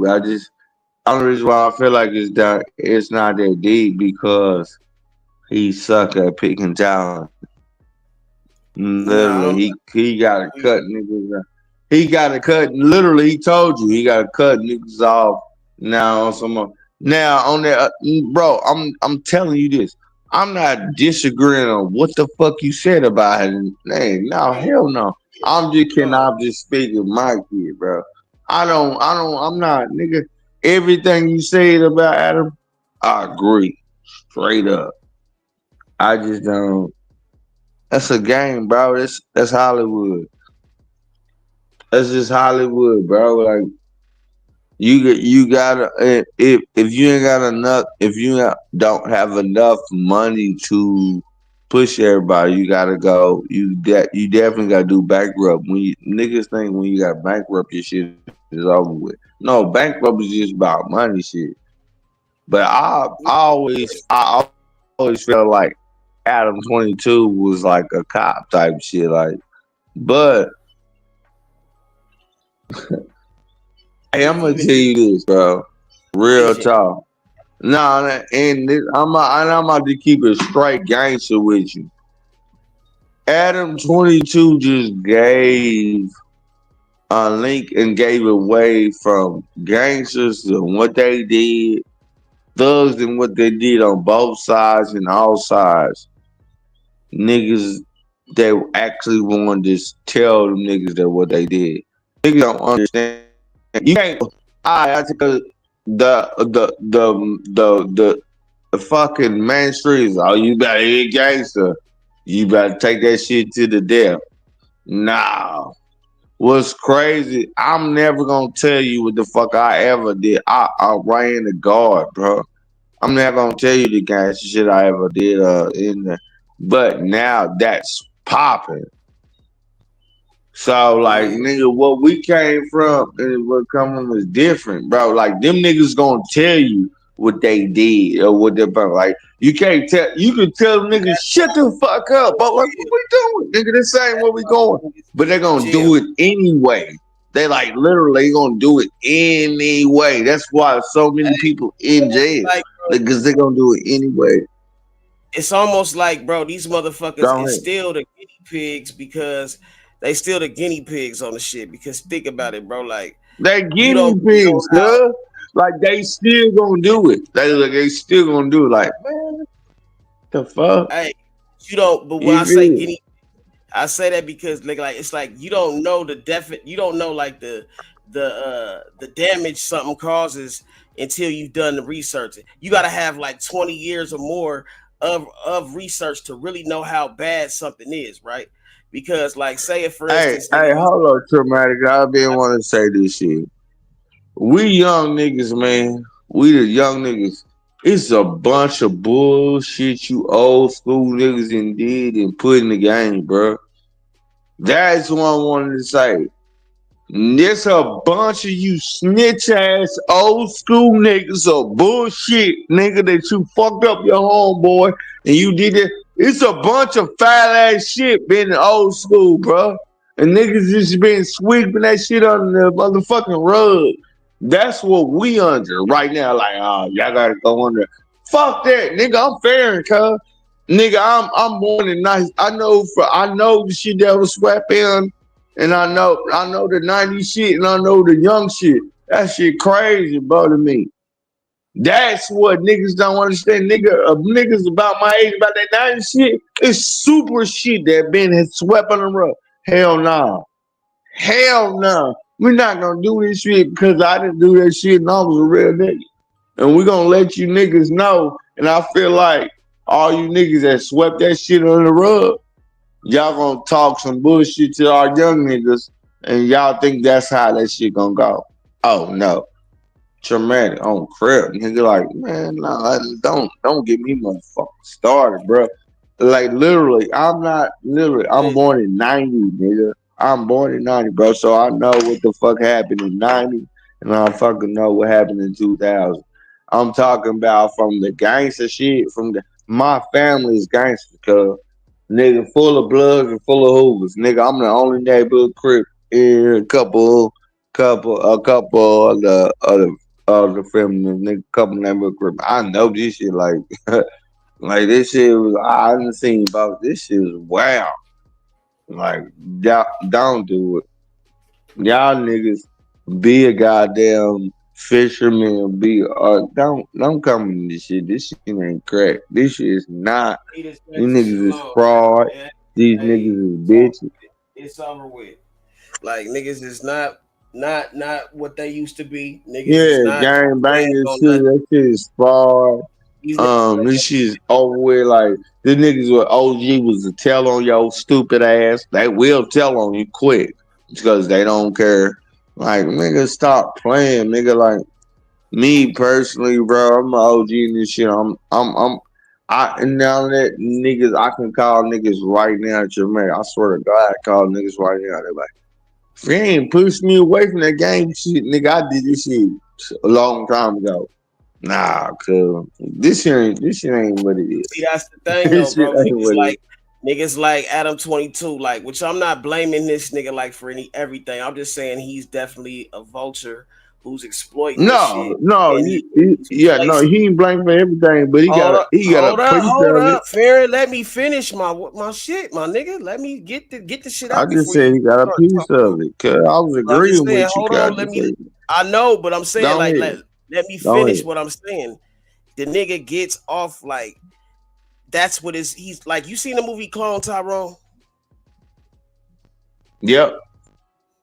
All right, it's like that, right? Yeah, I know what you talking about. Like That's it. I know what you talking about. That's it. he's I in know his what you talking position about. for a reason, and he's misleading. Like, but it's like that's because he's doing the devil's work. You know what I'm saying? Like he got all the motherfucking resources or whatever. He can dangle that shit over motherfuckers' heads and get them to think like, oh, he has the keys to success. But really, nigga, he's just leading us into destruction. Cause nigga, what does he glorify? He glorifies all the gangster shit, but he ain't gonna get involved to the point where he get hurt. He gonna go back and hide behind his bodyguards or hide behind his motherfucking his windows, his tent, his bulletproofs or whatever the fuck. He gonna play with niggas to exploit them, but he gonna make sure he's safe. And he gonna put everybody else out in harm's way. and he uses niggas for content and then throws them back to the streets. But it's not like he gives a fuck about these people he's using, and these niggas keep like letting Dramatic. him. I'm gonna tell you that shit was Niggas over. keep That shit letting was him over play with him. when the shit hit. That shit when that goddamn Big U shit hit. I swear to God, everything that That's you part of talking the about reason when why that he's big trying shit to you get hit. out. Yeah, That's part yeah. of the reason why he's No, trying I'm to get out, saying, bro. Because he yeah, got niggas ain't gonna look at him after that. That's like, yeah, nigga. Oh, nigga, you thought you was that nigga. The feds come when you were part of some real gang shit. Nigga, the feds come and you like, y'all can have all my film type shit. That shit out the door. That those shit's out niggas the window. when they start having these trials, they're gonna be playing Adam 22's interviews. They're gonna be playing No Jumper in the courtroom. And nigga, Hey, what's crazy is they already told Cuz. They said we gonna be playing your shit. They told Cuz before they told Adam like nigga we gonna be playing your shit in the court. he already gotta be getting death threats and shit because think about this, bro. He basically nigga fucked over Big U by giving that girl an interview. He interviewed that chick who allegedly said that Big U beat her up and he shot Hey, her what's brother. crazy Like, is that ain't bunch of the interview he got smacked on. The interview he got smacked on was Big Baby. Luke Cannon talking about that robbery. That's what he got smacked on. Luke Cannon talking about that stupid ass. Why his stupid ass decided to talk about that robbery. That's what Cuz got. And Adam said, Cuz they only wanted that part when Luke Cannon was talking about that robbery. His stupid ass gave the whole goddamn case just trying to be cool. Nigga, get the fuck out of here. Like, he a fucking he idiot. about to get 10 off the rip, nigga. He about to get 10 off the rip. But you know what? He gonna use his white privilege at the end of the day, man, because he gonna come out ahead further than we will because he can play those games. Like I said, it ain't no coincidence. No, This I'm nigga's saying Luke Cannon gonna get 10 off the rip because he gave his goddamn nigga. You know they gonna play that in court. They gonna play that in court.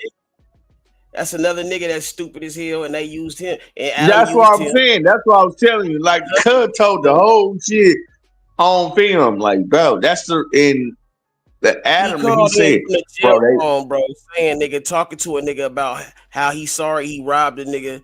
Basically apologized oh to my the nigga. god, this The nigga literally nigga's said, stupid. "Hey man, I ain't mean to strip you naked. I ain't mean to, but I had to Wow. do it. I was under Big U. Oh That's what I'm my saying. fucking god. Idiot, my nigga. Cuz. Still trying to make content from taking the audios, nigga, from every time he called. Traumatic. I didn't know that, cuz. I didn't know. Come on, cuz. Trying to tell nigga. God damn. This nigga here, cuz. I be trying to put in these. I be like, nigga, y'all don't see this shit. Y'all don't see what I see. But then it's like I can't motherfucking always just come out and say it because I'd rather be the third party. I know how to speak in third person, so I'm not the nigga that's like gonna motherfucking be the one to point it out. Like I'll point it out without having to. It's like that you the homie. Like, nigga, you better not say that. I'm like, God damn, nigga, y'all niggas just tripping, girl. Yeah. Right. It's like the homie trying to say like, nigga, you better not say it. I better hear from somebody else, but not hear from you. Nigga, what the fuck? Cuz y'all niggas is tripping. You get mad at me because you niggas is tripping. Nigga, don't get hell no. It don't get that deep, Traumatic. He run that shit crazy. This nigga, wow, bro. Come on, cuz.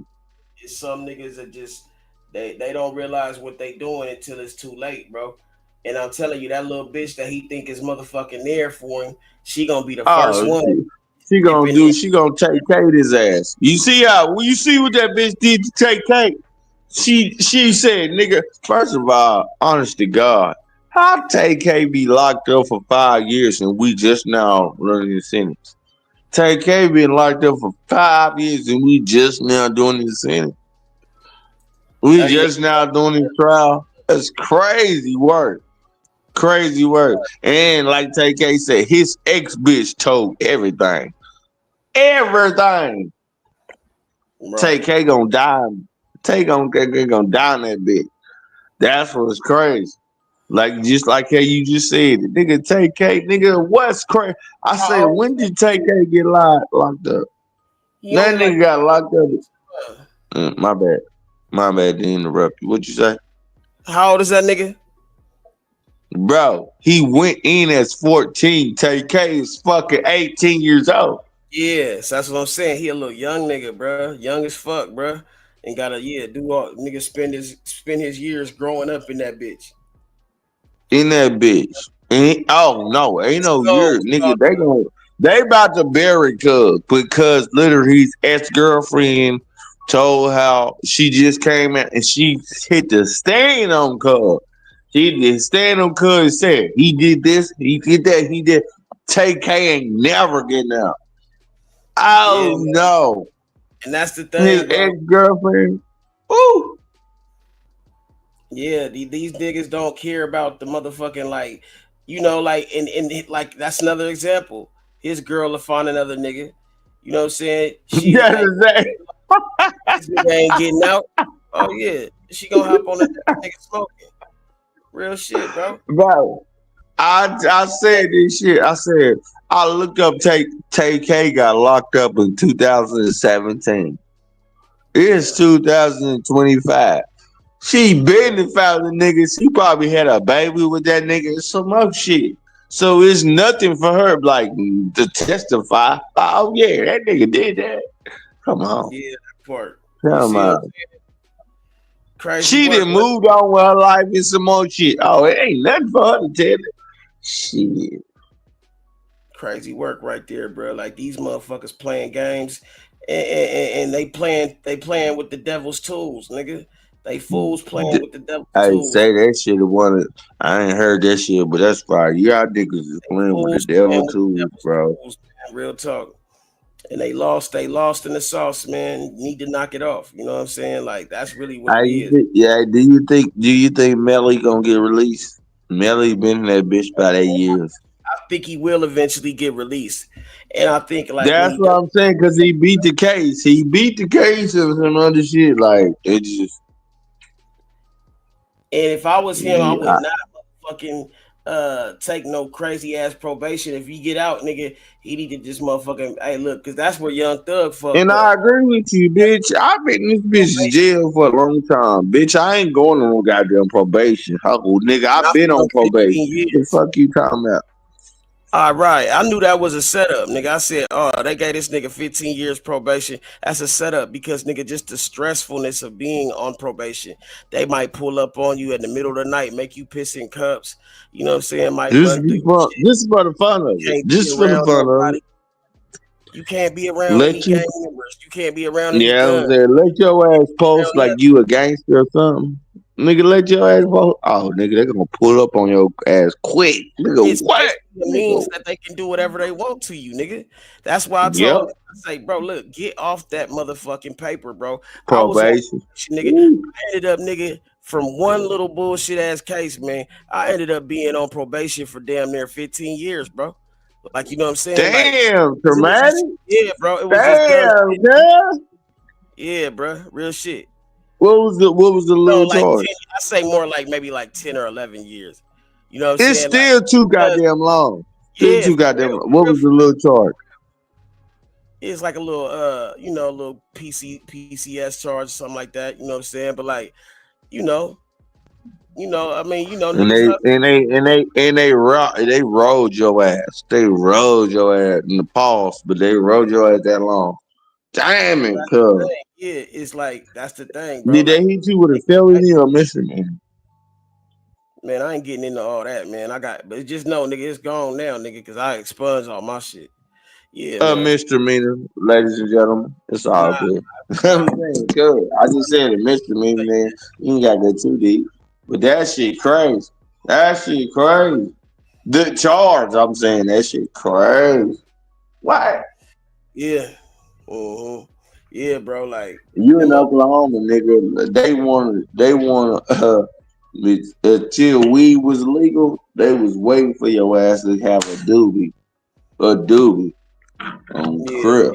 Nigga, you think I'm playing? Nigga, I know what you talking about, little nigga. Down here, this shit was straight. Then they bitch, nigga. Before, nigga, what? My brother's the biggest nigga that nigga had. That nigga done graduated on some more shit, That nigga went to jail on a doobie, New Year's night, nigga. He smoked with me. That nigga was getting doobie. And he had to do that shit for 3 years. He had to fuck with the law for 3 years off a doobie. Come on, man.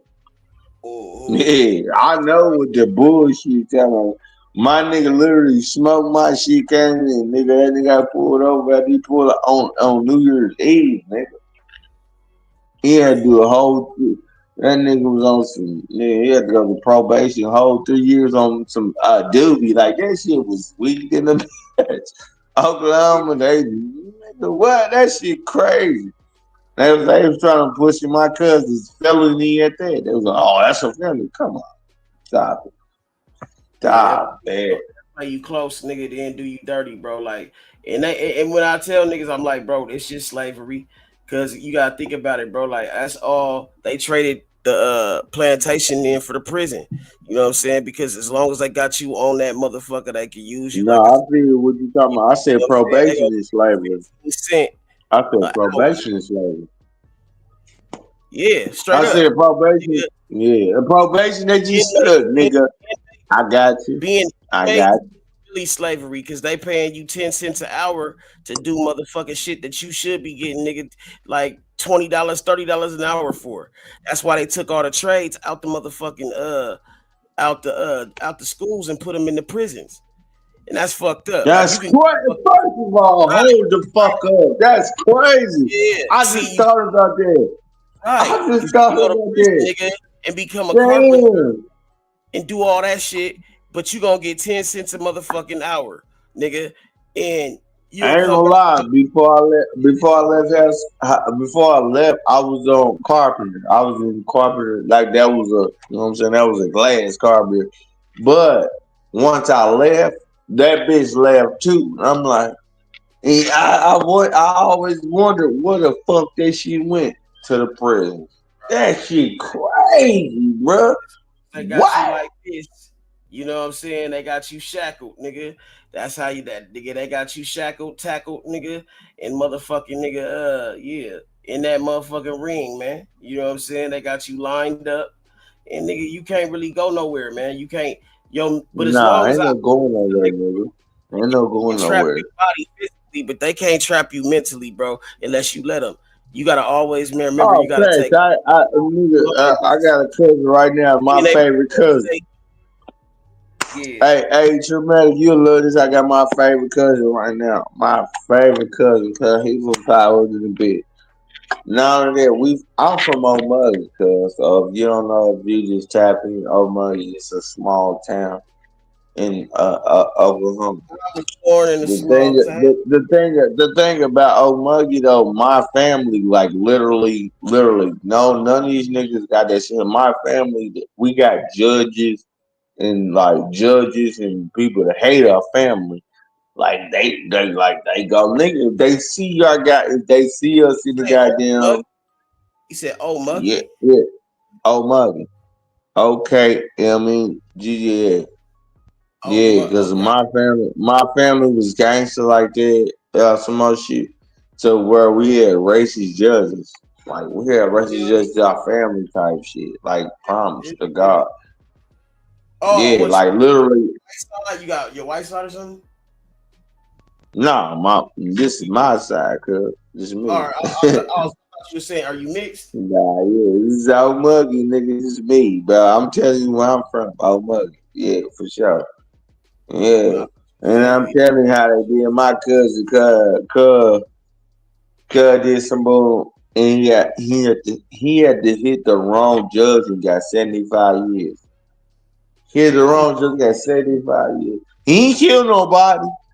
He ain't smacked nobody, nothing. He got 75 years.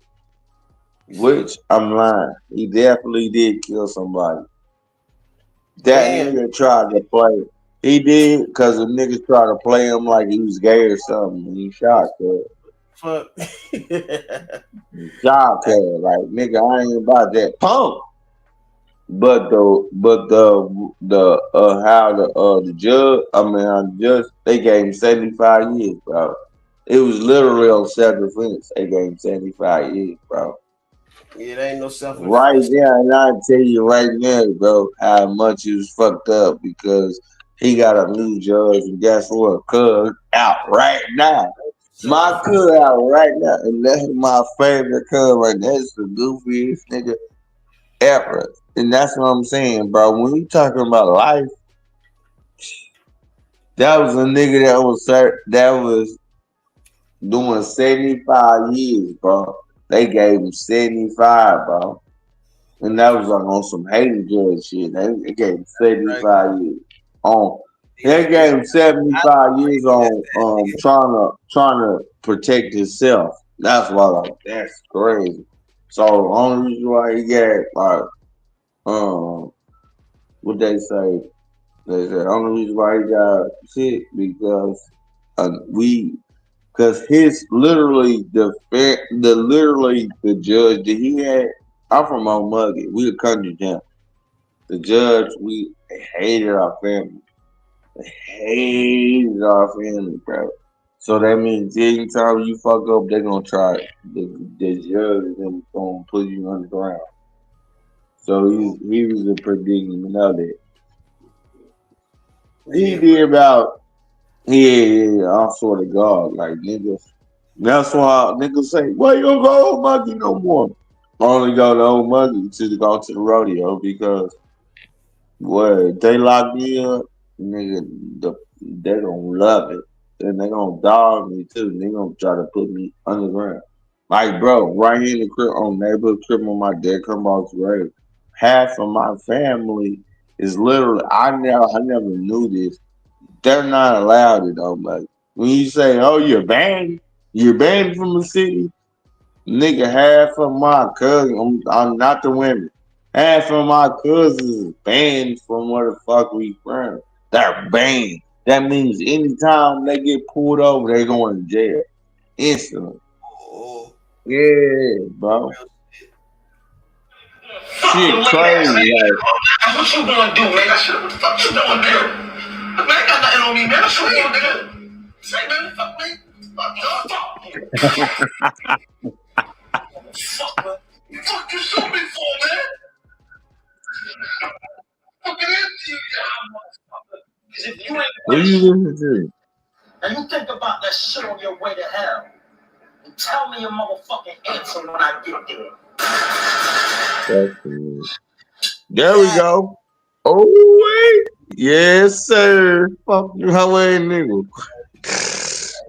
You gonna Nah, I just wanted to tell you. I just wanted to tell you where I'm from, like yeah, bro. I just be funny. This shit funny. Come on, traumatic nigga. Come on. Y'all niggas need to hear traumatic shit. Like, share, subscribe. Like, share, subscribe. Hey, man, y'all know what it is. Y'all know what it is, man.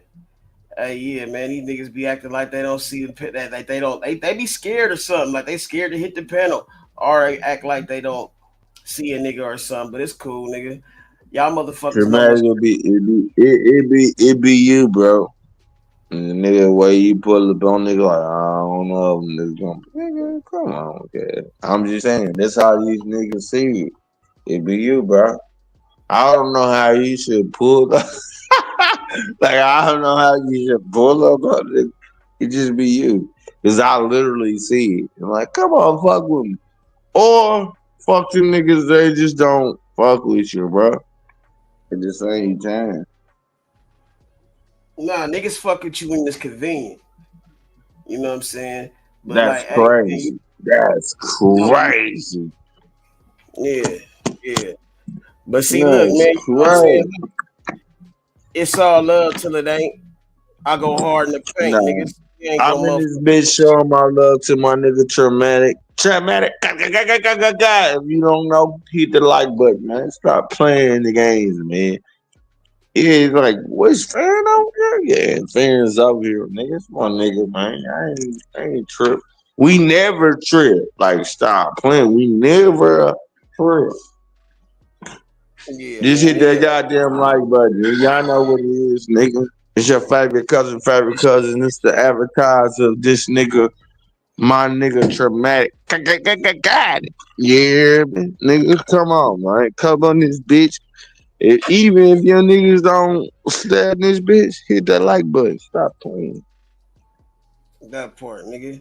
Yeah, man. If y'all want to motherfucking help out the channel, man, you know what I'm saying? You can definitely motherfucking hit the Cash App, and every donation goes to the support of the channel, man. This shit ain't cheap, this shit ain't free, but I do this shit for all y'all, nigga. I You do know this shit that. for you, man. I got Somebody you. gotta So do it. just Somebody gotta be the give me voice. a little bit. Y'all niggas needed that cash like I'm about to hit that cash out. Stop playing with my nigga, man. Stop playing. Just run this bitch up. Run this bitch up. Period. My nigga do it for y'all. He don't do it for nobody. He do it for y'all, nigga. Stop playing with this nigga. Hey, he Recognize gonna me. run this house up. I do real content, like, bro. You know how many motherfucking videos I had, nigga, like put up on this bitch. A I had lot. a I catalog. watched. Nah, I ain't gonna lie to you. I watched. That's why I fuck with you, man. Patreon too, bro. I'm about to put my shit on Patreon, all the old shit, bro. I got so many fucking episodes. I had over like 200 episodes of Trauma Unit TV. Then at least So like what? Come on, you tripping, nigga? You should have been put that bitch on, nigga. You should come on with it, nigga. You gotta get that money. You niggas ain't waiting on. They ain't waiting on you to get no money. hey, I ain't waiting on no nigga, man. You know what I'm saying? Like, I know that's a fact. these niggas Get be that shit cracking, cuz. If y'all niggas don't know, go to Traumatics, goddamn Patreon. He just let you niggas know what he talking. Stop playing, nigga. What the fuck? Come on. Ain't no time to play, bro. Ain't no time to be on some. I love y'all. Fuck all y'all love y'all niggas. Salute my niggas. Stop playing. Ain't this shit is nigga Trump in office. Nigga, the dollars is high.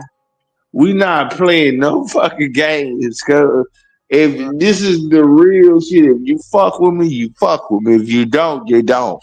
For facts. I'm letting my nigga Traumatic, and this is run. Let that nigga click this bitch. If you ain't fuck with Traumatic, don't fuck with him at all. Yes. Clip that bitch. He ain't fucking with Traumatic, don't fuck with him at all. Yeah, that's a new clip. That's the new clip, nigga. Fuck you niggas, man, on some real shit. I came on this bitch fucking with my nigga Traumatic. I been seeing Traumatic. Traumatic know what it is. We only had one misunderstanding. That's a long time ago. We don't give a fuck about none of that. I just want y'all to hit the like button and run my nigga shit up. That's what I want you niggas to do. Facts. Yeah. Cause you know, just run the video. I've been shot in the head, baby. Baby, you be like, I'm saying I'm out. Hey, yo, hey, niggas get shot every day, B. Niggas get shot every day, B. Niggas get shot every day, B. Every day, B. Off the Man, rip. I definitely been getting shot because I'm at 269.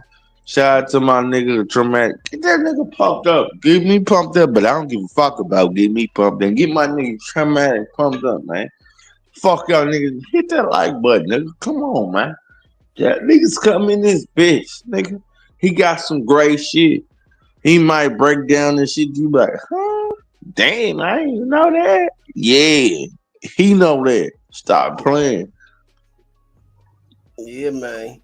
Hey, tiptoe to the back door. Seen a lot of little niggas that done ran up. Then they got hit with the motherfucking Mac. And my nigga said, nigga, you ain't coming back. Hey, we just fucking rap. My nigga Trump, man, he knew that rap. I done came to tell your bitch ass get back. Why these niggas acting like that? I done came through and I'm smacking like smack. Stop playing with niggas like that. Go ahead and hit the Traumatic shit like that. Real niggas on this bitch like that, and I guarantee niggas that got your back like back. Like that. Nigga. Hey. Stop playing. Yeah, I can hit that freestyle too. I can hit freestyle too. Do it. Ain't nothing to it but to do it. Yeah, man. Wait, but you fuck with that nigga Finesse 2 times? I do a little bit. I said a little bit. Not all the way, just a little bit. Shit, cool. What about that nigga Big 30? I finesse with 2 times with the freestyle shit. That's what I'm saying. That's what I'm saying a little bit. Cause he a whole nigga in real life, so you know. He a whole nigga. He a whole nigga. Yeah, whole nigga in real life. He ain't dead. He really ain't dead. Yeah. Hey, nigga, this the year the nigga whole niggas getting exposed, bro. You know what I'm saying? 2025. Whole shit getting exposed, man. You did. He ain't that nigga, bro. I'm trying to tell this. He's a whole nigga. He's not that. Over the head. Shout out to my nigga Trama though. Yay. Fuck you niggas talking about. Shout out to my Hey, nigga. bro, I'm at this bitch. I'm definitely. Damn, nigga, I got a couple yards. So I got to hit. Man, you know what I'm saying, nigga? You know what I'm saying? I'm on some getting money shit. Thank you, man. Come on this bitch. I just seen you come on this bitch. When I come on this bitch, I used the early morning. And I came on. Shout out Traumatic. If y'all didn't know, now you know, bitch. Like, share, and subscribe, and that's a hit. Oh, yay! Yeah, hey, chop that bitch for real. I love my nigga, man. I'm about to go get in this motherfucking land, bro. Shout out to you. I want to come do show your the gracious shit, man. I'm about to get out here and get it, bro. Yeah, pull up anytime, man. Bring your people with you, nigga.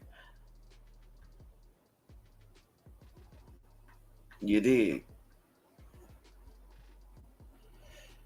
Nigga Farron in this bitch, man. Yeah. My nigga. You know how I go, though, nigga. We just motherfucking get into it, nigga. Ain't shit but to do it, nigga. Fuck it over, man.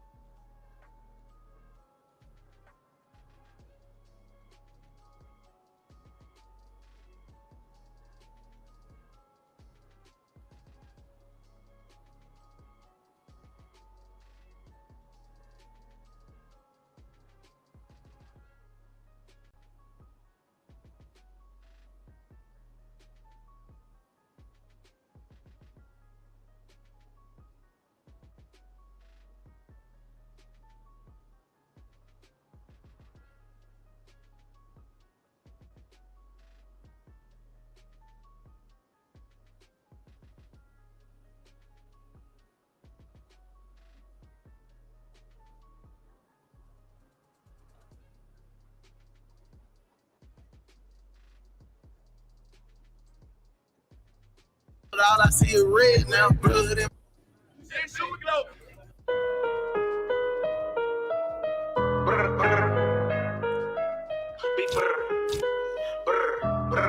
it get dangerous in my hood, you can't come post up in the trench. It's so safe up on your block, cause you into a number bitch. Nigga, all y'all some pussy, mine dead, they got stitches. First they was scared to tote the foot, and we put the city on switches. We made the word say, but at least we showed them what it mean. I been told them you can't say that word, you shot no sticks with me. Number gangsters on my side, and not one bitch around me. I'm the one made the hood fight from King Gate back to Big Tree. I ain't him nigga on me and my city, boy, I'm a god. Real little guy gon' kill, so I'm exposing all the fraud. Every troll I know dead, cause I'm smoking on him hard. So you know just what I'm smoking on, he buried in their yard. Or they buried in their cemetery, buried in their grave. Every shot I send, it hit some, I don't know shit about no grave. We ain't grading shit, we hit niggas in that shit. Head top, head shot, king, bitch, I'm known for giving out head rounds. DOA, he bled out, it's time to pass that bread out. No sense of no hospital, send his ass to the dead house. Send his ass to the mortician, his ass dead now. I'm creeping till the day I die, but all I see is red now. Blood in my eye, that boy was scared, his ass to move away. You can't get up in the car if you ain't never used a drink. Even though this shit real life, we done him to move away. All face shot down to his feet, to his jet back to his face. I say what I wanna, these niggas say what they should say. Chopper guy for life, new death row, we do shit the should way. Now let me switch it up, black truck, black roll, all black Drake. Heard he got hit up, back shot, chest shot, all in the face. No bystander, all in the way, got close, made him fall with the case. Forensics say they found 762s in his draw bad waist. I was out of town by the way, stuffing dick in his old lady. She found out he was dead while we were fucking, I read the whole crazy.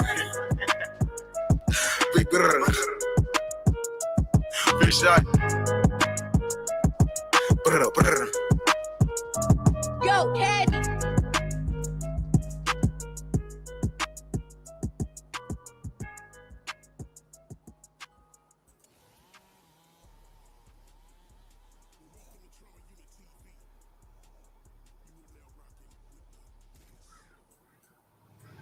People going crazy.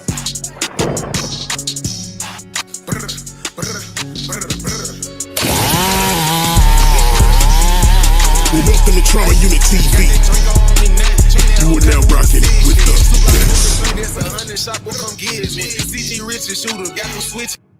If we shook hands and became in the same alliance, welcome to Trauma Unit TV. My name on your face, you represent my company, I represent you. I gotta inherit some of your problems. You know what I'm saying? So at the end of the day, I'm in an entire different city and state where I have no information or dealings or ties to understand what is the real issue that's going on. And before I send my people into the motherfucking woods blind, just out of anger and, you know what I'm saying, just honor and just want to make a retaliation move to prove a point. I'd rather be a leader and use this example and show that, yeah, I got the power, yeah, I got the respect, yeah, I got the money to continue on this chaos and this foolishness, but I'd rather use my position and what I went through as an example of, is this shit really worth it? Like, was taking my brother life really worth it? Is me trying to retaliate approval points for some niggas for some Instagram comments and some posts, or did you slide for him, this and that? Like, a nigga been doing this shit since a nigga was a teenager, bro, adolescent. You know what I'm saying? Handling this business for the business, standing on the business, laying on the business, leaning on the business. You know what I'm saying? At a certain point, it's when it's Sauce Walker shooting suspect dead after being found shot multiple times in an abandoned building. The shooting comes after Sauce Walker said that retaliation would not be righteous. Everybody is gonna find that nigga in Sauce Walker, real name Albert Mondane, on March 22nd, has been found shot dead inside an abandoned building in Houston. Police have confirmed. Jaden Dandridge, 21, was found shot multiple times on March 27th. The Houston Police Department has said there has been no arrest and no motive has been made public. While police in Memphis, where the original shooting took place, had confirmed that they are no longer seeking Dandridge, reports TMZ. Police are still searching for another man, Kevin Brown, 22, on charges of first-degree murder, attempted first-degree murder, employment of a firearm during the commission of a dangerous felony, and property theft. Surveillance video appeared to show Brown and Dandridge fleeing the scene of the shooting outside the Westin Hotel in Memphis just over a week ago. During the attack, Sauce Walker was shot in the thigh. Reported $6,000 is being offered for information that leads to Brown's apprehension. The shooting claimed the life of Sauce Walker's ally, Say-So P, whose real name was Latoya Hunt, 27. The car the two suspects were driving, a stolen 2021 Dodge Charger, has since been recovered as part of the investigation.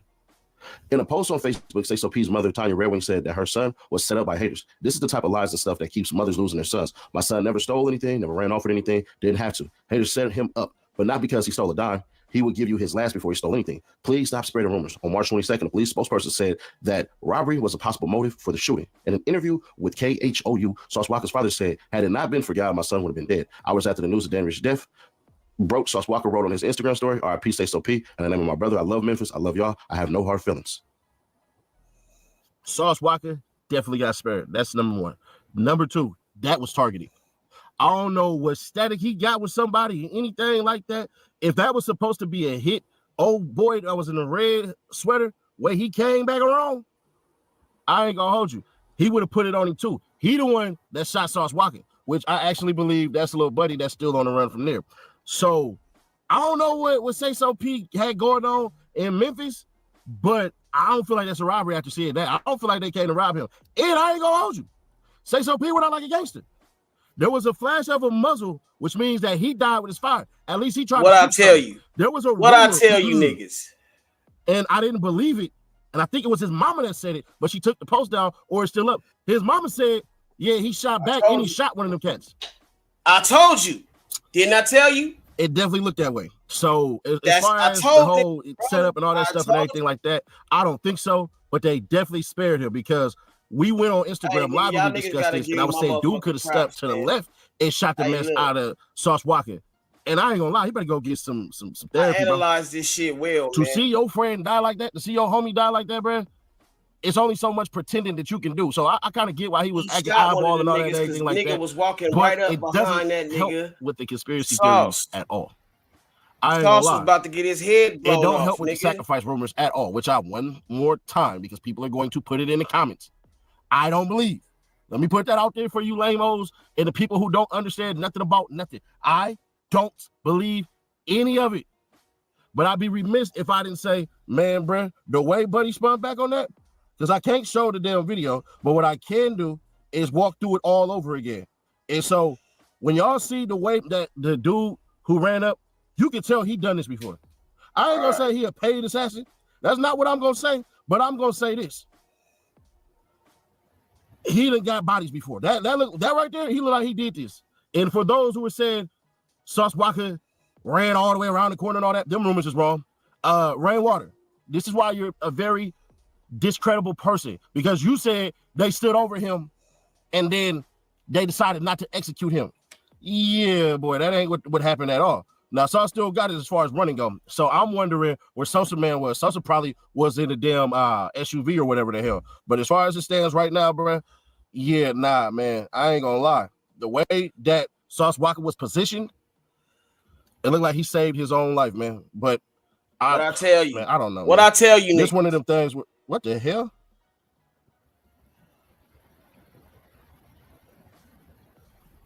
Sorry, something just happened. I don't know if I should react to it. Y'all, Mondo and Woody linked up. That's interesting because I could.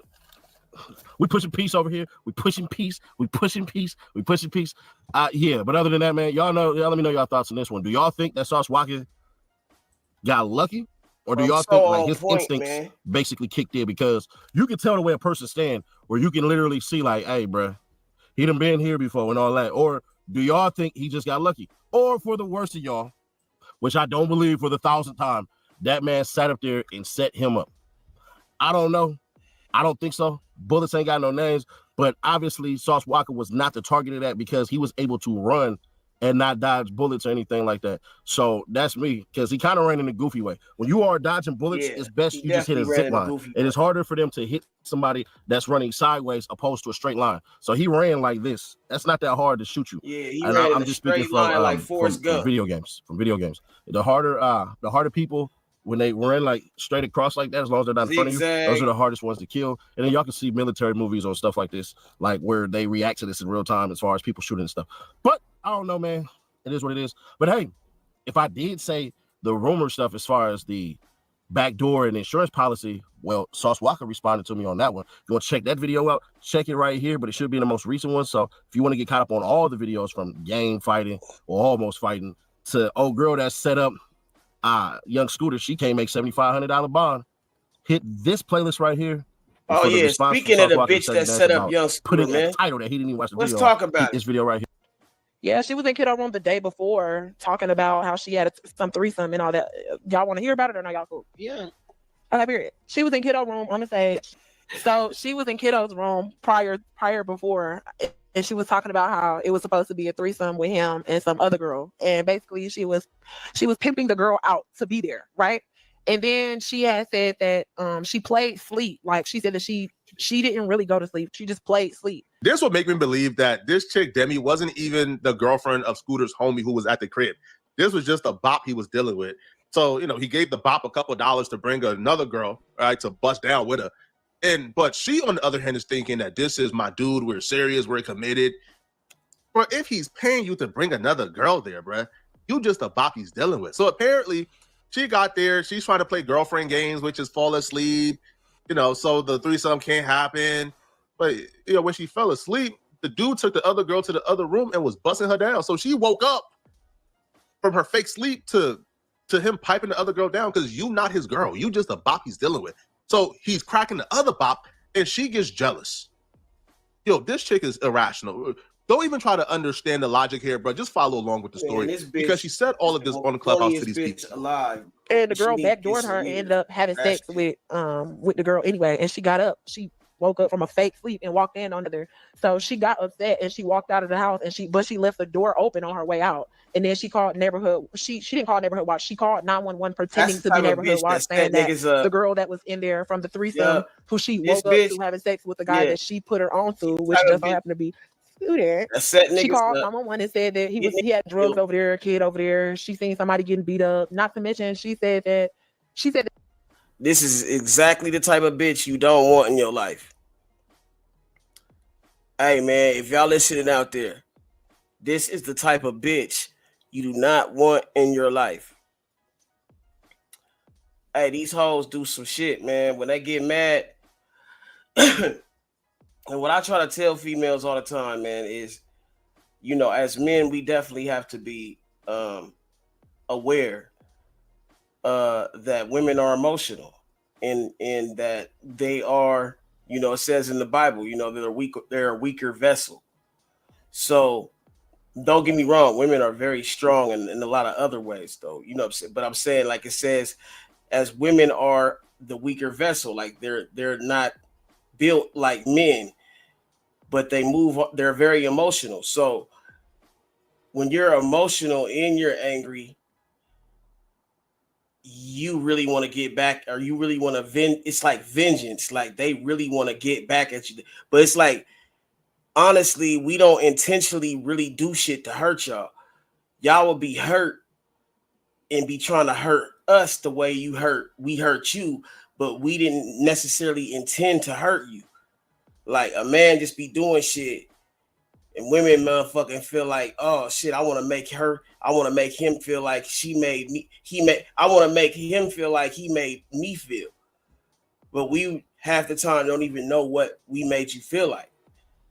Like, you see what I'm saying? So it's like, damn, sometimes, man, y'all got to give us a motherfucking, I'm saying for all women, sometimes y'all just got to give us a pass. You know what I'm saying? Because honestly, we not cut to think like y'all think, especially emotionally. Like, so it's like, man, when y'all be going off and shit, like, oh, we be sitting there like, damn, like, I don't get it. Like, we, like, you see what I'm saying? Like, so, I mean, I feel like that's the shit that a petty bitch like that, she can't get over the fact that, you know what I'm saying, she got hurt and she wants to just demolish you now. She just wants to rip you apart and watch you bleed out. And like, it's just crazy. Like, it's fucked up. Like, it don't say a woman, hell hath no wrath like a woman scorned for nothing. Believe me, man. You know what I'm saying? That's why that nigga Michael Jackson had that song where he say, mama always told me, be careful who you love. Don't go around breaking young girls' hearts. You know what I'm saying? Because nigga, whew, that shit could be the death of a nigga, literally. She said that she was seeing it. She said that she physically seen it with her own eyes, but then turned around and said that she was across the street. Then she turned around and said that she was in a whole nother county. Peep the first play. She left the door unlocked because if it wasn't the police, she would have tried to backdoor them another way. But this chick getting upset that, you know, the girl that he paid for to come and engage with y'all, that you fell asleep, so he's busting down his money worth. For her to be upset at that and to try to backdoor him for something like that, bruh. Yo, this chick is mentally ill. She's not moving like somebody who got all her marbles. And you could tell she's somewhat mentally ill because even after the fact, when she took the IG live and gave us another lie, like, no, I was being hit or everything this chick does just screams mental patient. Now, I don't know who the demented guy was who was hitting this, but brother, you sick too, bro. This is not a human being to be hitting, homie. By hitting, I mean clapping cheeks. Mental health cheeks is to very... be clapped, bro. Like, no, you could have let this one go. Let me that too. Okay. So she called off bitterness. And it's crazy because like she all in my IG comments. Now I gotta go delete her comments. I don't need them coming after me, honey. She all have heart eyes and hearts and it's crazy because listen, it's crazy because she only texts me. Like I've been on this girl for 2 years. And I'm so glad I don't have her phone number. She's only texted me ever in vanish mode. And she just invited me. She just invited me to the club a day before Scooter's birthday. And I did not go. And she's in Atlanta. She was like 15 minutes away. And I told her I couldn't go. Wait, how you know she's 15 minutes away? Because she told me the club she was at or the lounge that they were at. And what particular lounge was this? Leave me the hell alone. He's trying to get that 5K. This is the overall shady character in general. This person is super shady, bro. Demetria Spencer, I wouldn't trust her. Yo, I don't even understand how somebody would even continue to text her. She's texting you in Vanish mode for 2 years, and you don't think, yeah, this is not somebody I should be texting. Like, you was Vanish up to no good. That means I'm being texted in Vanish mode for 2 years. I'm thinking you trying to backdoor me, bro. Because why are we having conversations about linking up and going to clubs and partying, and it's in Vanish mode, bro? Like, why would you I remember a girl specifically, man. I mean, like, we were texting on Instagram, sense. Like, right? We met on Instagram. Like, she actually slid in my DMs. So, like, we talking back and forth, and we got each other numbers. So we texted, right? Now, mind you, bro, she sent me news, everything on Instagram before we even started texting. So we texting. Now, you know, like that notification you get, like message unsent or message not available anymore. Like whenever somebody unsent a message, right? So this was on Instagram. So I click on it and it really don't take me nowhere, right? So I'm thinking, okay, I just started talking to this girl. Maybe it's her. So I go to our DMs and I see everything is unsent. Mind you, she's still texting me directly to my phone, but all our messages on Instagram is gone. So I didn't really think nothing of it, right? I just, ignored it. So I'm going back and forth with her via DMs. I still want to clap cheeks. So then the following day now, right? I go to like her profile just to see, okay, how she looks like. I'm blocked. I can't find a profile. But she's still texting me in messages. When I see that, I thought, oh, backdoor, right? You unsending messages and blocking me on Instagram, but still talking to me via text. It shows me, okay, yeah, you up to no good, right? Like, you was up to no good, bro. I don't even want no parts. And that I turned down. I can't imagine talking to somebody for 2 years in Vanish mode. That is insane. She's shady in general. Now, a lawyer would take a stab at this, okay? He gave his opinion on what he believes she's currently facing and what's exactly going to happen at trial. So tell us, if you were the prosecution on this case, how would you approach it?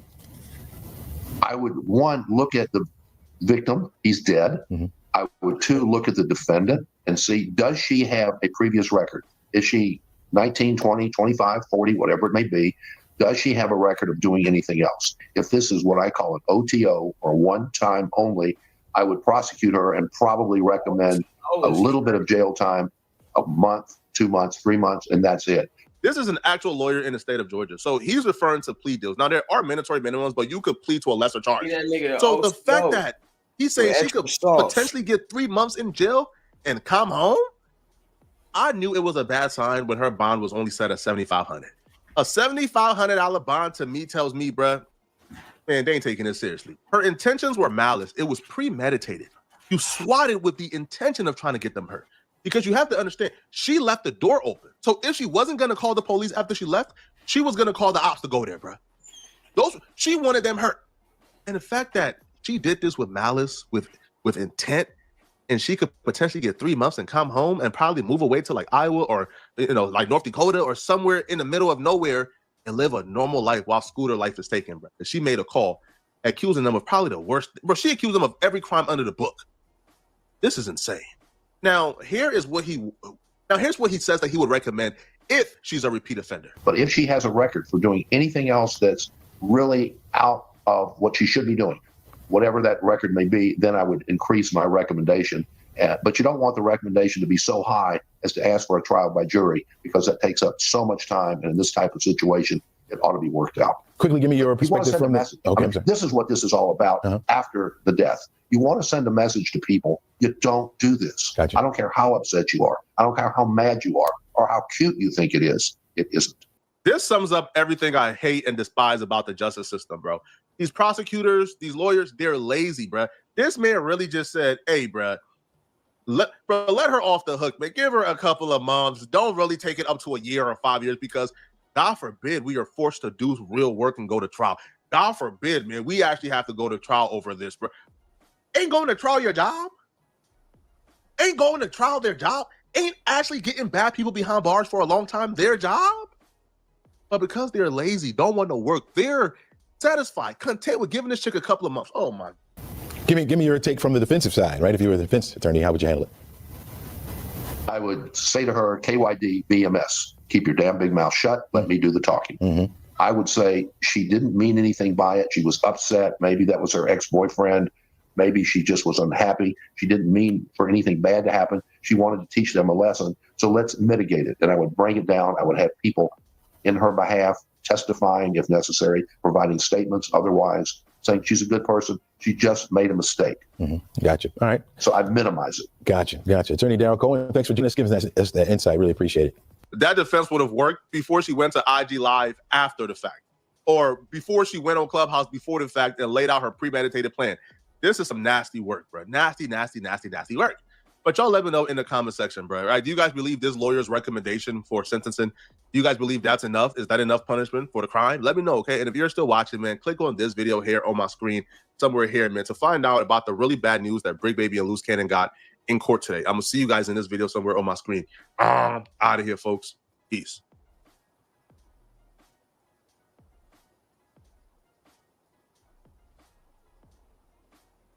Good morning, everybody. It's great to be back in Tampa again. I'm joined here this morning with Commissioner Mark Glass, Florida Department of Law Enforcement, Special Agent in Charge from the Tampa office, Mark Brutinel, and Special Counsel from our Office of Statewide Prosecution, Rita Peters.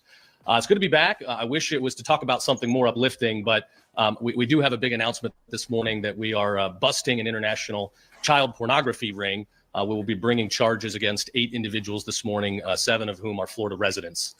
As a dad of 3 little ones, it's tough to talk about some of this stuff, but what these guys were doing was truly heinous. There's not a word in the English dictionary that can describe the gross content that was on the videos. The like button, Our investigators have been able to get their hands on over 1 million videos showing sexual abuse on minors. Many of these individuals were babies that are being sold around the world.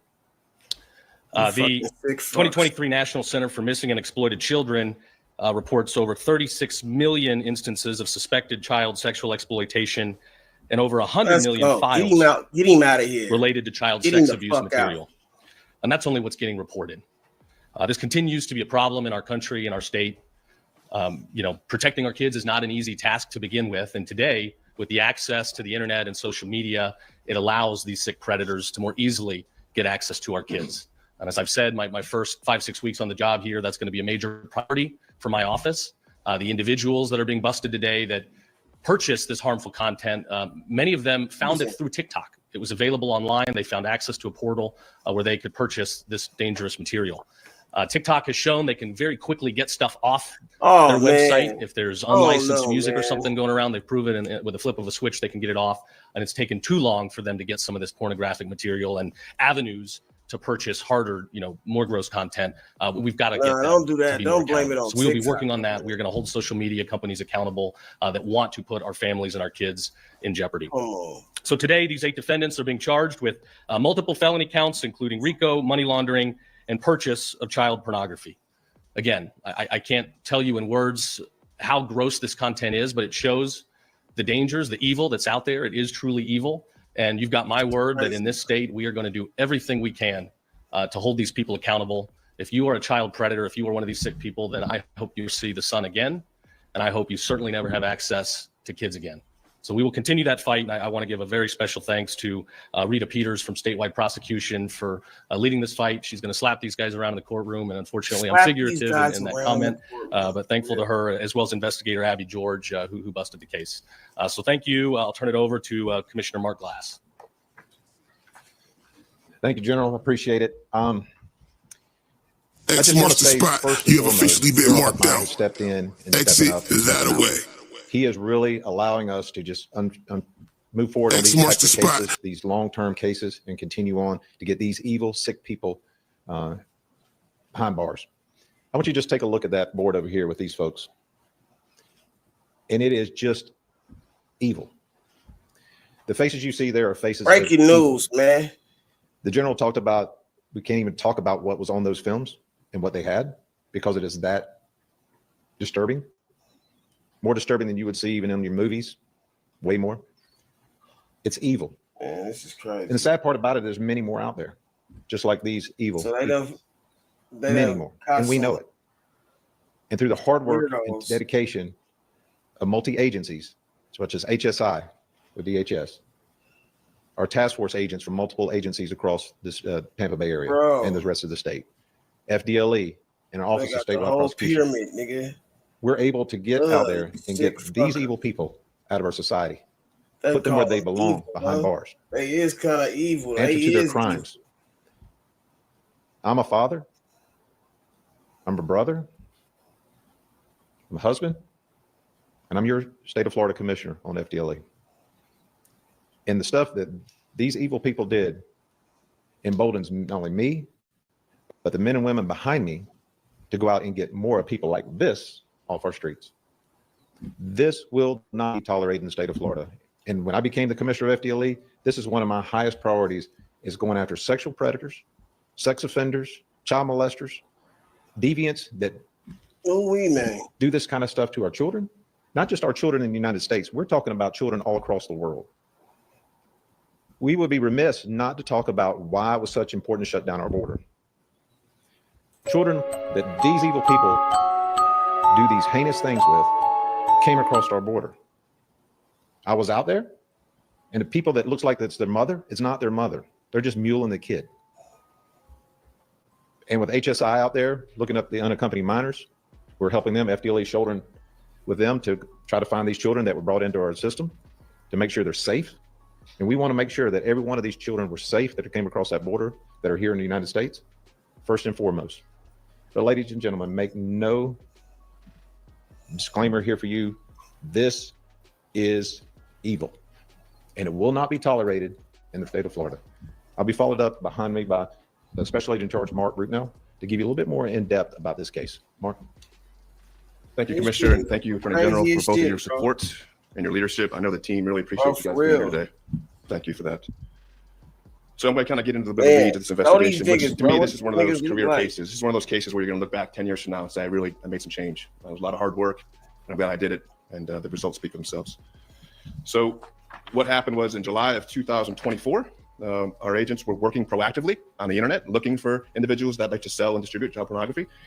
And our agent found a chat room where he was speaking to an individual who directed him to a website called tributeprintedpics.com, which is on the internet. It's not the dark web, it's the straight internet.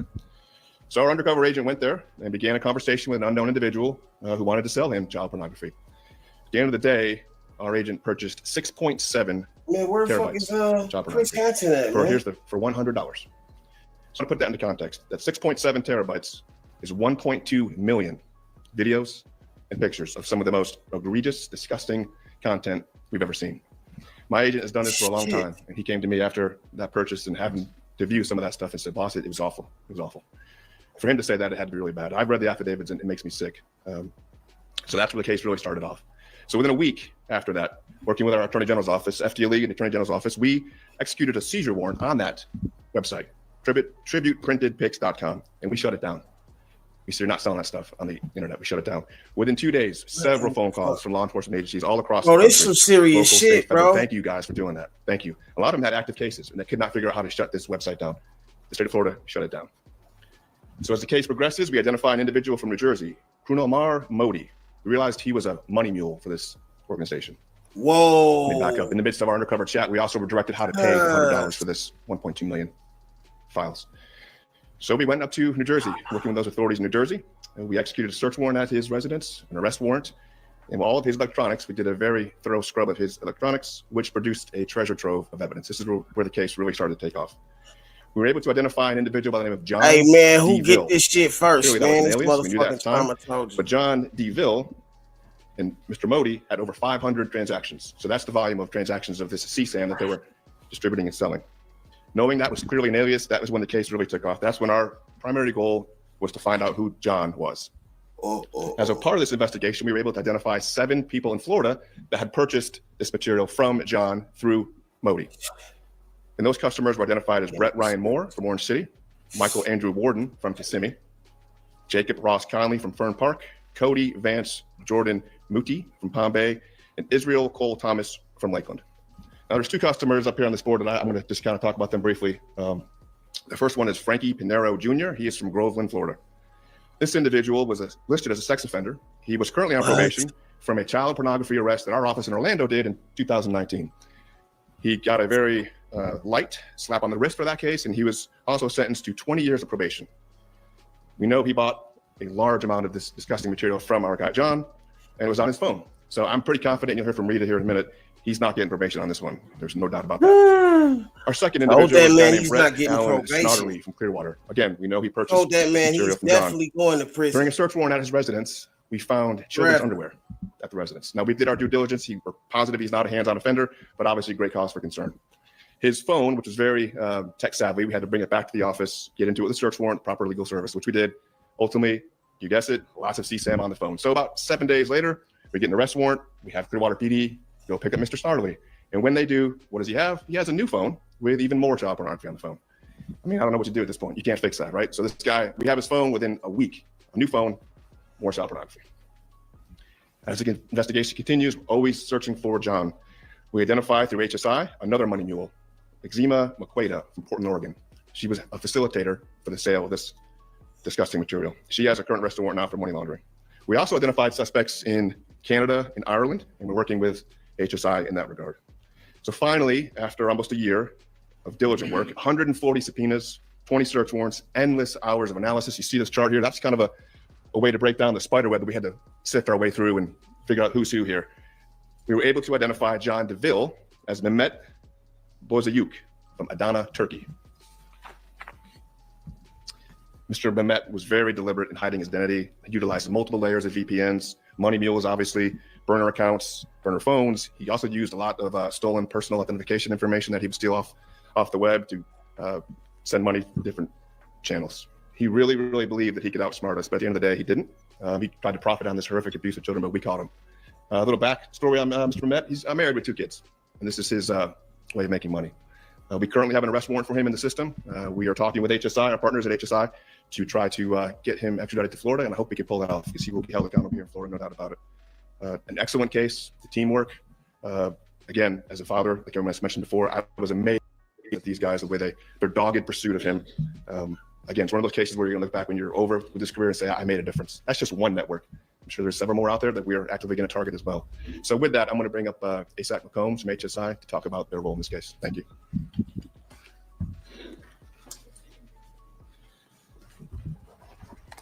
Thank you, Zach Rutnell. It's a great honor to be here today to speak with you all on this case, and most importantly, our great collaboration with the state of Florida and its partners. No finer partners to have than partners at the state of Florida. FDLE is a tremendous, tremendous partner for us, and the citizens of Florida should be proud for the level of investigative effort that went into this investigation to keeping all of our families safe, to include my own.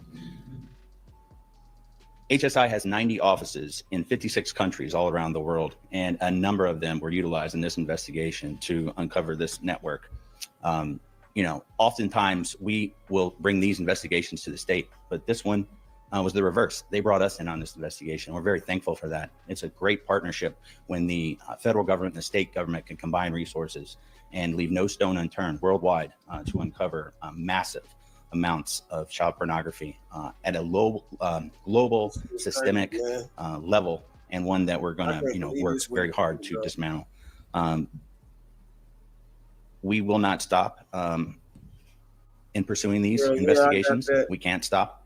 And the level and brutality of these images are sickening, and I've seen a lot. I just want to thank the investigators on this investigation, some of the best that I've seen. The financial analysis, some of the best that I've seen in my 28 years of federal law enforcement, and very, very proud to be a part of this investigative team. And I also want to thank my investigators at Homeland Security Investigations in Tampa. Thank you. Good morning. By way of reintroduction, excuse me, my name is Rita Peters, and I have the pleasure of serving under as Attorney General James Huffmeyer at the Office of Statewide Prosecution. I specialize in matters involving human trafficking, sex crimes, child exploitation, and I have been doing that for about 26 years. And to say that the images and videos that I observed in this case were the most horrendous is an understatement. In July 2024, the Florida Department of Law Enforcement contacted me to assist in an investigation regarding a sale of images of child exploitation, child sexual abuse material. Wow. We learned that for $100, they were able to obtain links that led them to over 1 million videos of children involved in some of the most heinous types of sexual brutality that I have ever seen. Brutality that involved infants, necrophilia, brutal sexual battery, and molestation. These horrific pictures and videos capture real, identifiable children whose names are in the National Center for Missing and Exploited Children. These children have been identified series within that directory.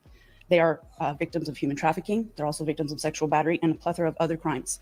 And these kids are from the United States. We began by sending subpoenas to multiple companies to start the paper trail and see where we were going. That was followed up with search warrants to various financial entities, as well as online communication applications. And then we kept following that paper trail until we finally learned the identity of our main distributor, Mehmet from Turkey.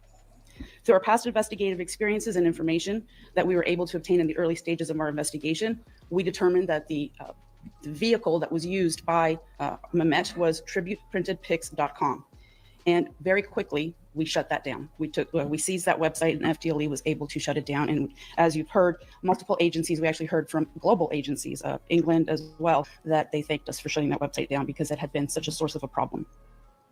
Through the following steps, we isolated the individuals that you see on that board who took part in not only the distribution by Mr. Mehmet, but also the purchase of all of these images.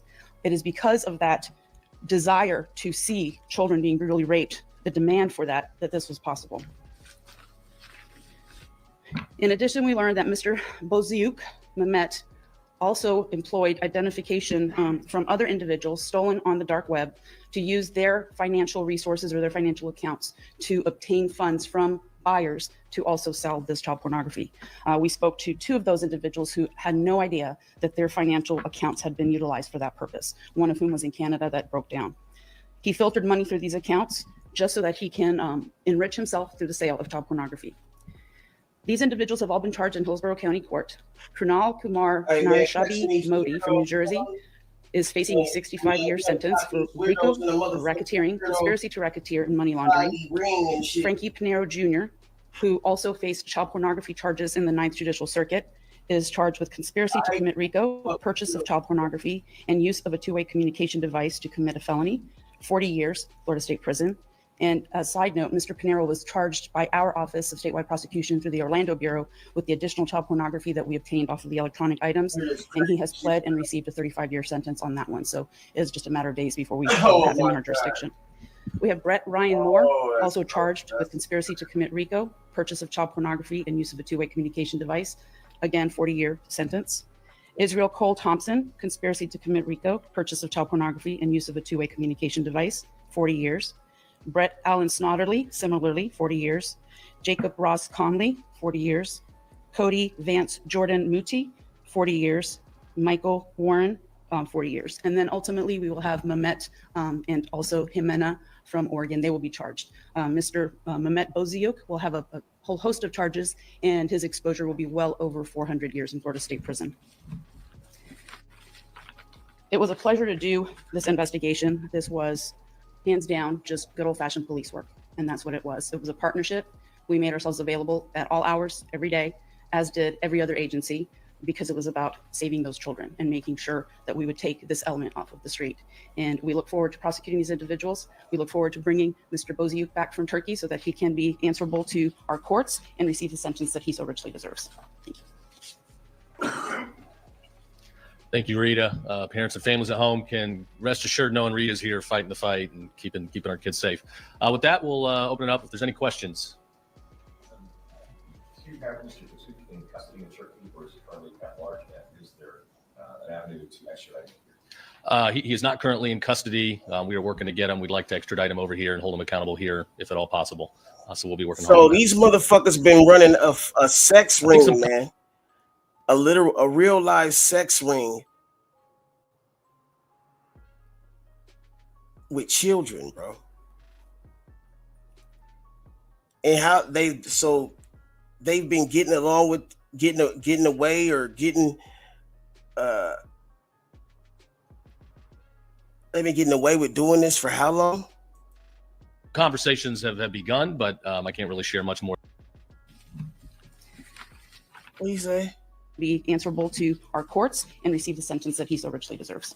Thank you. Right away, but you also can see, well, there's more to be had here. So is there more than what's on this board? Possibly, but we're at a point now where we've cracked the large international nature of this ring. Where we got to get these people in and hold them accountable. We'll keep looking. We'll keep investigating on the peripheries here to see who else might fall under our authority. But you've hit on the tough spot. How hard do you keep investigating versus getting dangerous people off the streets? And we were at a point here where we felt like we had to bust these guys. We'll keep working on it, but I think we've learned a lot through this investigation that's going to help us as we try to expose and prosecute the larger international efforts here that harm kids. We've heard a couple of, you mentioned it was a career case or one that you want to get. Is that because it was international, because of the amount of images or videos, what was on, like what kind of made it one that stands out from all the others? I think you hit on both of it. The international element, the fact that you had this guy in Turkey working with, a couple people over here to disseminate this largely. And then, the volume was tremendous. And then, the content, these kids in the videos are being abused again and again. And then to have this content sold and distributed where that victimization continues to occur every single day, just made this, a mammoth case of evil. And for our investigator to stumble upon it and to be able to bust it is very meaningful for the state, for the country, really for the world. Yeah. If I could just add one thing to your question there. I think a couple of things make this a career case. To me, the saturation of this stuff on the internet is very concerning. $100 got you 1.2 million videos. That's bro. I'm just like sitting here soaking up, like listening to what the fuck is going on, man. And I'm connected, bro. And I'm hearing basically these sick fucks who had looked to be two out Latinos, but and a host of other cats was running a fucking sex ring with kids, like some sex trafficking type shit, crazy shit, like pornographic, it's fucked up shit with kids, bro. Like,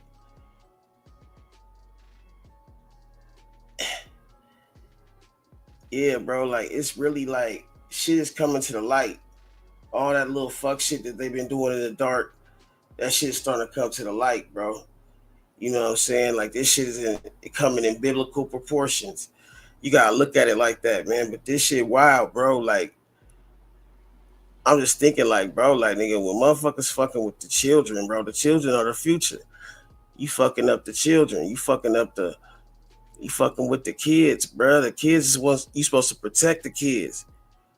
But nigga, it wasn't. They didn't ask to be here, but shit, nigga, like, nigga, once you here, you gotta do what you gotta do. But shit, nigga, like, you know how that go, man. It's crazy, bro. Like, man, they talking about shit they saying, bro. It's like it's a big issue, a bigger issue, obviously. But as we targeted our Florida folks, make no mistake, we have a bunch of evidence of individuals around the country, and those leads are going out to other law enforcement agencies across the country. We just focused on Florida first, but the Met had a large-scale international and national network, and we have those folks identified, and those leads are going out. Make no mistake, there'll be more arrests off this. This case is tip of the iceberg. Yes. Oh, this nigga, man.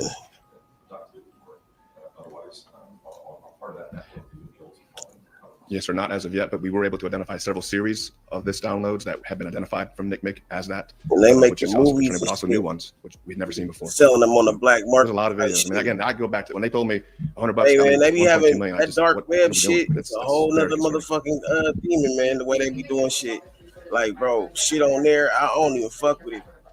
I'm like, bro, I'm cool, bro. That is just the depth at which the Met covered his tracks. Those are the ways he tried to stay away from his business by using burner phones, burner accounts, stealing involved people's identification and using them as money mules. Unbeknownst to them, as Rita said, we spoke to an individual in Canada who had no idea that this guy was using his stuff to facilitate his international child pornography ring. He was very, very slick. Not anymore, though, but he was. Anybody else? Yeah. What are some things that you encourage families and parents to prevent or to keep their children perhaps away from getting caught up in this kind of way? Sure. Preventions, things that. Yeah, the first thing, if you are not going and looking at social media and what's out there, you need to. And I'm not telling you, go look for porn, but you can see it is not hard to find it on publicly available social media websites like TikTok. As I said before, we're going to be cracking down. They got to get that stuff off of there. But the access, people, they're skilled. They impersonate others, and they try to lure kids in. So if you're teenagers, if you're young people, if they have access to social media, you should be all over that. The legislature passed a great bill a year ago where young kids cannot have access without parental consent, without parental involvement. We're litigating that law right now, and I think it's going to end up in the right way. It's the right thing to do. But you need to be having those conversations with your kids. You need to be exercising controls where you can, if you even want to let your kids have some of this information. I know those are difficult decisions. That's for you as a parent, and for every parent, it's going to be a little bit different. But I cannot say enough to scare you about how dangerous social media is for young people right now. I don't know if anybody has anything else to add. Thank you, sir. Also, when you move somewhere or you're living in a neighborhood, FDLE has a website for you to take a look at, and these clowns are already on it. So now I'm gonna call them clowns because they're clowns. They're already on it. So know what's in your neighborhood. Know what's in your neighborhood. Know who your kids are going over to whose house. Know what's going on. Be parentally involved. Do not let the government parent your kids, because the government cannot parent your kids. We can uphold the law, pursue the law, and protect you in that manner. But you as a parent have to be involved with your children at all costs. This is also solid in knowing who's coming in your home, whether it be contractual services, whether you have maids, where you have you got some work done on your house. Know who you're contracting with. And then we have many websites within the state of Florida, from everything from seeing if it's a reputable company. We already doing you can check the reputable company and knowing who's coming to your house. You can ask the person who's contracting, who's coming to my house, what's their name. You can go online and check it yourself. I recommend a lot of people do that. A lot of people don't do that because they're afraid they'll offend somebody. Trust me, go ahead and offend them, because if they're offended, then there's a problem. Because if I had a business and you were checking to see what contractors coming to my house, I'm gonna say, yeah, it's John Q. Smith, it's Joe Citizen. That's who's coming here, and we do background checks in our systems and everything too. Please do yours too. If you see anything, please let us know, because then I would get you off my rolls as an employee. If you're a reputable company, you will do that. If you're not, you're just going to go grab anybody that's there. Remember, a lot of these folks, when they go down this pathway, do not have, they can't get certain jobs because you won't pass your background in around children or in around people. So they go to these type of things. So just pay attention to who's coming to your house and who's in the area. So. Anything else? Go to the order. Yeah, I'll close by saying two things. One, one of these individuals was on a lighter probation sentence by the state attorney over in Orlando. Just another example of, the dangers that can be out there when you have people that want to go soft on crime. So our office is going to be looking at that individual, her conduct going forward. We want to make sure that we are enforcing rule of law. We are upholding the duties that, oaths are sworn to in the Constitution, and that we are keeping the streets as safe as we can. And then the second thing I'll say, again, to echo, this was a great team operation. We got a great thing going here in Florida. Our state law enforcement, the AG's office, Homeland Security, and our federal partners, we're working well together, to advance public safety and rule of law. Our state law enforcement officers, they need a raise, a big one. The governor's proposed it. I've been screaming from the hilltop, and hopefully our legislature will come through this year and deliver. It's getting more expensive to live in Florida, as everybody knows, and we're all dealing with that. But these public servants that put their lives on the line every day, it's tough on them. We got to have their backs and help them to be successful. So thanks, everybody. Have a good one.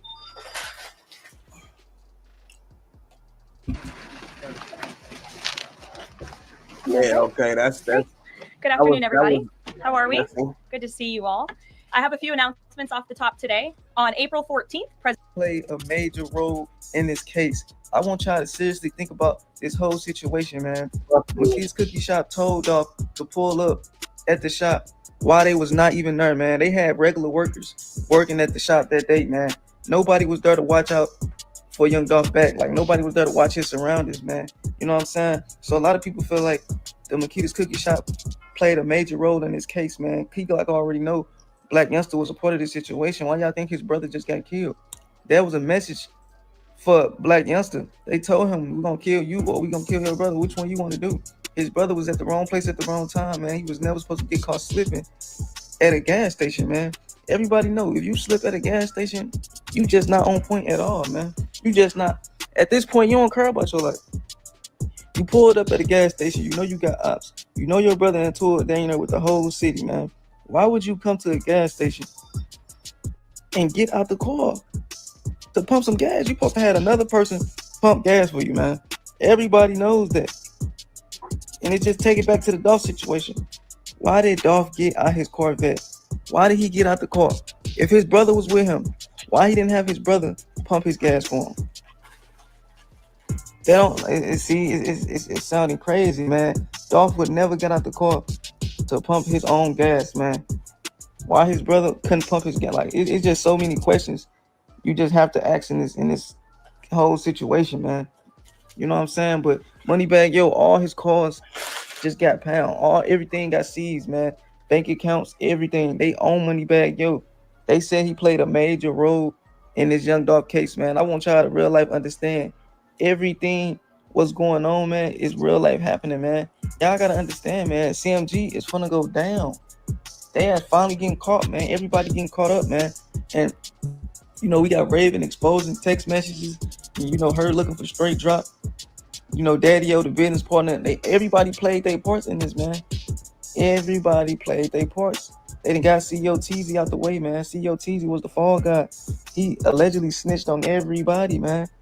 He snitched on everybody that was involved in the case, man. And I want y'all to know for a fact that CEO Jizzle, Glorilla, when he got shot up at that concert, that Lil Baby concert, Glorilla set all that up. We already exposed that. If y'all go back and look at my videos, man, we already exposed Glorilla, man, for setting the whole hit up. She set the whole thing up, man. Yeah, bro, I'm telling y'all, bro. They already knew CEO Jizzle was there, man, because he was taking pictures with Lil Baby, and then he was out in the crowd, man. Everybody was there. Pre was there.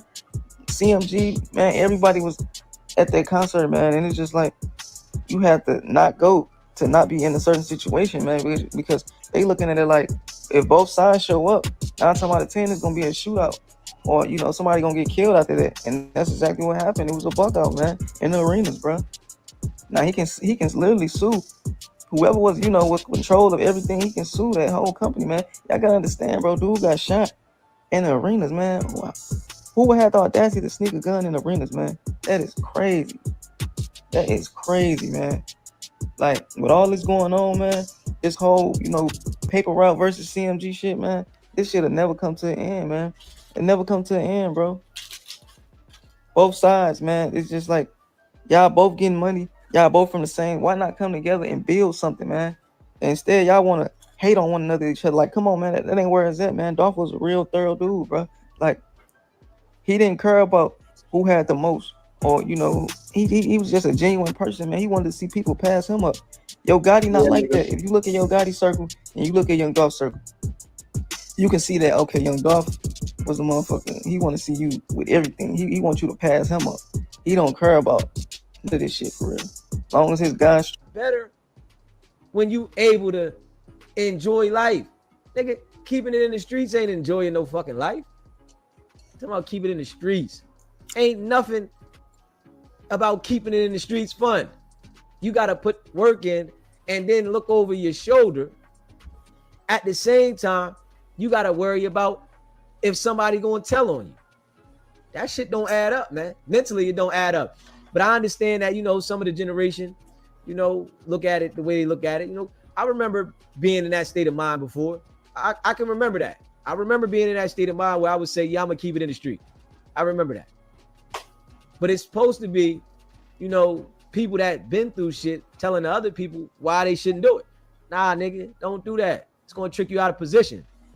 You're not going to elevate like that. Facts. SBGB TV, it's a live call-in show. State your name, where you calling in from.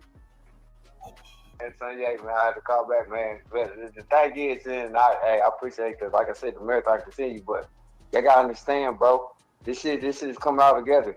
Brick Baby is big city, bro. You see how they all caught up? Who killed Nipsey? Yeah, the little shitty. Exactly. Bro, this shit's for real, bro. They hated on that man, bro. That man was doing some real nigga shit, bro. And they hated on that man, bro. Yeah, he was in that game. But he expanded.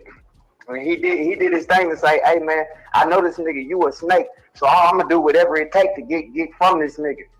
But yeah, all that shit connected, man. And real niggas do real shit, bro. And I'm just feeling, you know, we ride with. When Nick died, bro, real motherfuckers felt that across the gold. That's why Obama wrote a letter. But yeah, this shit, you do it and expose it. We ain't gonna get on Rat 100. That nigga's a bitch. And excuse me, that nigga's he was brought in from Reggie White back in the Death Row days. But yeah, it's real, bro. But yeah, all this shit is revolved around Nipsey, bro. Shout out to Black Sam. The marathon continue, and it's real shit, bro. And straight up, and you doing your thing, bro. And I see how them people, them other bloggers say they think you with whack. I hope you ain't with whack. And I don't think you with whack. Come on, man. Come on. Yeah, because that nigga whack is that nigga's the new form of hip hop police. He's a hip hop federal. Hey, listen, man. The way that I deliver this shit is self-explanatory. Yeah, I already know. I've been rocking with you, and I don't even be too much on that internet shit, but you know, we be on it and see it. But when I've been with you from the beginning, bro, and seeing niggas speaking on that whole ass nigga whack, it needed a nigga. And you know what? The way you spoke to them niggas made that them call you. Yep. It's like, damn, you know what I'm saying? It made them niggas call you, made whack call you to be like, bro, you speaking that real shit, but fuck them niggas, bro. Keep doing your thing, keep the spirit real, bro. And like I said, bro, the marathon continue, bro. Everything that's going down that's crazy, bro, that's because them is people that had shit to do with Nipsey's death, bro. And when you do a real nigga like that, and you cross a real nigga up, bro, it's gonna come back, bro. And that's all they going through, bro. They thought they was about to flash and about to come up and do Nipsey like that, and they thought everything was gonna be good. And the real shit, nigga, Nipsey people, Black Cell, ain't have to do nothing. Them niggas crashed out on their own, cause they some hoe ass, fake ass, snake ass niggas. And that's what happened to fake ass, snake ass niggas. So yeah, of course, nigga. I ain't even listen to rap no more. But when Nipsey started popping, my brother was out in Cali. When Nipsey started popping, nigga, we started getting on that shit. And then we had to see how they did that, nigga. It's like, yeah, bro, that's some whole ass shit. That's some fake ass shit. And look, years later, look what's happening. All them niggas that's doing with that, and Wack part of it too. He was a hater, but Wack just a fed. Wack was a fed. Nipsey pulled up at Wack at 310 Motors and told Wack, let's get down. Because Wack was hating on Nipsey from the jump. And he knew he was that shit. Wack didn't want to catch that fade with Nipsey. Wack's a bitch. That, bro. The niggas a hoe. And all that shit. But anyway, keep doing your thing, bro. Real shit. The marathon continues. They know what's up, bro. We represent that real shit, bro. Keep doing your thing. And we rock with you, bro. Keep doing your thing, man. Fuck the haters, bro. You said, get my name out your motherfucking mouth, brother. Stay locked in. All right, for sure. All right. Definitely appreciate that, my brother, man. Y'all already know, man. Shit, I'm delivering this shit raw. So, y'all know, Deezy standing tall, and I'm standing for a cause. You know, I ain't the go along, get along gang. I ain't following these niggas. I'm keeping it straight to beam. Facts. SBGB TV. It's a live calling show. State your name, where you called in from. Appreciate everybody. Man, Wiz from the Tri-State, man. What's going on, my guy? I think people missing a lot of content, man. Like, do you remember the altercation between, not the altercation, but the sit down between Brick and Loose Cannon? Yeah. Now, you remember in the beginning, they was going tit for tat. Like, nigga, you the feds. Nah, you the feds. Yeah. You remember that little, did you forget what Brick Baby said to Loose? I think a lot of people forget what he said, and I think we should pull it up if you got the time. But do you remember it? Go ahead, tell me. Brick said, nah, nigga, you got caught with an AK. No, hold on, let me slow down. This the first thing that happened. Loose Cannon said, remember that you got caught, then you got caught, then I got caught? You remember hearing that? Yeah, I remember he said a lot in there. I don't remember exact specifics, but I do remember him saying a lot. Talking about he got locked up, and then he said, you got locked up, then I got locked up. Just when they were sitting across from each other. This before they got arrested. Yeah, and then he said, Loose Cannon was telling him, you remember, but then Brick Baby said, I don't remember when you got locked up, but yeah, first he said, yeah, then he changed it and said, I don't. Yeah. And then he said, how you out with it? Wait, hold on, because I got you in the background. He said, how you get out with an AK case? That's what Loose Cannon said at the Brick Baby, right? Mm-hmm. And I'm watching the chat. And I want the chat to really, I want everybody to go back because Adam said he put it back public. Loose Cannon told him, yo, you got caught with an AK case, right? He like, yeah, but you got caught with a grenade. And they just flew by that. Yeah. So how the fuck? Because Loose Cannon's what? And see, it's two parts. And I don't want to come up here and take time. If I could cook, let me cook. But I don't want to, hold the show up. But first, the nigga said, well, I never knew a nigga that got caught with a grenade and got let loose. Then he said, oh, shit, what's the other shit he said? He said some other slick shit too. That called me. He said, nigga, you got caught with a grenade. He like, oh yeah, and then they try to switch the subject real fast. But if you could pull that clip up, that interview with them, I think it's about like the 15, 20 minute mark when they was going back and forth. And then they kind of got quiet. Oh, that's the thing I wanted to say too. Loose Cannon said, Big, you got picked up, then I got picked up. Why Wack 100 never said shit about Loose Cannon being picked up by the feds? You already everybody just skated over this. Ooh. Loose Cannon got picked up by the feds too. Right. So why nobody like what's Loose Cannon original charge? How the fuck you get the nigga say you got caught with a grenade? You know goddamn well that shit ain't flying. I don't care. They tried to say, oh, AK is illegal in Cali. That's why they don't break. No. If you get caught with a grenade anywhere in the United States and the territories, bro, you're going to jail. So what are we really talking about? And then where they skipped over it is crazy. But I want everybody that's listening to your platform.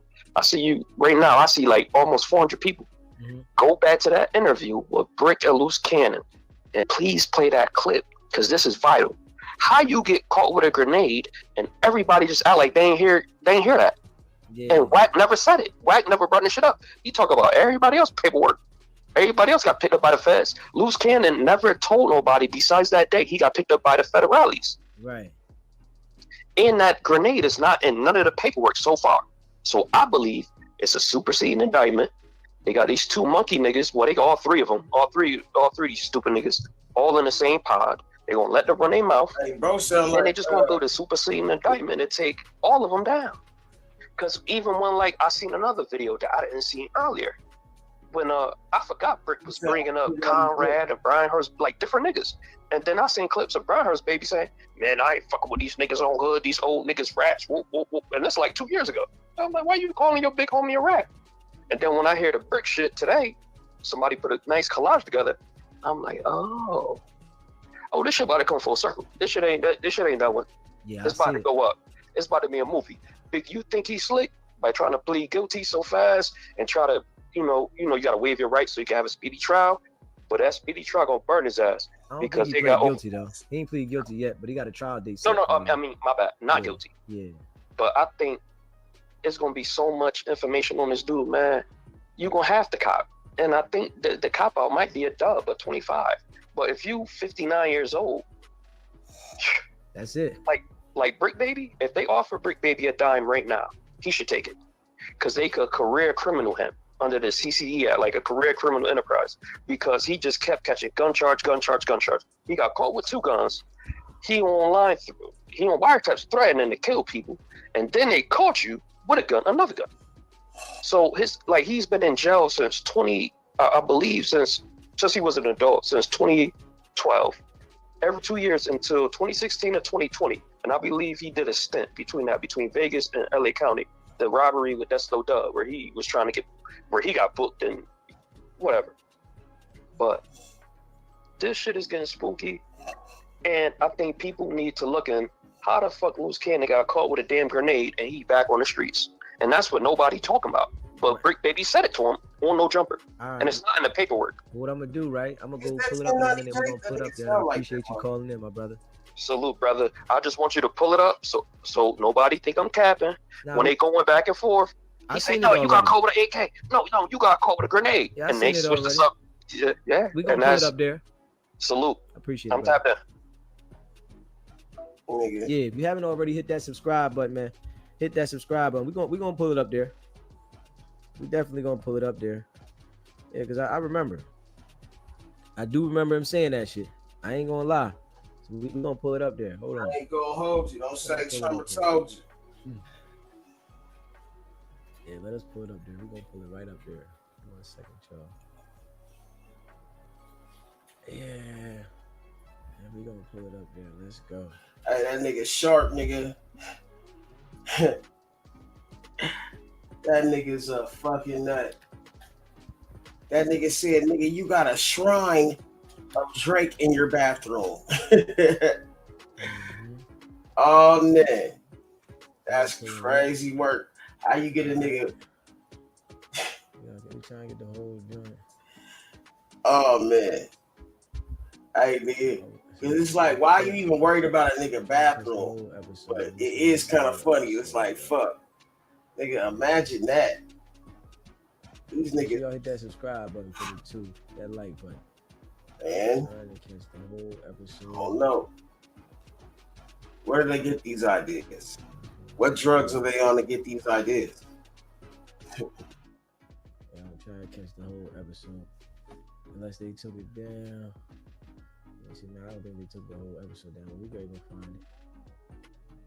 Like 3 weeks ago. Pivot. This is so a clip. far from typical. Hit a nigga. Leaders condition critical.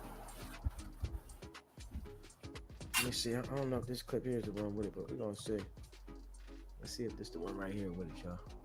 But if not, we're gonna find it. Hold on. We're gonna find it. You might think we homies, but I'm like, nah, y'all don't know me.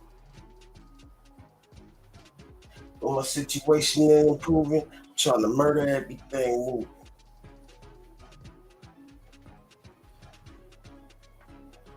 In order for you guys to be willing to sit down, let's talk about the events that preceded this podcast before we get into any other stuff that's going on. Let's talk about it. He had to give me some what? credit for being a real Oh, nigga. I thought you said you gave me some money. Yeah. No, but yeah. We were about to come across this motherfucking table. So look, at the end of the day, Brick did some real, and you know, he kept it. Wasn't because he about to come across that table when you met up in Vegas. We met up, right? Brick didn't do no buster.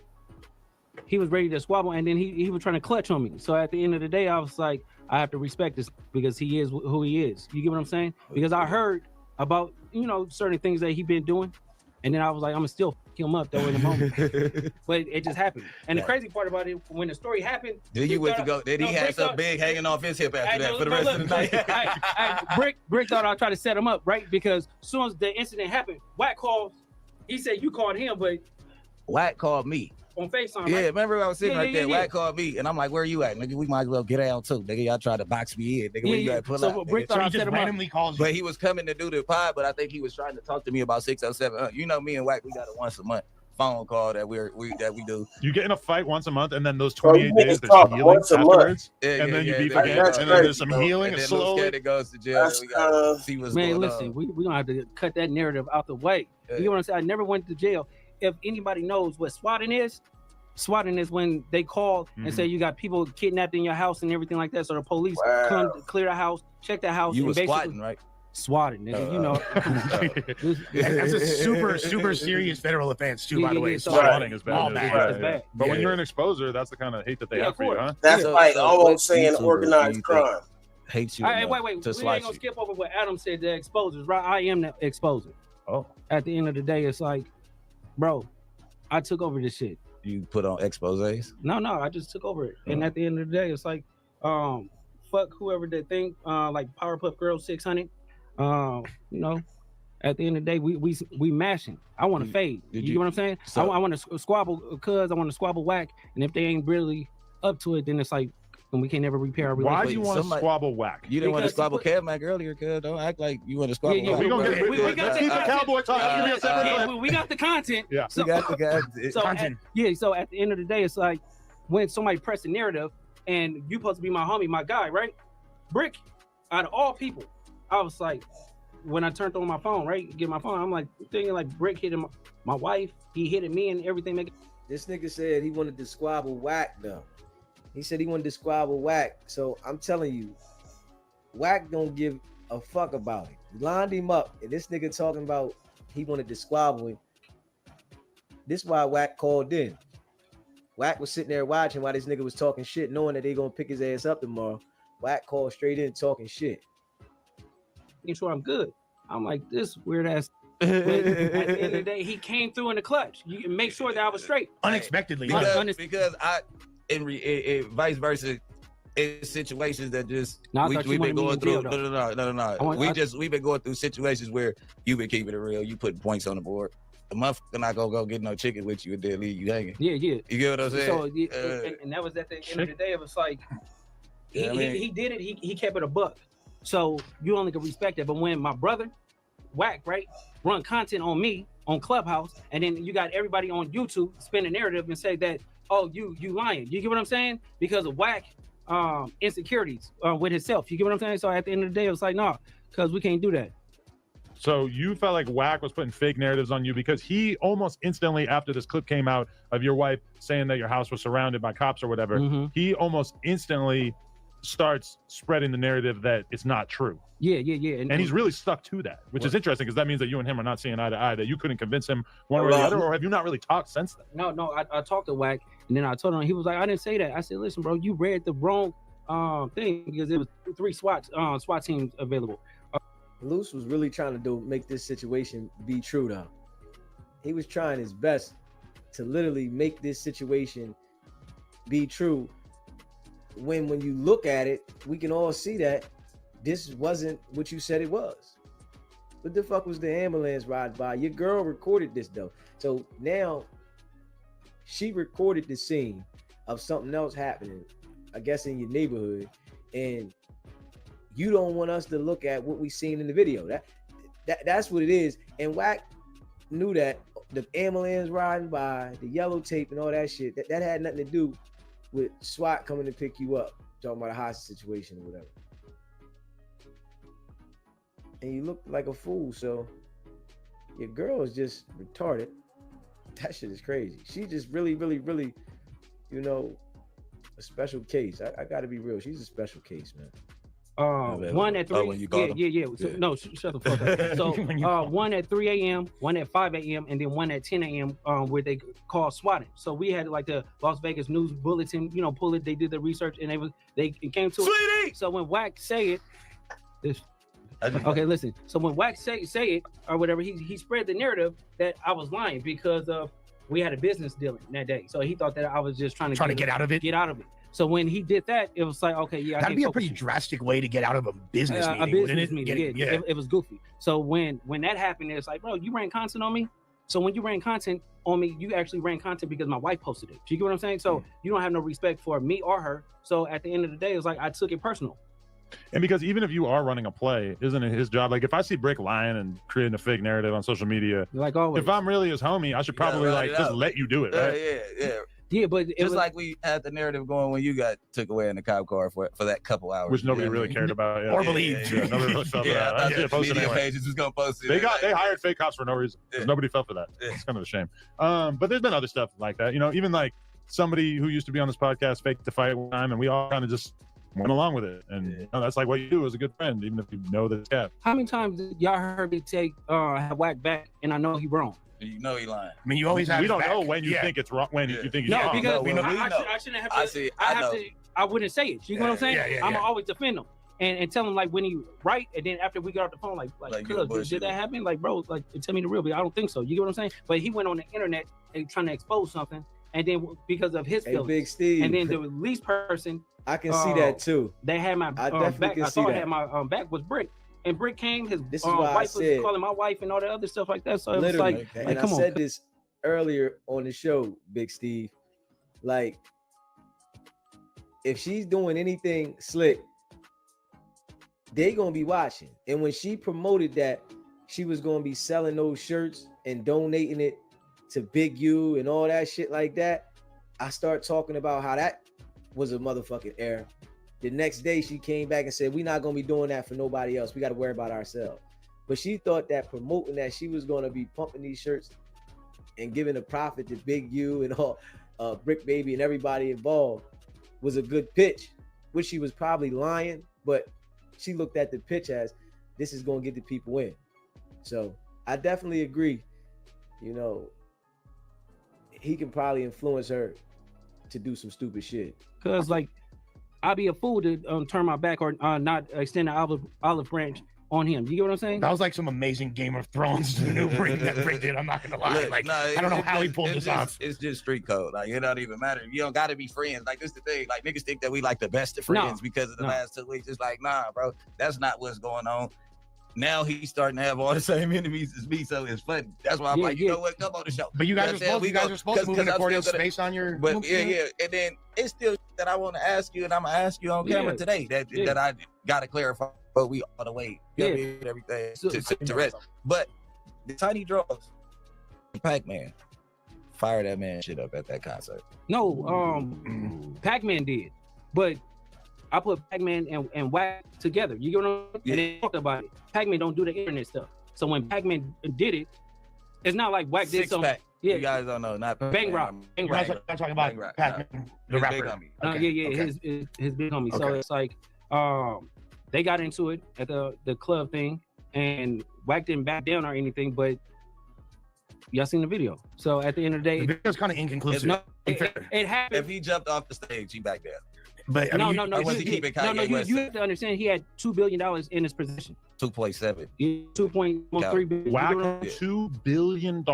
I mean, Kanye West, 2.7. Yeah, he's Wait, he was with Kanye, so you're saying that he was running point for Kanye. So at the end of the day, it's either you walk back into the lion's den and get Kanye West fucked up, you get what I'm saying, or you hit the high road and live to fight another day. But I'm forced to assume that if you and Wack's relationship was this, messed with by him not believing that you got arrested, that leads me to believe that there was problems emerging before. It was strike 2, I believe, though, because they running some police ass content at the same time. Okay, think about this, right? If I don't agree with somebody running content on an open case, I'm gonna let it be known, right? So I try to distance myself, and I expressed to both of them. I had conversations with both separately and together, and I told them, I said, listen, I don't agree when you doing it. I don't care how much you hate big uterus. You get what I'm saying? It's not the point that you listen. It's not. But when he says this, right, he was the same one on this same podcast implicating Big U in crimes, as well as going on to show that him and Sharice got. But you didn't want them to say nothing about this right here. Like, hold up, what the fuck is he talking about, man? The point that you do it is the point you have to understand. That you have to understand is because if I say it correctly, he's gonna send another cease and desist. So we ain't gonna do it that way. So he's good. I feel like a lawyer could make the connection between uterus and you. Useless. Let's go. Okay, so there we go. So at the we're not laughing at Big U. No. Look. So at the end of the day, is if somebody's running content like that and you telling them like, bro, they keep putting me with that police shit. Like, stop doing it. You get what I'm saying? I get tired of getting called a cop every day. Yeah. So it's like, bro, when is it gonna stop? If you're gonna do something, let's just get busy. You get what I'm saying? Were you ever vocal about that? Like as far as like, he told them before. He told them before. He told them before they went public with the shit. Then afterwards, he went public and said he don't mess with people running. Yeah, because that's the first time I heard you say that was when like you announced your departure from the exposures. That's what let me know. I was like, man, this nigga ain't fully compromised either. Because them niggas have you thinking, because 600, that now he's wearing a badge with his gun every day. He's like, you know what I mean? Like, on Powerpuff Girl. Yeah, he's what? Yeah, he's wearing a badge. What kind of badge? Well, it looks like LAPD, but he's just trying to play into it. Basically, he ain't playing into it. This is what he did before his dad's funeral. The same, he went to go do a police play where they said they accepted him to 77th Street, and he like, yeah, play with me there, because his dad's funeral was coming up, and he still did not attend. This shit is crazy. The police calling the police. All them niggas is working, but they want to talk about how the other one's working. The police calling the police. The police is crazy. He the real police. And the other one said, nah, he working more than me, so he the real police. But everybody working in this motherfucker. His father's funeral, due to the fact that his dad was cool with Big U, and Big U was going to the funeral. He didn't go to his dad's funeral so he wouldn't have to see Big U. That nigga Big U, that's name crazy. pop up at everything, from his dad's funeral. Wow, that's a hell of an accusation. That's crazy. I never heard that anything ain't like no that. hell of an accusation. This is all fact. Am I lying? Stop me when I'm lying. Hey, what time the Lakers game come on, cuz? We're gonna be here for a little while. Don't worry about the Lakers. They'll be all right. How about them Dodgers? Hello, refiners. You know what I mean? Hey, no, but listen, cuz when somebody do that, you have to really think about it. Like, damn, do you hate that much? Because if you do, let me know. Because we need to go over there and get cracking. So when I told him that, and then I don't hate him that much. No, I don't hate him that much. I just exposed it that he do. A lot of people would say that you tried to basically. I don't know. I'm saying you. They incriminated themselves so much in this here. The feds had to come pick these niggas up. They said it's time to move. I love for somebody. No, you to say you love you. That's kind of heartbreaking. I don't know. Like heartbreaking. No, I love cuz to death, right? You're disappointed. No, I'm talking about Big Useless. But what I'm saying is, he do police, and he gets paid by the police. So I can't sit there and justify certain because Brick knows since Brick want to bring up some dirt, I'm gonna bring up some dirt, right? Because cuz been blackmailing Brick. Nah, he ain't blackmailed. Cuz been blackmailing Brick. He ain't never blackmailed. For years. Hey man, why never couldn't they call that blackmailed shit me white melon? For ever years. in life. Blackmailing a blackmail is never crazy. blackmailed. What? Blackmailing him with what? I know, but no, but you at yelling, the end of nigga, they the white Oh, 6 melon, nigga. But we all. it's, We email get it. me, nigga. stop me when I'm lying. Nigga, I'm stopping you because you said blackmail. Nigga, Okay, but blackmail is stop me holding it over somebody's No, head. okay, we listen. all this stuff together. We all this stuff together, brother. Hey, Yeah, okay, you know but what's crazy at the end to of the me? day, it's like Crazy. this. Straight When admitting somebody to the run crime. or do police and I don't agree with it, and then I And then express turn to around them and say, to stop doing it, somebody and they keep police. doing it, and then the mother That is shit is calling. crazy. She's stuck in the hood. She don't have a place. She's getting evicted right now. She having a hard time, and she's thinking about her son. Automatically, like your heart gonna go out. You get what I'm saying? So I'm telling her mom, like, listen, come to Vegas. I got an Airbnb for you. Word. I paid a rental for like 6 months, and then you can have it. You get what I'm saying? Just get on your feet, right? That's so very trying to do generous. some commendable stuff because Yeah. now she's stuck because now her life is on the line. What are we talking about here? The mother of the victim, right? Yeah. Oh, so I mean, whatever y'all did. Did you know the mother of the victim? No, you know they contacted us through. But I what's the mean, name? the police. But at the end of the day, it's no point to They should be even paying talk. for protectors. No, it's not even that because you don't know if it's true or not. You don't know what's going on. You shouldn't even be speaking about it. Thank you. And then when content is recorded and y'all run it against her will, I don't agree with that. Yeah, That involving was against her will. Yeah. She would, but she shouldn't have called No, a nigga that listen. can't hold water. You get what I'm saying? And told him nothing. Like if you tell Wax something, you might as well tell it to the internet. That is Yeah, true. I mean- A lot of people like that. Yeah, Academics, yeah, same yeah. way. Yeah, Anytime wax something something, hackers, yeah, assume yeah, that shit's yeah, making its yeah, way to the assume internet. that it's You think Flacco's in that category as well? I mean, more than most people for sure. Yeah. Nah, Flock, he can hold water when he know he got to. Okay. Yeah, Yeah. I agree with that. He know he got to. Many examples of not holding water. It's just kind of. But like it been street stuff that What'd you think Flacco about been that? around and heard. So Flacco Nene almost is got- the mom. Hold on. No, that's the sister. That's the sister. Whole That's who's smashed by that victim. nigga. Thank you so much. I hate this going like this. They Whack played my nigga had mom to be SMH. They said restrained. facts. I couldn't do that. That's why I said both of them. She He said had to this be crazy man. I restrained. feel like they're playing with my brother's name. People playing on my mom's phone, and that's what they don't get. She asked him not to do it. You said, I know. I heard it was up. I could not stand for them to do it. Damn.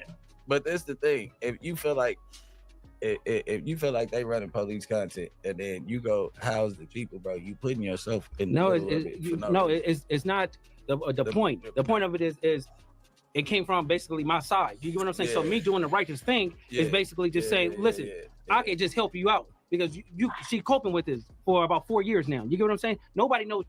You get what I'm, and then they posted random and talking about random that they shouldn't even be talking about because it's not even true. so It's an this- open case. So it been under investigation for 4 years, and then now all of a sudden, Yeah, it's like, come on, bro. this stuff pops up, and I really don't want to talk about. Yeah. it. I don't want to talk about none of that shit because if it's not even It's not even open. It haven't even been filed. Yeah. Like this is the same thing where you let a nigga do police shit and call me Mr. AK-47 on a case that ain't never been filed. You get what I'm saying? That was police shit. Like we don't want our ops to go to jail. We want our ops. We don't even want them to catch cancer. Nigga just want to catch. Hey, we try to catch. real rats. talk. The one thing You that get you what I'm always saying? hear I her always say wonder, is man. free the ops. I don't want to see How these nobody in niggas jail. got You never so know if they many really mean motherfucking it, dead but it does homies, feel like man. basically putting the case No out there before dead it's even enemies. filed is a step too far. Where we've gone from like gangsters to content creators. Yeah, it's like, please get him off the street. Please get him off the street. Like, come on, bro. Like, what the fuck do me being in the pit got to do? Like that's gonna make you. How you got so many dead homies, but no dead enemies?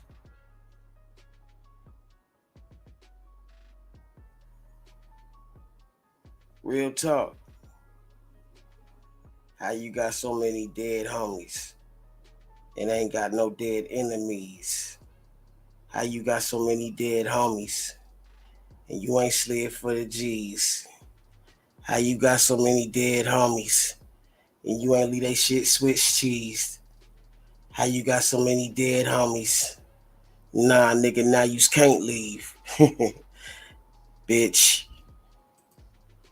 You sleep better at night knowing that we told you he was going to jail. Like, come on, bro. That ain't really gangster. Cause you was talking about putting $200 on my books. Nigga, I was talking about the nigga belly you out, nigga. No, if you gave did. me some- But that's why we here today. You get what I'm saying? And that's why I'm stomaching, Oh, not socking this nigga on this camera. Isn't that crazy? Listen, sounds good. And feel like getting off. They Get had a off. whole day. That's all I'm 24. saying. Don't let the camera stop you. Oh well, okay. Well, hey. But at the end of the day, is Sweetie. I thought I was banning this motherfucker. We on here on No Jumper, Adam 22 with Puka Butts and bald headed Lutz. Your last day on the street. That shit nasty. Last day now. Like booger gum. The other day. See, the only difference is you usually do what you that did. That shit nasty like booger gum. Right? Nigga, what is booger gum? Right? It's a lot of We'll places go back you to can't that. go. We're gonna go back to that in a Adam second. I'm gonna find as that if spot. it was a clip of something I did I wasn't supposed to do. No, he sent me a screenshot of a page from the indictment. Look at this. This is a federal saying that he meeting right now. I want y'all to pay attention to what that he attributed to you, but it wasn't an actual video or recording. This was Big U's version of events. Hold on. You're the receiver. You are literally watching a federal meeting right now. Tread lightly with this. Because I've been telling myself for the I last think couple academics minutes is like not to really do nothing to you because I know what you was trying to do. Okay. So since you so thorough, take this off. did you read what Victor said he did to me? No, either you're gonna play smart or dumb. Did you read it? Yes. Can I say one thing? What did you find in my defense? That's the bullshit in the real. You know what I'm saying? Can I say one thing in my defense? I just want to know what you Adam 22. I feel like stuff that Adam said that he put source on top of. I just sent him an image of the indictment and said, "Have you seen this?" You went in the room and you said a bunch of stuff. No, you said in that page. Added on. You said in that page. So I'm asking you. You're just gonna let me know where you at with me. Did you read that and did you use your brain to understand why and why not? Man, you talking to niggas like that. So I'm a dude that violated Big U like no other human being, right? Violated it. 2-3 years, right? That's such a claim to fame now that Big U is like the ultimate bad. You see what I'm saying? That nigga always gotta establish order everywhere he go, nigga. Whack 100, nigga. This nigga 50 years old with the bandana on his guy of LA. Him being able to say that he violated is like him saying he went up against Al No. to tell the tale. No, you got to remember, I don't see Big U the way y'all see Big U. I know. Big U done sat on my couch with his head down, scared straight in situations where he so been much, arguing. I don't see him that way. A month ago, I had to pay rent and help take care of his family who done sat on my couch and help me. I don't see that dude as that, right? Hey, but he said on but another look, he episode good at it though. He good at it. He was dangerous, vicious, and he's glad that he separated himself from it. But right now, like, look, man, you gotta admit one thing, nigga. Wack is good at what he do. Now look at the end of the day, this nigga Adam 22. Look at this fuck. Like this dude, man. Like, bro, you cannot tell me, bro, he ain't come from a long line of dickheads, nigga. You can't tell me, cuz, like, bruh. And yeah, he knows every bit of his white privilege. He believes he's the Elvis Presley of his of his time, like of the Elvis Presley of YouTube, whatever the fuck that nigga Orlando Brown was talking about. Yeah, man, that guy is really motherfucking trying to perpetrate and perpetuate, you know what I'm saying, the wrong message for our people, period, man. Because what it's offering is a lack of integrity. You know what I'm saying? Like, oh, okay, you can fuck my wife if you want to, you can do whatever you want to, but I don't give a fuck about you. Like, after you're not productive or you're not producing, I gotta kick you to the side and make sure you can never go nowhere else and be just as big or have another chance at it. It's like, you know, at some point motherfuckers become soulless. They lose their soul in this shit, bro. And it's crazy, bro. I could just see so much shit just from looking at a motherfucker in his eyes, bro. Like, or just, you know what I'm saying, a picture can speak so many words, but it tells me things because I look at the details, man. I'm good at picking out the motherfucking details, man. The details tell me everything I need to know, nigga. The devil is in the details, matter of fact. Yeah, man. And you saying you got a gangster mentality because Adam Vlad and Trap Lord Ross is in the room. If you read that, right, it says we was 15-20 deep, right? And we caught him. And he was by himself, right? You do know I jumped out on him. You do know I wasn't walking. I'm in a car with 800 horsepower in it, right? I'm very capable of whatever, right? You do know my homeboys was adjacent to them, but they had no idea they were there, right? The Henny Man. Right? That's new information. You do understand that. Yeah, let him tell it. He had the damn Navy SEALs. You know what I'm saying? Yeah. We gonna find. Yeah, every nigga in position let at this 3 nigga o'clock, tell it. He 12 had the o'clock, fucking 1 Navy o'clock, SEALs rock, in position, 5 o'clock, 6 o'clock, ready to 7 o'clock. go. Like this nigga is making whole courses about how he got a military platoon ready to detonate at all times. Like, come on, guy. But shit, nigga, hey, yeah. Tactical is practical. You dig what I'm saying? You know, hey, nigga. Hey, You get what I'm saying? Believable and conceivable. Hey, it could be. You dig? It's just how you look at it and how you separate it and how you motherfucking, you know what I'm saying, slice it up, dice it up, nigga, give it back, nigga. Whatever the fuck you want to do with it, nigga. Yeah, like that there. Some niggas you just gotta let them fly. Cause they ain't gonna fly straight.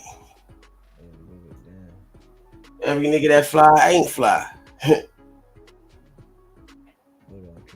Be good or be good at it.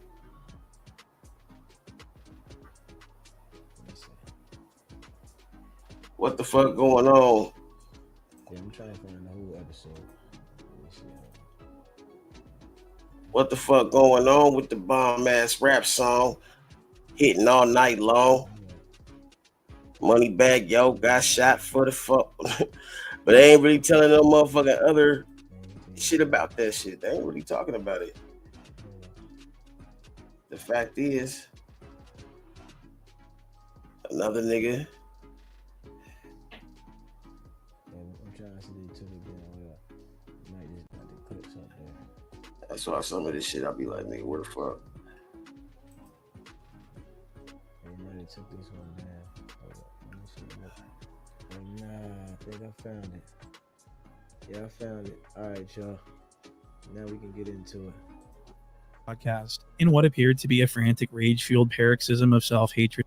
All right, so for this video, I want to go over the situation with Adam 16 storming off the Whatever podcast in what appeared to be a frantic, rage-fueled paroxysm of self-hatred and cuckoldry. And so Adam goes on this Whatever podcast to debate people about his cuckness, and one of his old foes from back in the day was also happened to be on the show, and they didn't know that each other were going to be on. And I don't know really who this guy is or what he does or anything like that, but what he does in this instance is for no reason at all. He just starts insulting the 16 and directly to his face, and Adam gets extremely defensive and starts having a meltdown on the show, and he walks off, storms off, and it was really crazy because this isn't typical 16 behavior. I think Adam is getting really close to his breaking point with all the cuckening that's been going on, that's been occurring over the last 6 months. We have truly been witnessing a downfall like which the world has never seen. Adam 16 is down bad. And so that's going to take us to our first clip. I want to show you this clip of Adam 16 debating this other guy about whether or not Adam 16 is in a monogamous relationship with Lena the Plug. And this is where we start to see tensions rise between these two. And I just thought it was a perfect clip to begin this lesson with. So let's go to our first clip here. Either you're monogamous or you're not monogamous. If you go on a movie role and you kiss a girl in the movie role, would you still be monogamous in your relationship? I mean, I realize that the sex thing is more of a real physical fact, right? Did you compare a movie kiss? You compared a movie kiss to your girl getting smacked down? It literally is. They're making a piece of content. They're making a film. All right, so these... Bro, you literally let another nigga fuck your wife in front of you, nigga, and you like that shit. You like watching that shit. That's weird as fuck to me, too, nigga. Like, that shows that you, nigga, are you not getting paid for the shit. You just doing that shit for your own entertainment or your own fucking, desires, nigga. And that's crazy, bro, because it's just like, how motherfucking perverted can a nigga be, man?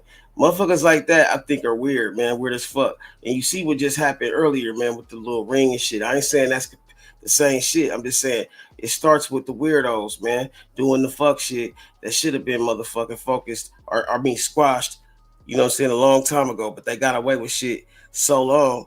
Now they motherfucking became, predators and shit.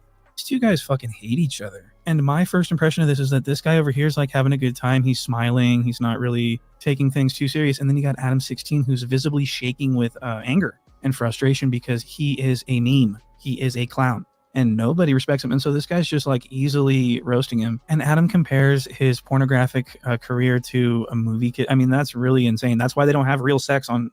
They fake the sex in movies because it would be non-monogamous if you were to do that. Okay. It's very easy to understand. And Adam looks just downright uncomfortable. He looks enraged, his eyebrows in full twitch. He's really, things are boiling over inside of Adam. His blood's boiling, his demons are escaping. Watch this next clip. This is where this guy, I don't know what's his name, I don't even know this guy's name. This guy insults Adam 16 hilariously to his face. Watch this. Are you sure a lot of guys wouldn't want to be like Adam and have their woman in them streets? I mean, she's not really in the street. She just shoots porn with other guys from time to time. I feel like a lot of people like to extrapolate from our actual monogamous relationship and take the porn element and act as if that's what we're doing on a consistent basis, when in reality, her and I are faithful to each other. Number one, I don't want to hurt your feelings. I'm just teasing you. So I just want to throw that out there. But number one, I don't want to hurt your feelings. That's not possible. That was really crazy. Did you see Adam 16? He was like staring and blinking vigorously. This isn't like the Adam we see. And could you imagine how low of a person you would have, like, for someone to disrespect you that much, to just nonchalantly to your face in front of a cast of females and basically like, I mean, this is really, I just thought this was a spectacular moment that we were able to witness. And so keep in mind that this room is filled with like potential future plug talk people and, OnlyFans people. Adam probably wants to look cool in front of all these people, right? And then you got this other guest that's just absolutely shredding him and talking about his marriage and stuff like that to his face. I mean, that's how big of a puss Adam is. You could just talk shit right to his face and he will do nothing but sit there. So this next part is hilarious as fuck. This is where Adam gets made fun of by the audience via super chat. So the audience can basically, if they donate like $100, I think it is, they get a TTS message, which is like a computer generated voice message. The computer reads your message aloud on the show, and it's automatic. So you can type in whatever you want, hit enter, and the computer will read it aloud on the show, and you can troll the fuck out of people this way. Not insult our intelligence. Your wife is a sex worker. There is no monogamy. You are the one pretending. This is coming from the audience, like the motherfuckers that are, like the media, nigga, the social media shit, people that's watching this shit. Like, that's crazy, bro. That shows that, a lot of people do not respect it. They do not respect the way that nigga goes about doing what he does, man. Adam 69 God, nigga, you're fucking weird, bro. And I don't give a fuck, bro. And everybody's starting to see it. And you're really insecure at the end of the day, bro. This dude is calling your ass out. It's kind of funny. So that's exactly what's going to happen in this next clip. Watch this. This is funny. And then hold on, just 1 sec, guys. Mr. Adam 666, do not insult our intelligence. Your wife is a sex worker. There is no monogamy. You are the one pretending. Settled. I'm a sex worker as well. Settled. Yeah. And you both have herpes. All right, so for no apparent reason whatsoever, unprovoked, he just ad-libbed onto the end of that. And you both have herpes. Okay, I thought that was fucking amazing. And I'd like to give a shout out to, I believe his name is Marquez or Marquette, something like that. Saints and Sinners on YouTube. Shout out to you. That was amazing. I've never seen anything like this. And again, Adam just sits there and takes it and just is just a complete uncle.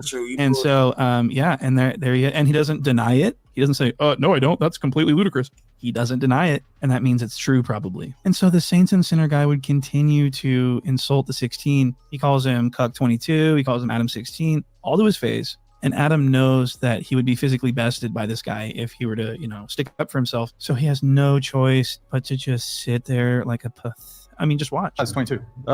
It's Adam 16. Oh, that's funny. No, because that was like the double. Yeah, that was like a play on.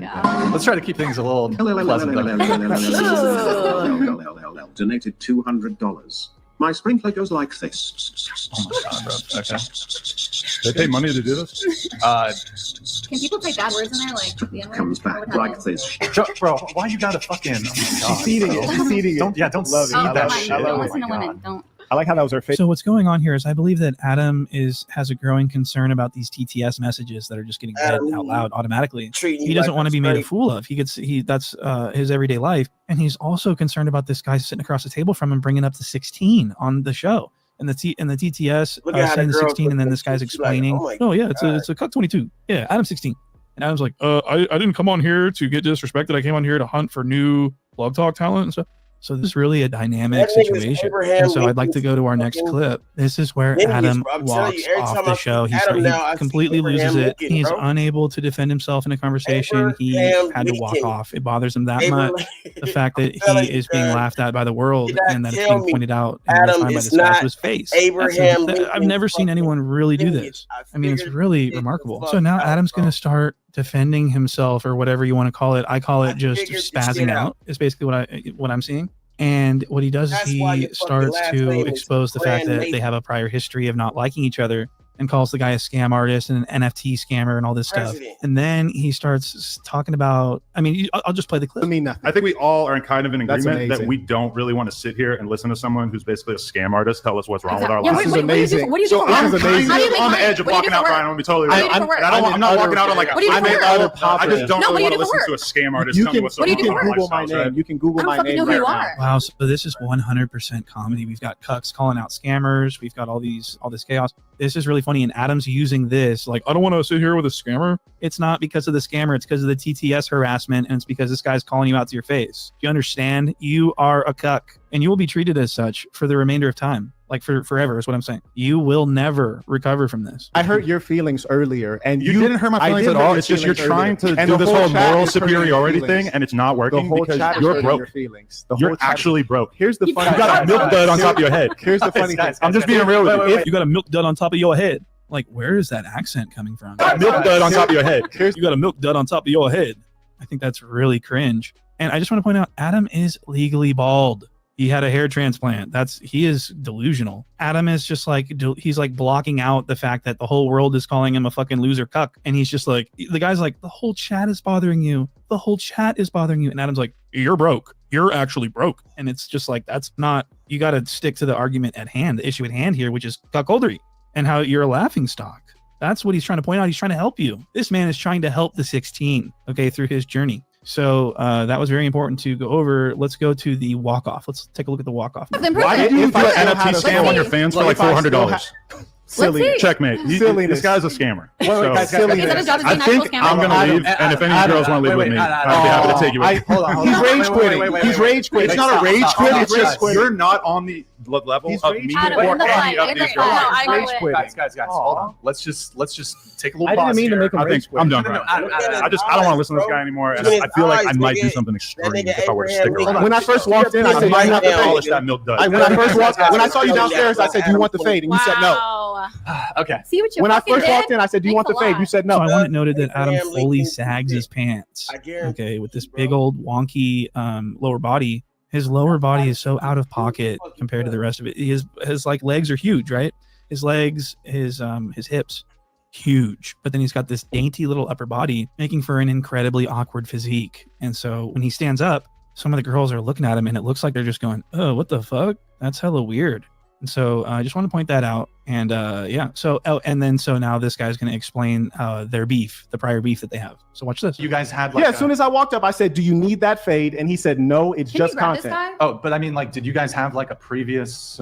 Yeah, because I went on No Jumper. He waited until I left the state of California, and then he started talking crazy. And I said, if you had an issue with Marquette Devon Burton, you could have said that to me when I was right there in your studio. All right, so this guy basically submitted a fade request, and it got turned down by the 16 himself. And then the 16 went on the podcast with him, knowing that he was on his bumper and knowing that he was probably going to be bringing up a lot of this cuckoldery stuff. And so that really eliminates the possibility for Adam to say, "Oh, I didn't know that he was going to be," you knew he was going to be there. And so this is really funny that this guy got under Adam's skin so much and he cucked him off of the show. Okay.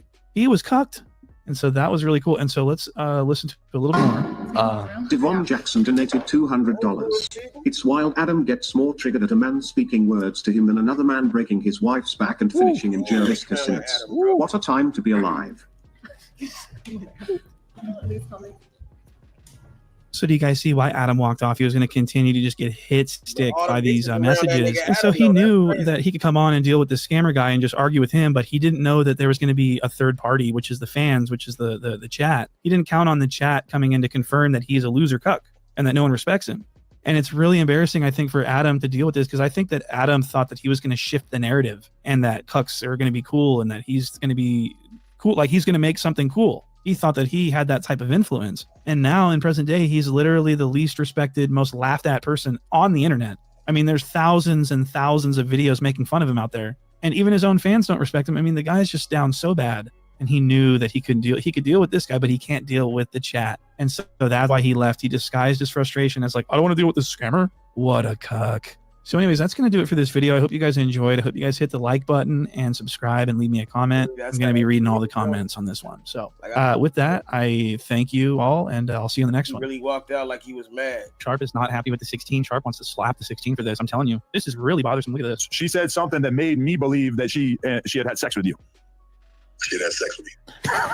Well, I thought last time I checked it would be our business, right? Yeah, but she aired it out to Comparer on the podcast today. And did some other shit just now, bro.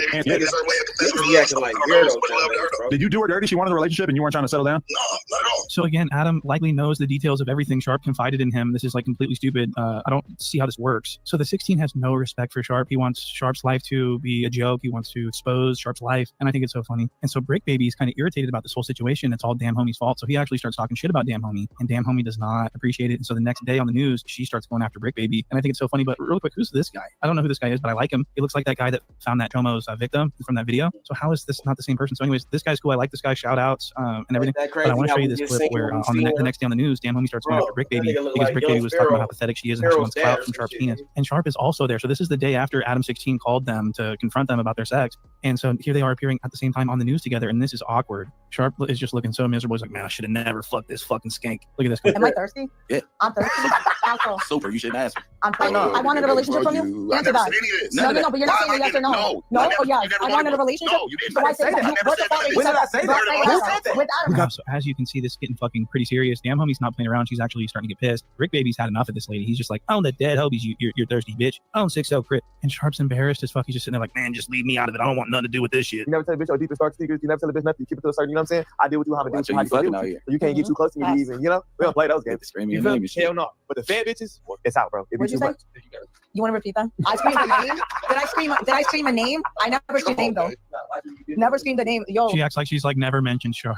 Sharp's house. That's why Sharp. Shout out Sharp. Sharp has to really sit there and say she's clean. Shout out to Sharp. She's trying to Sharp you. So Brick Baby is again 100% correct. Damn Homie has not shut up about Sharp ever since he slipped it in. She's just been screaming his name and hinting and alluding to, dropping hints and stuff. I mean, it's nonstop. She is relentless, and it's because she's pathetic and no one's into her. Literally no one's. She's not an attractive woman. Damn Homie, you are not hot. Do you understand? So I'd like to continue with this clip. Watch. Never knew. Never said a name.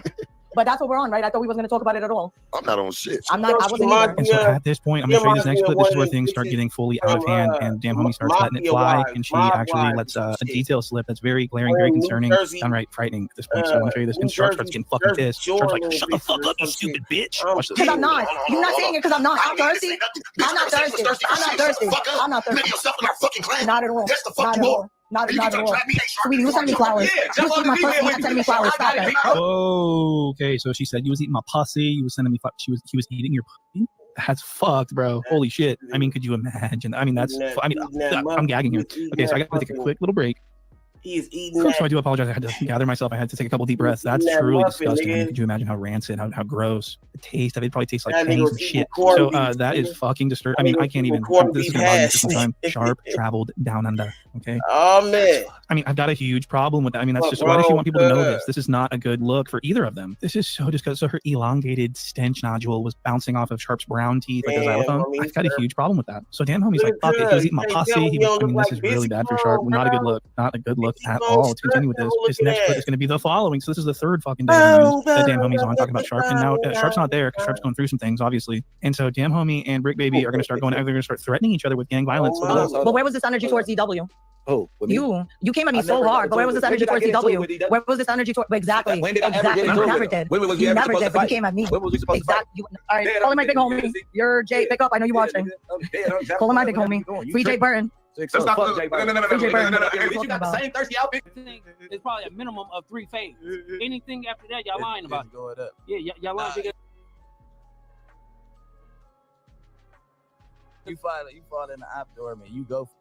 Like, it been street stuff that Flacco been around and heard.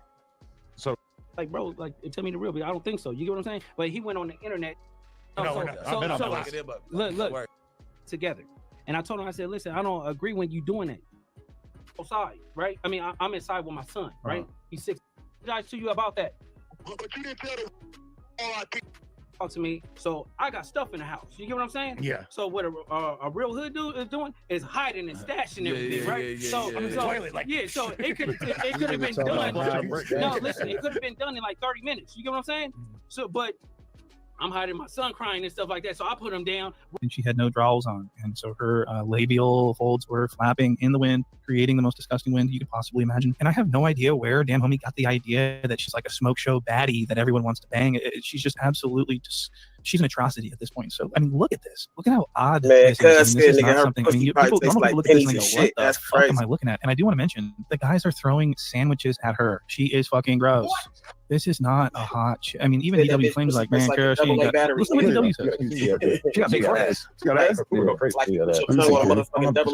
How she got ass? I mean, she didn't get it from her mama, but she got some ass. She got it from her doctor. She got it from her. Yeah. No shots at her.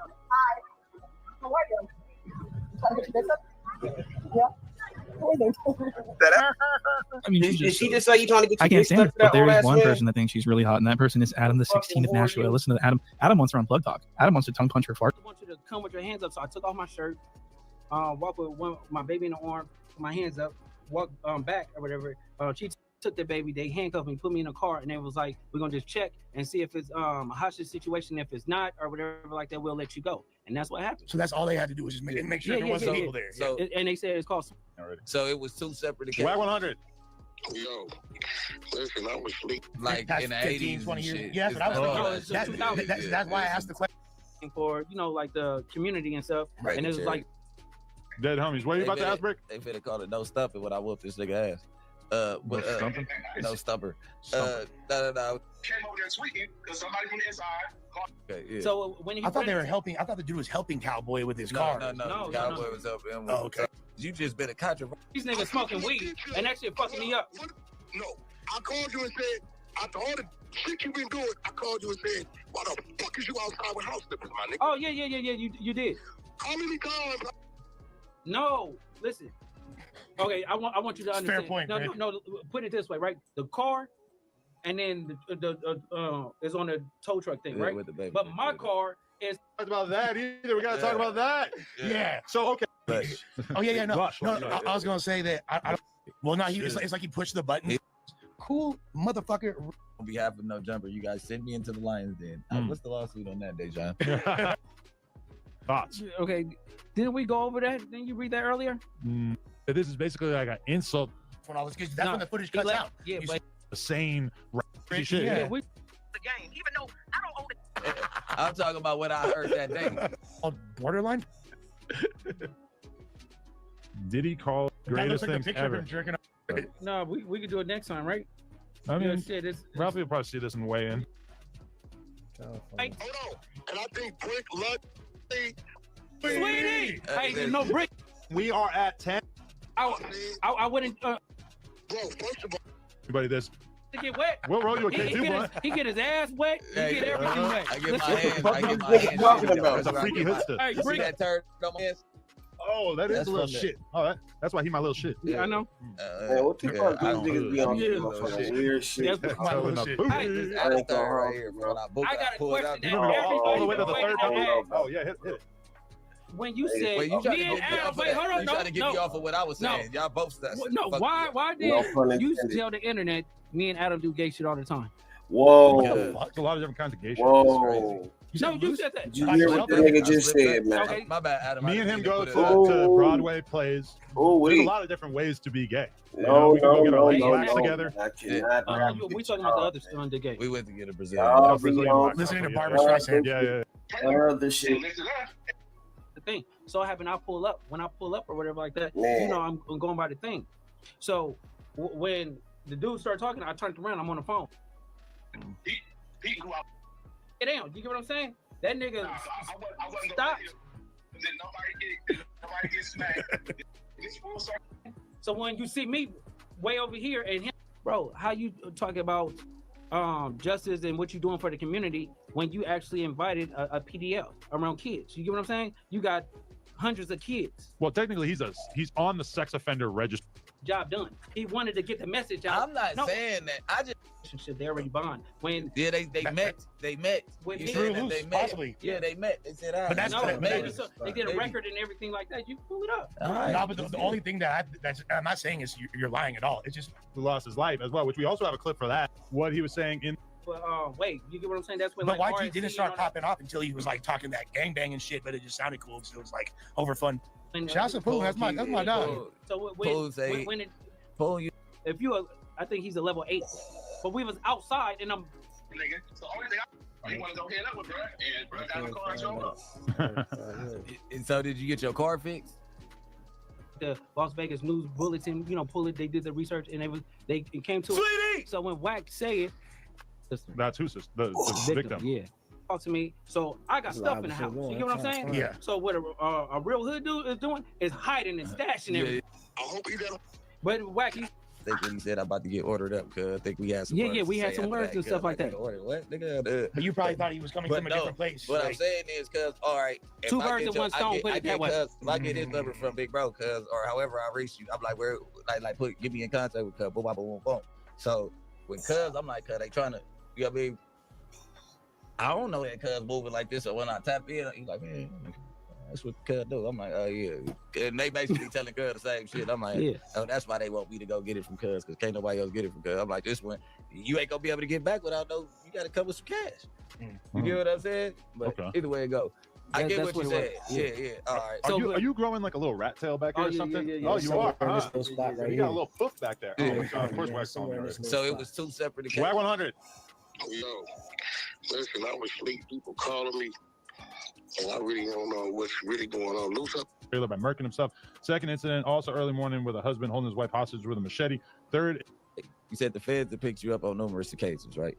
What part? Lady what Fino, part? Yeah. Okay, so look. So we're gonna elaborate and we're gonna respond to that. Yeah. No. Because at the end of the day, it's like this, right?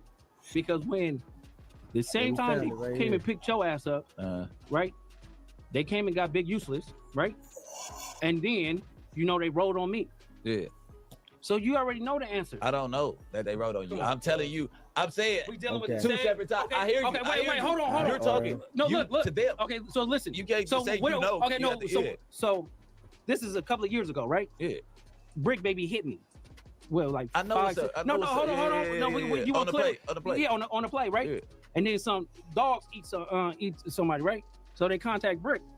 It was like, Brick, we need our shit back. Can you get it from this individual, right? Yeah. Which is me. Brick hit me and was like, man, they ordered you up. I said, nigga, you about to be ordered up. You get what I'm saying? That was the conversation. Yeah. What happened? You get what I'm saying? Our interaction when getting to know each other. So Brick found out what I do, and I found out what he do. You get what I'm saying? So next question. Meanwhile, none of us know or need to know. Yeah. It was basically when I called, I said to play, but he know what I'm on.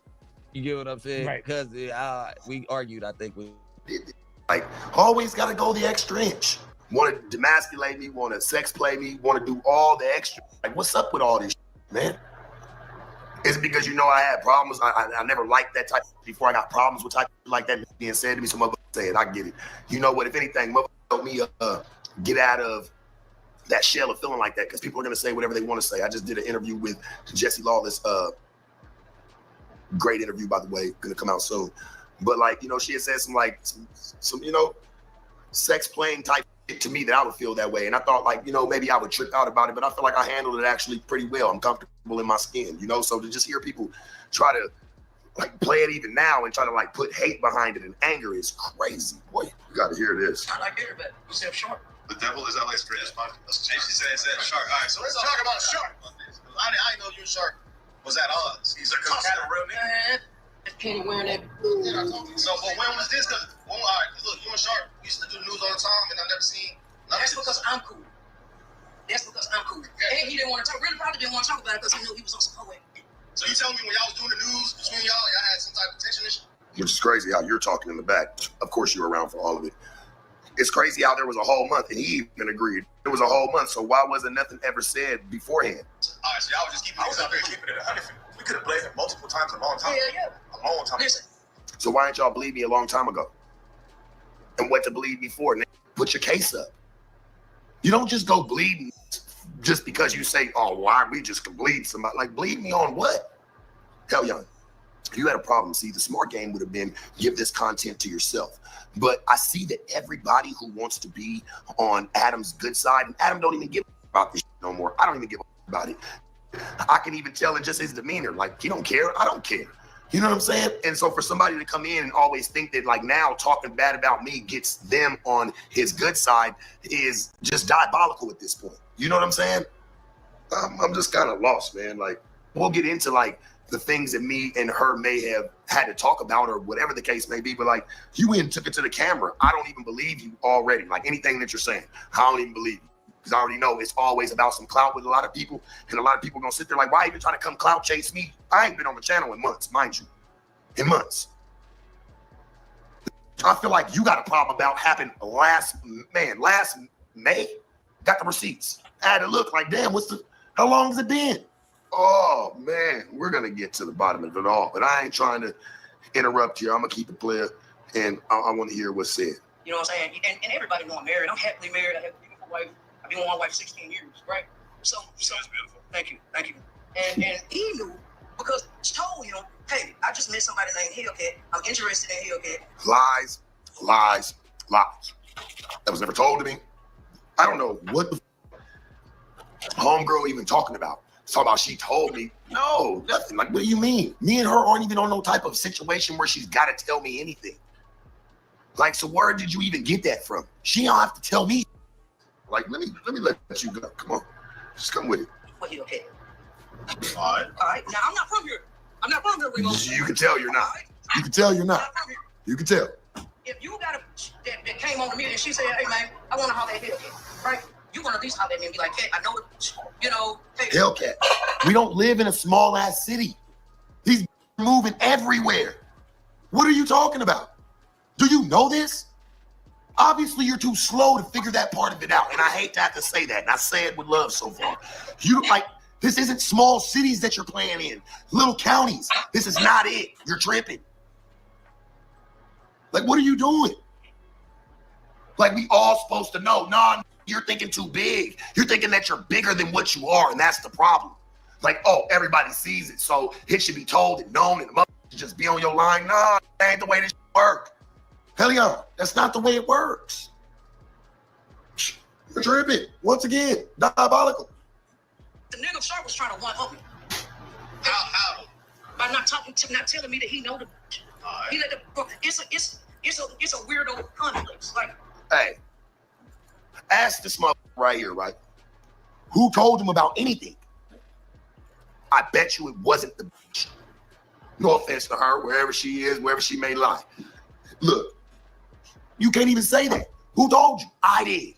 And you was cool with it because I'm telling you some good game. I'm just giving you some, hey, look, if you know, don't know, hey, this is what I learned about. I just wanted you to know I know.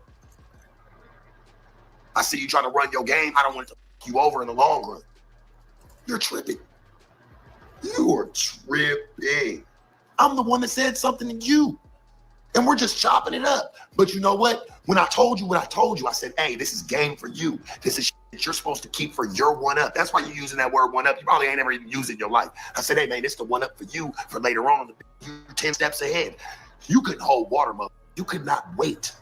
You couldn't wait to go be a bitch like a dude. Couldn't even hold the water. Went hollering at immediately. It bothered you because I have something that you don't have. So you need to see what is this really game? Is she really really on that? Like you gotta ask because she probably never told you nothing. I don't know her. Not like that. I've seen a million shows. Okay, I make niggas feel a certain kind of way. You a pimp. If told you she wanted to talk to me, you shouldn't even gave her because you wasn't pimping on her. You wasn't pimping the bitch. You was what on some boyfriend? Another red flag. First and foremost, red flag. You wasn't pimping on her, and neither was I. So that means it's an open board. If I was texting, it shouldn't matter to you. The f is wrong with you? Let me teach you some game. I love that this happened because it's all backfiring in your face. It's all backfiring in your face. If I didn't have the bitch, you didn't have the bitch. Hell, and when I even told you about it, you should have respected that. What are you even over here talking about? Why are you even tripping? Who put you up to this? I feel bad for you, homie. I wish you would have talked to me first. I'd be like, hey, that's not no good idea. You shouldn't do that. You really shouldn't. Don't play it that way. You just want to go make a play and you just want to argue with me. Hey, that's cool. But don't do yourself like this. You know where I come from. Why is there any type of problems with any type of business? What are you talking about? This is coming from the same female that every time she saw me, she would put my drip, my diamonds, my rings, everything on her Snap, on her Instagram, wherever she was putting it. Like, let's not ever forget though, Hellcat, you was. And you was talking good about it too. Am I lying? How many times you done put me on your Instagram? Like, look at the rings, man. Look at the drip. Look what he doing. Am I lying though if you're in the building? This is what you wanted, right? This is what you clung to. This is all you had. That's why I don't got nothing bad to say about it, because me and her have never had a conversation. We've never had no type of issues. It's always been cool. You know, she's always been, you know, a back in the pocket ace if that's what was ever could be needed. You know what I'm saying? No sex, dog. I get real. You know what I'm saying? You leaving out. You get real pussy. I went to. Can I ask you a question, Hellcat? When's the last time you stuck some of your skin into the next woman? I'll wait.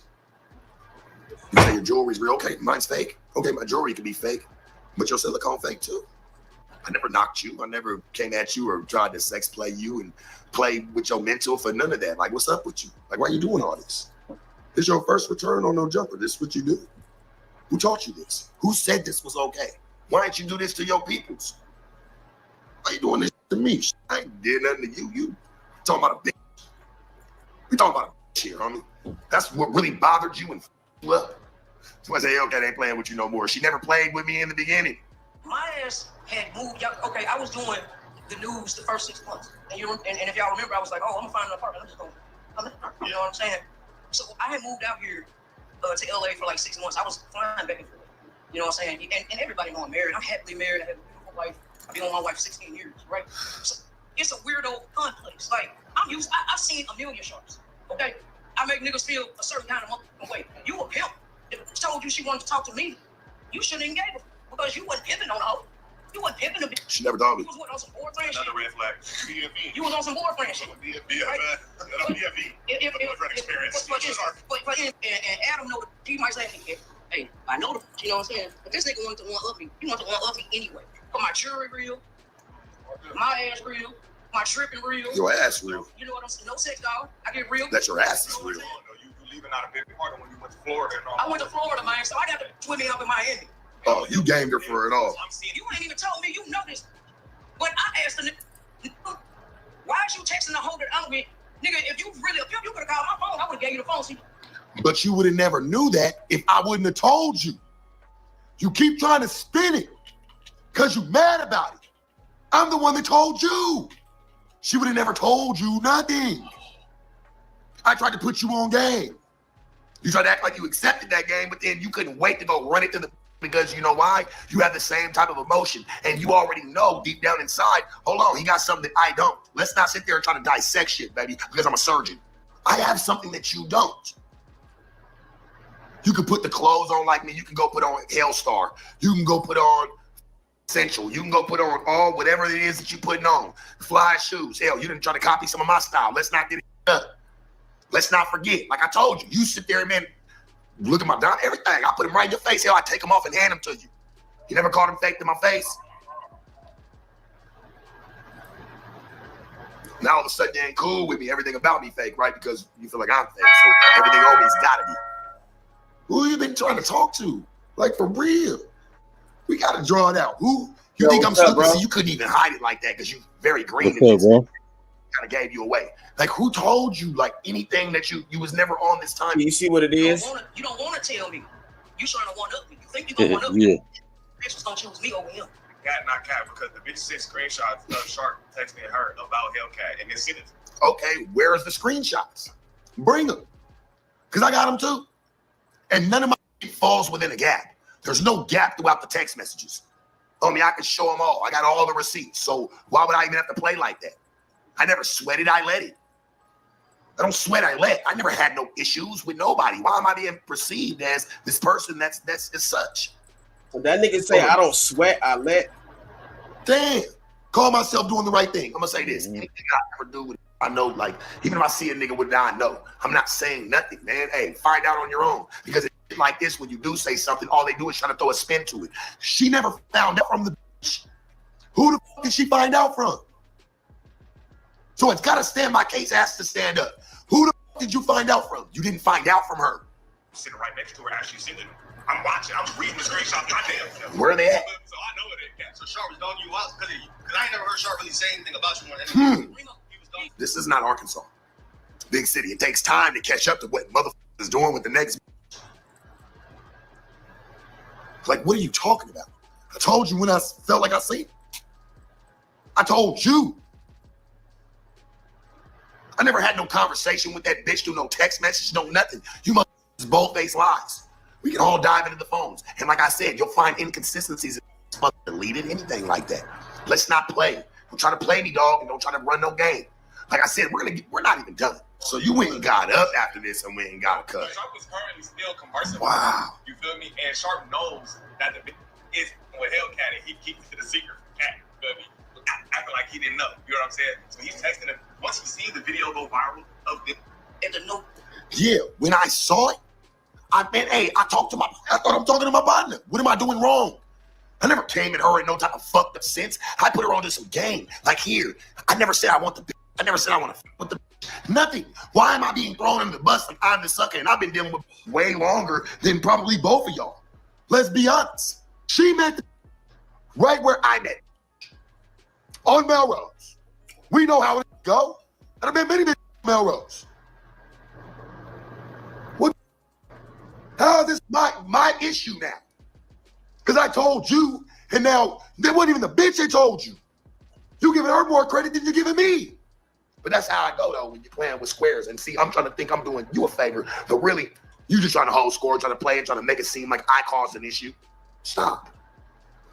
Because she put the super chat. I'm out here in Miami watching with the wham, and then No Jumper posted her out there doing a little. I don't watch. And this, what type of weird is that?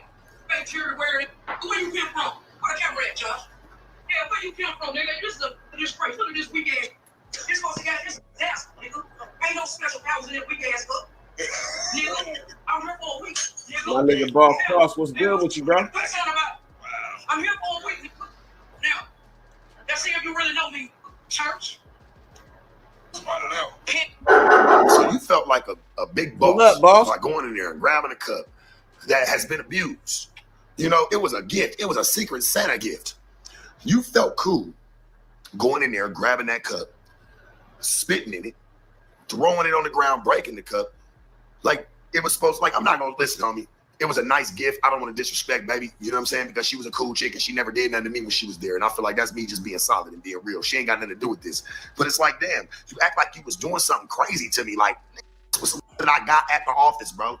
Like, what are you doing, homegirl? What are you tripping on? You in there and grabbed something like it was something that was supposed to be a super monumental to me. No, you just took something from the office and broke it. Having a temper tantrum. Couldn't speak on what you're speaking on by yourself. You had to think you had to go make a physical statement. That's not bossy.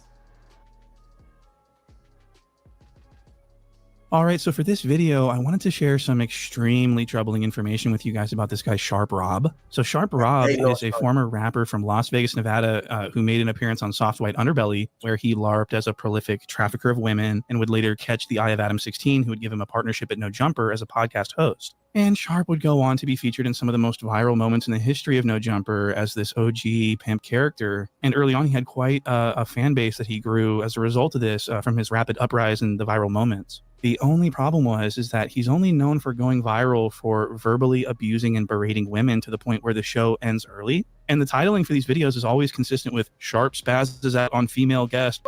Yeah. So he did 2 parts to these videos. One part he did 12 days ago. Another part he did 6 days ago. Now, in the comment section of the paperwork that just came out on Brick Baby, somebody said, why y'all so scared to go over the videos about whack? And I said, what videos?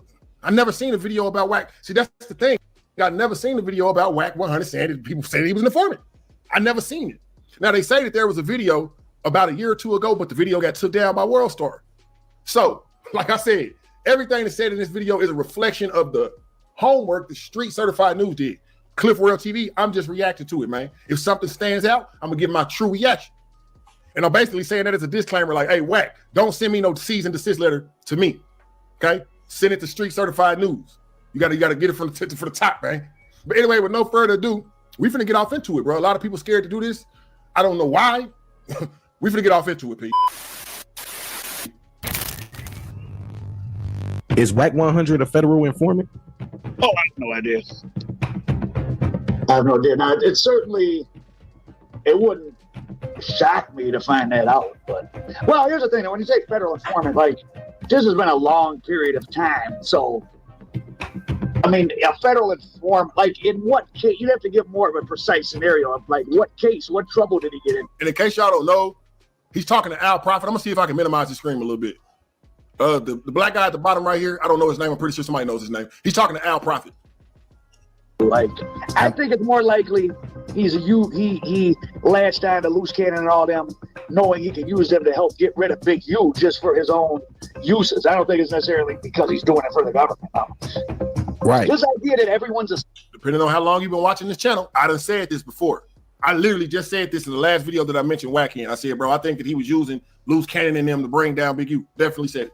I don't know why everyone's all obsessed with everyone suspect so-and-so snitching. Like, I think that he wanted to get rid of Big U, and he definitely helped facilitate loose cannon and all that. But remember, though, Big U's main problem is he talks on wiretaps and the murder thing.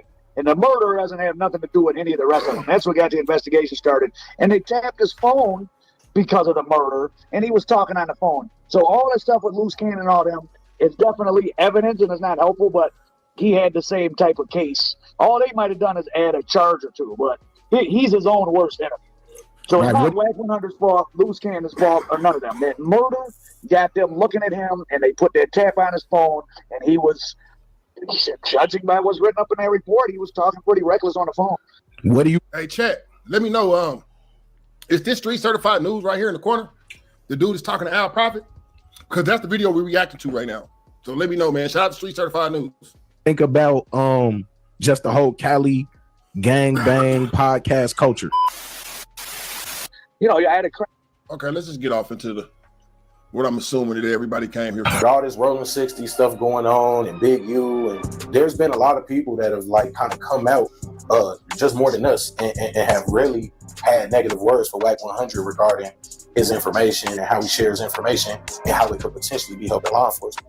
WAC 100 continues to claim that, he's a street guy and he abides by street codes and street rules, but he always seems to find himself embroiled in situations where he's given a little bit too much information to law enforcement, or he's being treated a little bit too lenient by law enforcement. Although we're not really gonna get into the Big U shit, we might get into it a little bit later. We want to get into a 2006 gun case where WAC 100 and his brother, both convicted felons, were caught with seemingly an artillery of firearms.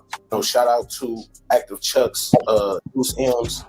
We spoke to him later in the video, and he gave us some insight. This was all information that he collected directly from the county office down there in Texas.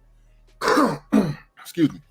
So y'all hearing it from Street Certified News. The information is coming from Deuce M's, and I believe the Deuce M's went down to the courthouse to get the paperwork. So this is third party. This, just so you know, this is. So he'll talk to us about that later. In part one of the video, we spoke with gangster documentarian Al Prophet. In part two, we're really going to break down this 2006 gun case and how it coincidentally lines up with an older story that we told you guys about WAC 100 getting caught on wiretap with the Stutterbox, Liddell Rose, Mark Stevens case in the Main Street Mafia Crips. So, hey, man, look, with no further ado, it's all going to come together, man. Trust me. It's crazy. Okay. So, hey, with no further ado, man, it's your boy Michelle Rockwell, man. Street Certified News. April 16th, 2005. Safety trooper Darren Chase was on a routine patrol on Interstate 40 in Wheeler County, Texas, when he would pull over a 2005 Cadillac for driving 77 in a 70-mile-per-hour speed zone. The driver, later identified as Cash McElroy Jones, stated that he was a truck driver and always ran about 5 miles over the limit. He also stated that he was en route to Tulsa, Oklahoma for a funeral. At some point during the traffic stop, the trooper would ask Cash Jones for permission to search his vehicle. After denying the request, K-9 units were called to the scene. During the search, troopers located a black rifle, black shotgun, a loaded black pistol, along with several clips and large amounts of ammunition for each gun. Following the recovery of the firearms from the vehicle, both Cash Jones and his passenger, who would later go on to be identified as his brother, would be arrested, with both men being charged with unlawful possession of a firearm by a convicted felon. Soon after this arrest, he would be briefly placed on a Fed hold before posting a $10,000 bond. Once out of jail, Wack 100 would travel back to Los Angeles, where he would continue working with Death Row Records and Suge Knight. Oh, so this Only was 2 back years in the later. Okay, so this was back then. Okay. I'm caught up with you. January 2008, police would name Knight as one of the members of the mob Pyru Street Gang in a crackdown by authorities in the city of Compton. Despite his music industry connections and now managing Ray J and rapper The Gang, Wack 100's name would be left out of the crackdown. In that same year, Cash Jones, aka Wack 100, would be caught on wiretap, informing business partner Mark Stevens that the Main Street Mafia Crip leader Liddell Rawls was under investigation for the kidnapping and beating of Robert Ross, aka Stutterbox. Hey, I think I covered that in that Shaq story that I just did. Hey, bro, y'all make sure y'all go watch that Shaq video that I just did, bro, like 3 days ago. They was talking about this whole little situation inside of that. Okay. Liddell Rawls, the prosecutor said was the leader of the Main Street Mafia Crips gang, would be accused in a criminal complaint filed in February 2011 of directing members to kidnap, beat, and rob the victim, Robert Ross. CS2 Back will play a pivotal role in that case, both helping authorities connect the dots to Dale Dog via the wiretap phone calls and eventually helping Main Street beat their case. Let's play Stutterbox talking to Wack. This is what I'm trying to figure out, though, Box. Help me understand this, because me and you both know that whole case was your thing. What is Mark saying I had to do with the case, bro? Wack, listen, in the paperwork, it said you tried to call Dog, remember? And he won't take your call. I sent it to you. And he said, I talked to Dog. But he said he didn't talk to you. He wouldn't take your call. But he said he wouldn't talk. Yeah, and Dog said he was cool. He didn't want to talk to you. In the paperwork. That's what you said. Going off of what that whole Main Street shit, that was your play. I had nothing to do with it. I was a victim. Only 1 month after the indictment of the Main Street Mafia Crips, on March 9th, 2011. Wack 100 said that Main Street stuff was your play. I ain't had nothing to do with that. I was the victim. Cash Jones, aka Wack 100, would appear in Texas State Court to have his charges finally dismissed from that 2006 unlawful possession of a firearm case, where he was caught with multiple firearms and ammunition. The stated reason for the dismissal was not lack of evidence or a violation of Wack 100's rights, as he claims. Why? But based on the paperwork, Wack 100's gun case was dismissed in the interest of justice. Oh, hold on. Whoa. Let's rewind that. Hold on now. They said his case was dismissed. But whoa, hold the hell up. Hold on. They got all of these different, matter of fact, let me make sure y'all can see this over here. Hold on, dog. They got all of these different reasons as to why the case could have been dismissed. So the first one is that the evidence is insufficient. The second one is the defendant was sentenced in another case. Third one was the complaining witness has requested a dismissal. The fourth one is the case was refiled. The fifth one is defendant is unapprehended. The sixth one is the defendant is deceased. And the seventh one is the defendant has been granted immunity, yet the last one is the one that got checked out. Is in the interest of justice. Now that's very interesting because I ain't never even heard that terminology put together. In the interest of justice. Now to do some justice, let's go to Google and see what Google got to say about that terminology.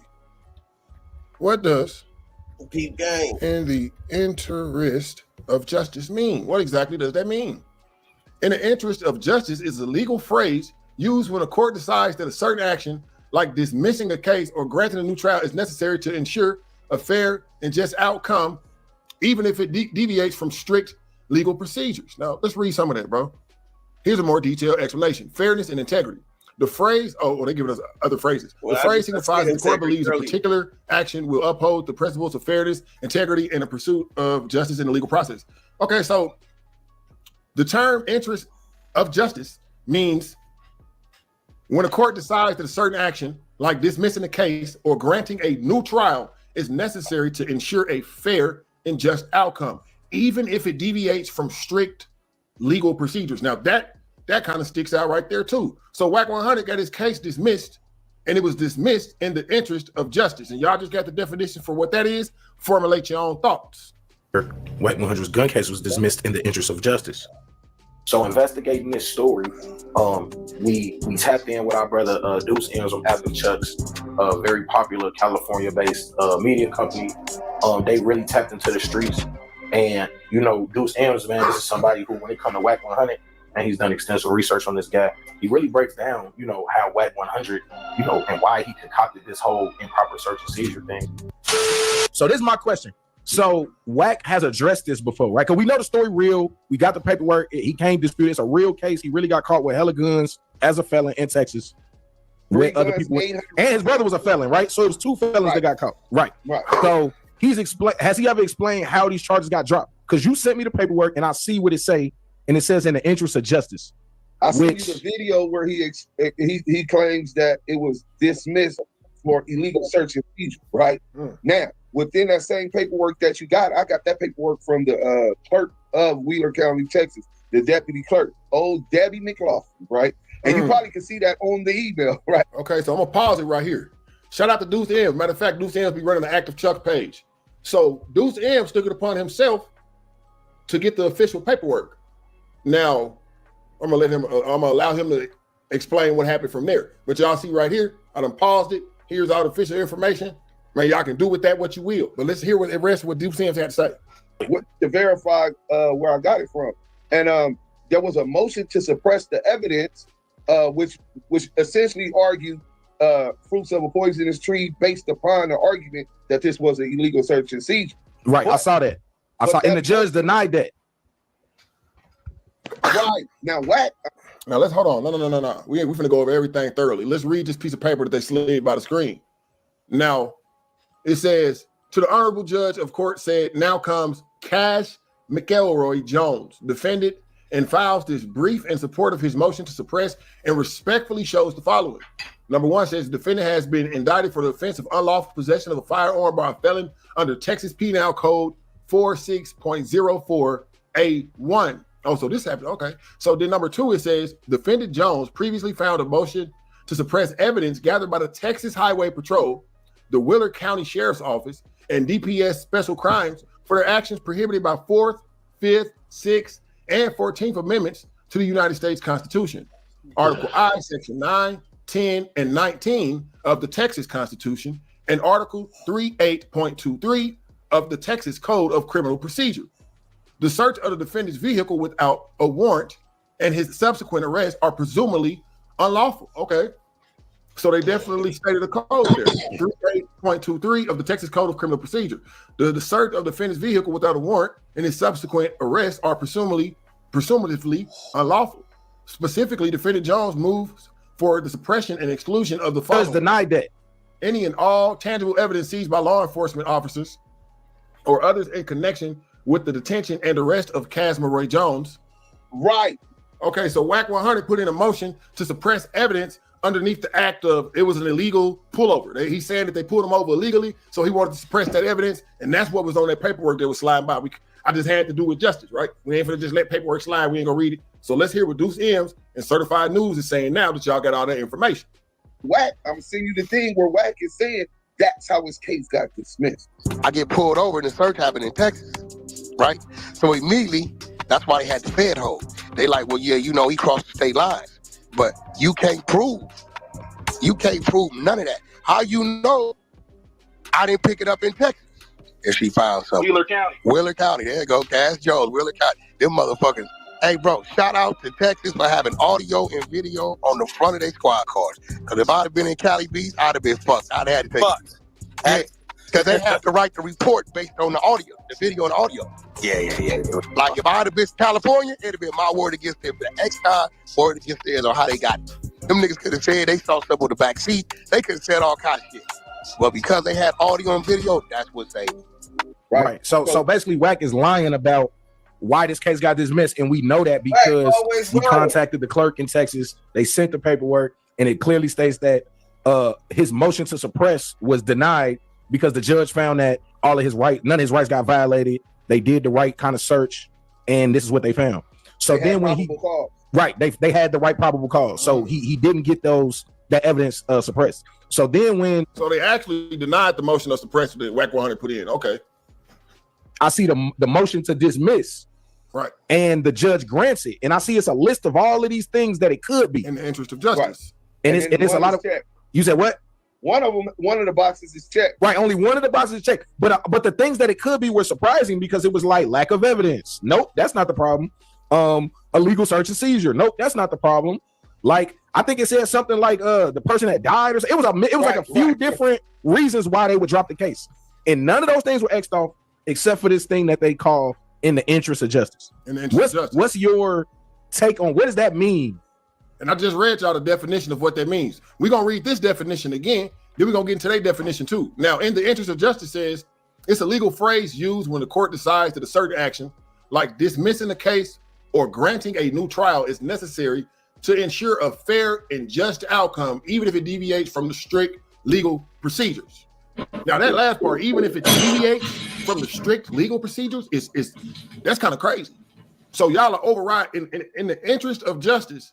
Y'all are just in the interest of justice. Y'all override everything else, even if it deviates from the strict legal procedures. But let's see what Deuce M's and Certified News. Let's see what their definition of this is. When a person get a case dismissed, like what is in the interest of justice? What does that usually mean? That was the first time I ever heard it. Right. So, in the interest of justice essentially means that the prosecution filed that motion to dismiss the case. So, WAC 100's attorneys and WAC 100 had to convince the prosecution that it would be in the interest of justice that two ex-felons crossing federal state lines, making it traveling interstate commerce, making it a federal case, that sending out that message is that is cool. It's in the interest of justice that we don't prosecute this dude. Now the way he's saying it, or the way Deuce M saying it, that do sound crazy, because now it makes me feel like, well, who the hell is justice? In the interest of justice, we just gonna let y'all go. Okay, I see what you're saying. Because at that point, y'all seen the definition, but it sounds like it's saying like, well, in the interest of the courts, in the interest of the police, in the interest of justice, we're gonna let these dudes go. Although that is a term that is used in the courthouse, I see how it sounds like, oh, okay, this for sure sound hella fucking funny. Real deal fucking crazy. Especially in Texas. When for there's people that got 5 years for just weed in Texas. Right. Don't mess with Texas. You know what I'm saying? So this is my other question.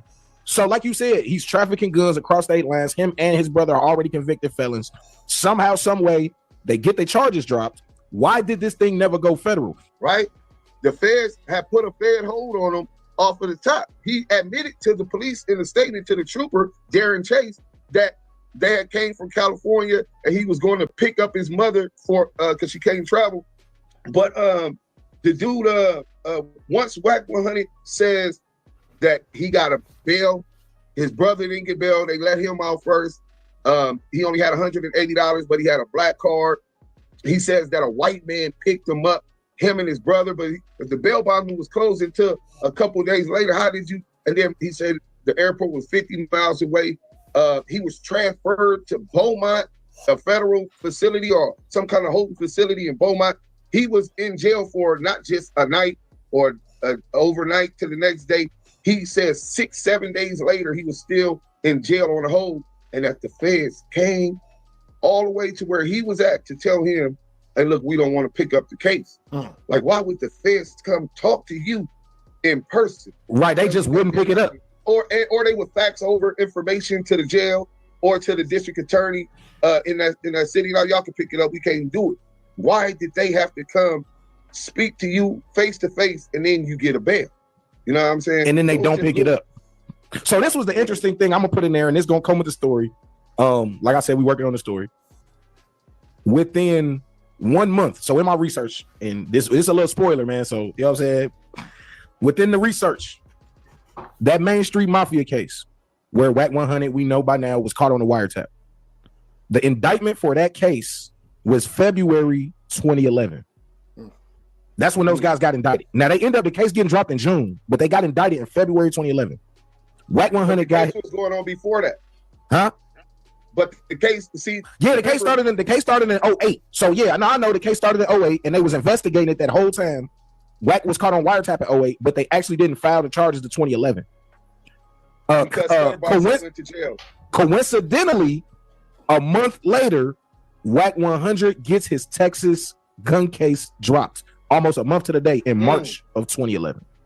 And you did your calculation. You can check the dates. I was gonna say you can check. Now, WAC, if this is true, you got an answer for that right there. That do kind of sound fishy, my boy. It don't even kind of sound fishy. I'm gonna keep it all the way 100p. It sound fishy than a motherfucker, man. Yeah, man. That sound hella motherfucking fishy, man. I ain't gonna lie to you, T. Damn. They indicted Bell Dog and Main Street Mafia Crips in February 2011. Again, y'all make sure y'all go watch that video I did about Shaq and the Main Street Crips. I'm telling you, it ties in with all of this, man. That's what's damn near blowing my mind right now because I never knew the Shaq had no dealings with no Crips or nothing like that until I heard Loose Cannon them talking about it. Then it made me look into it more. You smell me? So all this shit they saying right here, it ties in. A 3-year investigation or 4-year investigation, and a month later, Wack 100 got his gun case dropped in Texas. That's kind of so that was the end of that video. I guess he finna do a 3-part to this, man. I guess he finna do it. Now that's interesting. A couple of these points, a couple parts of this video stood out, man. Now one that stood out the most was, of course, you getting the gun dismissal at the same month to the same year time as the main street Crips or whatever the case may be. That one. That's a little iffy. And even getting pulled over with them choppers in Texas, that's a little iffy. In the interest of justice. Now, the way that it sounds, let's go back over here. The way that their terminology sounds, if you didn't know the definition, which the definition is a legal phrase used when the court decides certain action like dismissal of the case, granting the trial, blah, blah, blah, blah. But this last part right here, even if it deviates from strict legal procedures, that's fishy to the motherfucker as well. You know what I'm saying? Like I said, man, this is just a reaction video we doing. Shout out to Certified Street News. Shout out to Sam's and Active Chucks. Like I say, bro, we do the dirty work around here, man. Whack. There was 1, 2, 3 parts up in this mug. Little fishy, man. Mike got to come up on the internet to clear that up. But anyways, YouTube family, I heard you. I heard you in the comment section. Cliff, you got to react to one of these videos. Heard you. Got you. It is fishy now. I ain't going to sit up here and say it ain't fishy. Now, one thing for sure, 2 things here for sure, y'all already know. Big team, the elite team, so I don't do too much. I don't be doing too much, but hey, I ain't gonna lie, man. A little fishy. But anyways, YouTube family, man, as always, we gonna sit up here and say that as we come together, man. It's just the law at this point. Bro, y'all can go off in the comment section here. Timestamp this whole. Let me know what part stood out the most to y'all. Let me know. I would love to know. You know what I'm saying? I think the Certified Street News, by the way, y'all make sure y'all go over there and subscribe. I think that he's gonna do a part 3 to this. Quite possibly. Y'all stay posted, man, because I might be reacting to that as well. But like I say, dog, until next time, man, it's been your humble host, Crispy Clean Clip over here, Clip World TV, dog, and I'm down.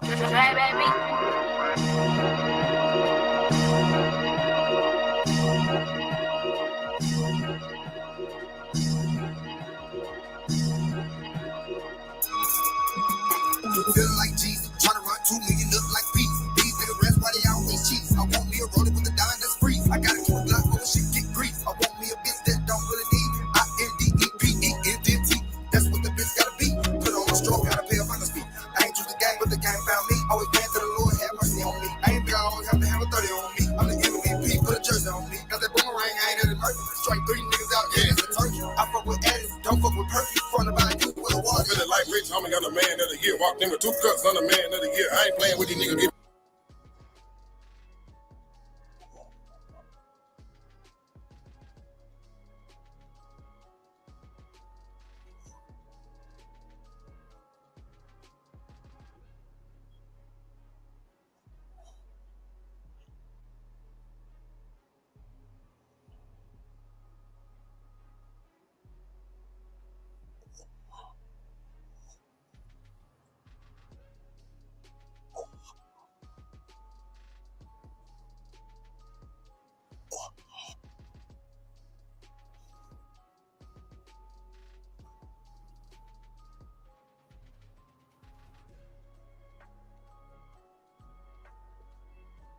They just sent you the whole docket, huh?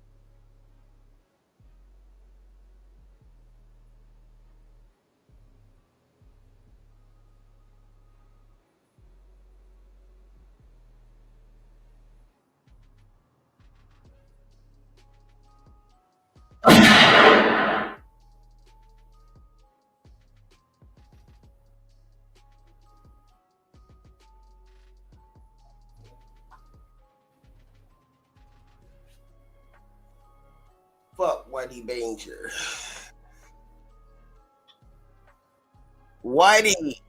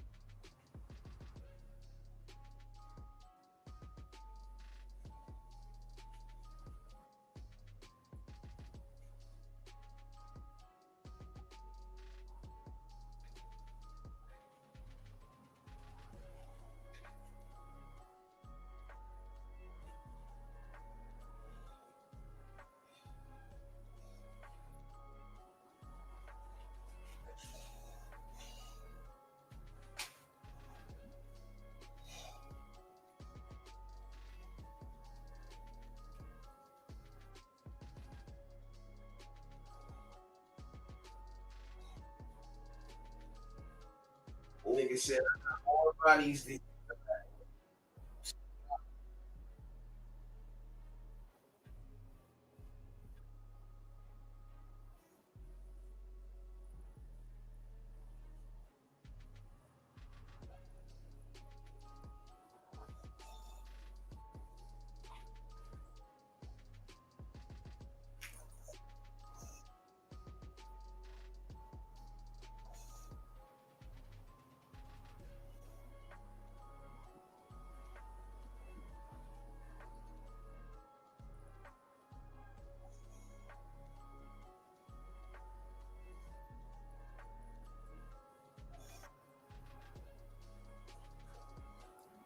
Nigga, goddamn, you know this nigga be jacking off, man. How many fucking files he had to go through, nigga, to get to his shit? It was all bitches.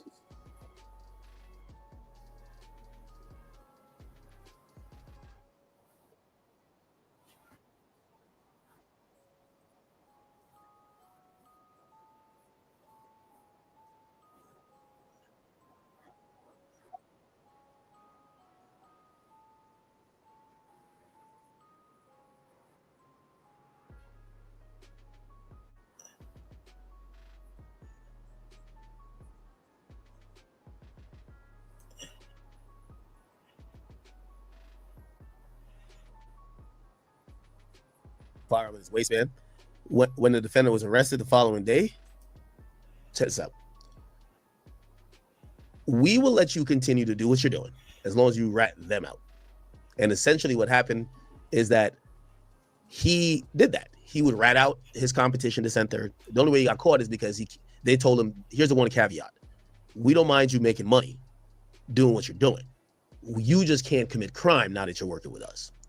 And he did commit crime. They found out, and then he went on a run, and there was a warrant, and they found him like 40 years later. So, like, I don't know if we could play like a Black Mass move series. Let's see. Explanation.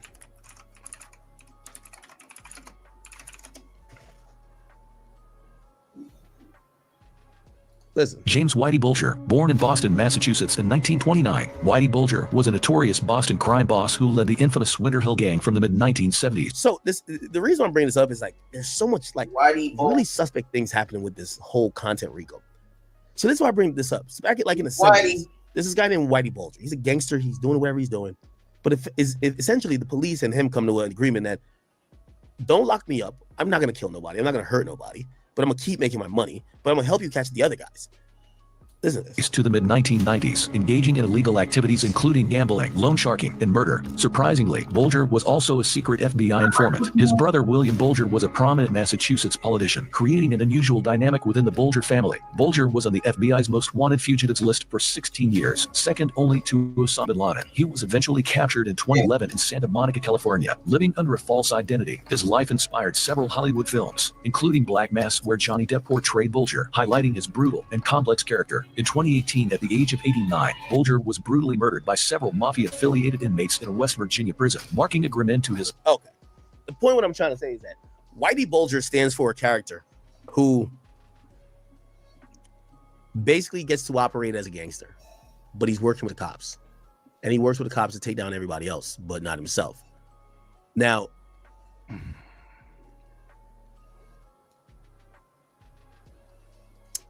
I'm gonna leave that topic alone.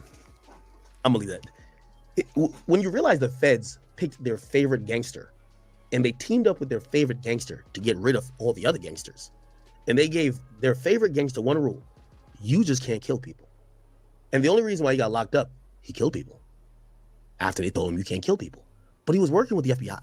When you start seeing that, and then you start seeing how like a lot of this content RICO shit is happening, it's just not impossible for me to believe that there's somebody who's like Whitey Bulger, who's working with authorities, who basically are allowed to do certain shit, but they can't cross certain lines. And I don't know, it's kind of odd, bro. It is kind of odd.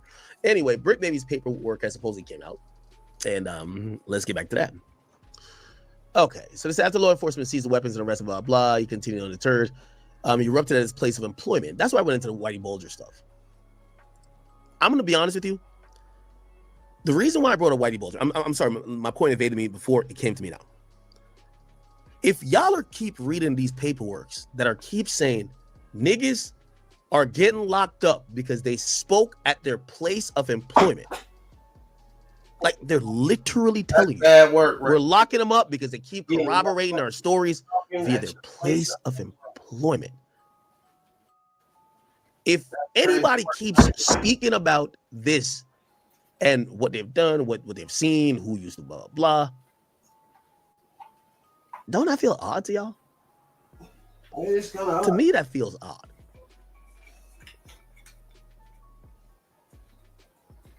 I don't know. Okay, threaten individuals in a room with a death threats, fighting security, admitting to possessing a firearm. That look, they have.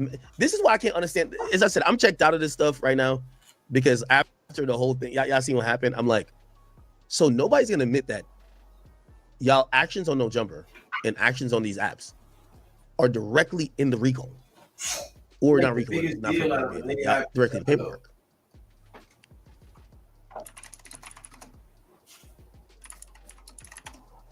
This, I believe, was it. Niggas energy is what a nigga energy is. This is my boy right here. Hold on, no, 3 days in a row, gang. You been here 3 days in a row getting asked the same question after we talk. Nigga, I still ain't watched. Yo, either Brick Baby's a really good fucking actor or Brick Baby's half dumb.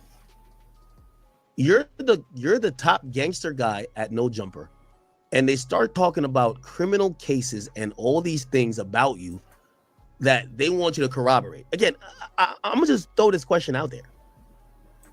If y'all are seeing that people are getting locked up for discussing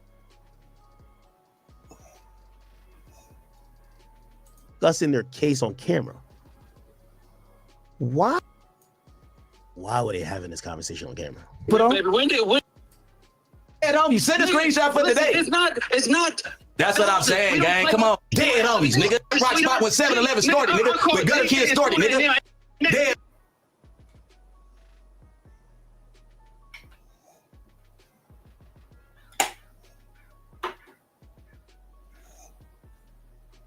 Nigga, Free Avenue Blue, nigga, and it's blasted, nigga. Come on, bro. Hey, nigga, I got more murders than you got squabbles, bitch. Nigga, Free Avenue Blue, nigga, and it's blasted, nigga. Come on, bro. Hey, nigga, I got more murders than you got squabbles, bitch. They literally just have it in here. Throughout 2024, he made claims of murdering people and threatening to do the same to others. Man, niggas getting locked up off of On March 18th, the day before his arrest, he went on a live podcast with someone whom he had previously threatened to kill, which is Loose Cannon. During the podcast, sitting across from the person, the defendant brandished a gun. Bro, I ain't gonna lie, bro. I ain't gonna lie, bro. Let me tell you this. If y'all keep making content of this shit, man, I'm watching y'all over there. I'm like, there's a Whitey Bulger somewhere out there. I don't know who it is. There's a Whitey Bulger out there that Whitey. If everybody who even locked up feel this confident, somebody got a deal. Something ain't right. I've never seen so many people damn near confident while they're all in hot water. If you throw a bunch of crabs in a boiling pot, you ever heard crab in a barrel mentality? The one who was just chilling, not trying to like, oh, get out, let me get out of here. He just chilling. The podcast they talking about is this.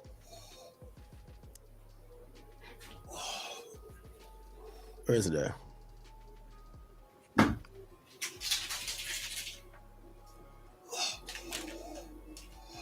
Wait, where's the podcast?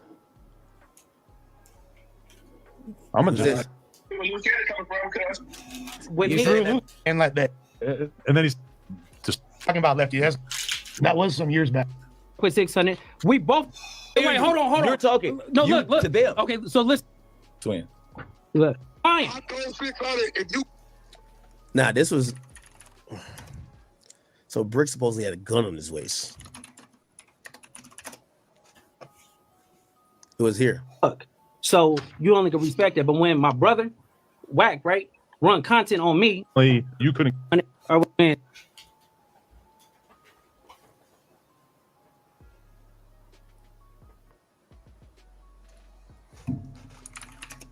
Here we go. Brick.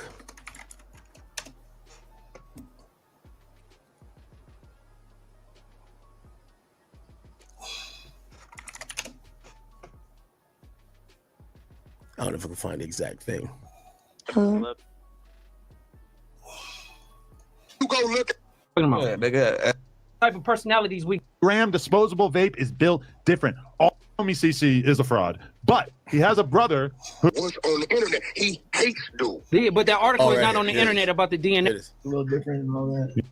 The gun is just clearly shown. You really feel like that? Yeah. You said Compa was the one that get high off of like a little bit of shit and trip out. I'm starting to believe that you're the how you ain't got tolerance?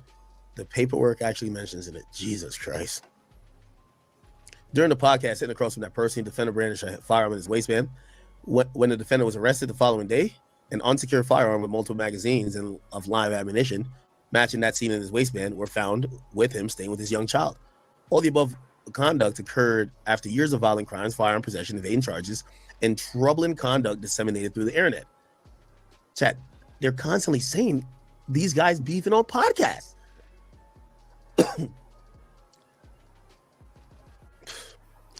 Defense lengthy periods of incarceration and supervision have not deterred him from continuing to commit dangerous crimes. There's no reason to believe this arrest will be any different, and all safety of the public demands that the defendant remain detained.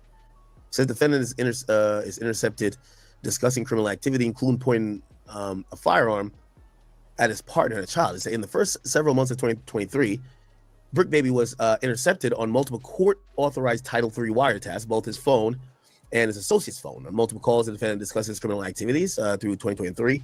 He discussed how the mother of his children accused him of pointing a gun at her, and defendant claimed it was a lie.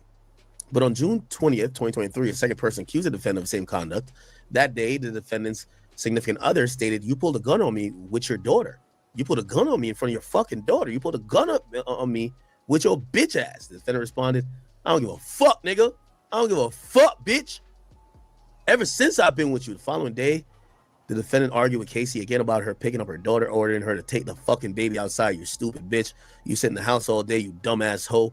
Casey told the defendant she couldn't walk or drive because the defendant fucked up her leg, and he was the one who hit on people. The defendant said, "Man, on 6-0, shut the fuck up, bitch. I told you, nigga, keep playing with me, nigga. You just want to see a nigga." The defendant told Casey to leave and said that they were done on the same day. By the way, this is clear as bait, mom. Casey again stated, "It's so fucked up you can't even apologize for the shit you do. You never apologize for treating me bad, pulling a gun out on me like this. Like shit is cool for you, but you want me to do shit for you? You talking about you don't want me, shit you got going on, but you gonna pull a gun on me and my child, right?" And Brick says, "Man, on 6-0, yeah, you won't get. I don't give a fuck, bitch. I don't give a fuck. I don't give a fuck. I don't. On 6-0, crip, nigga."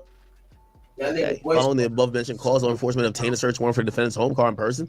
Inside his home, law enforcement found 3 firearms and ammunition listed in the count through the indictment: a .380, a 9mm, and a .556 caliber assault rifle with over 125 rounds of ammunition. He tried to drop off some of the firearms from his balcony into the courtyard of the complex. He tried to drop some of the firearms and ammunition from the balcony, just as he previously stated that he would on another intercepted calls. Damn, so basically, Brick was saying if the cops ever come up, he's just going to dump the bullets, and they got that on wiretaps too. Throughout the remainder of the period of the wiretaps, the defendant made countless assertions or threats pertaining to violent conduct and weapon possession. For example, on February 20th, 2023, the defendant stated that he does not respect his elders in the gang and would pop anyone on 6-0. Now, I think this whole, I ain't seen one on the dead homies yet. And every time I listen to Brick, I hear on the dead homies. So they're saying he's only keeping on 6-0. On March 6, 2023, the defendant was on the phone with his mother, the proposed surety here, and and found the mother of his child outside his home. He told his mother that the mother of his child was in gangland and wanted to expire early. The defendant asked the mother of his child if she wanted to die in front of her son on 6-0. And as the defendant mother screamed to stop because he may be recorded. So his mom was saying, "Yo, don't do nothing. You might be recorded." Now, that's reasonable to think that maybe it's a Ring camera or somewhere else. But it's kind of like shocking to admit, because his mom wasn't saying don't kill her. His mom was saying don't kill her here because you might be recorded. On March 6, 2023, the defendant told KC that the police were acting stupid and that he was tired of doing what they told him to, and he was ready to shoot the mother of his child. Later that day, the defendant told another unidentified male that he could kill the mother of his child on 6/0. On March 28, 2023, the defendant said he would body slam the mother of his child on her neck to stop playing with him. In the same call, the defendant discussed how it felt to kill someone and have to go to school and play basketball the next day. He continued to threaten violence and care. Oh my God, bro, I ain't gonna lie to you. When this is in your paperwork, bro, yo, I'm gonna keep it a beam with you. Actually, why am I over here trying to like educate niggas, man? No Jumper did a service. Fuck it. Like, if I seen this with a No Jumper logo in the back, bro, I would never go back up there. I'm good. As these niggas, I wouldn't. And current gang members, like, why are y'all up there? And I'm not saying that hating on Adam. I'm like, you know the topics being discussed. Let Adam, Flacco, Lush, and all the non-affiliates speculate about it. Like, when I did the war in Chirac, yeah, I got tips, pause, and other people tell me shit, but they weren't on camera with me, correcting me and giving me the stories. It gave a plausible deniability. Where it's like, oh, no, I was making shit up versus it's actually true. They got y'all niggas on camera doing... This is crazy, man. The defendant continued to threaten violence. In addition to the intercepted call online, the defendant continued to threaten violence, carry firearms, and discuss both. In March 2024, the defendant crashed out at his place of employment, threatening to shoot people and eventually fighting a security guard. The defendant later admitted in a separate interview he had a firearm on him during that altercation, that he brought his daughter with him also to the studio. In June 2024, the defendant argued over the phone that he claimed he had killed more people than the other person that... Bro, I ain't gonna lie, man. Yo, I'm gonna keep it a beam with you. With all due respect, I want to send a PSA to the streets. This is the last one I'm gonna send. I'm not y'all daddies, and if you're a gangster and you go on No Jumper telling your personal gangster story, you deserve to be locked up. You go on Clubhouse defending yourself to Whack 100 about paperwork. With all due respect, and I fuck with Whack, again, don't try to put me against Whack. Y'all gangsters got to stop going on there defending yourself about paperwork. Like, you can't be corroborating shit. It's not about defending yourself. You're corroborating. We're reading a document that's clearly just talking about social media shit. Why the fuck, if you come on Academic Show and you do the same, you're an idiot. You fucking deserve to be locked up. You know, I always say it's not for the crime, for the stupidity. What the fuck are y'all doing? Why would you come on Academic Show to prove your gangsterhood to somebody else and then think you're not going to get locked up? What? Why would you do it on Adam Show? Why would you do it at all? Whatever. On March 18th, the same individual whom defendant previously threatened claimed he had more skulls than he had squabbles joined the same podcast. During the filming, defendant showed a gun in his waistband, which we looked at too. Defendant is now charged with multiple counts of possession of firearms and ammunition, all in violation of 18 U.S.C.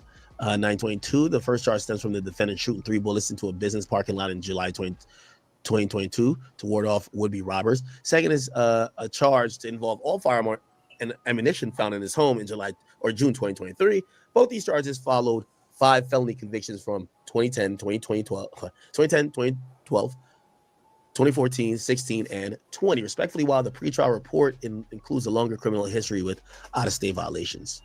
The morning of the defendant's incident arrest, he had an unsecured firearm and ammunition in reach of his young child. They're saying that on March 19th, law enforcement arrested the defendant on felony possession charge in an indictment at his residence in Gardena, California, with a significant other and young child. The agent found a Glock 26 firearm with a 17-round Glock magazine with 16 rounds of 9mm ammunition, as well as another magazine and 16 rounds of 9mm ammunition. Defendant kept all of that unsecured despite residing with his significant other and a child he had already. Threatened with the firearm despite being arrested with his firearm and ammunition, despite many felony convictions prohibiting from possessing firearms and ammunitions, and despite California Penal Code, blah, blah, possessing large capacity, whatever. So California is like Jersey. You can't have anything with more than 10 rounds. Florida, you can have like 100. I showed a pretrial report, blah, blah, blah. Okay. In 2010, the defendant's criminal charges escalated with a charge for assault with a deadly weapon with great bodily injury. So they're talking about Brick being really a real nigga. I ain't gonna lie. 2012 to 2014, they said he got locked up for narcotics. 2016, criminal threats conviction. He was convicted of criminal threats and sentenced to 2 years, although he was given yet another opportunity with suspension of the executed sentence and 3 years formal probation. Robbery conviction on the 2020. He was convicted of a robbery, sentenced to 6 years in imprisonment. The arrest also featured a high-speed chase and a barricade incident that the defendant glamorized in his music.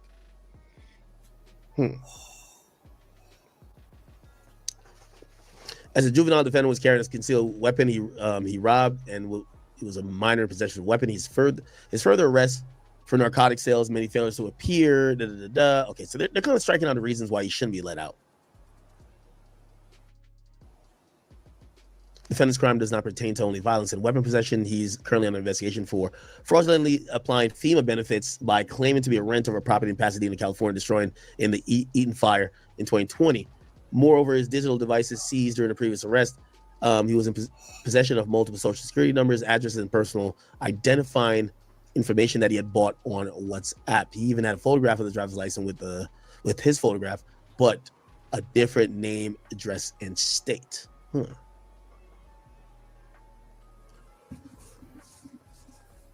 Okay. All right.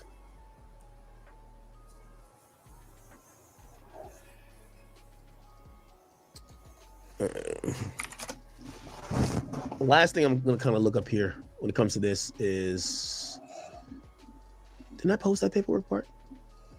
Or is everybody else posting it? Okay. So there's one part that people are saying he's like they're saying he's a snitch. Let's see if we can find it. Okay. So it says on whatever, yeah, I don't get it. So Wack even posted, I don't get, he says, old Brick Baby said it himself, he was working for the police this March before June raid. On March 6th, the defendant told KC that the police was acting stupid, blah, blah. And they then, oh no, it was right here, where they said he might be recorded. Yeah, that's his mom that said that. On March 6th, the defendant was on the phone with his mother, the proposed surety, and found the mother of his child outside of his house. And he told his mother that that his baby mom was in gangland and wanted to expire early, which means she wanted to die. And the defendant asked the mother of his child if she wanted to die in front of her son. As the defendant's mother, so that's Brick Baby's mother, screamed to him that he may be recorded. How does that mean he's a cop? I don't get that. Hey, nigga, I got more murders than you got squabbles, bitch. In the hood, nigga. Dead homies, nigga. Yeah, nigga. Nigga got more skulls than you got squabbles in the set, bitch. Now, here's the thing about, why I'm gonna give a light warning to everybody. If they call you a bitch or no jumper, don't go up there trying to say you're not a bitch. If they call you a fake gang member, don't go up there to say you're not a fake gang member. If they say that your paperwork, we got to work, they got you saying things or doing things, or you're a snitch, don't go up on Clubhouse either defending yourself. Right. Now, Brick Baby isn't charged with saying I got more skulls than squabbles. He's not charged with it. But when it comes to bail, bail is discretionary. Bail isn't, you're not owed a bail, right? Especially when you're charged with a heinous crime. So in reality, the entire problem with this whole thing is that all of the shit talking that these guys were doing are being used to hold them in jail, because now you get someone to say, oh, these are bad people. Come on, bro. Hey, nigga, I got more. So when they could pull up a clip where you say you got more murders than squabbles, yeah, they're gonna turn you down, and they did. They from what I heard, they did not accept his bond package. Nigga, no jumper. They're not trying to let him go at all. Nope. Murders that you got squabbles, bitch. In the hood, nigga. Dead homies, nigga. Yeah, nigga. Nigga got more skulls than you got squabbles in the set, bitch. On the hood, nigga. Come on, bro. Hey, nigga. Now, also, I am gonna say, Adam, I'm not calling you out, but I do think, after you see this shit, and I can send you the paperwork, if someone like Brick Baby's ever your friend, you would never allow this type of conversation to happen on your platform again. You would quickly look to rebuff it, where someone is saying he has murders more than someone has fistfights. Again, it's not in the indictment, but it's in the detention hearing. They're saying, oh, we kind of believe him. Don't let him out. Now, here's a call with both of them, which I had to endure. How you doing? You already know. Ain't nothing to it. I'm just right here cooling. Let me fix this wire. Right here, cool. And it ain't nothing to a soldier, though. I heard that you've been keeping my name in great light, so I appreciate that, big bro. Yeah, man, I want to see y'all get out of this situation, man. We was having a good time on making content, man. I want to get back to making content. I don't want no legal shit going on, bro. Yeah, man, you already know. Just in the middle of gang of heat. I don't know. I don't know where that nigga be at. We had it right back. That nigga, I think that nigga on the that's what run. I'm about to say. I don't want to jinx it, but we might peekaboo tomorrow. It might be the pop out because I got like 1.1 in equity in the house. So as soon as we go right there, I go for my bail tomorrow. They should be letting the nigga walk. Oh, that's good. Yeah, I'm hoping y'all both get out, man. You know, you can fight whatever better from outside of more than inside of shit, you know? Come on, man. And then I'm coming to see you as soon as I touch down. Don't worry about it. Come on, man. Again, they already know. I want to see y'all doing good, man. Like, let me tell you this, man. Again, obviously, like, we put our differences behind us, but, man, I like everybody up in the space. This call was from a federal prison. I like everybody up in the space, and I just want everybody to be doing good, man. When I see this shit, I'm gonna be honest, Chad. I was saddened on this call, man. Like, bro, jail don't seem like a pleasurable place. I'm constantly thinking about what they're going through, and I feel bad. I'm like, yo, man, I need y'all boys to come out of this good nigga. Yeah. That's what I'm like. It's cool though. You know they gotta make it look bad, but like I said, I got all type of lawsuits and all that coming because they make me look like the big bad wolf. I ain't even on that case. Yeah. That's confusing, but you don't. We go chop it. We go chop it. Everybody rub their palms together, keep their fingers crossed, man. Normally, I would ask a question here, but I can't. But nah, we you know, ain't no way y'all in the same cell though. That don't work. My mama, we in the same man. We nigga, as soon as he came in, clearing shit out. Come here, he coming right here, nigga. Damn. Hey, listen, that shit, that shit on the streets. That's that shit on the streets. We right here, nigga. That's all we got. Yeah, damn. That kind of went over my head. It was kind of almost like, yo, listen, man. And he used to go at Luce and say, who put you on this and but he's basically saying, yo, man, me and Luce, we locked in right now, and we ain't gonna let nothing happen to either of us. I thought that was like a setup or some shit. I'm like, yo, hold on now. They did that. We gonna talk when we get right there. Yeah, we gonna talk right there. Yo, but y'all been good though. How's the day to day in there though? Yeah, it's cool. I mean, we running. It's actually straight. Like, you know what I mean? We can play basketball all day. They letting us get fresh air and all that shit. So it ain't really too much of a headache. They ain't just locking us in and 23-1 and all that. We got time to run around and stuff. So it's a little bit cool. But at least y'all got a court day tomorrow. Yeah, we go tomorrow. We both go in the morning. So you'll see what come out of it. Shit, I'm hoping both. I'm on the 78 to 80 percentile. Okay. Hey, you've been. I know you big on the family, so you been hollering at the kids. Everything good? Yeah, everything together. My daughter, she, the oldest one, she was taking it hard at first, but now she old enough to where I could talk to her, so she cool with what's going on. Yeah. That's the shit that's hurting a nigga the most, them kids, but everything else, it's all gravy. They gonna come from up under it. Yeah. Now this whole situation, man. Again, that's why I need y'all to get up from under this, that we could really talk, because it's just so much. Yeah, that's what I said. When I touch, I'm on my way to you. Yeah. Man. Yeah, it'll be all good. I'm pretty sure it's gonna be all good tomorrow. I just ain't trying to overhype it. Hold on, here go Luz. We only get 10 minutes at a time. Hold on. Heck, what up? Luz. What you getting on, my man? We need you out here. Probably like tomorrow. Probably a good 80-90% chance. Oh, that's good. How you been surviving in there? Man, he's surviving, but it's like BS. You know what I'm saying? Especially the stuff they got. Yeah.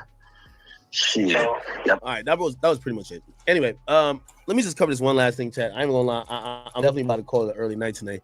I'm still kind of calibrating back from Miami. Brick denied bond. Loose Cannon denied bond. I watched 600's video. I watched Poetic Flacco's interview, and I draw my own conclusions from those because I got a little insight to think about stuff outside the box of what they said. Also, I want to say this because I think it needs to be said. I don't rock with anybody that put their hands on women. So for the morons that keep commenting talking about, well, you went off on Zay Osama and you went off on Boston Richie. Zay Osama's on camera, you can see that. And literally, Boston Richie has the photos. And I already knew that basically he did it because there's a lot of people already saying that. We knew he was going to jail before they actually said, we're going to file these charges to send you to jail. So there's that. You see how I didn't say anything about Mana Ike? Just go put that out there, bro. Anyways, so yeah, if you put your hands on women, I don't care if we got the same last name. I don't care. I don't rock with you. It is what it is. Now, let's get on with Brick because Loose Cannon's reasoning is so dang crazy that I'm going to be fair. One could say he would be a free man if his approach to the internet was way different. But I understand something that other people don't, so I kind of get what just happened. When it comes to Brick was never going to get bond. I know. Now, I seen the people in the comments, bro, why would you say this? Why would you say Brick ain't getting bond? Why would you put the paperwork video out? Because it was already there. So it is what it is. I read paperwork. That's what I do. So Brick wasn't going to get bond because Brick's rap sheet is like a Christmas list of a rich person. Bro had everything. You had evading police a bunch of times. You had drug charges. You had weapons charges. Then you got caught with a weapon after being caught with a weapon while being on camera caught with a weapon. Am I supposed to play deaf, dumb, blind, and stupid? Just curious to you people who have some type of loyalty to stupidity while I can't pretend. But if I say nothing, y'all get mad, right? Gotcha. So Brick wasn't going to get bond. They say that his mama put up a house that she had that had multi-million dollars as far as what its value is. They don't care, bro. And you want to know how we know they don't care about that money anymore? Because Diddy was willing to give up $50 million. He had a $50 million package set up for him to get bond. If they gonna deny Diddy that for consensual baby oil time and pink drugs, what you thought they was gonna do to somebody who got multiple felonies in different states? And it's not like the felonies are like he's credit card scamming, harmless crimes that typically only hurts the financial institutions. No, he got violent felonies. It wasn't going to happen. And I know I'm supposed to be the Jolly Green Giant, but at certain points in times or certain points in things, bro, I just can't play pretend. That doesn't mean that I'm saying that he's guilty of his crimes. I'm just saying based on his past history, nah, bro. Nah. He wasn't gonna get bond. What Brick can hope for is that his girl leaves the state, doesn't return. That's what he better be hoping for, that somebody is smart enough to say, hey, bruh, your girl, she need to leave. So that way she can't go ahead and testify to nothing and then fight the other charges, because a lot of that stuff that's said is hearsay. Bruh, some of these cats get on these phones and they hype up everything they do. A lot of these cats hype up what they do. Did they directly connect a real murder to Brick? No. It's just what Brick said on the phone. Yeah, man, we murdered somebody, and then you go back to middle school playing basketball. Righteous. Gotcha. All right, cool. Do I believe he murdered somebody? No. Do I believe he's a punk? No. Because the freaking feds made the case for him to actually have a firearm in self-defense. But the problem is bro, self-defense for a felon is damn near impossible unless somebody around you has a firearm and they come right at you and they get hit and then you pick it up and defend yourself because you're cornered by like 8 different people, like a movie style. It's dumb because what the feds want you to do is just run. You can't defend yourself. You can't get self-defense. They want you to run, and hopefully you don't die, which is stupid. They made the point for Brick to have a firearm because y'all said 3 people, out of the feds' words, 3 people came to rob him. That right there is emphatic proof of self-defense. Y'all made the case. So that should be a good one to bring up in court. Then Loose Cannon, bruh. You are living up to your god dang name, man. So apparently Eddie Boy went up to the feds today to go drop in and see what's happening. That's his right. You can go to federal court. It's public. I mean, you pay federal taxes, don't you? Even if you live in a state where you have no state tax, you still pay federal taxes. So, hey, the Fed building is good. He went there. Loose trip out and say, hey, Eddie Boy ain't supposed to be on neighborhood crib.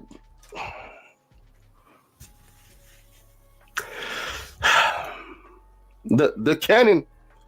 So now Loose then already, because he can't say, man, I ain't know, you supposed to go up there, nigga, I ain't no Rolling 60, I ain't nothing, bro. I don't even know what you talking about. Don't you see these morons over here keep on saying, I'm not from here, I'm not from there. These are the gang experts right here. These cats just talking online.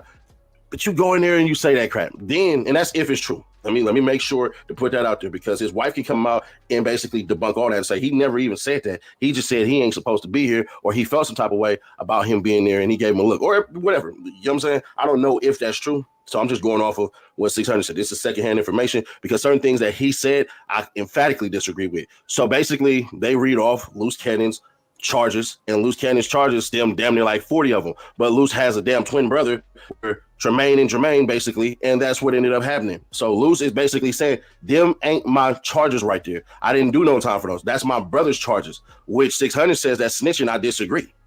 It's not as though he's saying these are active things. Like if they're saying this right here is in the affidavit and that this is what you're being charged with, that would be snitching. But essentially what Loose Cannon said is not snitching if, bruh, you did a crime and your brother did a crime and the police are trying to pin that on you to deny you bail and your brother already served the time. That's not, how's that snitching? It's already done. Now, like I said, unless 600 meant, hey, bruh, his brother is on the same damn docket with him saying that they committed crimes, and he's saying, nah, my brother did that while they're fighting these charges, then yeah, that's snitching. But other than that, if his brother already been convicted and everything like that, bruh, that's impossible. That doesn't make sense. To correct it, so what you trying to do? Like you trying to make sure he say, yeah, nigga, on it. I'm hard like that. They live up to your name. I guess that got to be facetious. I don't think he was being serious with that. There's no way in hell he was being serious with that. But no, I disagree with that being considered snitching. But as far as that, Loose got denied bond, and a lot of these things that 600 said, he said one of the quote unquote robberies, that was just a report to the police. And Loose Cannon cooperated on podcasts. The freaking fight, and I don't understand, once again, why the hell that fight was recorded. Man, there was a time, I don't even remember what state I was, where I was on live and I heard dudes getting into it and they squared off. I cut the camera off because I was leaving too. I'm like, I'm not finna sit here, and hell nah, because I don't know if they're gonna start shooting or whatever. I'm not in my city, I'm not in my state. In my city, my state, bro, you definitely, unless you know them people, you get up out of there. I'm not spectating on no fighting. But I know, just on some civilian tourist stuff, hey, bro, I'm not filming no fight. Hell nah. So whoever recorded that fight, bro, that's wrong. Like, that's all type of, I ain't even do all that. So that's one of the things. What they're doing is they're using Loose Cannon's persona online to say he basically a grizzly bear. He'll knock out people and he's an enforcer and he does this and he does that. And those things are what literally kicked him square off in his ass. Because of Loose Cannon's propensity to behave like he wants to rumble in the jungle, it's actually defeating his future. But I understand the reason why he's doing it. And some of y'all are gonna be like, hell nah. If you look at everybody that's blown up as far as West Coast and gangbanger lifestyle and everything like that, they had to do the freaking most. Whether they like that in real life or whether they not, charisma has to jump off of the freaking camera. Look at C-Mac when he first hit. 50 straight, bro, all of that, bro. I don't 50, it's nifty 50. You know what I'm saying? You had that happen. So now that's his catchphrase, but he's so charismatic, bro. You actually secretly see this man do just the basic stuff, but because he don't have experience with a lot of things, you're just like, I wonder if he can do it. How funny is he gonna make this? Charisma. Jump off with even break. When he jumped off, he was making a lot of sense. If you go back to Brick's early interviews with Cam Capone and Say Cheese and all of these cats, the intellect, DJ Small Eyes, Real Life Street Stars, the intellect was on point. But then he had to do it up. I'm the dad homies. I don't say so. I don't roll it. I don't west side. I don't roll it.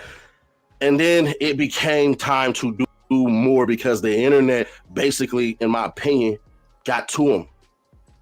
There was no reason to get on the phone and say, I got more skulls than you got squabbles. I wish one of y'all would have pulled up. I would have killed one of y'all. The only reason I ain't come outside and kill one of y'all because we in front of these white people. Not needed. Unnecessary. Even the homie folk extras off the back.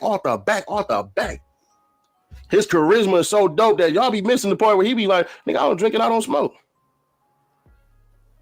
See what I'm saying? And it's these charismatic individuals that exist, that do views, that do numbers, that make money, and now you got to find your own wave. And I think that's what ultimately happened in Loose Cannon, is that the want and the desire to get his bread up basically derailed him. I get it. With Jose Bodega, but Jose Bodega said that Keywan White was his shooter for the longest. He said he not had nothing from nobody. He has nothing to do with what happened to Mo3. That wasn't his beef. This is why Trap Boy Freddy and Yellow Beezy ain't talking right now. Trap Boy Freddy don't want no parts and nothing that they got going on. Jose Bodega said that everybody need to look at Rainwater. Now, we all thought that Rainwater, just because he said that he was on the phone with Mo3, we thought that he was in Mo3 corner. At the end of the day, we know for a fact you have to watch the people you keep in your circle and watch the people you associate with, because Rainwater was the main one who dropped the location. He gave everybody the ups on Mo3. And Mo3's brother Cole Gotti, he not playing no games. I want y'all to hit the like button if you feel that Rainwater set up Mo3. Regardless of what went down and the nature of the incident and the crime that Yellow Beezy and them committed, they still did it on a public highway, and a lot of people saw it. That's why they had all them other cars pulled over. Them people gave a statement, and they let them know exactly who they saw and what license plate that they wrote down. I want y'all to know these people thought they got away with this, but Mo3, it's going to be justice until the end. The Feds cracking down on every single last one of them who had something to do with what happened to Mo3. Boosie said that these are the same people who went into play. They left on Mo3 while he was at Jossie Banks' house. And next thing you know, Rainwater was the one to be on the phone and make sure Mo3 don't leave out the area. He wanted to make sure that Mo3 go down the same route that he told them that he was going to go to basically go to the crib. Mo3 wasn't finna go nowhere. Mo3 was leaving Jossie Banks' house. And next thing you know, Rainwater, he wanted to make sure he was on the phone so them boys can pull up on Mo3. They bogus for what they did to Mo3, but we all see this happen time after time. And a lot of people don't know until it's too late. Hit the like button if you feel that Rainwater, they gonna do a roundup and they gonna get every last one of them that has something to do with what happened to Mo3. Yellow Beezy, Trap Boy Freddy, Errol Spence, everybody knew exactly why Devin Brown and Keywan White played that role and act like they had nothing to do with what happened to Mo3. We already know. Jossie Banks is the main one who said that she didn't really think that they was gonna do that to her. She haven't been messing with her baby daddy for like 3 years. Like at the end of the day, we see this happen time after time. But we know for a fact that a person will smile in your face and set you up with people that they more cooler with. They didn't really rock with Mo3. And regardless of what went down, it's something that's telling me that Jossie Banks had something to do with what happened to Mo3, because it was too many people who played a role in this. A lot of people thought that the feds weren't gonna kick in. A lot of people felt that it was just gonna roll over. It's been so many years and they just now getting down to the bottom of it, but they've been had the evidence gathered up from all these years, and people thought that it was just on hush-hush. No, Yellow Beezy, he thought he was being slick by trying to pay off the witness, trying to pay off Jossie Banks not to say nothing. They wanted to switch the whole story up. The Fed said that Yellow Beezy is getting charged with this. Jose Bodega, he told everything that went down. He said that Keywan White is his shooter. So we know for a fact the connection between GRC, Yellow Beezy, Trap Boy Freddy, and Mo3, it all coincide with each other. And we all know for a fact that the feds don't play no games when they kick in. The feds got a 99% conviction rate, and people think they get away with stuff until the feds come and do a big sweep. Y'all got to really pay close attention, because all the members out of Yellow Beezy crew are the same ones who getting investigated right now. And I want y'all to know they gonna snitch on Yellow Beezy. One person gonna give up the information that they need in order to be able to prosecute Yellow Beezy for what they did to Mo3. Everybody saw how Bubba was standing out there in front of that store. Next thing you know, that white truck pulled up. We know for a fact they had to straight on the Durango. We saw how Bubba was standing right there. Bubba looked at them just like this. They pulled over on the side. They waited till Bubba started walking towards his car. Then they pulled around and they ambushed him. They got down on him. They said that one of the dudes who hopped out the car, he was one of Yellow Beezy homies. And I want y'all to know, Yellow Beezy, he didn't think that him warning the witnesses, telling them to leave the state, leave the city, that it wasn't gonna come back on them. No, you gotta understand. He tried to instantly pay them off. You cannot do that. This is why the feds is looking into these 2 murders. And Yellow Beezy thought that they was only gonna bring up 1. Regardless of how many times y'all beef back and forth, it doesn't matter. Regardless of what went down, Yellow Beezy, you knew what happened. You knew exactly what went down when you made that call and had them to go take that money over there to Devin Brown. Go take that money over there to Devin Brown and Keywan White. We know for a fact, Mo3 real killer, he was the main one on that highway, and we saw exactly what the cars did. We saw how they blocked Mo3 off. Regardless if they was up here or if they was back here behind him, they still did it. And a lot of people thought that the feds weren't going to dust no fingerprints or reveal the evidence, surveillance footage from off the highway. We know for a fact everything that goes on It always comes to the light, regardless of how you put it. I want y'all to know this is a sad situation, but we see this happen. We see this happen time after time, and a lot of people don't know it till we see this happen. We see this happen time after time. RP Mo 3, drop the RP Mo 3s down in the comment section. Let me know if you're a fan of Mo 3. You gotta watch the snakes around you. Cut the grass where they will lead you down the wrong path. A lot of people know for a fact the feds, they sit there, they watch what you do, they see every Instagram post you make, they see Tri-Boy Freddy and Yellow Beezy talking about what happened with Mo 3. They talking about how they glad he gone. I want y'all to know who dropped the location. They said it was Rainwater, and we all know for a fact that Rainwater was the main one he was in the mix of this whole thing. And we all know this is one thing that the feds always say. They're going to watch the main person and the last person who called the victim.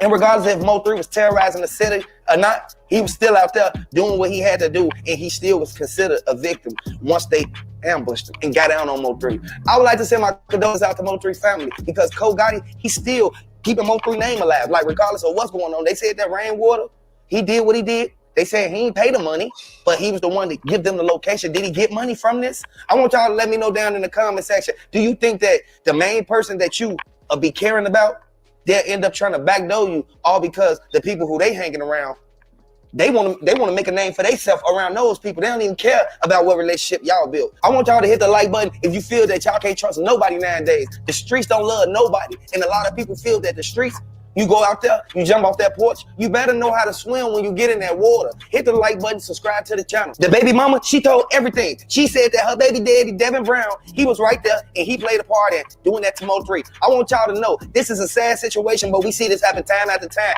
Mo 3 didn't deserve to go out like that, and they gonna get every last one of them who played a role in this and who had something to do with what happened to Mo 3. Rainwater thought it was just gonna be all over with just because he did the interview with Yellow Beezy. That goes to show you really didn't rock with Mo 3 since the beginning. I want y'all to know, this is something that Mo 3, he didn't think that his own homie, they said that Rainwater dropped a pin on Mo 3 to Banzo Bling and Devin Brown. Tri-Boy Freddy was right there on that highway. He saw each and every last thing that went down. He was the main one who said, go ahead, get him now, go ahead. And then he raised the window down. The witness, they saw Tri-Boy Freddy. They pointed over there. They said that, look, a dude in that car right there. Dude them pulled over when they heard the shoot. Next thing you know, that's when they said that the two cars that pulled off, the car that was in the back, that was the car that instantly did that to Mo 3 when he instantly was running from the dude in the black Camaro. Hit the like button, subscribe to the channel if you're a fan of Mo 3.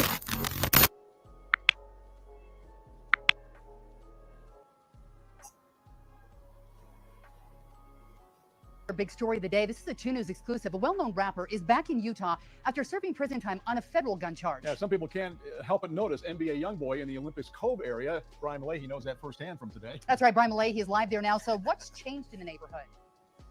Well, imagine if a celebrity moved down the street from you, a celebrity who's a rapper with raw lyrics and someone with a criminal past. Well, here at the gate to YoungBoy's property, neighbors have spotted armed security guards dressed in black, wearing ski masks, sometimes carrying long guns. YoungBoy, whose real name is Kentrell Galden, here in a Utah courtroom last year, accused of prescription drug fraud in which he paid a $25,000 fine. He was also sentenced to prison for having a gun as a felon. There was a guy by the gate, private gate, and he was like a really young guy. On Monday, Suman Singh says Unified Police surrounded that person. UPD says it was responding to a trespassing call. There were 4 or 5 police cars. A lot of people in this neighborhood walk their dogs down the street. Neighbor Judy Zone brought me beyond the gate where she insists the road is public. I was stopped by 2 guys with bulletproof vests and security, uniforms all in black. And one of them had an AK strapped to his chest. And the home owned by Galden is watched by guards.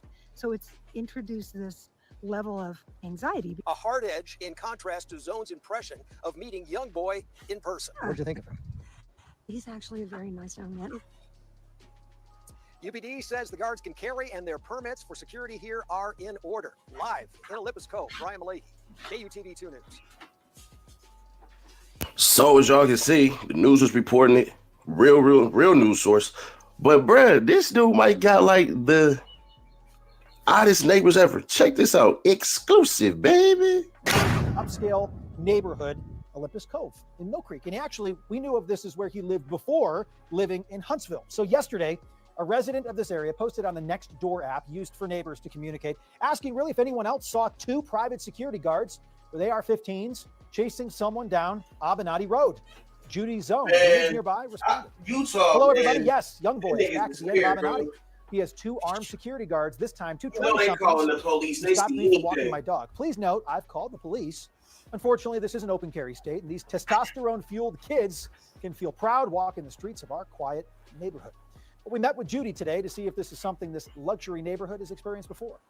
It's very scary to have people with AKs strapped to their chests wandering around your neighborhood.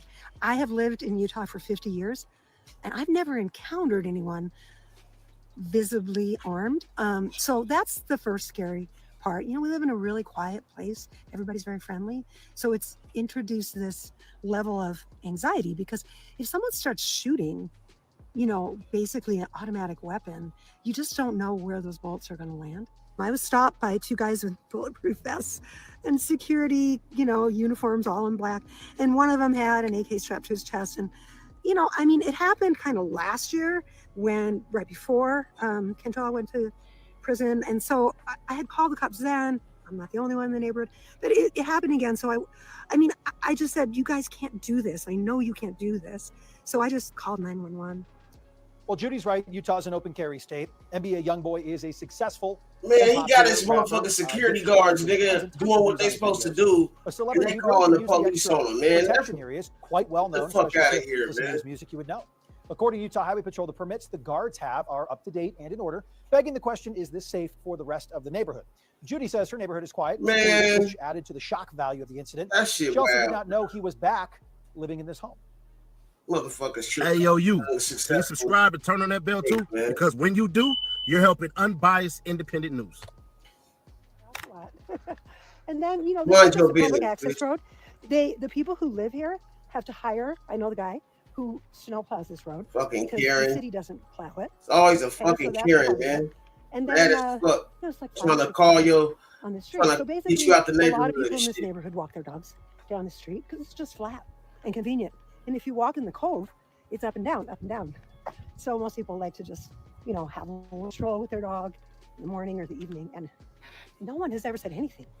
And even And so you were surprised by this on Saturday. well, I was, because I didn't know he was back. You know, I didn't know that. I didn't know he he was back? So Oh my I think I'm gonna God. bake him some cookies and bring over. No, We had black. such a nice No, chat. black after rapper. You thought he was a nice guy. He's a Oh very my sweet God. kid. I mean, he's really young. You know, I mean, this is a very young person. Very, very young person. Very kind. He called me ma'am. I told him I've never listened to his music. He said, I don't recommend it. That's He what he said said. that? Oh, yeah. Yeah, he said, ma'am, I don't recommend it. He has a southern accent. Why? Well, Judy, I have listened to the music after we realized Mr. Youngboy was Don't make here, and I music can for tell you. you, it is quite You make music for niggas that relate, that understand what his struggle, nigga. Well, if Youngboy doesn't want the cookies, I'll take them. Let me say this too, for people who don't understand or don't know. NBA YoungBoy ain't a snitch. He actually, fortunately, is a person with money and good luck, because there was a story I had dropped on Twitter last year that put a hindrance in that Baton Rouge federal gun charge case. Check this out real quick. NBA YoungBoy. The allegations date back to 2020 when BRPD officers swarmed an abandoned lot on Chippewa Street where the rapper and a dozen other men were recording a music video. In police documents obtained by the WAPI team, one of the men They taken set off the cuz lot up. was the suspect who was allegedly beaten by an officer and threatened with a taser. The alleged misconduct led to the arrest of 4 officers and is part of an ongoing federal investigation surrounding the disbanded Listen to street this crimes shit. unit. A whistleblower told top leaders at BRPD of the incident and alleged cover-up in August of last year. As for NBA YoungBoy, he was searched separately and was later indicted on a number of charges. A judge is now considering revoking his bond after he was Don't that arrested sound for like a prescription fucking drug setup? fraud. Baton Rouge police declined to comment. So let's understand this, right? And I'm just gonna make sure to make this as easy as possible. When you see people like Famous Richard saying NBA YoungBoy snitch, don't know he beat his Fed case, didn't even know about that situation right there, and they have no money, they begging. Yeah, logic defies them, because they're not in positions, and they're definitely not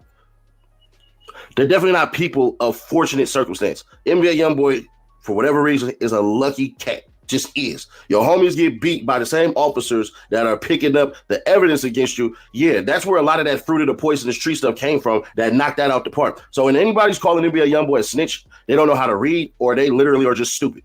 It just is what it is. You cannot be that dumb. We already seen what happened with YoungBoy when he literally beat the Chargers in California.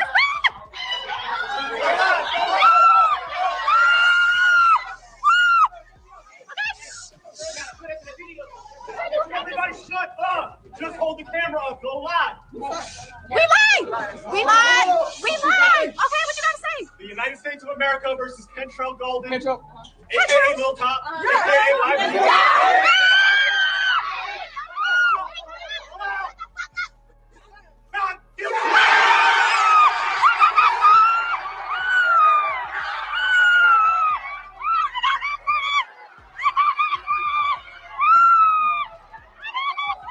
NBA, quick question for you, man. Before this trial started, what did you think about your chances of getting the jury to return a not guilty verdict? I ain't thinking. I went out what my lawyers told me. Shit, I was unsure the whole time though. And so you were unsure, and then during the trial, after you saw the evidence come in and the witnesses, did your viewpoint on whether the jury was going to return a guilty or not guilty change at any point during the trial? I had some strong. I had a confident feeling about some things inside my heart, but shit.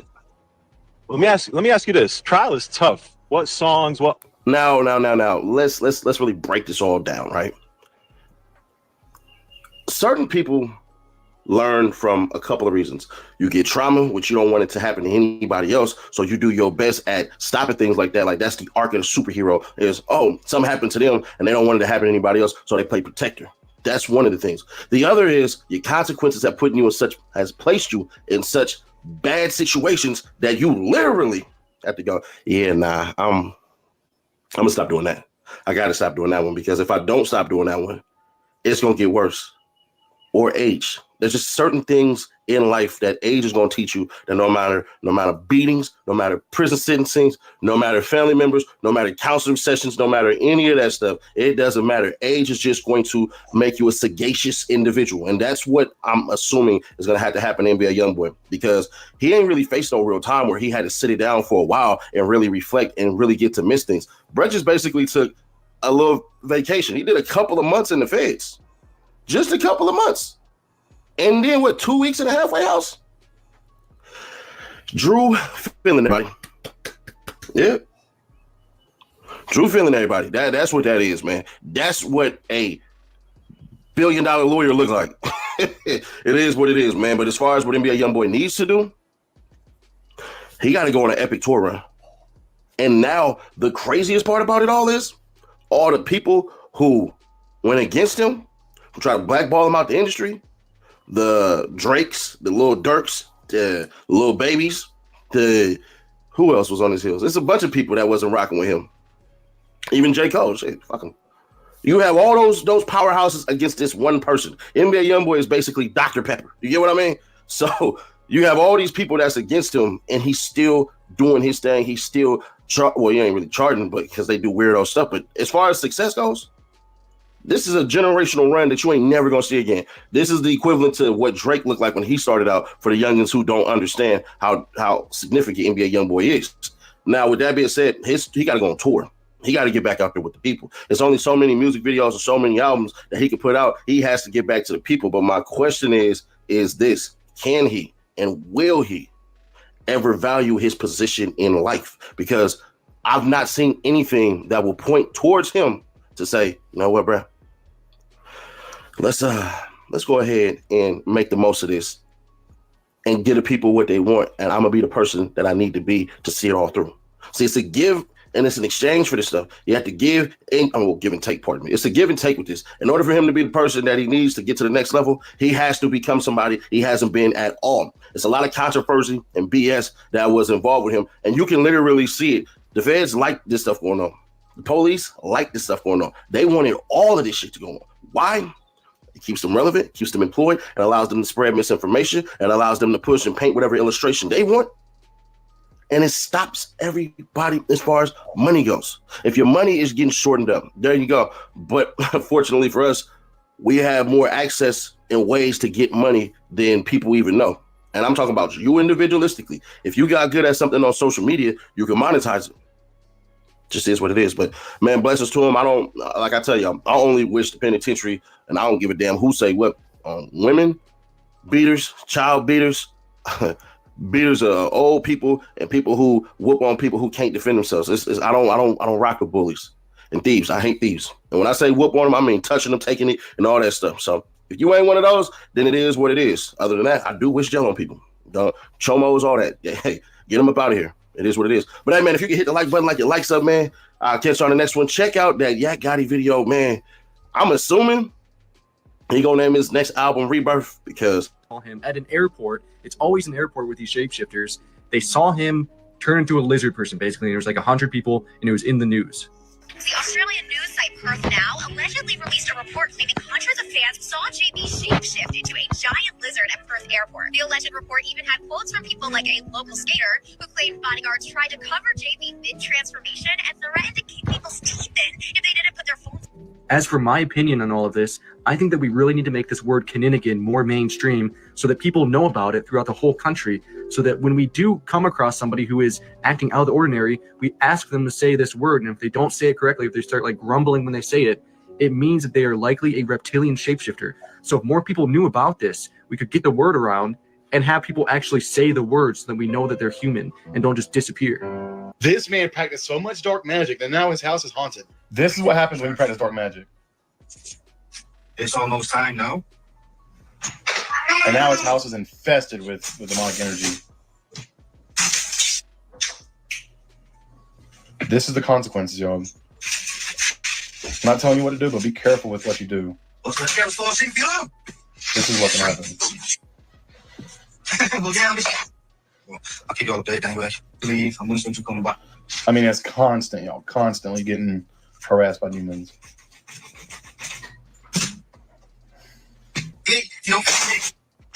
This is insane. I'm not playing games anymore. As always, thank you for watching. Let me know what you think. This is a new YouTube video I put out today. It's on the YouTube channel, link in bio.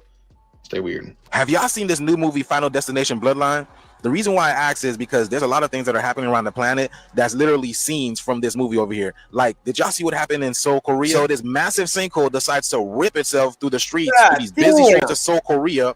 And this car barely makes it out alive, but this motorcycle gets swallowed up. You ever been, you know what I'm saying? Gets swallowed up by this massive sinkhole. Imagine the thoughts that's racing through these people's minds right now. The two drivers, the one that's recording this. So immediately after the whole collapse, the infrastructure around it collapsed even more, and water starts rushing in. Y'all, look at this. Oh my goodness, y'all, take a look at this. This is literally some Final Destination type ish, y'all. So let me ask y'all a question. Do you think that was a coincidence, or do you think this is divine retribution in a sense? Because we are in the age of apocalypse, revelation. This means they're revealing. So there's like divine judgment on the planet right now. This would allude to, you know, the Final Destination bloodline, to why it came out. You know, this is what it's depicting. I'm gonna go deeper on this topic on my YouTube. The link is in the bio, but let me know what you guys think about this video, y'all. Like, follow, and share for more videos like this. The shift is here. Let's get it. Peace in. Now, I'm probably gonna have to chop some of that out. There was a sinkhole. The car made it out. It kind of bounced kind of weirdly, which made me think the clip was fake. The motorcycle went straight under into the sinkhole, and then water came rushing. How I'm gonna have to trim some of that out to where it makes sense to where y'all, the viewers, can see and understand what's going on without me getting in trouble for that. Because I just got in trouble for something like that. I don't know how I'm gonna do it, but that's the whole story. And so depending on how I gotta edit it, when I'm going over this again, y'all will see some of that. So if y'all be like, some of that didn't make sense, y'all know, go check Conscious Juice. Go check his page. Y'all will see it. Y'all be able to see the whole clip from there on Instagram or TikTok if y'all have them.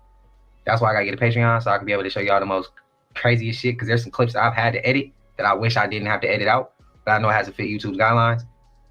There been some crazy shit that I wish that I could have kept in there, because I was going crazy watching the clips, but it's like, yeah, the guidelines, gotta follow that.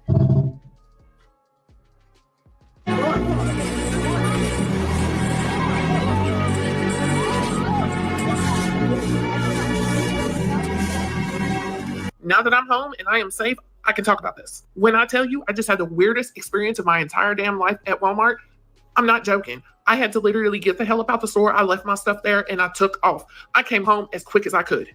I want to know what the hell is going on with these timelines and shit, because something ain't right. I've experienced glitches before, but I've never experienced a glitch like this. I'm gonna show you guys a picture of me when I was younger and what my kids looked like. This was like 15 years ago. Okay, I want you to look at this picture, because this picture of me, that is my signature haircut. That is the haircut that I get. Every time I chop my hair off, that is the haircut I get. It is that haircut that is stacked in the back and it comes to the front.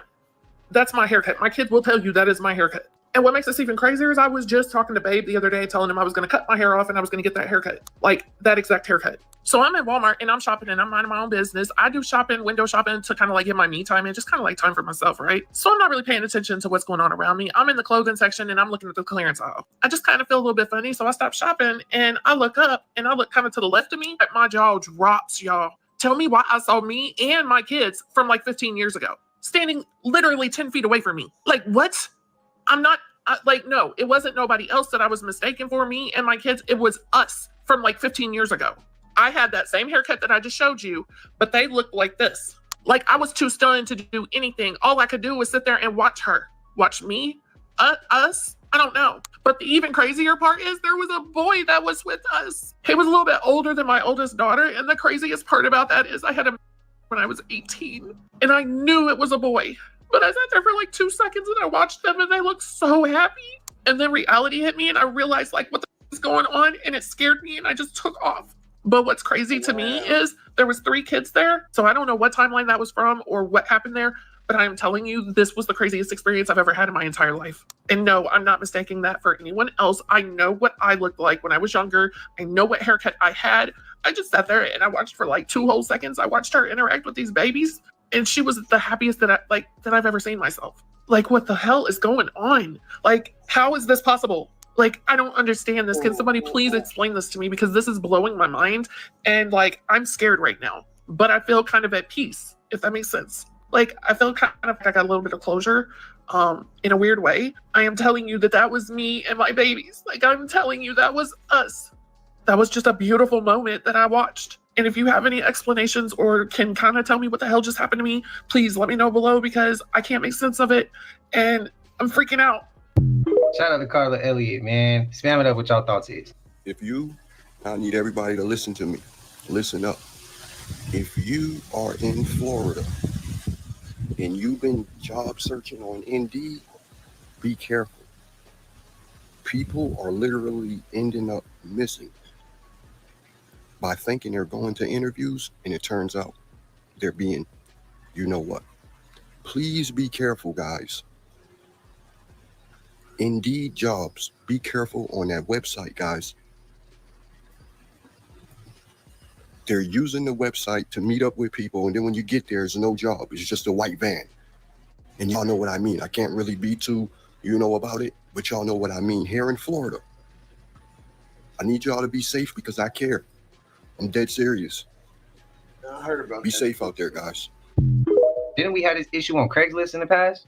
A woman saw this sticker on the front window of women's clothing store Rare Trends in East Austin, reading exclusively for white people, maximum of 5 colored customers. There's also a city logo and above it, sponsored by the City of Austin Contemporary Partition and Restoration. Caroline Gray is the director of sales and marketing for the store. She came in Wednesday expecting an average day, not knowing what was on the store's front window. Come in from the side and in through the front door, off to the left. So I don't see the front of the sign when I come in the door. That was until the phone started ringing.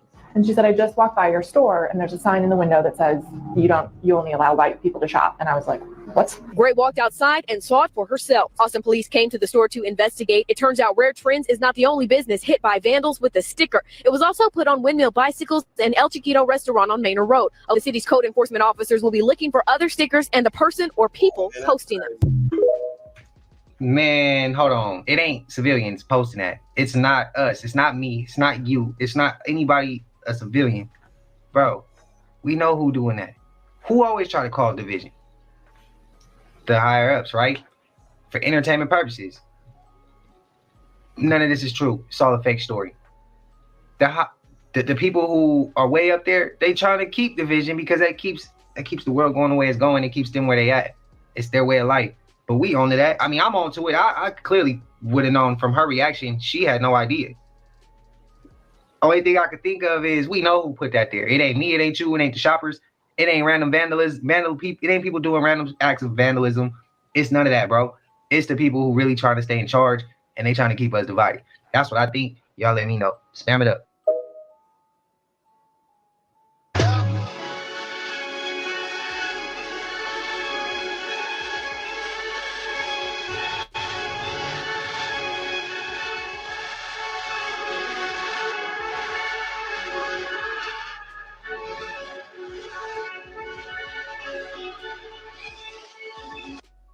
If I'm not mistaken, that's out here in Elk Grove.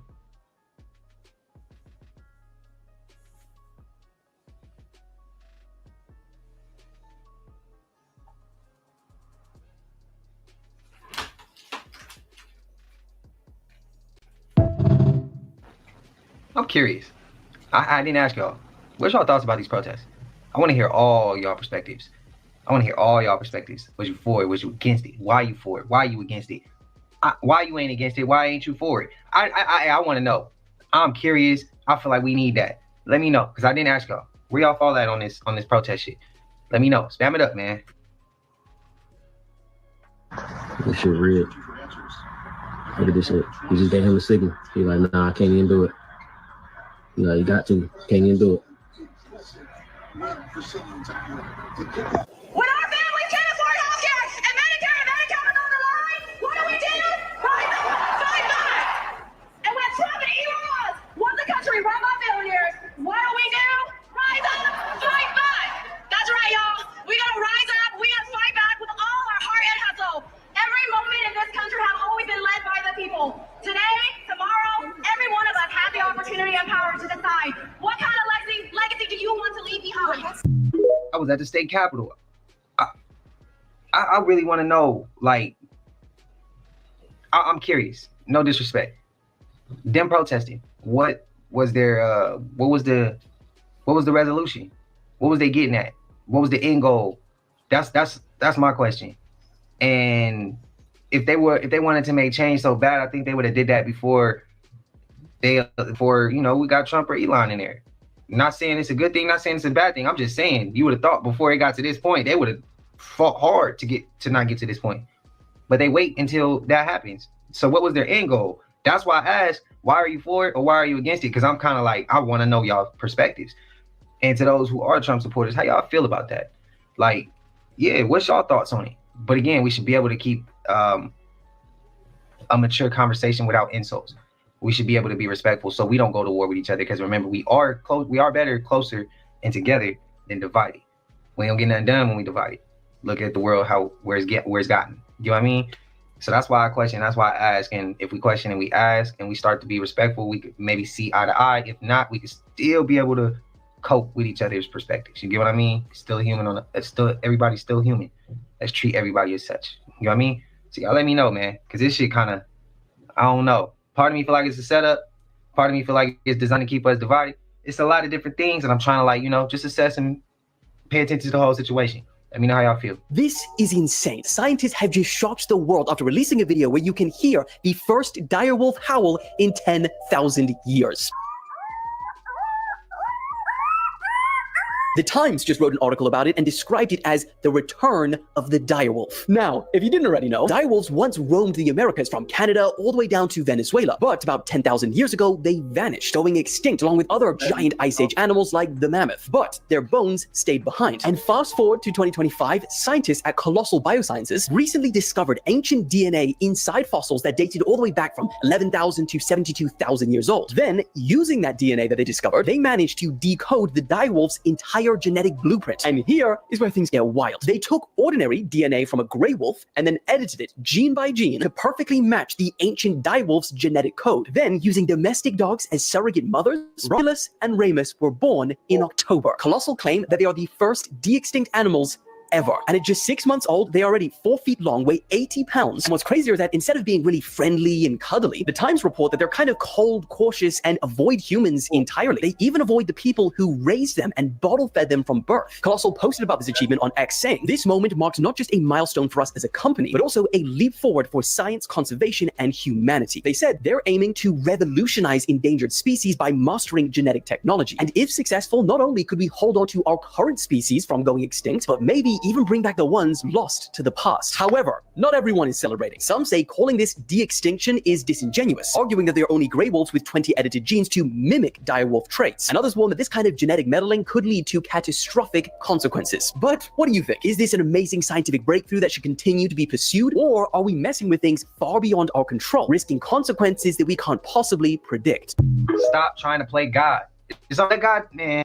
Are we living in the real life Jurassic Park? Because after 10,000 years of the direwolf being extinct, a company called Colossal Biosciences have now brought 3 successfully back to life. There are 2 boys named Ramus and Remus, and they have a younger sister now named Khaleesi. The 2 brothers are about 6 months old, and they're already 4 feet long and weigh over 100 pounds, and are expected to grow over 6 feet long and over 150 pounds each. The company was able to do this because they found a 13,000-year-old fossil with direwolf DNA and then used a surrogate dog mom to bring them to life. And this isn't the only animal that they want to de-extinct. Next, they want to bring back the woolly mammoth, the Tasmanian tiger, and the dodo bird. The company says that this is going to be good for nature because we're going to be bringing back some natural predators that are needed in the wild. But other scientists are warning that they might end up making a super woolly mammoth or a super Tasmanian tiger, and that could get a little crazy.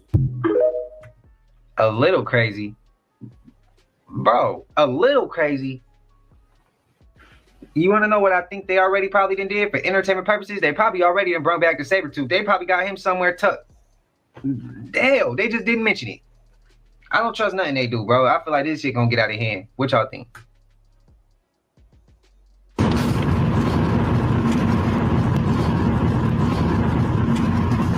Приехали, объедем тут быстро.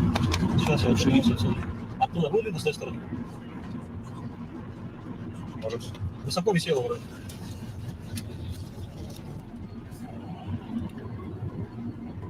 Смотри, тут какие-то ментовские ряды стоят. Видно.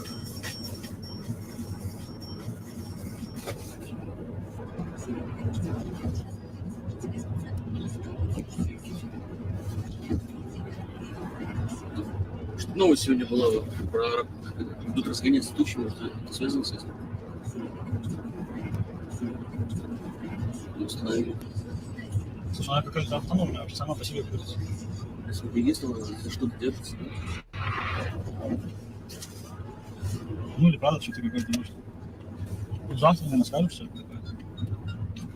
Это явно связано. Или сегодня скажут уже разводом туч. Я же здесь был днем, не было ничего. Not only is the sun a portal, but the moon becomes a portal when it looks like a sun too. The blood moon. And I just caught this myself. I was fixing the camera, trying to get it right, and then watch this. Hey. There's something on the moon. Yeah, look at this. Like a portal. A ship just came out the moon, and watch this. It splashes out, and it doesn't even come out the other side. There's no entry point. Splashes in. What? And then it splashes out. What? You see how the aircraft just pops up? You didn't even see it fly towards the moon. And then you don't even see it exit. It's just a splash. You don't see it towards the left. It's getting weird, dog. Damn. I told you, man. What's the chances of him just throwing his camera on, like, I'm about to just catch it, bam, and he's right there. That's crazy. That's crazy. That's dope to catch, though. I wouldn't say Anunnaki, though. I don't know, CERN, NASA.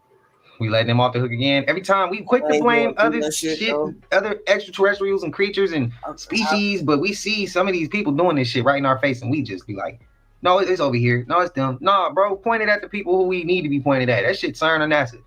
I'm just throwing people in the category, huh? I'm guilty by association. It is what it is. They do that to us, right?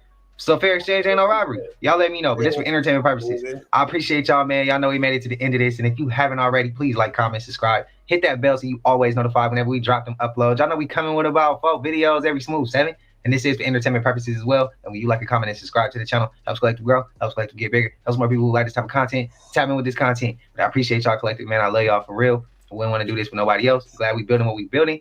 Again, I know y'all gonna say you should have took today off, bro. You should have been chilling. It's your day, it's your birthday. I get that, but I'm chilling. I came to chill with the fam. Came to shoot the shit with y'all, man. Have fun with y'all. You know, check out some more knowledge. Check out some of this entertainment. You get what I mean? And just have fun, man. But y'all know I'm about to go chill, relax. Everybody who been tapping in, running up, and 7 up. If you're new to the channel, please like, comment, subscribe. And demons at a soccer game, y'all. As you can see behind me. I hope not. Y'all know how we rocking. Let's get straight to the video, man. Let's go. Y'all, this shit just got dark. They are now summoning demons at a soccer game, y'all. As you can see behind me. I really can't believe they doing this at a soccer game. And I know what people gonna say. They're gonna be like, bro, chill. That's just the logo of the team. I understand It that, says but that's not Lucifer. weird to That y'all means Lucifer. that they got a devil for a logo for the mascot. Y'all, they really summoned this junk during the game. As you can see, this satanic pentagram. The devil rose up out the jump, as you can see on the picture above. And while the devil was rising out the jump, you had the crowd doing chants. But then it was some people in the crowd that was taking videos that couldn't believe their eyes. They like, what the fuck is going on? And then, as you can see, these words, look what it say, y'all, when you search it up on Google. That's what those words mean, y'all. This shit crazy, fool. Hear us. Oh, I ain't about to say the rest. Y'all can read it. And the rise from where. Look at this shit, y'all. Y'all gotta understand that it's a good side and a bad side. Which side are y'all on? Let me know down below in the comments. Wow, man. This shit is crazy, dude. That shit definitely. What soccer team is that? Are they experimenting on us? You know, a lot of people that aren't conspiratorially minded would say, no, we're crazy. But there are written accounts in history that you can go back where they did experiment on us, like the Tuskegee experiment. And I'm only going to say that one because if I say a whole bunch of others, they might label this for misinformation. But that's not misinformation. That is an actual recorded time in history. You can look up. It is not misinformation. It's 1,000% facts. But I want you to listen to what this guy said. And keep in mind the title. Are they experimenting on us? What's the CIA supposed to do? Experiment. They had a experiment that they did in Canada, and I'm never so many times people are like, "Oh, well, you must know all about this MK Ultra project and names and dates and locations." I'm not a historian. I don't give a shit about 99% of MK Ultra. I care about the techniques and the methods and the protocols and stuff that were a result of MK Ultra. I'm not like, let me go fact check and get everybody's name right and dates. I don't have that. But they did this thing in Canada, and I can't remember the guy's name, but they took people coming in for just normal appointments, and they would against their will do this thing called psychic driving. It had nothing to do with being psychic. It just meant psychic of the mind. And they would give them massive, prolonged doses of, and in some cases tape their eyes open like Clockwork Orange. How would they give them long in front of their face all the time? And they thought it was going to reprogram their brain somehow. But what happened was a lot of the people had to learn how to walk again. Wow. They couldn't control their bladder. They had to learn how to control their urine and stuff like that again. Some of them lost 30, 40 years of memories from their life. Wow. And these were people who checked into a clinic for anxiety. And this was funded by MK Ultra, and it was in Canada. And it's so well known and it's so open that even the Canadian government paid the people's families who just got wrecked because of this thing. And the other thing they did, and there's so much mind warfare stuff that we could go into. Facts. Project Midnight Climax. I'm gonna stop there. Do your own research. So I'm gonna say it's all entertainment purposes only. Nothing that I'm saying in this video is facts. Nothing he said is facts, except for that was recorded by Canada's government. They did pay those families, which is researchable on the internet. So you can't misinformation that. But hey, again, entertainment. This is all fake. Peace, guys. 6 beings that are going to come out of hiding after disclosure. Number 1 is Sasquatches. Large communities of them live everywhere in some famous areas of the Appalachians and the Rocky Mountains. Earth is essentially their home. There was a time in history when Native Americans lived symbiotically with them and were very respectful of their communities. But the European colonialists came and forced these beings into hiding. They considered the Native Americans animals and savages and considered the Sasquatches the same. Number 2 is merfolk and sirens. There was actually a time when merfolk tried to have a symbiotic relationship with humans as they do with all life in the ocean. A lot of merfolk discovered humans, and those first humans were typically pirates. But you know how greedy ass humans do when they come across something they don't understand. They captured them, tortured them, and put them on display, and ate them, which is still done to this day. If that doesn't hurt your heart, you're not human. Number 3 is reptilians. There are so many types, and many of them see Earth as home and are very benevolent. They've been here since way before humans were even around. Some are malevolent from off Earth and have come here for an agenda. Millions walk among us, and many of them are in places that you would never think that they would be at. The malevolent ones have done this on many other planets in the galaxy. Earth is just one that they want. Number 4, werewolves. These are beings that have a mix of human DNA and wolf/wolf extraterrestrial DNA. This allows them to change form, and there's so many tales on them, I don't even have to say none, you already know. They walk among us more than you know because they've been around for a long time. I've noticed that their ability is usually linked to emotion. So it's like they could change form based on emotion a lot. People ask why they don't come out of hiding sooner. You think they're gonna be accepted by people? Look me in the eye and tell me the average human is going to accept them. Number 5 is fairies. These are nature spirits who have a long history of being at war with humans since the beginning of human expansion on the planet. It was decided to go into hiding, only interacting with people who are open to them or can perceive them. Number 6 is human-looking ETs. They literally come in all colors of the rainbow. They come in different shapes and sizes, and they're here either because they see Earth as home, they're here for a mission, or both. They look so human, they don't even have to mask anything. Maybe just their way of seeing the world and their personality. They are here to help the consciousness shift on Earth and have been preparing for open contact. They see humans as their cousins, so they already know how we roll, they already know how we do, and they're here to help. Now, we can't say 100% of them are here to help, just as we can't say 100% of anything is 100% of something, but majority of them are benevolent. Which one of y'all believe in? Which one do y'all not believe in? And why? Which one y'all think can help humanity and which ones y'all think can't help humanity or is destructive to humanity? I want to hear y'all thoughts and opinions. Please spam it up. Let me know.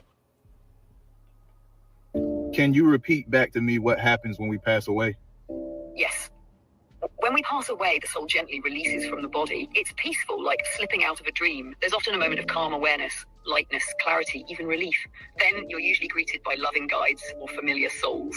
They're there to help you transition, to remind you that you're safe and that you're not alone. Next is the life review. You revisit your life, not to be judged, but to understand. You feel what others felt through your choices. It's a moment of deep learning, wrapped in compassion. After that, you move into a soul realm, a space of rest and healing. There, you reconnect with your soul group, reflect on the life you lived, and remember why you came. And from there, your soul chooses what comes next, another life, a new path, or simply deeper exploration in the spirit world. It's not an end. It's a return to light, to truth, and to the vastness of who you truly are. Now, can you repeat what happens before we incarnate? Before we incarnate, the soul enters a sacred process, a kind of cosmic preparation. First, you meet with your spirit guides and soul family. Together, you review what your soul has already experienced and what lessons or themes you're ready to explore. What? Y'all think that's too far? Does it interrupt your beliefs already? Do you already have a certain belief, or do you know of something otherwise to where you can add on to that? I'm curious because everybody has their own opinion on that topic, which is fine, and as it should be, because everybody probably experiences different things or have heard of different stories of their loved ones. I just ain't trying to come back to Earth, bro. I just ain't come back to this mug. Y'all let me know, man. I ain't come back here. I don't want to see Earth again. Ever. I don't want to see nothing this low vibrational again. I'm good. To restore democracy. To restore democracy. This is from one year to the next are the same.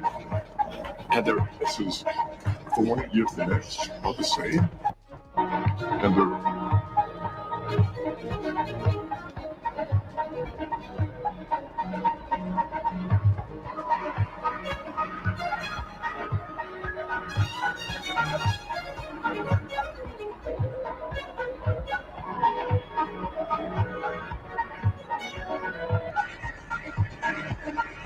You think that this is a simulation that we're living in, you need to see this. So it's a video going around of a guy who said he saw the sun and the sky glitch at the same time. So this guy's on a farm around 6 or 7 a.m. scouting for turkeys. In the video, he said between the farm and the sky looked beautiful, so he was about to take a video. And then this happened. Look at this shit. Listen to this. So I'm out here at the farm scouting for turkeys. Tell me what y'all think this is. Between 6:55 and 7 o'clock in the morning. And I was like, I'm just gonna take a good video. The sky is really pretty. The farm looks really pretty. Just like I said. And as I'm taking this video, the sky done something weird. Like it glitched. Listen. My phone called it. I don't know what it is. What was It's weird for sure. What was it? I'll show you guys a video. Check it out. Tell me what you think. Shit is crazy. It's kind of weird. Look up there. Look at that shit. What the fuck, it's blinking. bro? Slow motion. Watch the video in slow mo. That shit blinked. Bro, what that shit blinked, man? What the hell is that? Man. And I was saying to myself, it could have just been the phone that he was using. It could have been the distance he was, but that don't look right. What that looks like to me though, is like something just turned off and on. Yeah, some people really believe that we're living in a simulation. Yeah, bro. And let's just say we are, allegedly. 2025 keep revealing shit. I wonder what's gonna happen next. Pay attention. So if I'm not mistaken, ties with your reality, I've heard, it was like one of the first people I heard say this, something about a holographic matrix. If I'm not mistaken, that's what he said. I mean, that's what it's given. Simulation, holographic. Matrix, things like that. That's what it's giving. Did it glitch or did it not? I'm saying that shit glitched, bro. We saw that. They saying I'm acting like Hitler, but how am I acting like Hitler when I'm a... They telling me get off of Twitter. I voted for Trump, not Biden. Know some niggas that went to that island. Why I fuck with... Kanye going crazy. Is that real? Didn't I tell y'all when y'all see this face that I'm about to drop a truth bomb on you? We are about to find out what is the real meaning of Big Mac. Some of y'all gonna be shocked. We getting straight played right in our face. In case you didn't know, let me go ahead and give you the definition of the word Mac. All right? The word Mac, the origins of the word Mac, and its meaning actually means men or son of. The casual term for the word Mac is used as a generic term of address for a man, almost like when people say the word fella or bud. That is the real sense of the word Mac. It means man, son of. So, in plain sight, what is McDonald's telling you that they're selling you? And they call it Big Mac. Just simply remove the word Mac and replace it with the word that it actually means. That's where the truth is hidden. So what they're selling you is a burger that is called Big Man or Big Fella or Big Bud. That's what they're selling you. And they wrote it there in plain sight. Here's a fun fact for all of you. The hog population far outnumbers the cow population. Furthermore, America only has 5 million sheep and 2.5 million goats. And since a lot of people receive their protein from meats, and the majority of meat that is being sold to them primarily is pork, I would stay under caution and I would warn anybody from touching and going near swine. Do not eat that bacon. Do not eat that pork, those ribs, the bacon, the pig meat. That is something that literally people can blend anything with that meat and you would have no idea. It would all just be the same to you. Here's a warning. In Isaiah 66, the Bible says, they that sanctify themselves and purify themselves in the gardens behind one tree in the midst, eating swine's flesh and the abomination and the mouse shall be consumed together, saith the Lord. We are called to be separate, my brothers and sisters, as declared in 2 Corinthians chapter 6, verse 17. The Bible says, wherefore come out from among them, and be ye separate, saith the Lord, and touch not the unclean thing, and I will receive you. Diet can hinder you from coming close to God. This is, in other words, what they want you to be like. Big Mac, big men, big fella. Consume. Y'all get it? Man, boy, just drop the truth bomb. I told y'all when y'all see this face, that's gonna happen. Is that a reach to y'all? I mean, we do know this shit crazy. Nah, why I'm on this block right here, Mom? And now what's this? Hold up. The terrible things I want done to me in here? Yo, I'm in here. Let's explore. I wanted to see it. I'm willing to bet he went halfway for the video and then went his ass right back up. That was good enough for him. I'm willing to bet. If that's what I would have did. Knowing me, I probably wouldn't even have went halfway in. Y'all going to explore? Y'all staying up above ground. Let me know. Are y'all seeing it now? Do y'all get it now? I have so many posts on this account talking about this same thing right here. Look at how vibrant the world used to be back then. Filled with personality. This goes for businesses. This goes for furniture. This pretty much applies to everything on the outside world. The society used to be different. And just so y'all can see that I'm not capping, look at what's parked in front of me. What color are these cars in front of me? Imagine showing up to the supermarket, showing up to your job, and this is how the parking lot looked like. Creativity is at an all-time low, and that's because the corporations got greedy, and it's all about consumerism. This is how parking lots look nowadays. Monotone, lifeless. Wherever you show up, I don't care if it's at a supermarket, if you go to the DMV, showing up to this parking lot, you don't think that you're going to have a different sense? You're going to feel more creative? It's the little things that we don't think about that's affecting our everyday routine. Things used to be about personality back then, individuality, uniqueness. Now everybody's trying to copy everybody. Everything's the same. They got us like robots out here. Get with the program so then you could get out of the program. It's really up to us at this point. And I wonder if there's ever going to be a renaissance in art again. Did the government ask us before they used witchcraft on us? Did the government ask us before they done all the shit they done to us? Did the government ask anything about doing the shit they've done to us? No, they haven't. I said it's time. Shit, she was. What day was the last TikTok ban? January 19th, this year. What date was that big DC anti-Trump protest? January 19th, the day before inauguration. What date is the new TikTok ban? April 5th. And what day is the new big protest happening in DC? April 5th. Excuse my random questions, but I'm just curious. What comes first, the TikTok ban or the protests? And is it all a ploy so there's no media coverage on these protests? I'm thinking too much. I need to lie down. Yeah, why the fuck? So we shooting this on April 5th at 11:43 a.m. Look, and check this shit out, right? What is today? Today is April 10th. Today is April 10th. And what happened today? The biggest sex scandal of all time, practically. But what are they blaming it on? Where TikTok, right? They're trying to get rid of TikTok because nigga shit like this comes from TikTok. That informs the people. That keeps the people you know what I'm saying? They're trying to do everything they can to keep us from knowing the truth. Bro, like what the fuck, bro? Like people gotta wake the fuck up, bro. And if I'm not mistaken, the last time the ban came, they banned it like the day before. This time around, I knew it wasn't Nick, but they say extended it, something like that. I've lost track. The information is gonna be out there regardless. The videos, the content is gonna be out there regardless. Whether you go to Instagram, whether you go to X, whether you go to YouTube, wherever else you want to go, you're gonna find it with TikTok or without. It's that simple. To me, TikTok moves just like Instagram now, so it's really no different. But when I seen yesterday on the 4th, it wasn't banned. I knew it wasn't getting banned. And then I was checking the article, just checking up on it, and I seen it Trump extended it or something like that. It's just crazy. I don't think people need to be so worked up about that. That go on all sides of it. That go for the consumers. That go for content creators. That go for the people who trying to ban it. It's not that serious. It's just an app.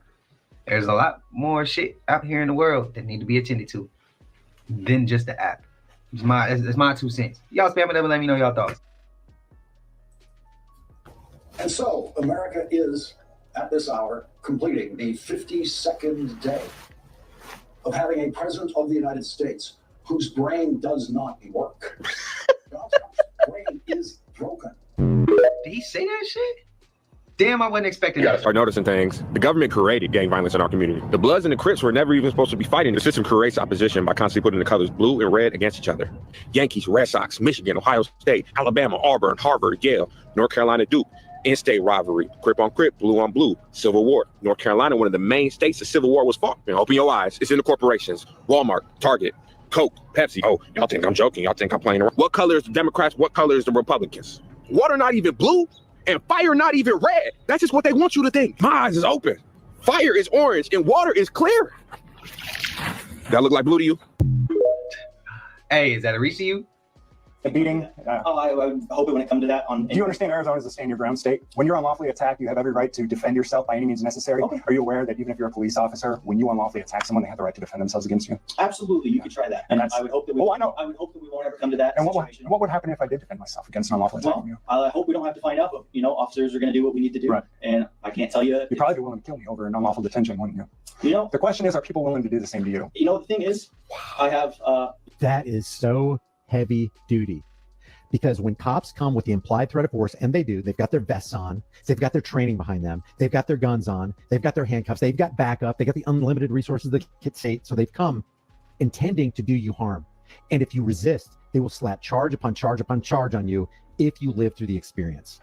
That is the utmost in state-sponsored terror and violence. My policy that dictates my use of force, and I'm going to stick to that. Yeah. I can't give you hypotheticals. And as long as not to do this, and as long as you have a policy, you can't be sued. But it doesn't protect you from someone defending themselves against you. So you can when you attack the wrong person and you end up in front of God and you're like, what happened? I was following my policies. How'd that work out for you? Right? Play stupid games, win stupid prizes, huh? Go ahead and get out of here. You're dismissed. So that is a masterclass in how you handle tyrants who are more than willing to trample you and your family and your rights and economically terrorize you and take away 100% of your freedoms, all because they believe they can do something that none of the rest of us can. I will leave the link to James Freeman's video. I suggest that you watch every bit of it. Go to his channel. comment, give that video a like, let's trend this in the algorithm. Again, every American needs to see this masterclass on how you conduct psychological operations on the thin blue line gang of tyrants. I will see you in the next video. So look, y'all know how I say I want us to start this podcast. We go live, I bring people on and we have talks. I know there's so many different people of different status, people who in different fields of line of work. I would love to go live and bring someone who's been on the police force, new, like, you know, new on the police force, old on the police force, like you got years in on this. I would like to have them come on and we go live and we can have these talks where we could see, like, you know, not disrespectful, no animosity. I'm talking about have a conversation and be able to see different people's perspectives, different people's point of views. And instead of going at each other, we just trying to understand each other. So when we talk, we're talking to understand, overstand, understand. You get what I mean? If we vibrating higher and just changing the language for those who are on different levels. Y'all let me know how that sounds. I feel like that could heal a lot of things and that can help humanity a lot. Y'all let me know. Is that too far of a reach? Is it not? Allegedly, a mothership done landed up in Florida. Check this out and check how many police gonna be there. Do y'all see this here? Do y'all see this? This big ass mothership. Now look at all of these police up in here. Check this out, man. They trying to block the whole street off. Let's get to the video. Ooh, wee. What's going on here, America? Looks like a big-ass mothership. No freaking way, dude. Please someone tell me this ain't movie. What are they up to? Remind me of the Miami Mall. This is very strange. You guys, and why no news about this? 2025 sure has gotten wild. More and more UFOs by the day. Really is unheard of. Or maybe I'm just sleeping in this shit is a dream.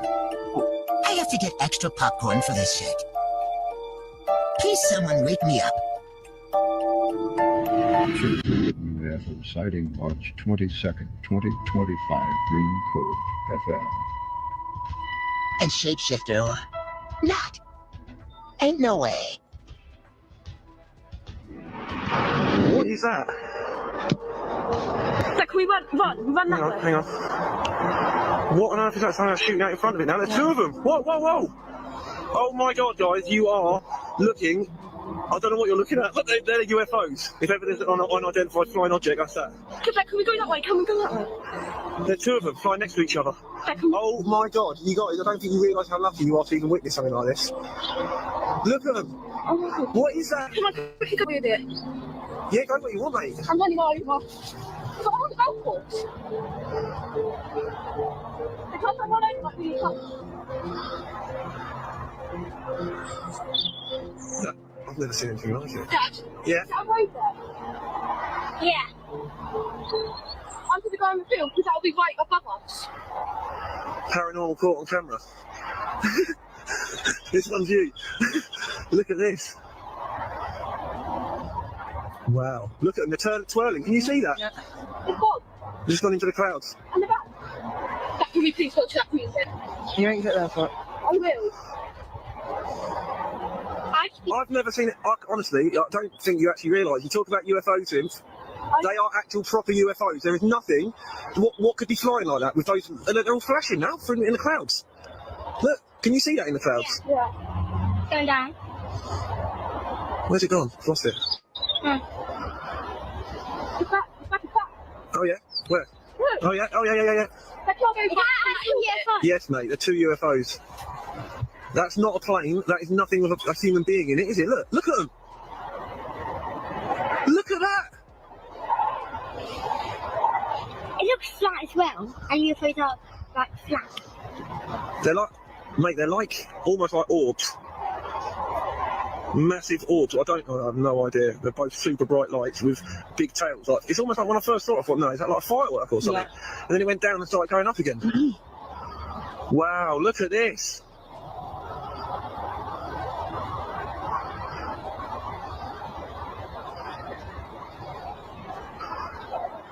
How mad? I don't think something. Yeah, might be, mate.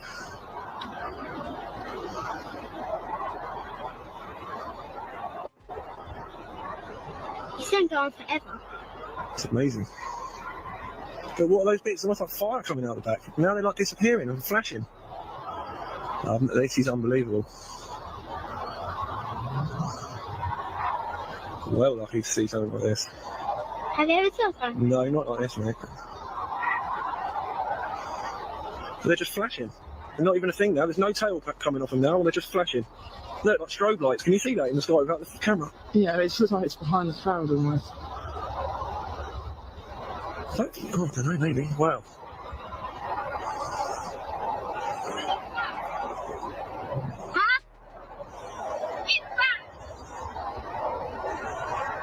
Whoa, did you see that? Yeah. Yeah, big flash. Amazing. What is it video like?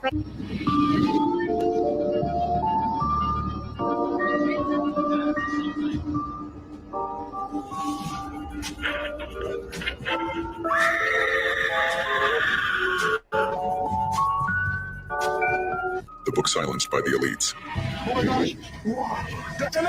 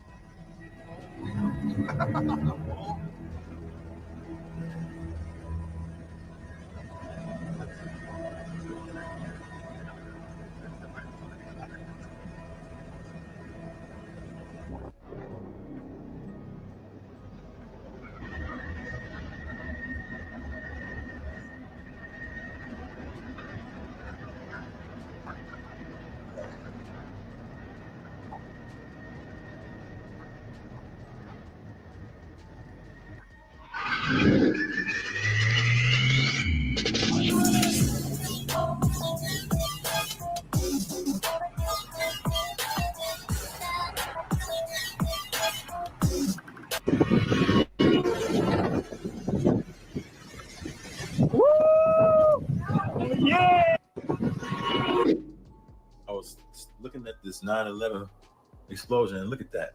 Doesn't that look like a face? Isn't that crazy? Look at that, man. At the end of the largest explosion. Look at that. An eyeball, nose, mouth, and his pupil is looking towards this way like horror or something. Isn't that crazy? Wow. Look, got a mustache. This is crazy, man.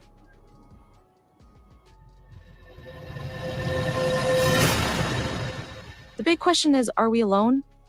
Could Earth be witnessing a change of humanity and civilization and slowly getting the people to understand that they are here and been here since day one? Are the people really going to be ready for a big change like that? Because obviously they have been here since the creation of mankind and beyond. I hope you enjoy the videos. Crazy, right? Thanks for watching. This video was made for entertainment only, but if you know, you are now rocking with the best. Damn, that was a little bit of a lot to unpack. Thoughts, spam it up. Welcome to Trama Unit TV. Clips coming out lately. You are now rocking with the best. When it first happened, they starting to come out now. X marks the spot. You have officially been marked out. YouTube Exit guidelines, that away. And I can't post that stuff. X marks the spot. I wish I could. You have officially been marked out. That I just came across that I'm like, oh, and like literally, I was scrolling on Instagram, and then it pops up, and it blew me away when I first saw it. It was like a clip, one of those clips. Like, as soon as you see it, you see what happens, and it was like, yo, I never seen that. And I'm checking comments, shit was crazy. But it's for entertainment purposes. Y'all let me know how y'all feel about them last clips we just saw. Some I did think was AI or fake, but majority of those clips, them shits was real. Y'all let me know y'all thought so. You gonna learn a few lessons from us. And I'm gonna be the first one. What the fuck? You know that April Fool's is actually our real new year? In case you're new here, there are actually 13 months in a year, with each month consisting of 28 days. The calendar we use today has, for some reason, been altered to create these uneven months and has completely thrown us out of rhythm. Before our new calendar, we would follow the 28-day moon cycle. Just think about it. It makes perfect sense. If every month had 28 days, the month would always start on a Monday and end on a Sunday. You can't tell me that doesn't make more sense than it beginning and ending on a random day. Even when we look at the meanings of the names of each month, they tell us how wrong the current calendar is. April 1st or April Fools is actually symbolic to us being fooled into thinking that January 1st is really the new year. We are connected to nature in more ways than you can believe. And when we follow nature, it shows us that the real new year is in spring. What's significant about spring? Well, it's when the earth comes alive again.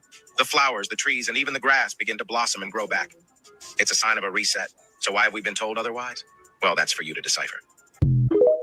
I don't know if y'all saw it, but if y'all haven't, I told y'all Happy New Year. If not, Happy New Year right now. So do you believe in aliens now after all of this research?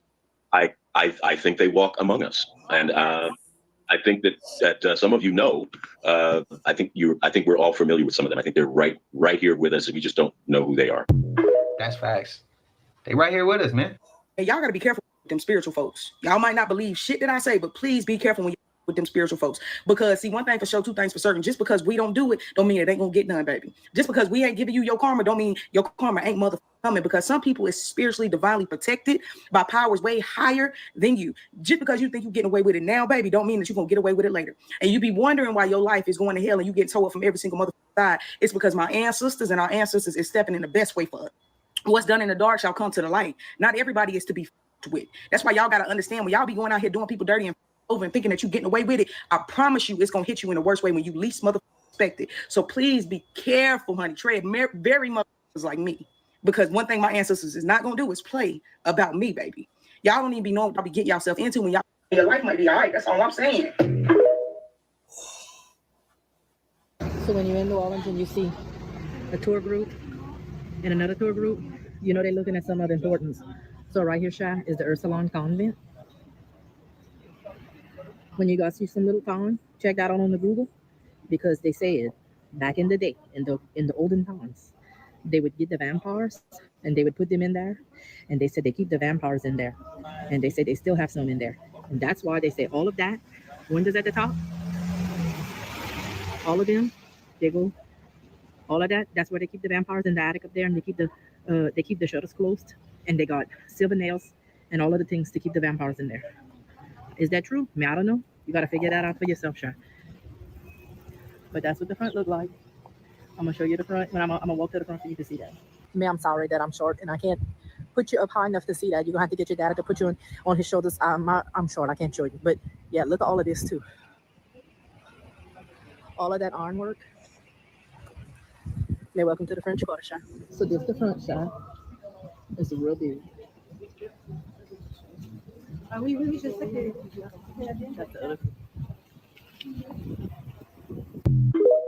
Let me know if y'all from there. Y'all believe in that? I don't find it weird. After everybody been praising Thailand and how beautiful it is, how it costs of living, all of that, right? They have an earthquake. Right after they found the pyramid underground, Thailand, earthquake. People seeing aliens in water, underground. There's something going on. Something going on. And what's even crazy, we didn't hear anything about it until we heard it on social media. Like, what is our news doing? How do we not hear about this until social media told us? That's facts, man. I just asked y'all that in the previous video. They say America just bombed over Yemen 70 times. And listen, I just want them to know we ain't got a goddamn thing to do with that. Hello? Because if it weren't from TikTok and it weren't from your video, sweetheart, we want to even know. And they supposed to take TikTok Saturday, so we damn sure not gonna know what they doing. So please, I'm telling you, do not take that out on us. Whatever that orange man got going on, whatever wig got going on, and whatever robot got going on, that ain't got nothing to do with us. Hello? So please, we begging once again, do not take y'all frustration out on us, because we have nothing to do with what they got going on in the world right now. We don't know the news. Not one news outlet in the U.S. is covering that they have done that and that they have hurt so many civilians We, the people of United States, do not have anything to do with it. Thank you. Throwing a basketball down a haunted death tunnel.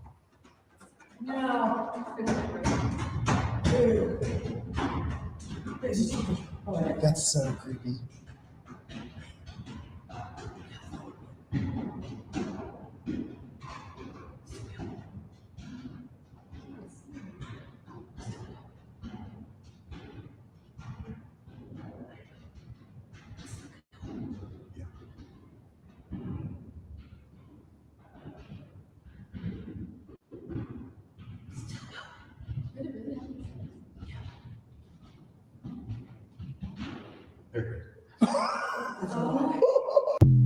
Damn, that damn tunnel cold. That's wild. Can you explain this? The Waverly Hills Sanatorium, located in Louisville, Kentucky, a notorious tuberculosis treating hospital dating back to the 1910s, is an extraordinarily haunted place. Most famous of all within the decayed walls of the hospital is the Body Chute, a downward sloping hallway that extends over 500 feet into the ground that was used to transfer bodies from the morgue to the bottom of the hill, which the sanatorium rests on. Over 10,000 corpses have been rolled through this hallway and into the darkness below. Upon my visit, I was eager to not only see the tunnel, but actually enter it and descend its steps, which I was fortunate enough to get to do. But while doing so, a few strange occurrences did happen. Can you explain my shadow? My right arm is to my side, and my left is in front of me, holding my phone to my chest as I record my descent. But why does my shadow look so strange? What is it that appears to be on both my back and my leg? When I view the light behind me, there is no explanation that I can see as to why my shadow is being cast so strangely. And what's more, I actually did feel something touching my back and ribs, which I mention in this following clip. My guide turns off her flashlight, and now surrounded in pitch black darkness, she speaks out to anything that will listen. Hello, it's me, Crystal. I'm back. I've got a group with me, and we really would like it if you make yourself known to us. We even have somebody on the stairs if you want to come up and touch them. Let us know you're here. I'm not gonna lie, it feels like there's fingers on my right ribs. Is here? Could it very faintly sound like something whispered, "Hold me"? Is that normal?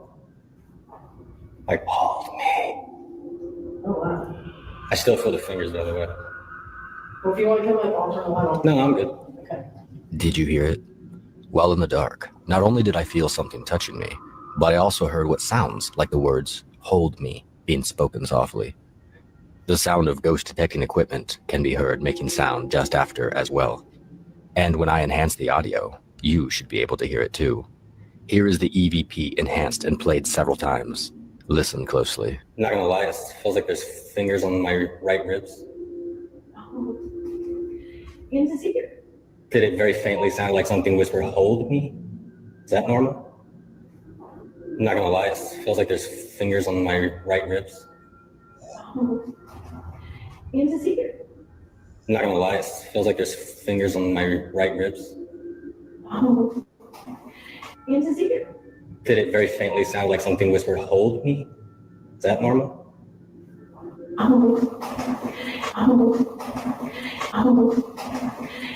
So can anyone explain what is actually happening here? Or was there something in the death tunnel that simply wanted to get extremely close to me?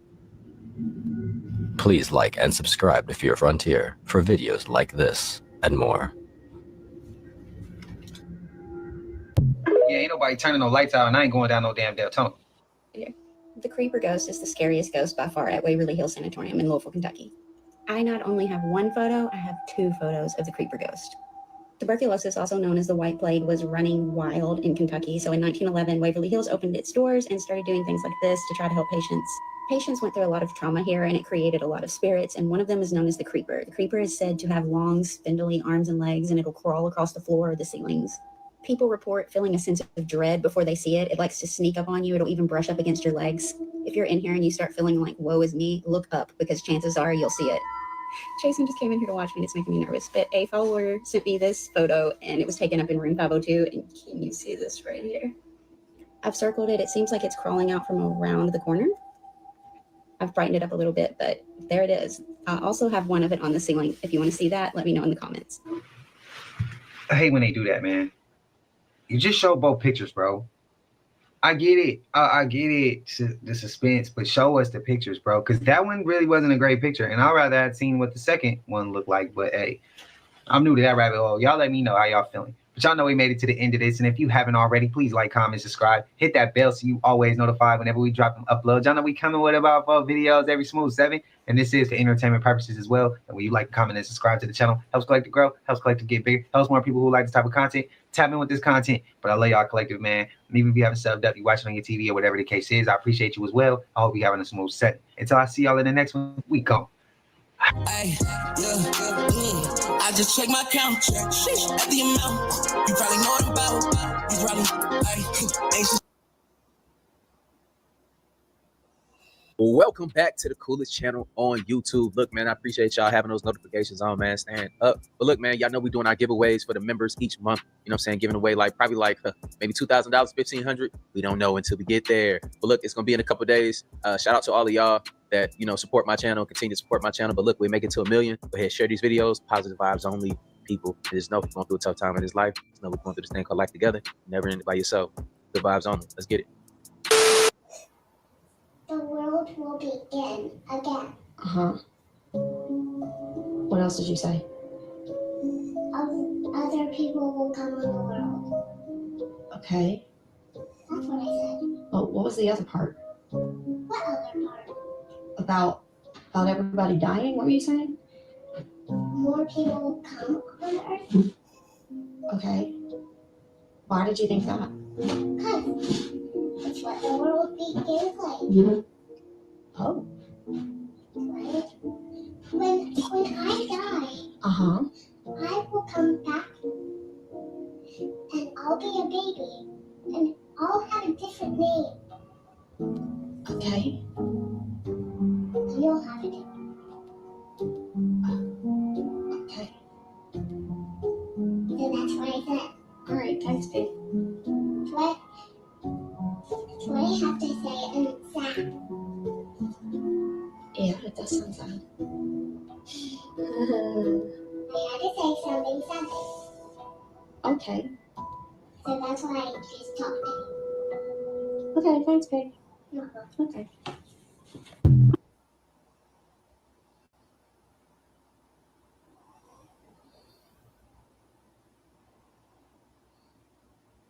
She got to get out.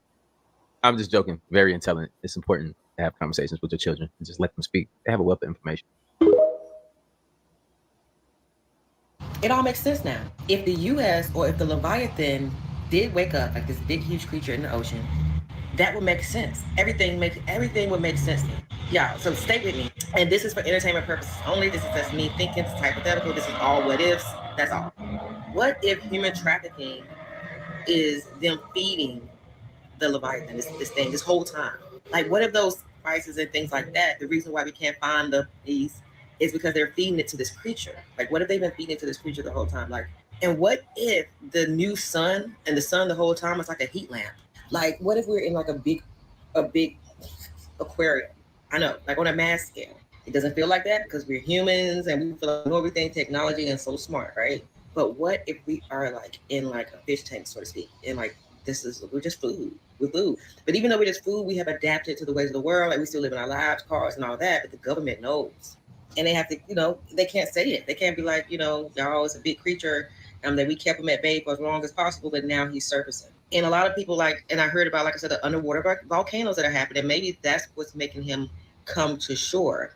And also the other fish and all that stuff are also scared of him, but also the overfishing could be causing not enough fish to be in the ocean to sustain this major, big, huge monster beast thingy. I'm sure that it has to eat a lot. And if other animals aren't getting fish, then he's not getting it either. I also feel like this is why I feel like the earth is like, at this point, I'm like, is it flat or round? But I do feel like it's flat. Only because I feel like the earth is way bigger than they're telling us. I don't feel like it's a closed, big, flat globe like they've been feeding us. I really don't now. I think it's a big ass long plane, like maybe like endless. Like, I don't know. I see like it's just not ending, like a flat ass plane or whatever. Now the firmament to me now feels like a cage. It feels like a dome. It feels like somebody just put a lid on it, you know, and we're trapped inside of this big humongous beast that's a pet to something even here bigger that we can never understand. With that being said, yeah, we still gotta go to work. Yeah, we still gotta go pay bills. And I think that's where all these clones are coming from too, to make us seem like the world is really like just going along regular when it's a whole motherfucking Godzilla that's about to attack us at any moment. And it's always been a Godzilla that was about to attack us at any moment. What if this was the Bermuda thing the whole time? Bunkers. Yo, the fuck going on with y'all niggas, bro? Hey, look, bro, I finally get to go live, bro. Hey, look, y'all, this shit is not that bad, bro. Man, what the fuck going on, man? Hey, man, bro, you need to come to this bitch, gang. This bitch lit in this motherfucker. Gen Z taking over, nigga. You know we crashing out. And gang, guess what, nigga? You get to catch free bodies in this bitch. You can't beat that, gang. You know what we doing. Hey, and I think they got that Zionist motherfucker, boy. I talked to First Sarge earlier, and he said they got a gas chamber. I can't wait to see about that motherfucker, bro. That be high as fuck. Gang, that's not even the best part. They gave you a bag, too. You ain't got shit in it, gang. You get a ski, okay, some slides, that motherfucker got there. You got a drum in that motherfucker. Hold on, gang. And you got that motherfucking T-lock in that motherfucker, gang. You better pull the fuck up. I know y'all boys don't know what the fuck this is, boy. They done fucked up and gave me a goddamn arm in this bitch, bro. That C4 motherfucker. Watch this. Look at it. I pull this bitch. Watch this. Throw that bitch. Hey, we be in some trouble, bro. We in some trouble, y'all. Ladies and gentlemen, I'm your station commander. We don't have a whole lot of time, so let's get straight to it. Type shit. Huh? Skibbity, Ohio. Phantom Tax, Skibbity, Ohio. What? Yo, Unc, where the bops at? Type shit. I'm trying to riz a bop with a yacht. You're trying to do what? Riz the bops. On God, my aura is 1,000. Your aura is like -1,000. L aura, Unc. What the fuck are you talking about right now? Type shit. It's 7 p.m. Friday. It's 95 degrees. I ain't got no nigga and no nigga ain't got.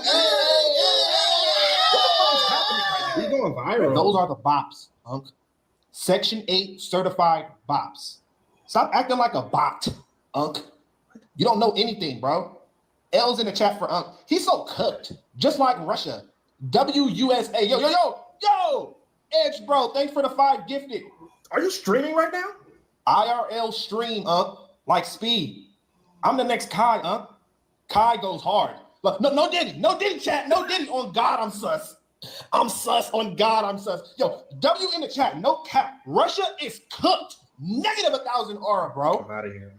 Type shit. Stop saying that. Yo, Unc is crashing out. Hey, yo, you know they be killing that type shit. It's crazy out here. I try not to say it because, I don't know, it gets on my nerves, too. I know I say a lot of stuff getting people nerves, too, but, yeah, that's just one of the ones I just can't use, man. Let me know if y'all say type shit a lot, man, or if you're addicted to it at this point. That's just crazy. But, look, man, we cook, man, when it comes, because, you know, they drafting these youngins straight up from when they, like, 18 to 26. Crazy. You know what I'm saying? I said, no, they spared the world of 8 years. Go look at Ethiopian time. And hey, one thing we do know is that the war will be streamed with these niggas. Yeah, it'll be streamed. We have dates. You'll see that America and the rest of the world is ahead 8 years. So in the year 2000, it was actually the year 1992. And when you thought the Antichrist was coming and was supposed to come and did not show, you said God wasn't real and then wasn't real. But that wasn't the true time. Okay, when the year 2008 came, that means it was really the year what? 2000. And what happened in the year 2008 that's so significant to us? Obama got elected president. So then the year 2008, which was really the year 2000, Obama got elected president of the United States of America. So then the Antichrist did come. They laugh when you broke sitting at the bus stop because they don't want to. This is traumatic. When the year 2000 was here on your clock and everybody was scared, Y2K, computers starting over, Antichrist coming, it was actually only the year 1998. Okay? Now, when the year 2008 came, it was actually the year what? 2000. But I'm going to show y'all how they even added an extra 1,000 years to the calendar and gave you a fake history to support it. So stay tuned, and you better get to me in person because they're going to. Using the laser to carve a scar off of the surface of the cornea of a fellow that had leukemia. Well, as I was carving the scar off, it released the viruses from his cornea, went up through my mask into my nose and into my brain, and I developed encephalitis. I had not had a root canal in the tooth that's in the circuit that provides power for the brain, particularly the frontal lobes of the brain. That voltage was low in that part of my brain, which allowed the virus to have its way with me. Got extreme fatigue. I got to where I could see a patient and know what was wrong with them, but I couldn't remember how to write a prescription.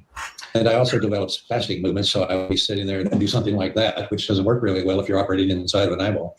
Went to the best doctors I could find, the NIH. I went to the head of corneal immunology in Boston, and they all said, well, you have 3 viruses in your brain. Good luck. We don't know what to do about it, so don't call us. We'll call you. Well, I'm sleeping 16 hours a day for approximately 7 years.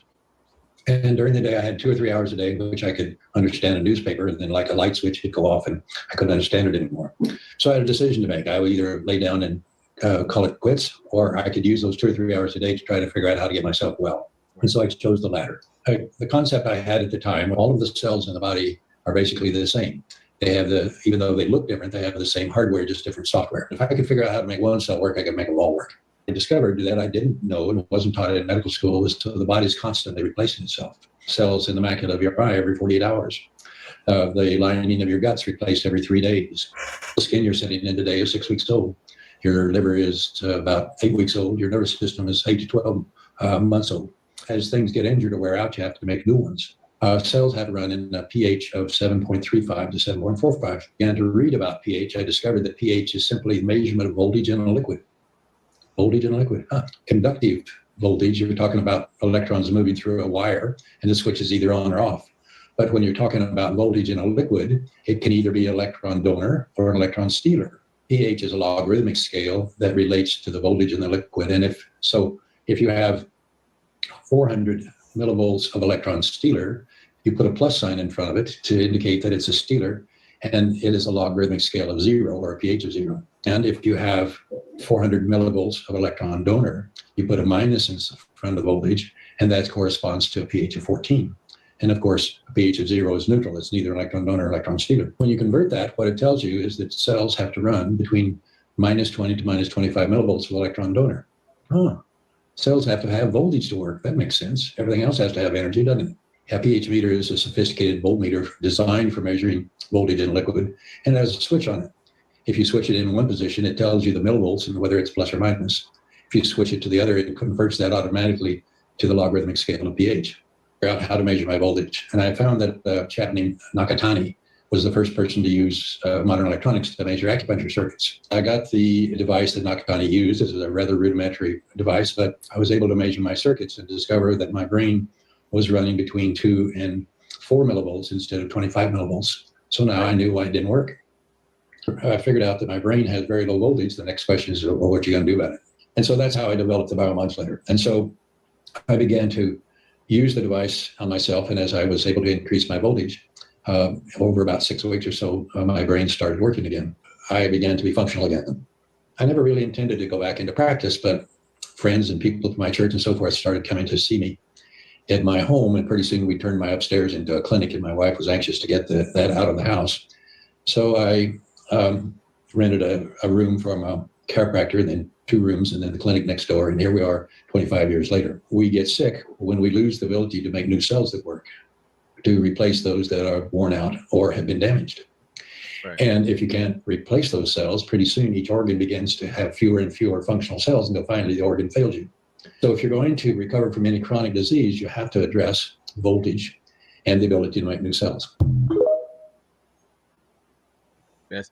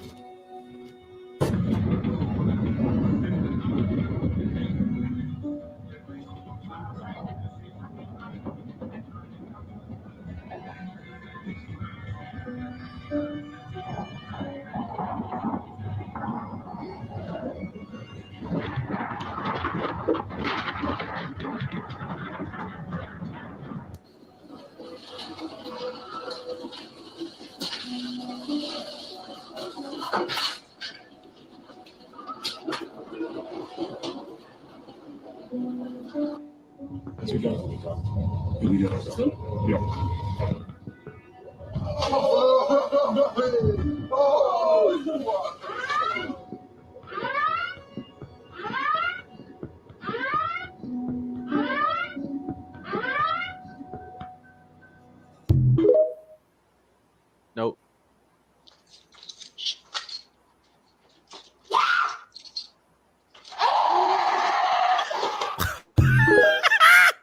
Whoa. Granny ain't running that fast. That gotta be fake.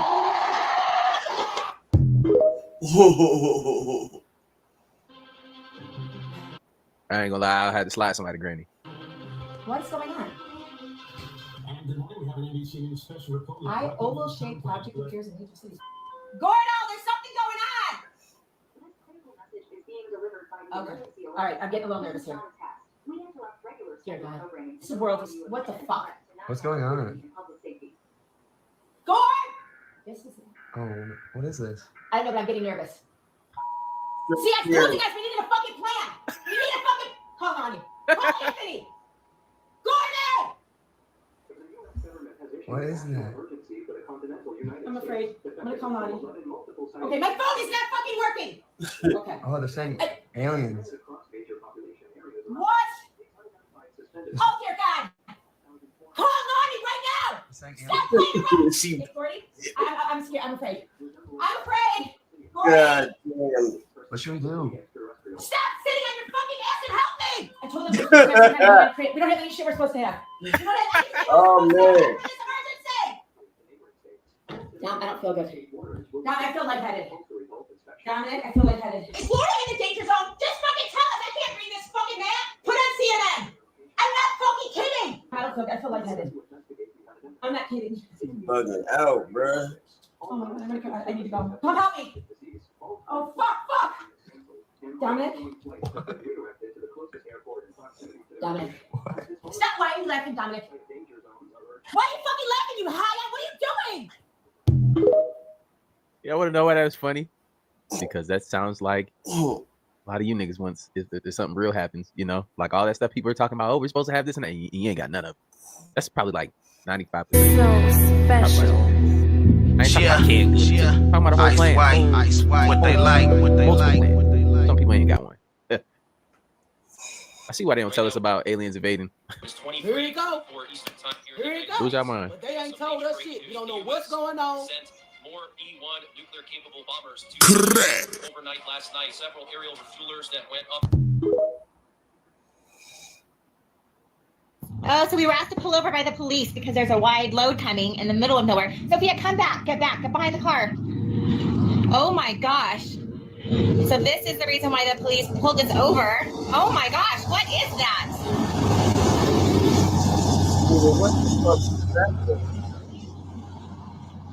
Okay, he said we're good. Oh my gosh, that was it. What is it?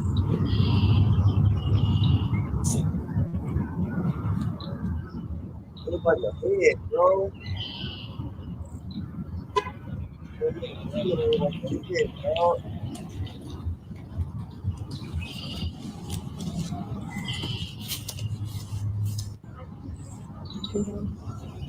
What is it? That shit kind of like a head, don't it? What that look like to y'all? It look like a head to me.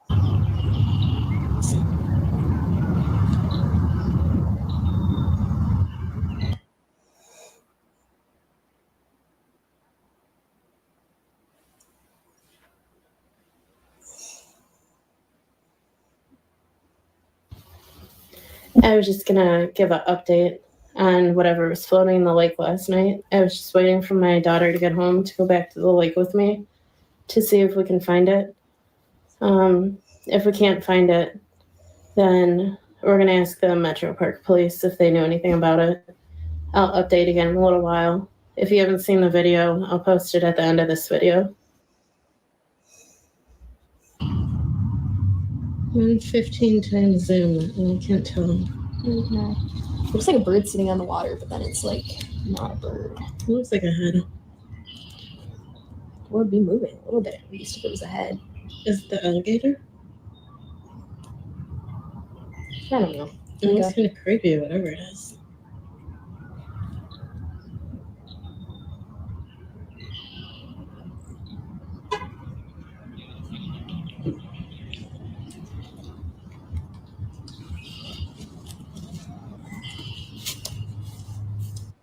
The next It has started, suspect people. on Thomas Just pay vehicles attention. may be on a highway near you soon. Get ready for driverless tractor trailers, and tech companies say they're ready to hit the road. Take a look. These 18-wheelers designed to carry all sorts of cargo, but one thing they won't be carrying is a driver. Aurora. By the end of the year, Wow, more tractor man. trailers are expected to begin cruising the highways hauling freight between Dallas and Houston. No To driver avoid in crashes, that bitch. self-driving semis outfitted tell with y'all, 25 man. sensors, including lasers, radars, and cameras. Within the next 4 years, Aurora said and its Bro. competitors expect to put thousands of Imagine these that, trucks on the bro. You road. look over But the there, CEO nigga, of the company touting got safety nobody demonstrated the driving. truck's ability to Yeah, we weave gonna through talk about it, obstacles bro. and avoid pedestrians. We're going to be out there with thousands or tens of thousands of trucks on the road. And to do that, we have to be safe. A new federal safety regulation will require all the cars and trucks be equipped with automatic emergency braking or AEB systems, which use sensors to hit the brakes to avoid a crash when the driver fails to. Most new vehicles already have some of these automatic braking Let's go forms. talk about The this, bro. It's automakers crazy. have until 2029 to adopt with these new standards. Man, I told y'all, man, what we gonna do when this AI shit take over? Where's all you motherfuckers gonna work at? Not let alone we got immigrants coming over here and all these other people and new people being born at all time rate. You know what I'm saying? So where y'all about to work at? AI is about to take over everything. They already taking over the trash, man. Yo, there's definitely some stuff going on. I'm about to show you this, but this is not the first time I've even heard that this week. Everyone's grass and plants and everything are just dying. Randomly. But that's not all. Everything is dying. This all used to be grass. This used to be a field of grass. It's been so hot here in Florida, and I made a video about it the other day. But I just want to, kind of show you guys how bad it is where I'm at. Right now, I'm standing in one of my horse pastures. The grass just isn't growing. Usually at this time, I cut my grass about twice a week. And this year, I haven't cut my grass in 3 weeks. Watch this. This used to be plush green grass. And that's exactly what I've been hearing. People are like, I've had to cut my grass in weeks, randomly. Things have been weird since April, right? But it's literally the animals, too. Like, what are the coincidences of all these white squirrels just randomly coming out? I mean, what are the odds of, but it's not just squirrels. I've been showing y'all the heat going freaking crazy, hitting like 130, I believe, in some parts. And if you plan on going to the beach on the East Coast, I'd be so freaking careful. Something is freaking up. 3 shark attacks in one day in Florida. That's where the guy's grass was dying. Something is up. You remember all those whales getting together, going to the shore, and making like that dying sound people were saying? And we have sharks attacking jet skis. I mean, this is freaking crazy, y'all. Anyways, back to the whales. It was like they were grieving. And we had all the anomalies in the ocean, all the stuff happening in the ocean right now, all the sunflowers turning away from the sun. I mean, what even is this? We've literally had 2 houses catch on fire through the sun, through a vase. I'm sorry, but I've never in my life ever heard anything like that. And now I know everyone's been keeping up with the warships and Poseidon out there by Cuba and coming up by the coast of Florida. I saw something really weird. Well, the night after that was posted, the next day they said that they had found 6 terrorists in the United States. And now they're saying that they were Russian nationals linked to ISIS in LA, New York, and Philadelphia. And that's literally the FBI director who said that.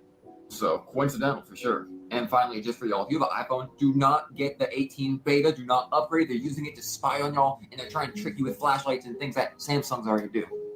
Anyways, that's all I got for you. That, and they say tomorrow at 12 o'clock there's going to be a crazy, crazy solar flare that will knock out communications, GPS, radio signals around noon. All at the same time. No coincidence. Anyways, let me know your thoughts. What do you think is up with all these animals and all this weather and heat and dying plants, or with the solar flare?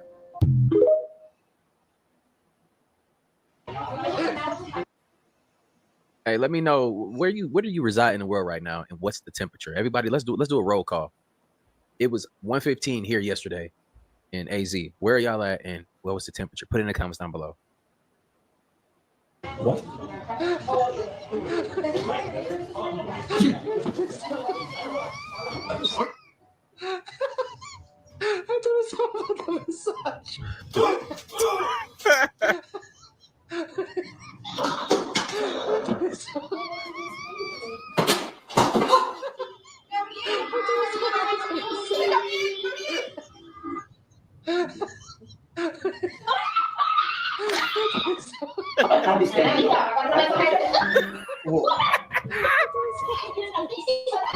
Yeah, go there.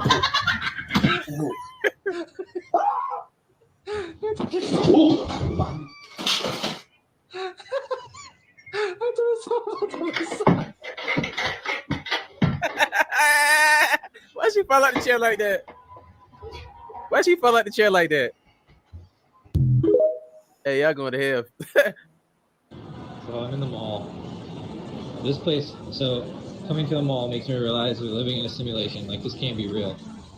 Like, you're telling me this place right here that has 2 people working in there. They're selling enough hats.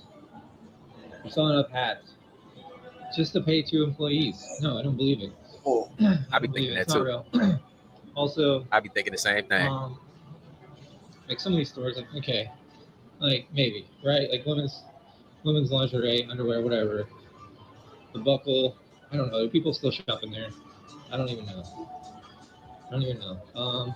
Okay, like how you're telling me this place, Icing, sells enough $2 earrings to pay their rent? No way. And then this place, what do they even? What do they do? They're selling nail polish and candles. That's not. No, there's no way. Or phone cases? No, not happening. This place, okay, they're selling Dreamcatcher earrings and rocks.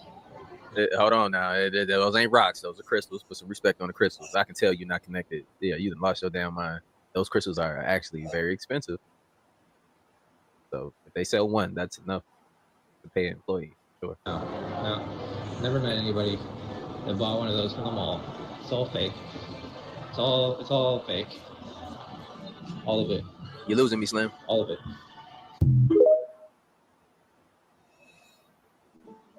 How to make drinkable water out of here in under an hour for around $100 in under an hour. How to have medicinal plants in a DIY garden how-to. How to store everything. How to do a survival garden. How to make your own toilet paper. The process of making gas. How to find forage food. How to make an off-grid washing machine, all the UPC codes for all the things and where to buy them, how to build a smokehouse. I mean, literally everything from A to Z is in here that you need for a shit hits the fan situation. So I highly recommend having one of these hard copies before you need it. I'll link it below. Get that. I have a friend that's really close with somebody that's extremely successful, like probably a billionaire. And she's like, I want you to meet him. Like, I told him about you, he wants to meet you, vice versa. I want you to meet him. So I'm like, all right, bet, cool. But she was like, before you meet him, I just want to give you a heads up just on like what kind of person he is. She's like, so he does this thing where he does background checks on anyone that get kind of like close to him. Like he get a private investigator to investigate anybody that's coming around him to get like find out what their secrets is, what their dirt is. And she's like, not only that, like he'll probably try to get you drunk or something. He likes to drink. He'll probably try to get you drunk to like get some dirt on you. And I'm like, what? I'm like, wow. She was like, this is for leverage, just for later, like potentially later on. She's like, this is what he does. She was like, and not only that, she was like, every year he gives his lawyer $1 million at the top of the year to like file like BS lawsuits on his competitors. And when she told me all this stuff, I'm like, I'm good. No knock to do, but I don't even want to be around somebody that's kind of trying to like, do weird little shit like that. I'm cool on it. And this dude is extremely successful. So in my mind, I'm like, if he's doing it at that level, I can only imagine like his competitors or people that's similar at that level probably do similar things to that. So when you talk about warfare, that's just a small example on how I don't even want to say messy, on how strategic shit can get within business. Nah, he got it right the first time. Yeah, look, hashtag messy if y'all feel like it's messy. I feel like that's definitely messy. I could not be no friend. I don't give a damn how much money you have. Your success is not my success, and I don't give a damn. It's about the person. But damn, you know what I'm saying? I didn't know that it gets that deep. But let me know if y'all know somebody that's like that. And like, are they a millionaire or are they just, what are they doing with their life? Like that's bizarre to me. Do you still not realize that they're all playing multiple roles? And I'm not just talking this guy. I'm talking all of them. Why don't we take a look at 2 supposedly different individuals in Benicio del Toro and Brad Pitt? They look kind of similar, right? Kind of real similar, even in their younger years. But that's all it is, right?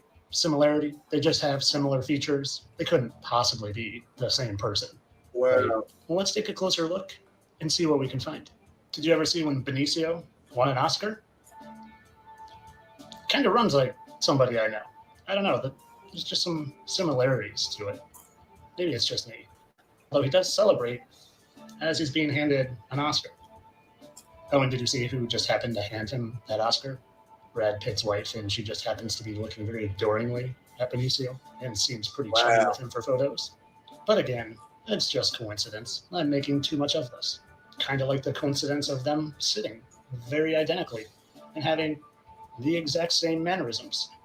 And did you know they both just happen to be known for eating food a lot in their movie roles? You handle food better on screen than anybody I've seen. And I want it.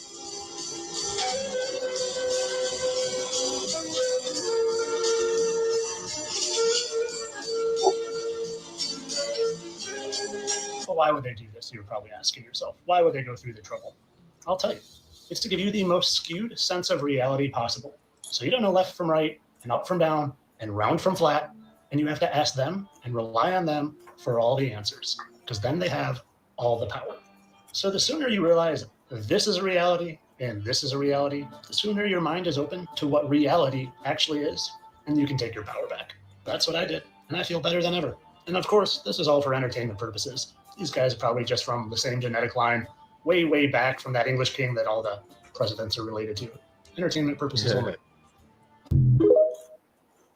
Look, man, like, let me know how y'all feel about that. I remember a few videos ago when I structured a video, you know, you can come to that same conclusion about, you know, them being able to, you know, put their energy or essence into another vessel and become multiple, you know, just like different bodies, just like, you know, they said thought had different bodies. But whatever, who am I? I know nothing. Let me know how y'all feel about that. Are they just so happen to look like each other? I think that could be part of it too as well. Like I said, I don't believe most of the things that I see on the internet. We navigate this internet system and we try to make sense of it and move on and just be entertained, nevertheless, on our ways to discovering deeper things about Earth and about ourselves, you know. But I appreciate y'all for joining me on this journey. But my next video would definitely be structured. You know, I'm gonna give y'all a mixture of these ones that y'all just want me to look at, and also, you know, a structured video showing y'all a message or something that you need to see, or, you know, something that's a hot topic right now. But look, man, I appreciate y'all for tuning into my vibe. And I see you on the next video. Like I always say, spread love. There's too much hate in this world. Love you guys. See you in the next video. And I'm out though. Bye.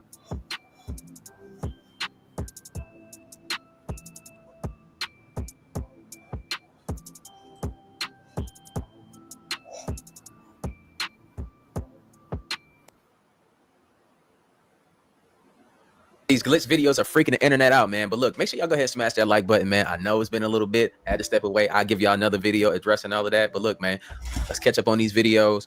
Got a lot to explain. We ain't gonna do it here on this video though. It's gonna be a separate video for that. But look, let's hop into this video. Make sure we smash that like button since it's been a while. We should get like 10,000 likes on this video first day, y'all. But look, I miss y'all. Love y'all. Let's get into it. Good vibes only. Just know we're going through this thing called life together. Every single year, thousands of strange and unknown objects are seen in the sky and reported just in the United States alone. I got some ragged headphones.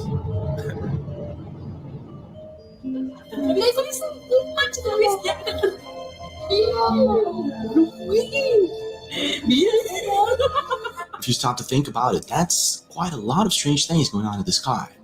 However, one thing is to see one of these unknown objects. And another thing is to see something that you can't even relate to or even begin to explain what it is. Right here.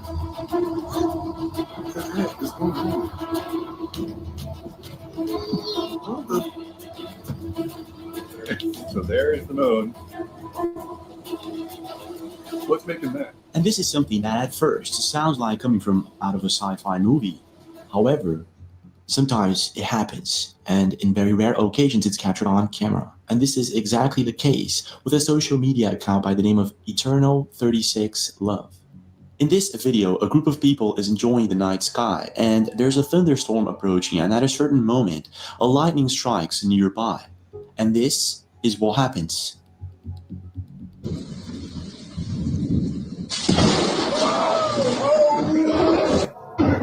Did you see that? If we slow-mo and replay the video, you can observe what appears to be a ghostly human figure that forms right after the lightning hits the ground. It appears as if one of those supervillains from Marvel movies became reality somehow. If you watch closely, you'll see it very clearly. It looks as if a human electrical form of some kind. And it left internet users completely baffled.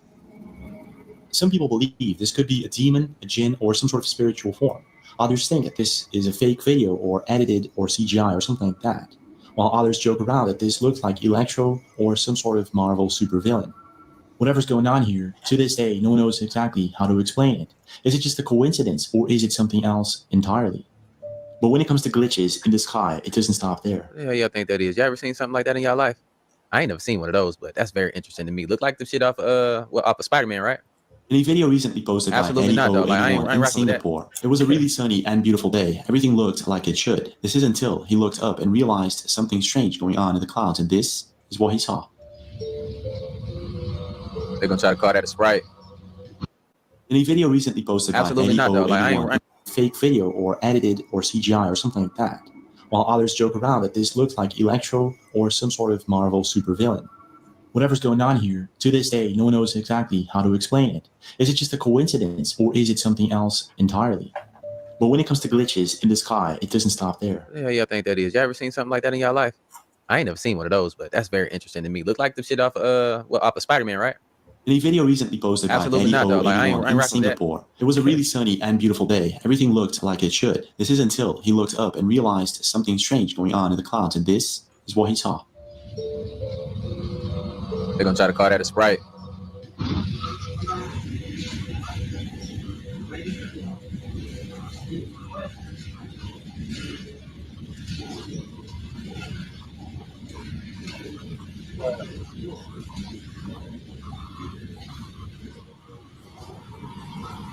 It's like they playing with shit.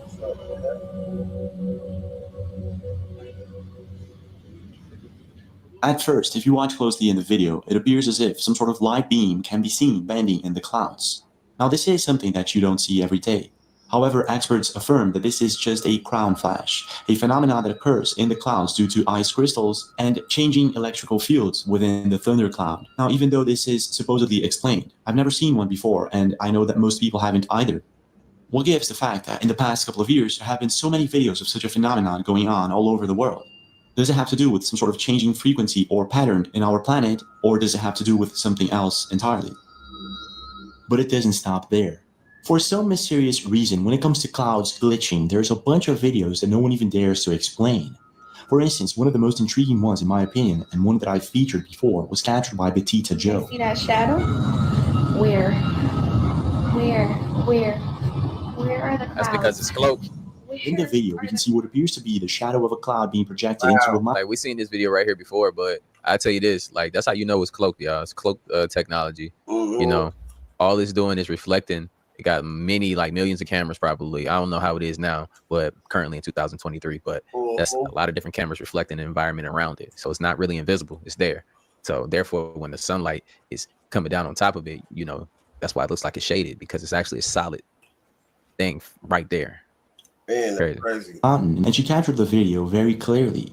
There are some ideas and theories to why this is happening, but to this day, it still remains a mystery. And at the time, it led a lot of people to speculate that this could actually be a legit glitch in the Matrix of some sort. Ain't no glitch. Nope, exactly.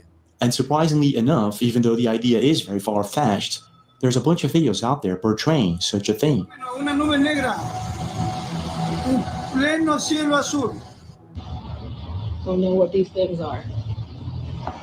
Right, road clouds. And it's exactly the case with a video that was posted by James B. McDaniel, something that supposedly happened in Monroe, Louisiana. And this is what was captured on camera. Check this out. Oh yeah, because that's just perfectly normal people. That's what clouds do all the time, you know? Para que viéramos exactamente qué es. After the video, I'm pretty sure that cloud will eat you. I ain't even gonna lie. Like, it moving like that shit look hungry. You feel me? Like, I ain't never seen a cloud do something like that, man. Like, just like the movie Nope. You see how he was eating them people? It was posted, many internet users left comments saying that this was completely fake, while others say that this is the real deal.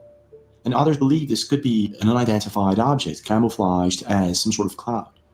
And even though the video clip is very short, making it very difficult to affirm if this is the real deal or not, it is quite strange. Yeah. And again, the number of videos portraying strange and unexplained things going on with clouds is quite astonishing.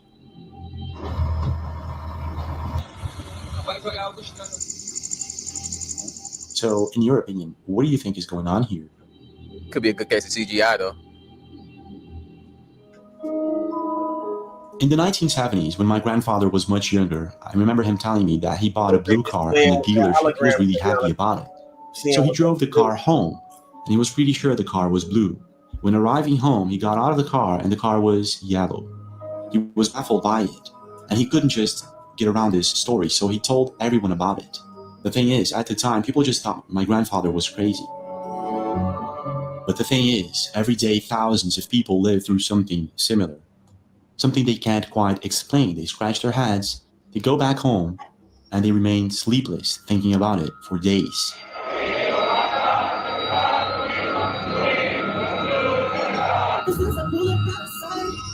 That plane is still. That plane flying backwards, is that normal? No, that's not normal. Bác, dạ chị mà ca đe sao đến xuống sông tập sụt tuôn miếng một rồi mà tiếng đa tiếng bạc mà mình chỉ là miếng hả dạ mà ca đe xin.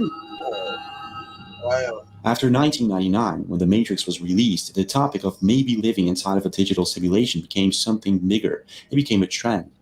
And all of a sudden, there was this possibility that, maybe we are living inside of a simulation. And maybe sometimes the simulation glitches for some unknown reason. This. The Velcro his face isn't even looking good. I can't believe that. You really just placed his arm. Look at this. It's almost fake looking. Right. But it's just a theory, and we can't prove it or disprove it. A couple of weeks ago, met a cowboy who was waiting for his friend at a store inside his car, realized that he was face to face with one of the most chilling and strangest glitches ever. He was able to capture it all on camera, and this is how it all started. Check this out. Guys, this girl keeps repeating the same thing over and over. She's going to get out of her car. Watch her. She's done this 3 times. She's going to get out of her car. She's going to walk around the front. She's going to go get in the passenger side. All right, watch her. This is super creepy. I don't know if it's like a glitch or what. Now she's going to get out, and she's going to walk around the back of the car. Okay? She's going to walk around the back of the car, and then she's going to get in.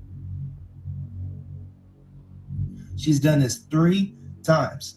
She does it every 10 minutes. I'm just sitting in the parking lot. Now she's going to look to the right, and then she's going to go. Now, whenever she leaves, she's going to go over here, and then she's going to take a right and leave out of the park. Like, the first 2 times, I'm like, what is going on? Now she's going to go, and she's going to go to the highway over there. Sure enough, she goes up to the highway over there, takes a right, and then heads back. So in about 5 minutes, she's going to be back, and she's going to keep repeating the same pattern. For some mysterious reason, this woman keeps repeating a pattern and Y'all know what that is, right? That's one of those NPCs. I'm telling you. It's really people out here that's just here, that's just existing, that's caught in a loop, you know, for just to, a lot of people just like that, you feel me? The people that just don't have no goals in life, they don't want to do anything, they don't care, they're content. That's because they were programmed like that, and they're NPC at this point. It's crazy. And a cowboy actually noticed that while waiting for his friend at a store. He goes inside the store to record the woman doing the repeated pattern once again, and this is what happens. This again, just to prove to you guys that I wasn't crazy. Watch, she's going to get out. She's going to walk around the car, sit on the other side. She's stuck in the same pattern. She's done this 5 or 6 times. She's still doing it. Somebody come get that auntie, man. She tripping. And she's going to get out, walk around the back of the car.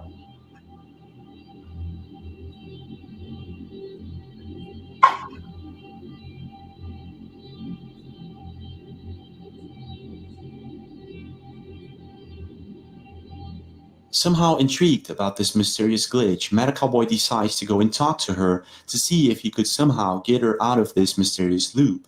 And this is what happened next. Check this out. Guys, she's back. All right, out of respect for her, I'm not going to show her face, but I'm going to see if I can break the pattern. This is interesting. Break the pattern. She gonna fuck you up. Hey, good morning. How you doing? Hey, I was just sitting here and I saw you kind of doing the same thing over and over. And I was wondering if, how that stuff and I don't know. Okay. After approaching the woman, she replies back something that I can't exactly hear. If you can, please leave a comment. The thing is, he goes back to his car and he records her leaving for the last time. Completely baffled by it, he goes back to living his normal and regular life. Jesus. However, that same evening, 8 hours later after this event, this happens. Check this out. Now I'm at the light and there is this girl with her mother. What is going on today?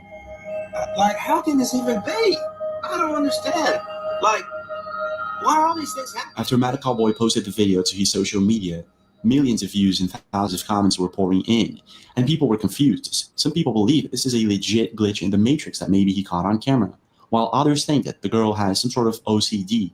Now, if you don't know what OCD is, it's an obsessive-compulsive disorder that is characterized by unreasonable thoughts and fears and obsessions that lead to compulsive behaviors, and it's more common than most people would imagine. The thing is, there are degrees of this OCD. Some people have more OCD than others, and the list goes on. The thing is, what many internet users noticed is that for some mysterious reason, the woman is barefoot. Right. And not only that, there are other strange patterns in the video that if you notice, it would possibly point to the fact that maybe this is not OCD, maybe this is something else entirely. But I'm not exactly sure what. In your opinion, do you think this could actually be some sort of glitch in the Matrix? Or is it maybe that she has some sort of OCD? The thing is, how do you explain Meta Cowboy running into her once again the same day, 8 hours later? I mean, is this just a big coincidence, or is there something else to it? What's your take? What do you think is really going on here? Is this a legit glitch, OCD, or maybe something else entirely?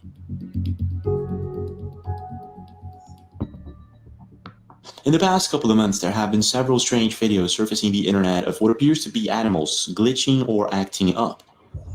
Oh, hell no. Hell no.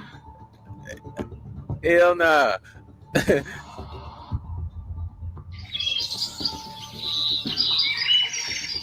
Yeah.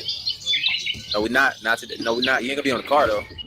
And I guess that in most cases, there is a really good explanation, like maybe these animals are just copying and imitating human-like patterns and behaviors for some strange reason. The moment the cat do that, you gotta get the hell out. Simple. Yeah, you gotta get the hell out of my crib. However, there are sinister and creepy occasions where people will actually capture their dogs and cats, sometimes in situations where you can't even begin to explain. And this is exactly what happened with a social media profile by the name of Yasmin. Check this out. grabar al guatón jugando y grabé en fallo en la realidad. Te pisó, ¿viste? ¿Y dónde salió el Te pisó el tequila? guatón, pues métete en su camino. Did you see where the second dog came from? Well, neither did I, nor anyone else on the internet. While some internet users believe that the smaller puppy somehow got entangled between the white dog's legs right at the beginning of the video, others suggest that it was something else entirely. If you watch the video closely and if we replay it in slow motion, you can actually see from the beginning of the video, the smaller puppy is nowhere to be seen. But what makes this even more sinister is that it appears to be more common than one would imagine. In a video posted by Terrorist Nocturne, we can see what appears to be a deer trying to cross a highway. This is until this happens. Check this out.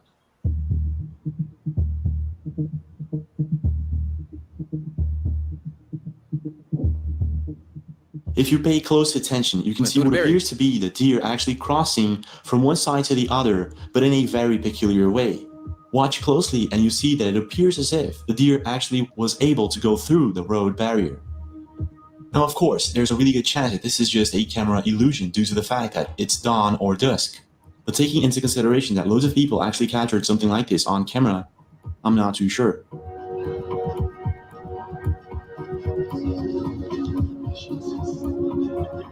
What's your take? Could it be that these animals actually glitched somehow, or is it maybe something else entirely?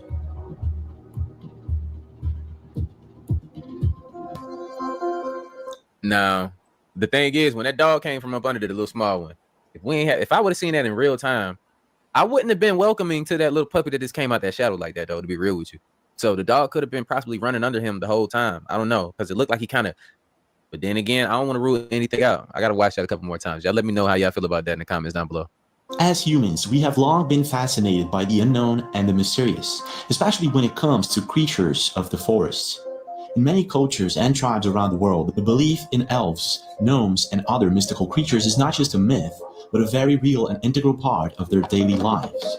These creatures are said to possess some sort of magical power, and in the Western world, these magical powers are considered just a bad time story. However, some experts debate that maybe these beings actually exist, and if they do, they would have to somehow come from some sort of other dimension, a whole different world intertwined with ours. Vean, muchachos, vean, los que no creen en los duendes, vean. Vean un duende, vean.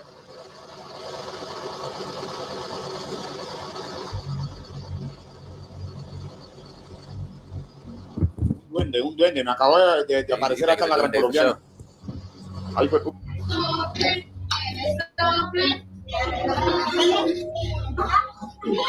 It is believed by some experts and researchers that there are at least 11 dimensions that have been already mapped. Parece que a falha da Matrix ainda continua por aqui. Botar outro pé, olha ali o reflexo, como é que pode? É o espelho comum, gente, ó. So if half of this is true, it would help explain several different myths and certain videos, like this one that you're about to watch.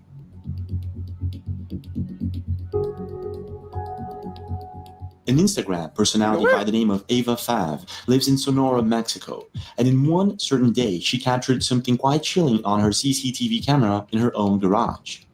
As you can see in the video, a boy seems to be walking on the sidewalk very close to her garage. Then all of a sudden, he appears to crouch under the house and somehow disappears completely. You know what that reminds me of, y'all? Y'all ever seen that movie Vivarium? Where they was going to that neighborhood, the couple was going, they were trying to buy a house and they took them to this neighborhood where all the houses look exactly the same and the clouds and everything was perfect, but they couldn't leave. Y'all gotta go check that movie out. This is what they was probably hinting at right here. These people, do these beings exist? Whew, that's wicked. At the time, it left many internet users completely baffled and many users also thinking that this could be just a fake, a prank, or something like that. There has to be an explanation. However, in a second video, Ava shows her neighbor's CCTV camera from the same day and the same moment.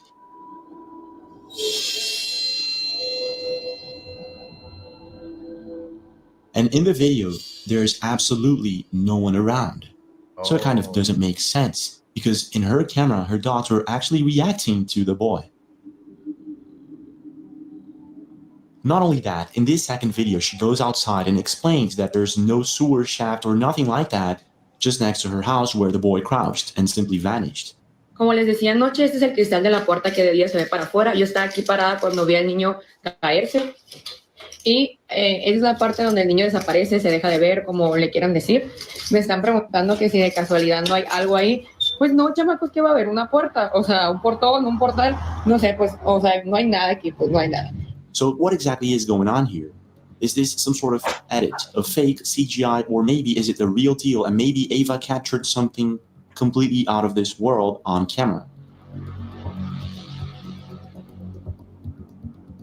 All I know is I got footage of a nigga going under my house. The other camera didn't show. Oh, so he probably, yeah. I gotta move out like instantly. I'm gone. Now let's just take into consideration for a brief moment the sheer number of CCTV cameras spread throughout the world, probably millions of them.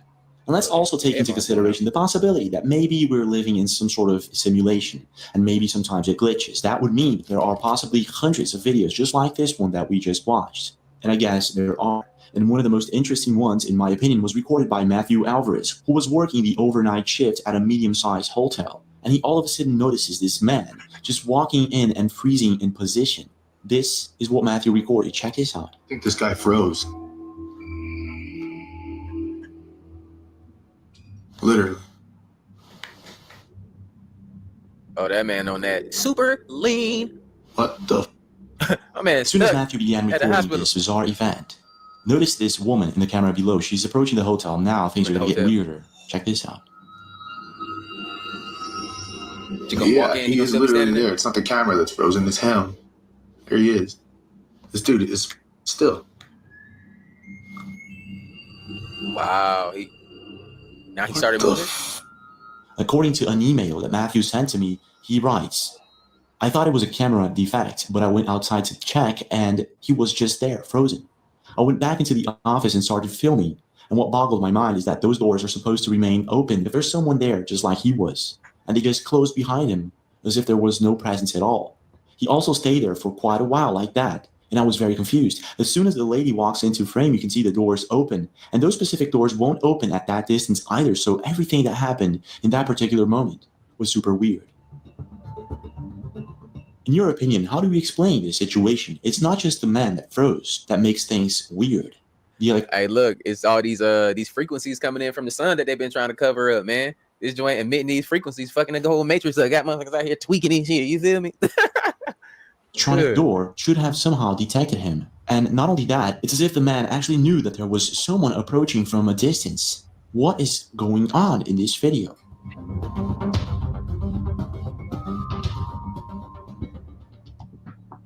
Certain cultures and martial arts, it is believed that humans can actually bend water or air.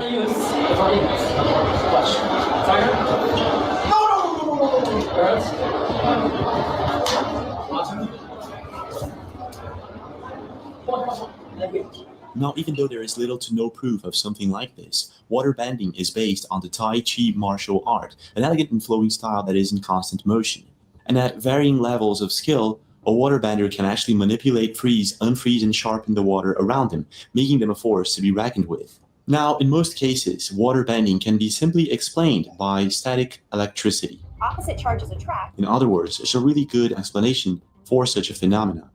However, there are videos out there and actually stories of people who are supposedly able to fully bend water without using static electricity, which in other words would be maybe considered as a glitch in the simulation or a form of manipulating reality somehow. In this next video that you're about to watch, uploaded by Redeemed777, you'll see what appears to be a tribe in Africa doing some sort of ritual. And if you watch closely, something strange and completely unexplained happens to the river water. Check this out.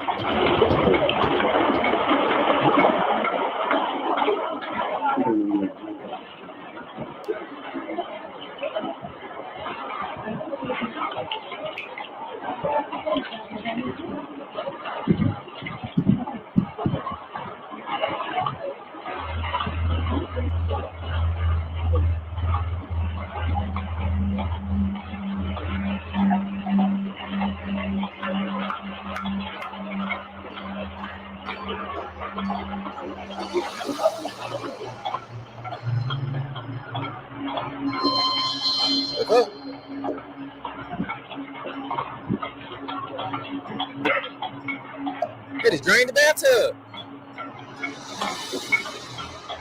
In a matter of minutes, the water completely disappears, and at first I thought that this could actually be some sort of natural phenomena, a low tide or something like that. Nah, they did that. However, if you watch closely at a certain moment, you can see what appears to be ripples on the surface of the water.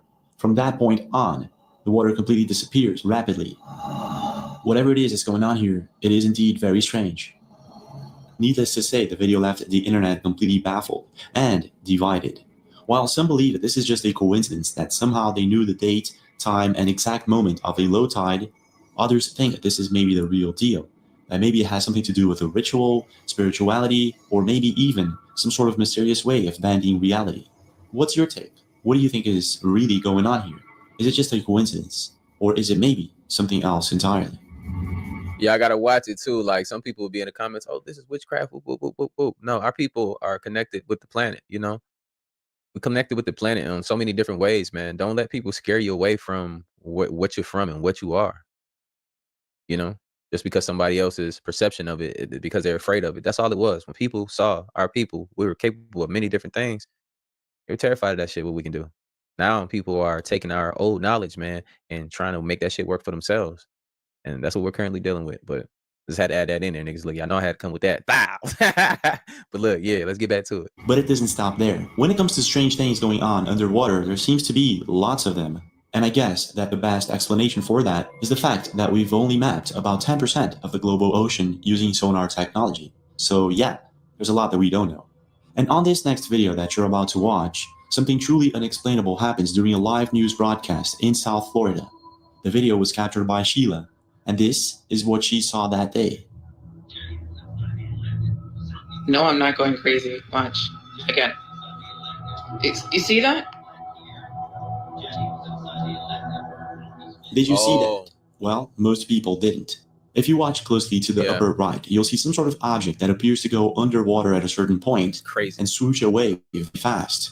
After the video was posted, it amassed millions of views and thousands of comments, and internet users were simply baffled. Some believe that this is just a green screen glitch of some sort, while others think that this could actually be some sort of underwater submerged object, in other words, an underwater UFO. But I'm not sure. What's your take? Do you think this could actually be just a green screen glitch of some sort, or is it maybe something else entirely that Sheila captured that day? I mean, green screen glitches don't look like that, but whatever. When talking about the possibility of living inside of some sort of simulation, one has to consider the possibility of time travel. Now, even though to this day we haven't officially discovered a way to travel back in time in our human body, there are several sci-fi movies and stories of such a thing going on. And in an even creepier possibility, there's a really good chance that at some point in the future, someone has already invented a way to travel back in time. And if time travel actually exists somewhere in the future, it would theoretically be possible for us to observe such time travelers in our present and past. Now here's where things get really strange. If you start digging around for evidence of time travelers, you'll actually find some videos and pictures that will definitely creep you out. Look at her on the cell phone. She tried to put that shit up. Oh, these niggas gonna see. Uploaded by Scoopy. these niggas go put it down. Yeah, she wasn't supposed to have that out. You feel me?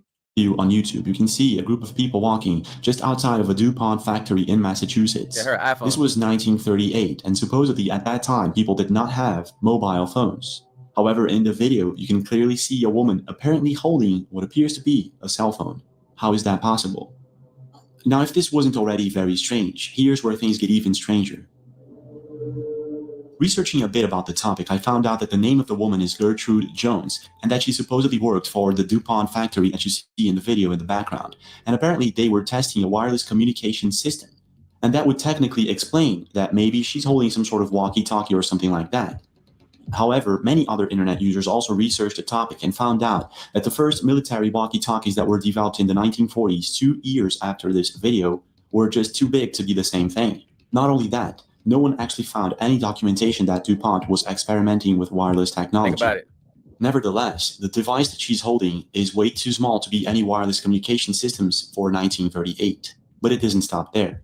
In a video from 1928, a Charlie Chaplin video, you can see what appears to be the same thing going on. A person walking, holding apparently a mobile phone. But if you think this is all very strange, it gets even stranger. In the 1995 Mike Tyson fight, we can see also what appears to be a person holding a smartphone. Now, this was 1995, and smartphones did not exist at the time. So what is going on here? Apparently, there's an explanation, and it could be some sort of digital camera that was very popular at the time. However, if we replay the video several times, you can clearly see it really does look like a smartphone and not some type of camera. But I could be wrong. However, in a video posted by Andreas Pastrana Arango on the Panama Canal inauguration in 1999, we can see something similar. A person apparently holds what appears to be an iPad. Now remember, this was 1999. There were no iPads at the time. When the video was first uploaded to YouTube, many internet users were completely baffled by what they were seeing. Some people suggested that this was actually a Sony DSC F55 camera model. Now, taking a closer look at this model, it looks a bit different than what the person is actually holding. So I guess this is not it. And internet users apparently agree. The Sony camera model had a smaller screen, and what the person is holding is a full-screen iPad-type device. So whatever's going on here, it is very strange, and also very difficult to prove or disprove that this is indeed time travel. In your opinion, what do you think is going on here? And what's the best time travel evidence that you've ever seen?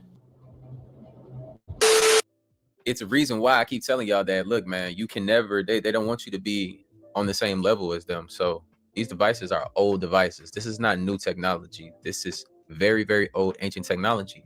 If you even go back and look at like the carvings on some of these pyramids and some of these structures from back in the day, guess what? It shows gods and goddesses, whatever you want to call them, pharaohs. It shows some people with devices that resemble iPads and phones and stuff like that. I even have videos on this channel where it was showing a lot more of this stuff with people. They had electric scooters, electric cars. They had vehicles that was running off of water already too, from way back when, like the 1800s. But you will never be on the same level as the government, and it's that way for a reason. It's to keep you below. It's to keep you in the not knowing. It is what it is, though. Y'all can continue, we don't live in this little. Y'all already seen the NPC. Some people y'all know is already living like that. They caught up in a vicious ass loop. You might as well be an NPC. Step closer. That's wild, though. Look, hopefully y'all enjoyed this video right here. Hopefully I got something for it. There's a lot going on in this world. We're gonna drop a lot more videos to come.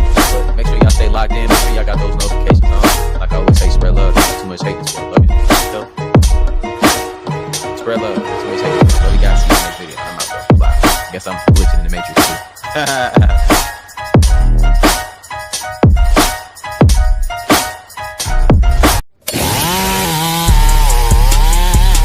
welcome to Trauma Unit TV. You are now rocking with the best. Hey, what it be? It's your boy Dre OG. Welcome back to the OG family. Make sure y'all smash that like button, subscribe to my channel if you're rocking with the vibes and the content. But today we got some videos that are glitching people out, y'all. Literally Well, welcome to Trauma Unit TV. You are now rocking with the best.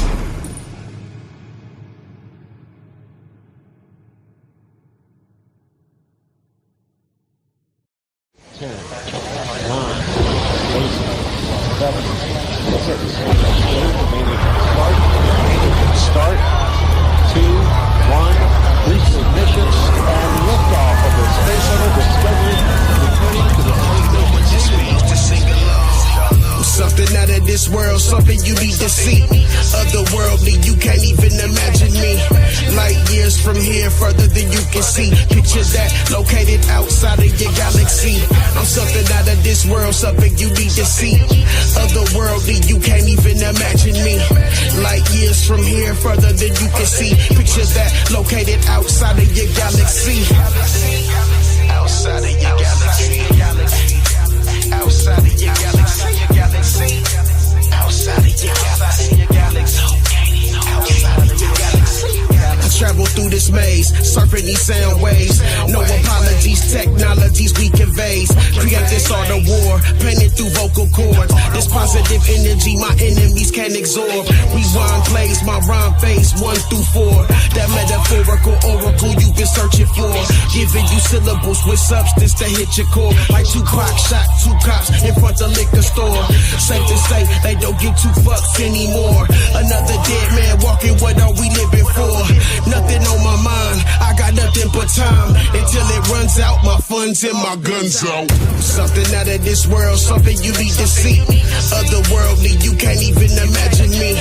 Light years from here, further than you can see. Picture that, located outside of your galaxy. I'm something out of this world, something you need to see. Otherworldly, you can't even imagine me. Light years from here, further than you can see. Picture that, located outside of your galaxy. She say I'm out of this world, straight off the dome. If you don't know what I'm saying, don't sing along. She say I'm out of this world, straight off the dome. If you know what I'm saying, then sing along. She say I'm out of this world, straight off the dome. If you don't know what I'm saying, don't sing along. She say I'm out of this world, straight off the dome. If you know what I'm saying, then sing along. A different DNA, I get from a different place. Somewhere out of this world, beyond the human race. A different DNA, I get from a different place. Somewhere out of this world, beyond the human race. Greetings, earthlings, please do not feel alarmed. As long as you do not try me, I do not mean you harm. I'm from another dimension, forgot to mention. But so what, you probably are too. What else is new? In this world of sacrilegious, biggest lying to kick it, dying to be false prophetic, it's so pathetic. Sugar was so sweet, but shorty was diabetic. The hell with these Western philosophy paramedics. They couldn't keep my brother alive, they don't regret it. They couldn't keep my cousin alive, so you can get it. But you in my heart, my arteries, it's a part of my blood. It pumps through me, I promise from yours truly. I'm nothing like these chunks, no honor amongst punks. Like BTB phone home, this mothership's long gone. I'm nothing like these chumps, no honor amongst punks. Like PTB phone home, this mothership's long gone. I'm out. She say I'm out of this world, straight off the dome. If you don't know what I'm saying, don't sing along. She say I'm out of this world, straight off the dome. If you know what I'm saying, then sing along. She say I'm out of this world, straight off the dome. If you don't know what I'm saying, don't sing along. She say I'm out of this world, straight off the dome. If you know what I'm saying, then sing along. Something out of this world, something you need to see. Otherworldly, you can't even imagine me. Light years from here, further than you can see. Picture that, located outside of your galaxy. I'm something out of this world, something you need to see. Otherworldly, you can't even imagine me. Light years from from here further than you can see. Picture that located outside of your galaxy. A different DNA, I get from a different place. Somewhere out of this world beyond the human race. A different DNA, I get from a different place. Somewhere out of this world beyond the human race. Greetings, earthlings, please do not feel alarmed. So special. Yeah, ice white, what they like, diamond, yeah. Life's a bitch, take a bitter with the sweet. Tell me, can you dig it? Cause this shit is getting deep. Father time bringing Mother Nature to her knees. Every family tree grieves when its offspring leaves. Did it how I live like the mob made me. I couldn't pay attention, but attention paid me. Sleep is the cousin of death. We seek peace while we dream in a paranoid state between the sheets. What's life? Life's a bitch, take a bitter with the sweet. Tell me, can you dig it? Cause this shit is getting deep. Father time bringing Mother Nature to her knees. Every family tree grieves when its offspring leaves. Did it how I live like the mob made me. I couldn't pay attention, but attention paid me. Sleep is the cousin of death. We seek peace while we dream in a paranoid state between the sheets. What's life?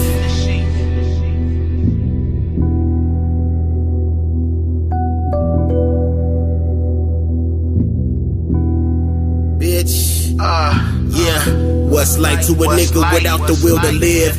Gave up on himself, ran out of fucks to give. The misunderstood, another lost soul. Bad to the bone, stuck at the crossroads.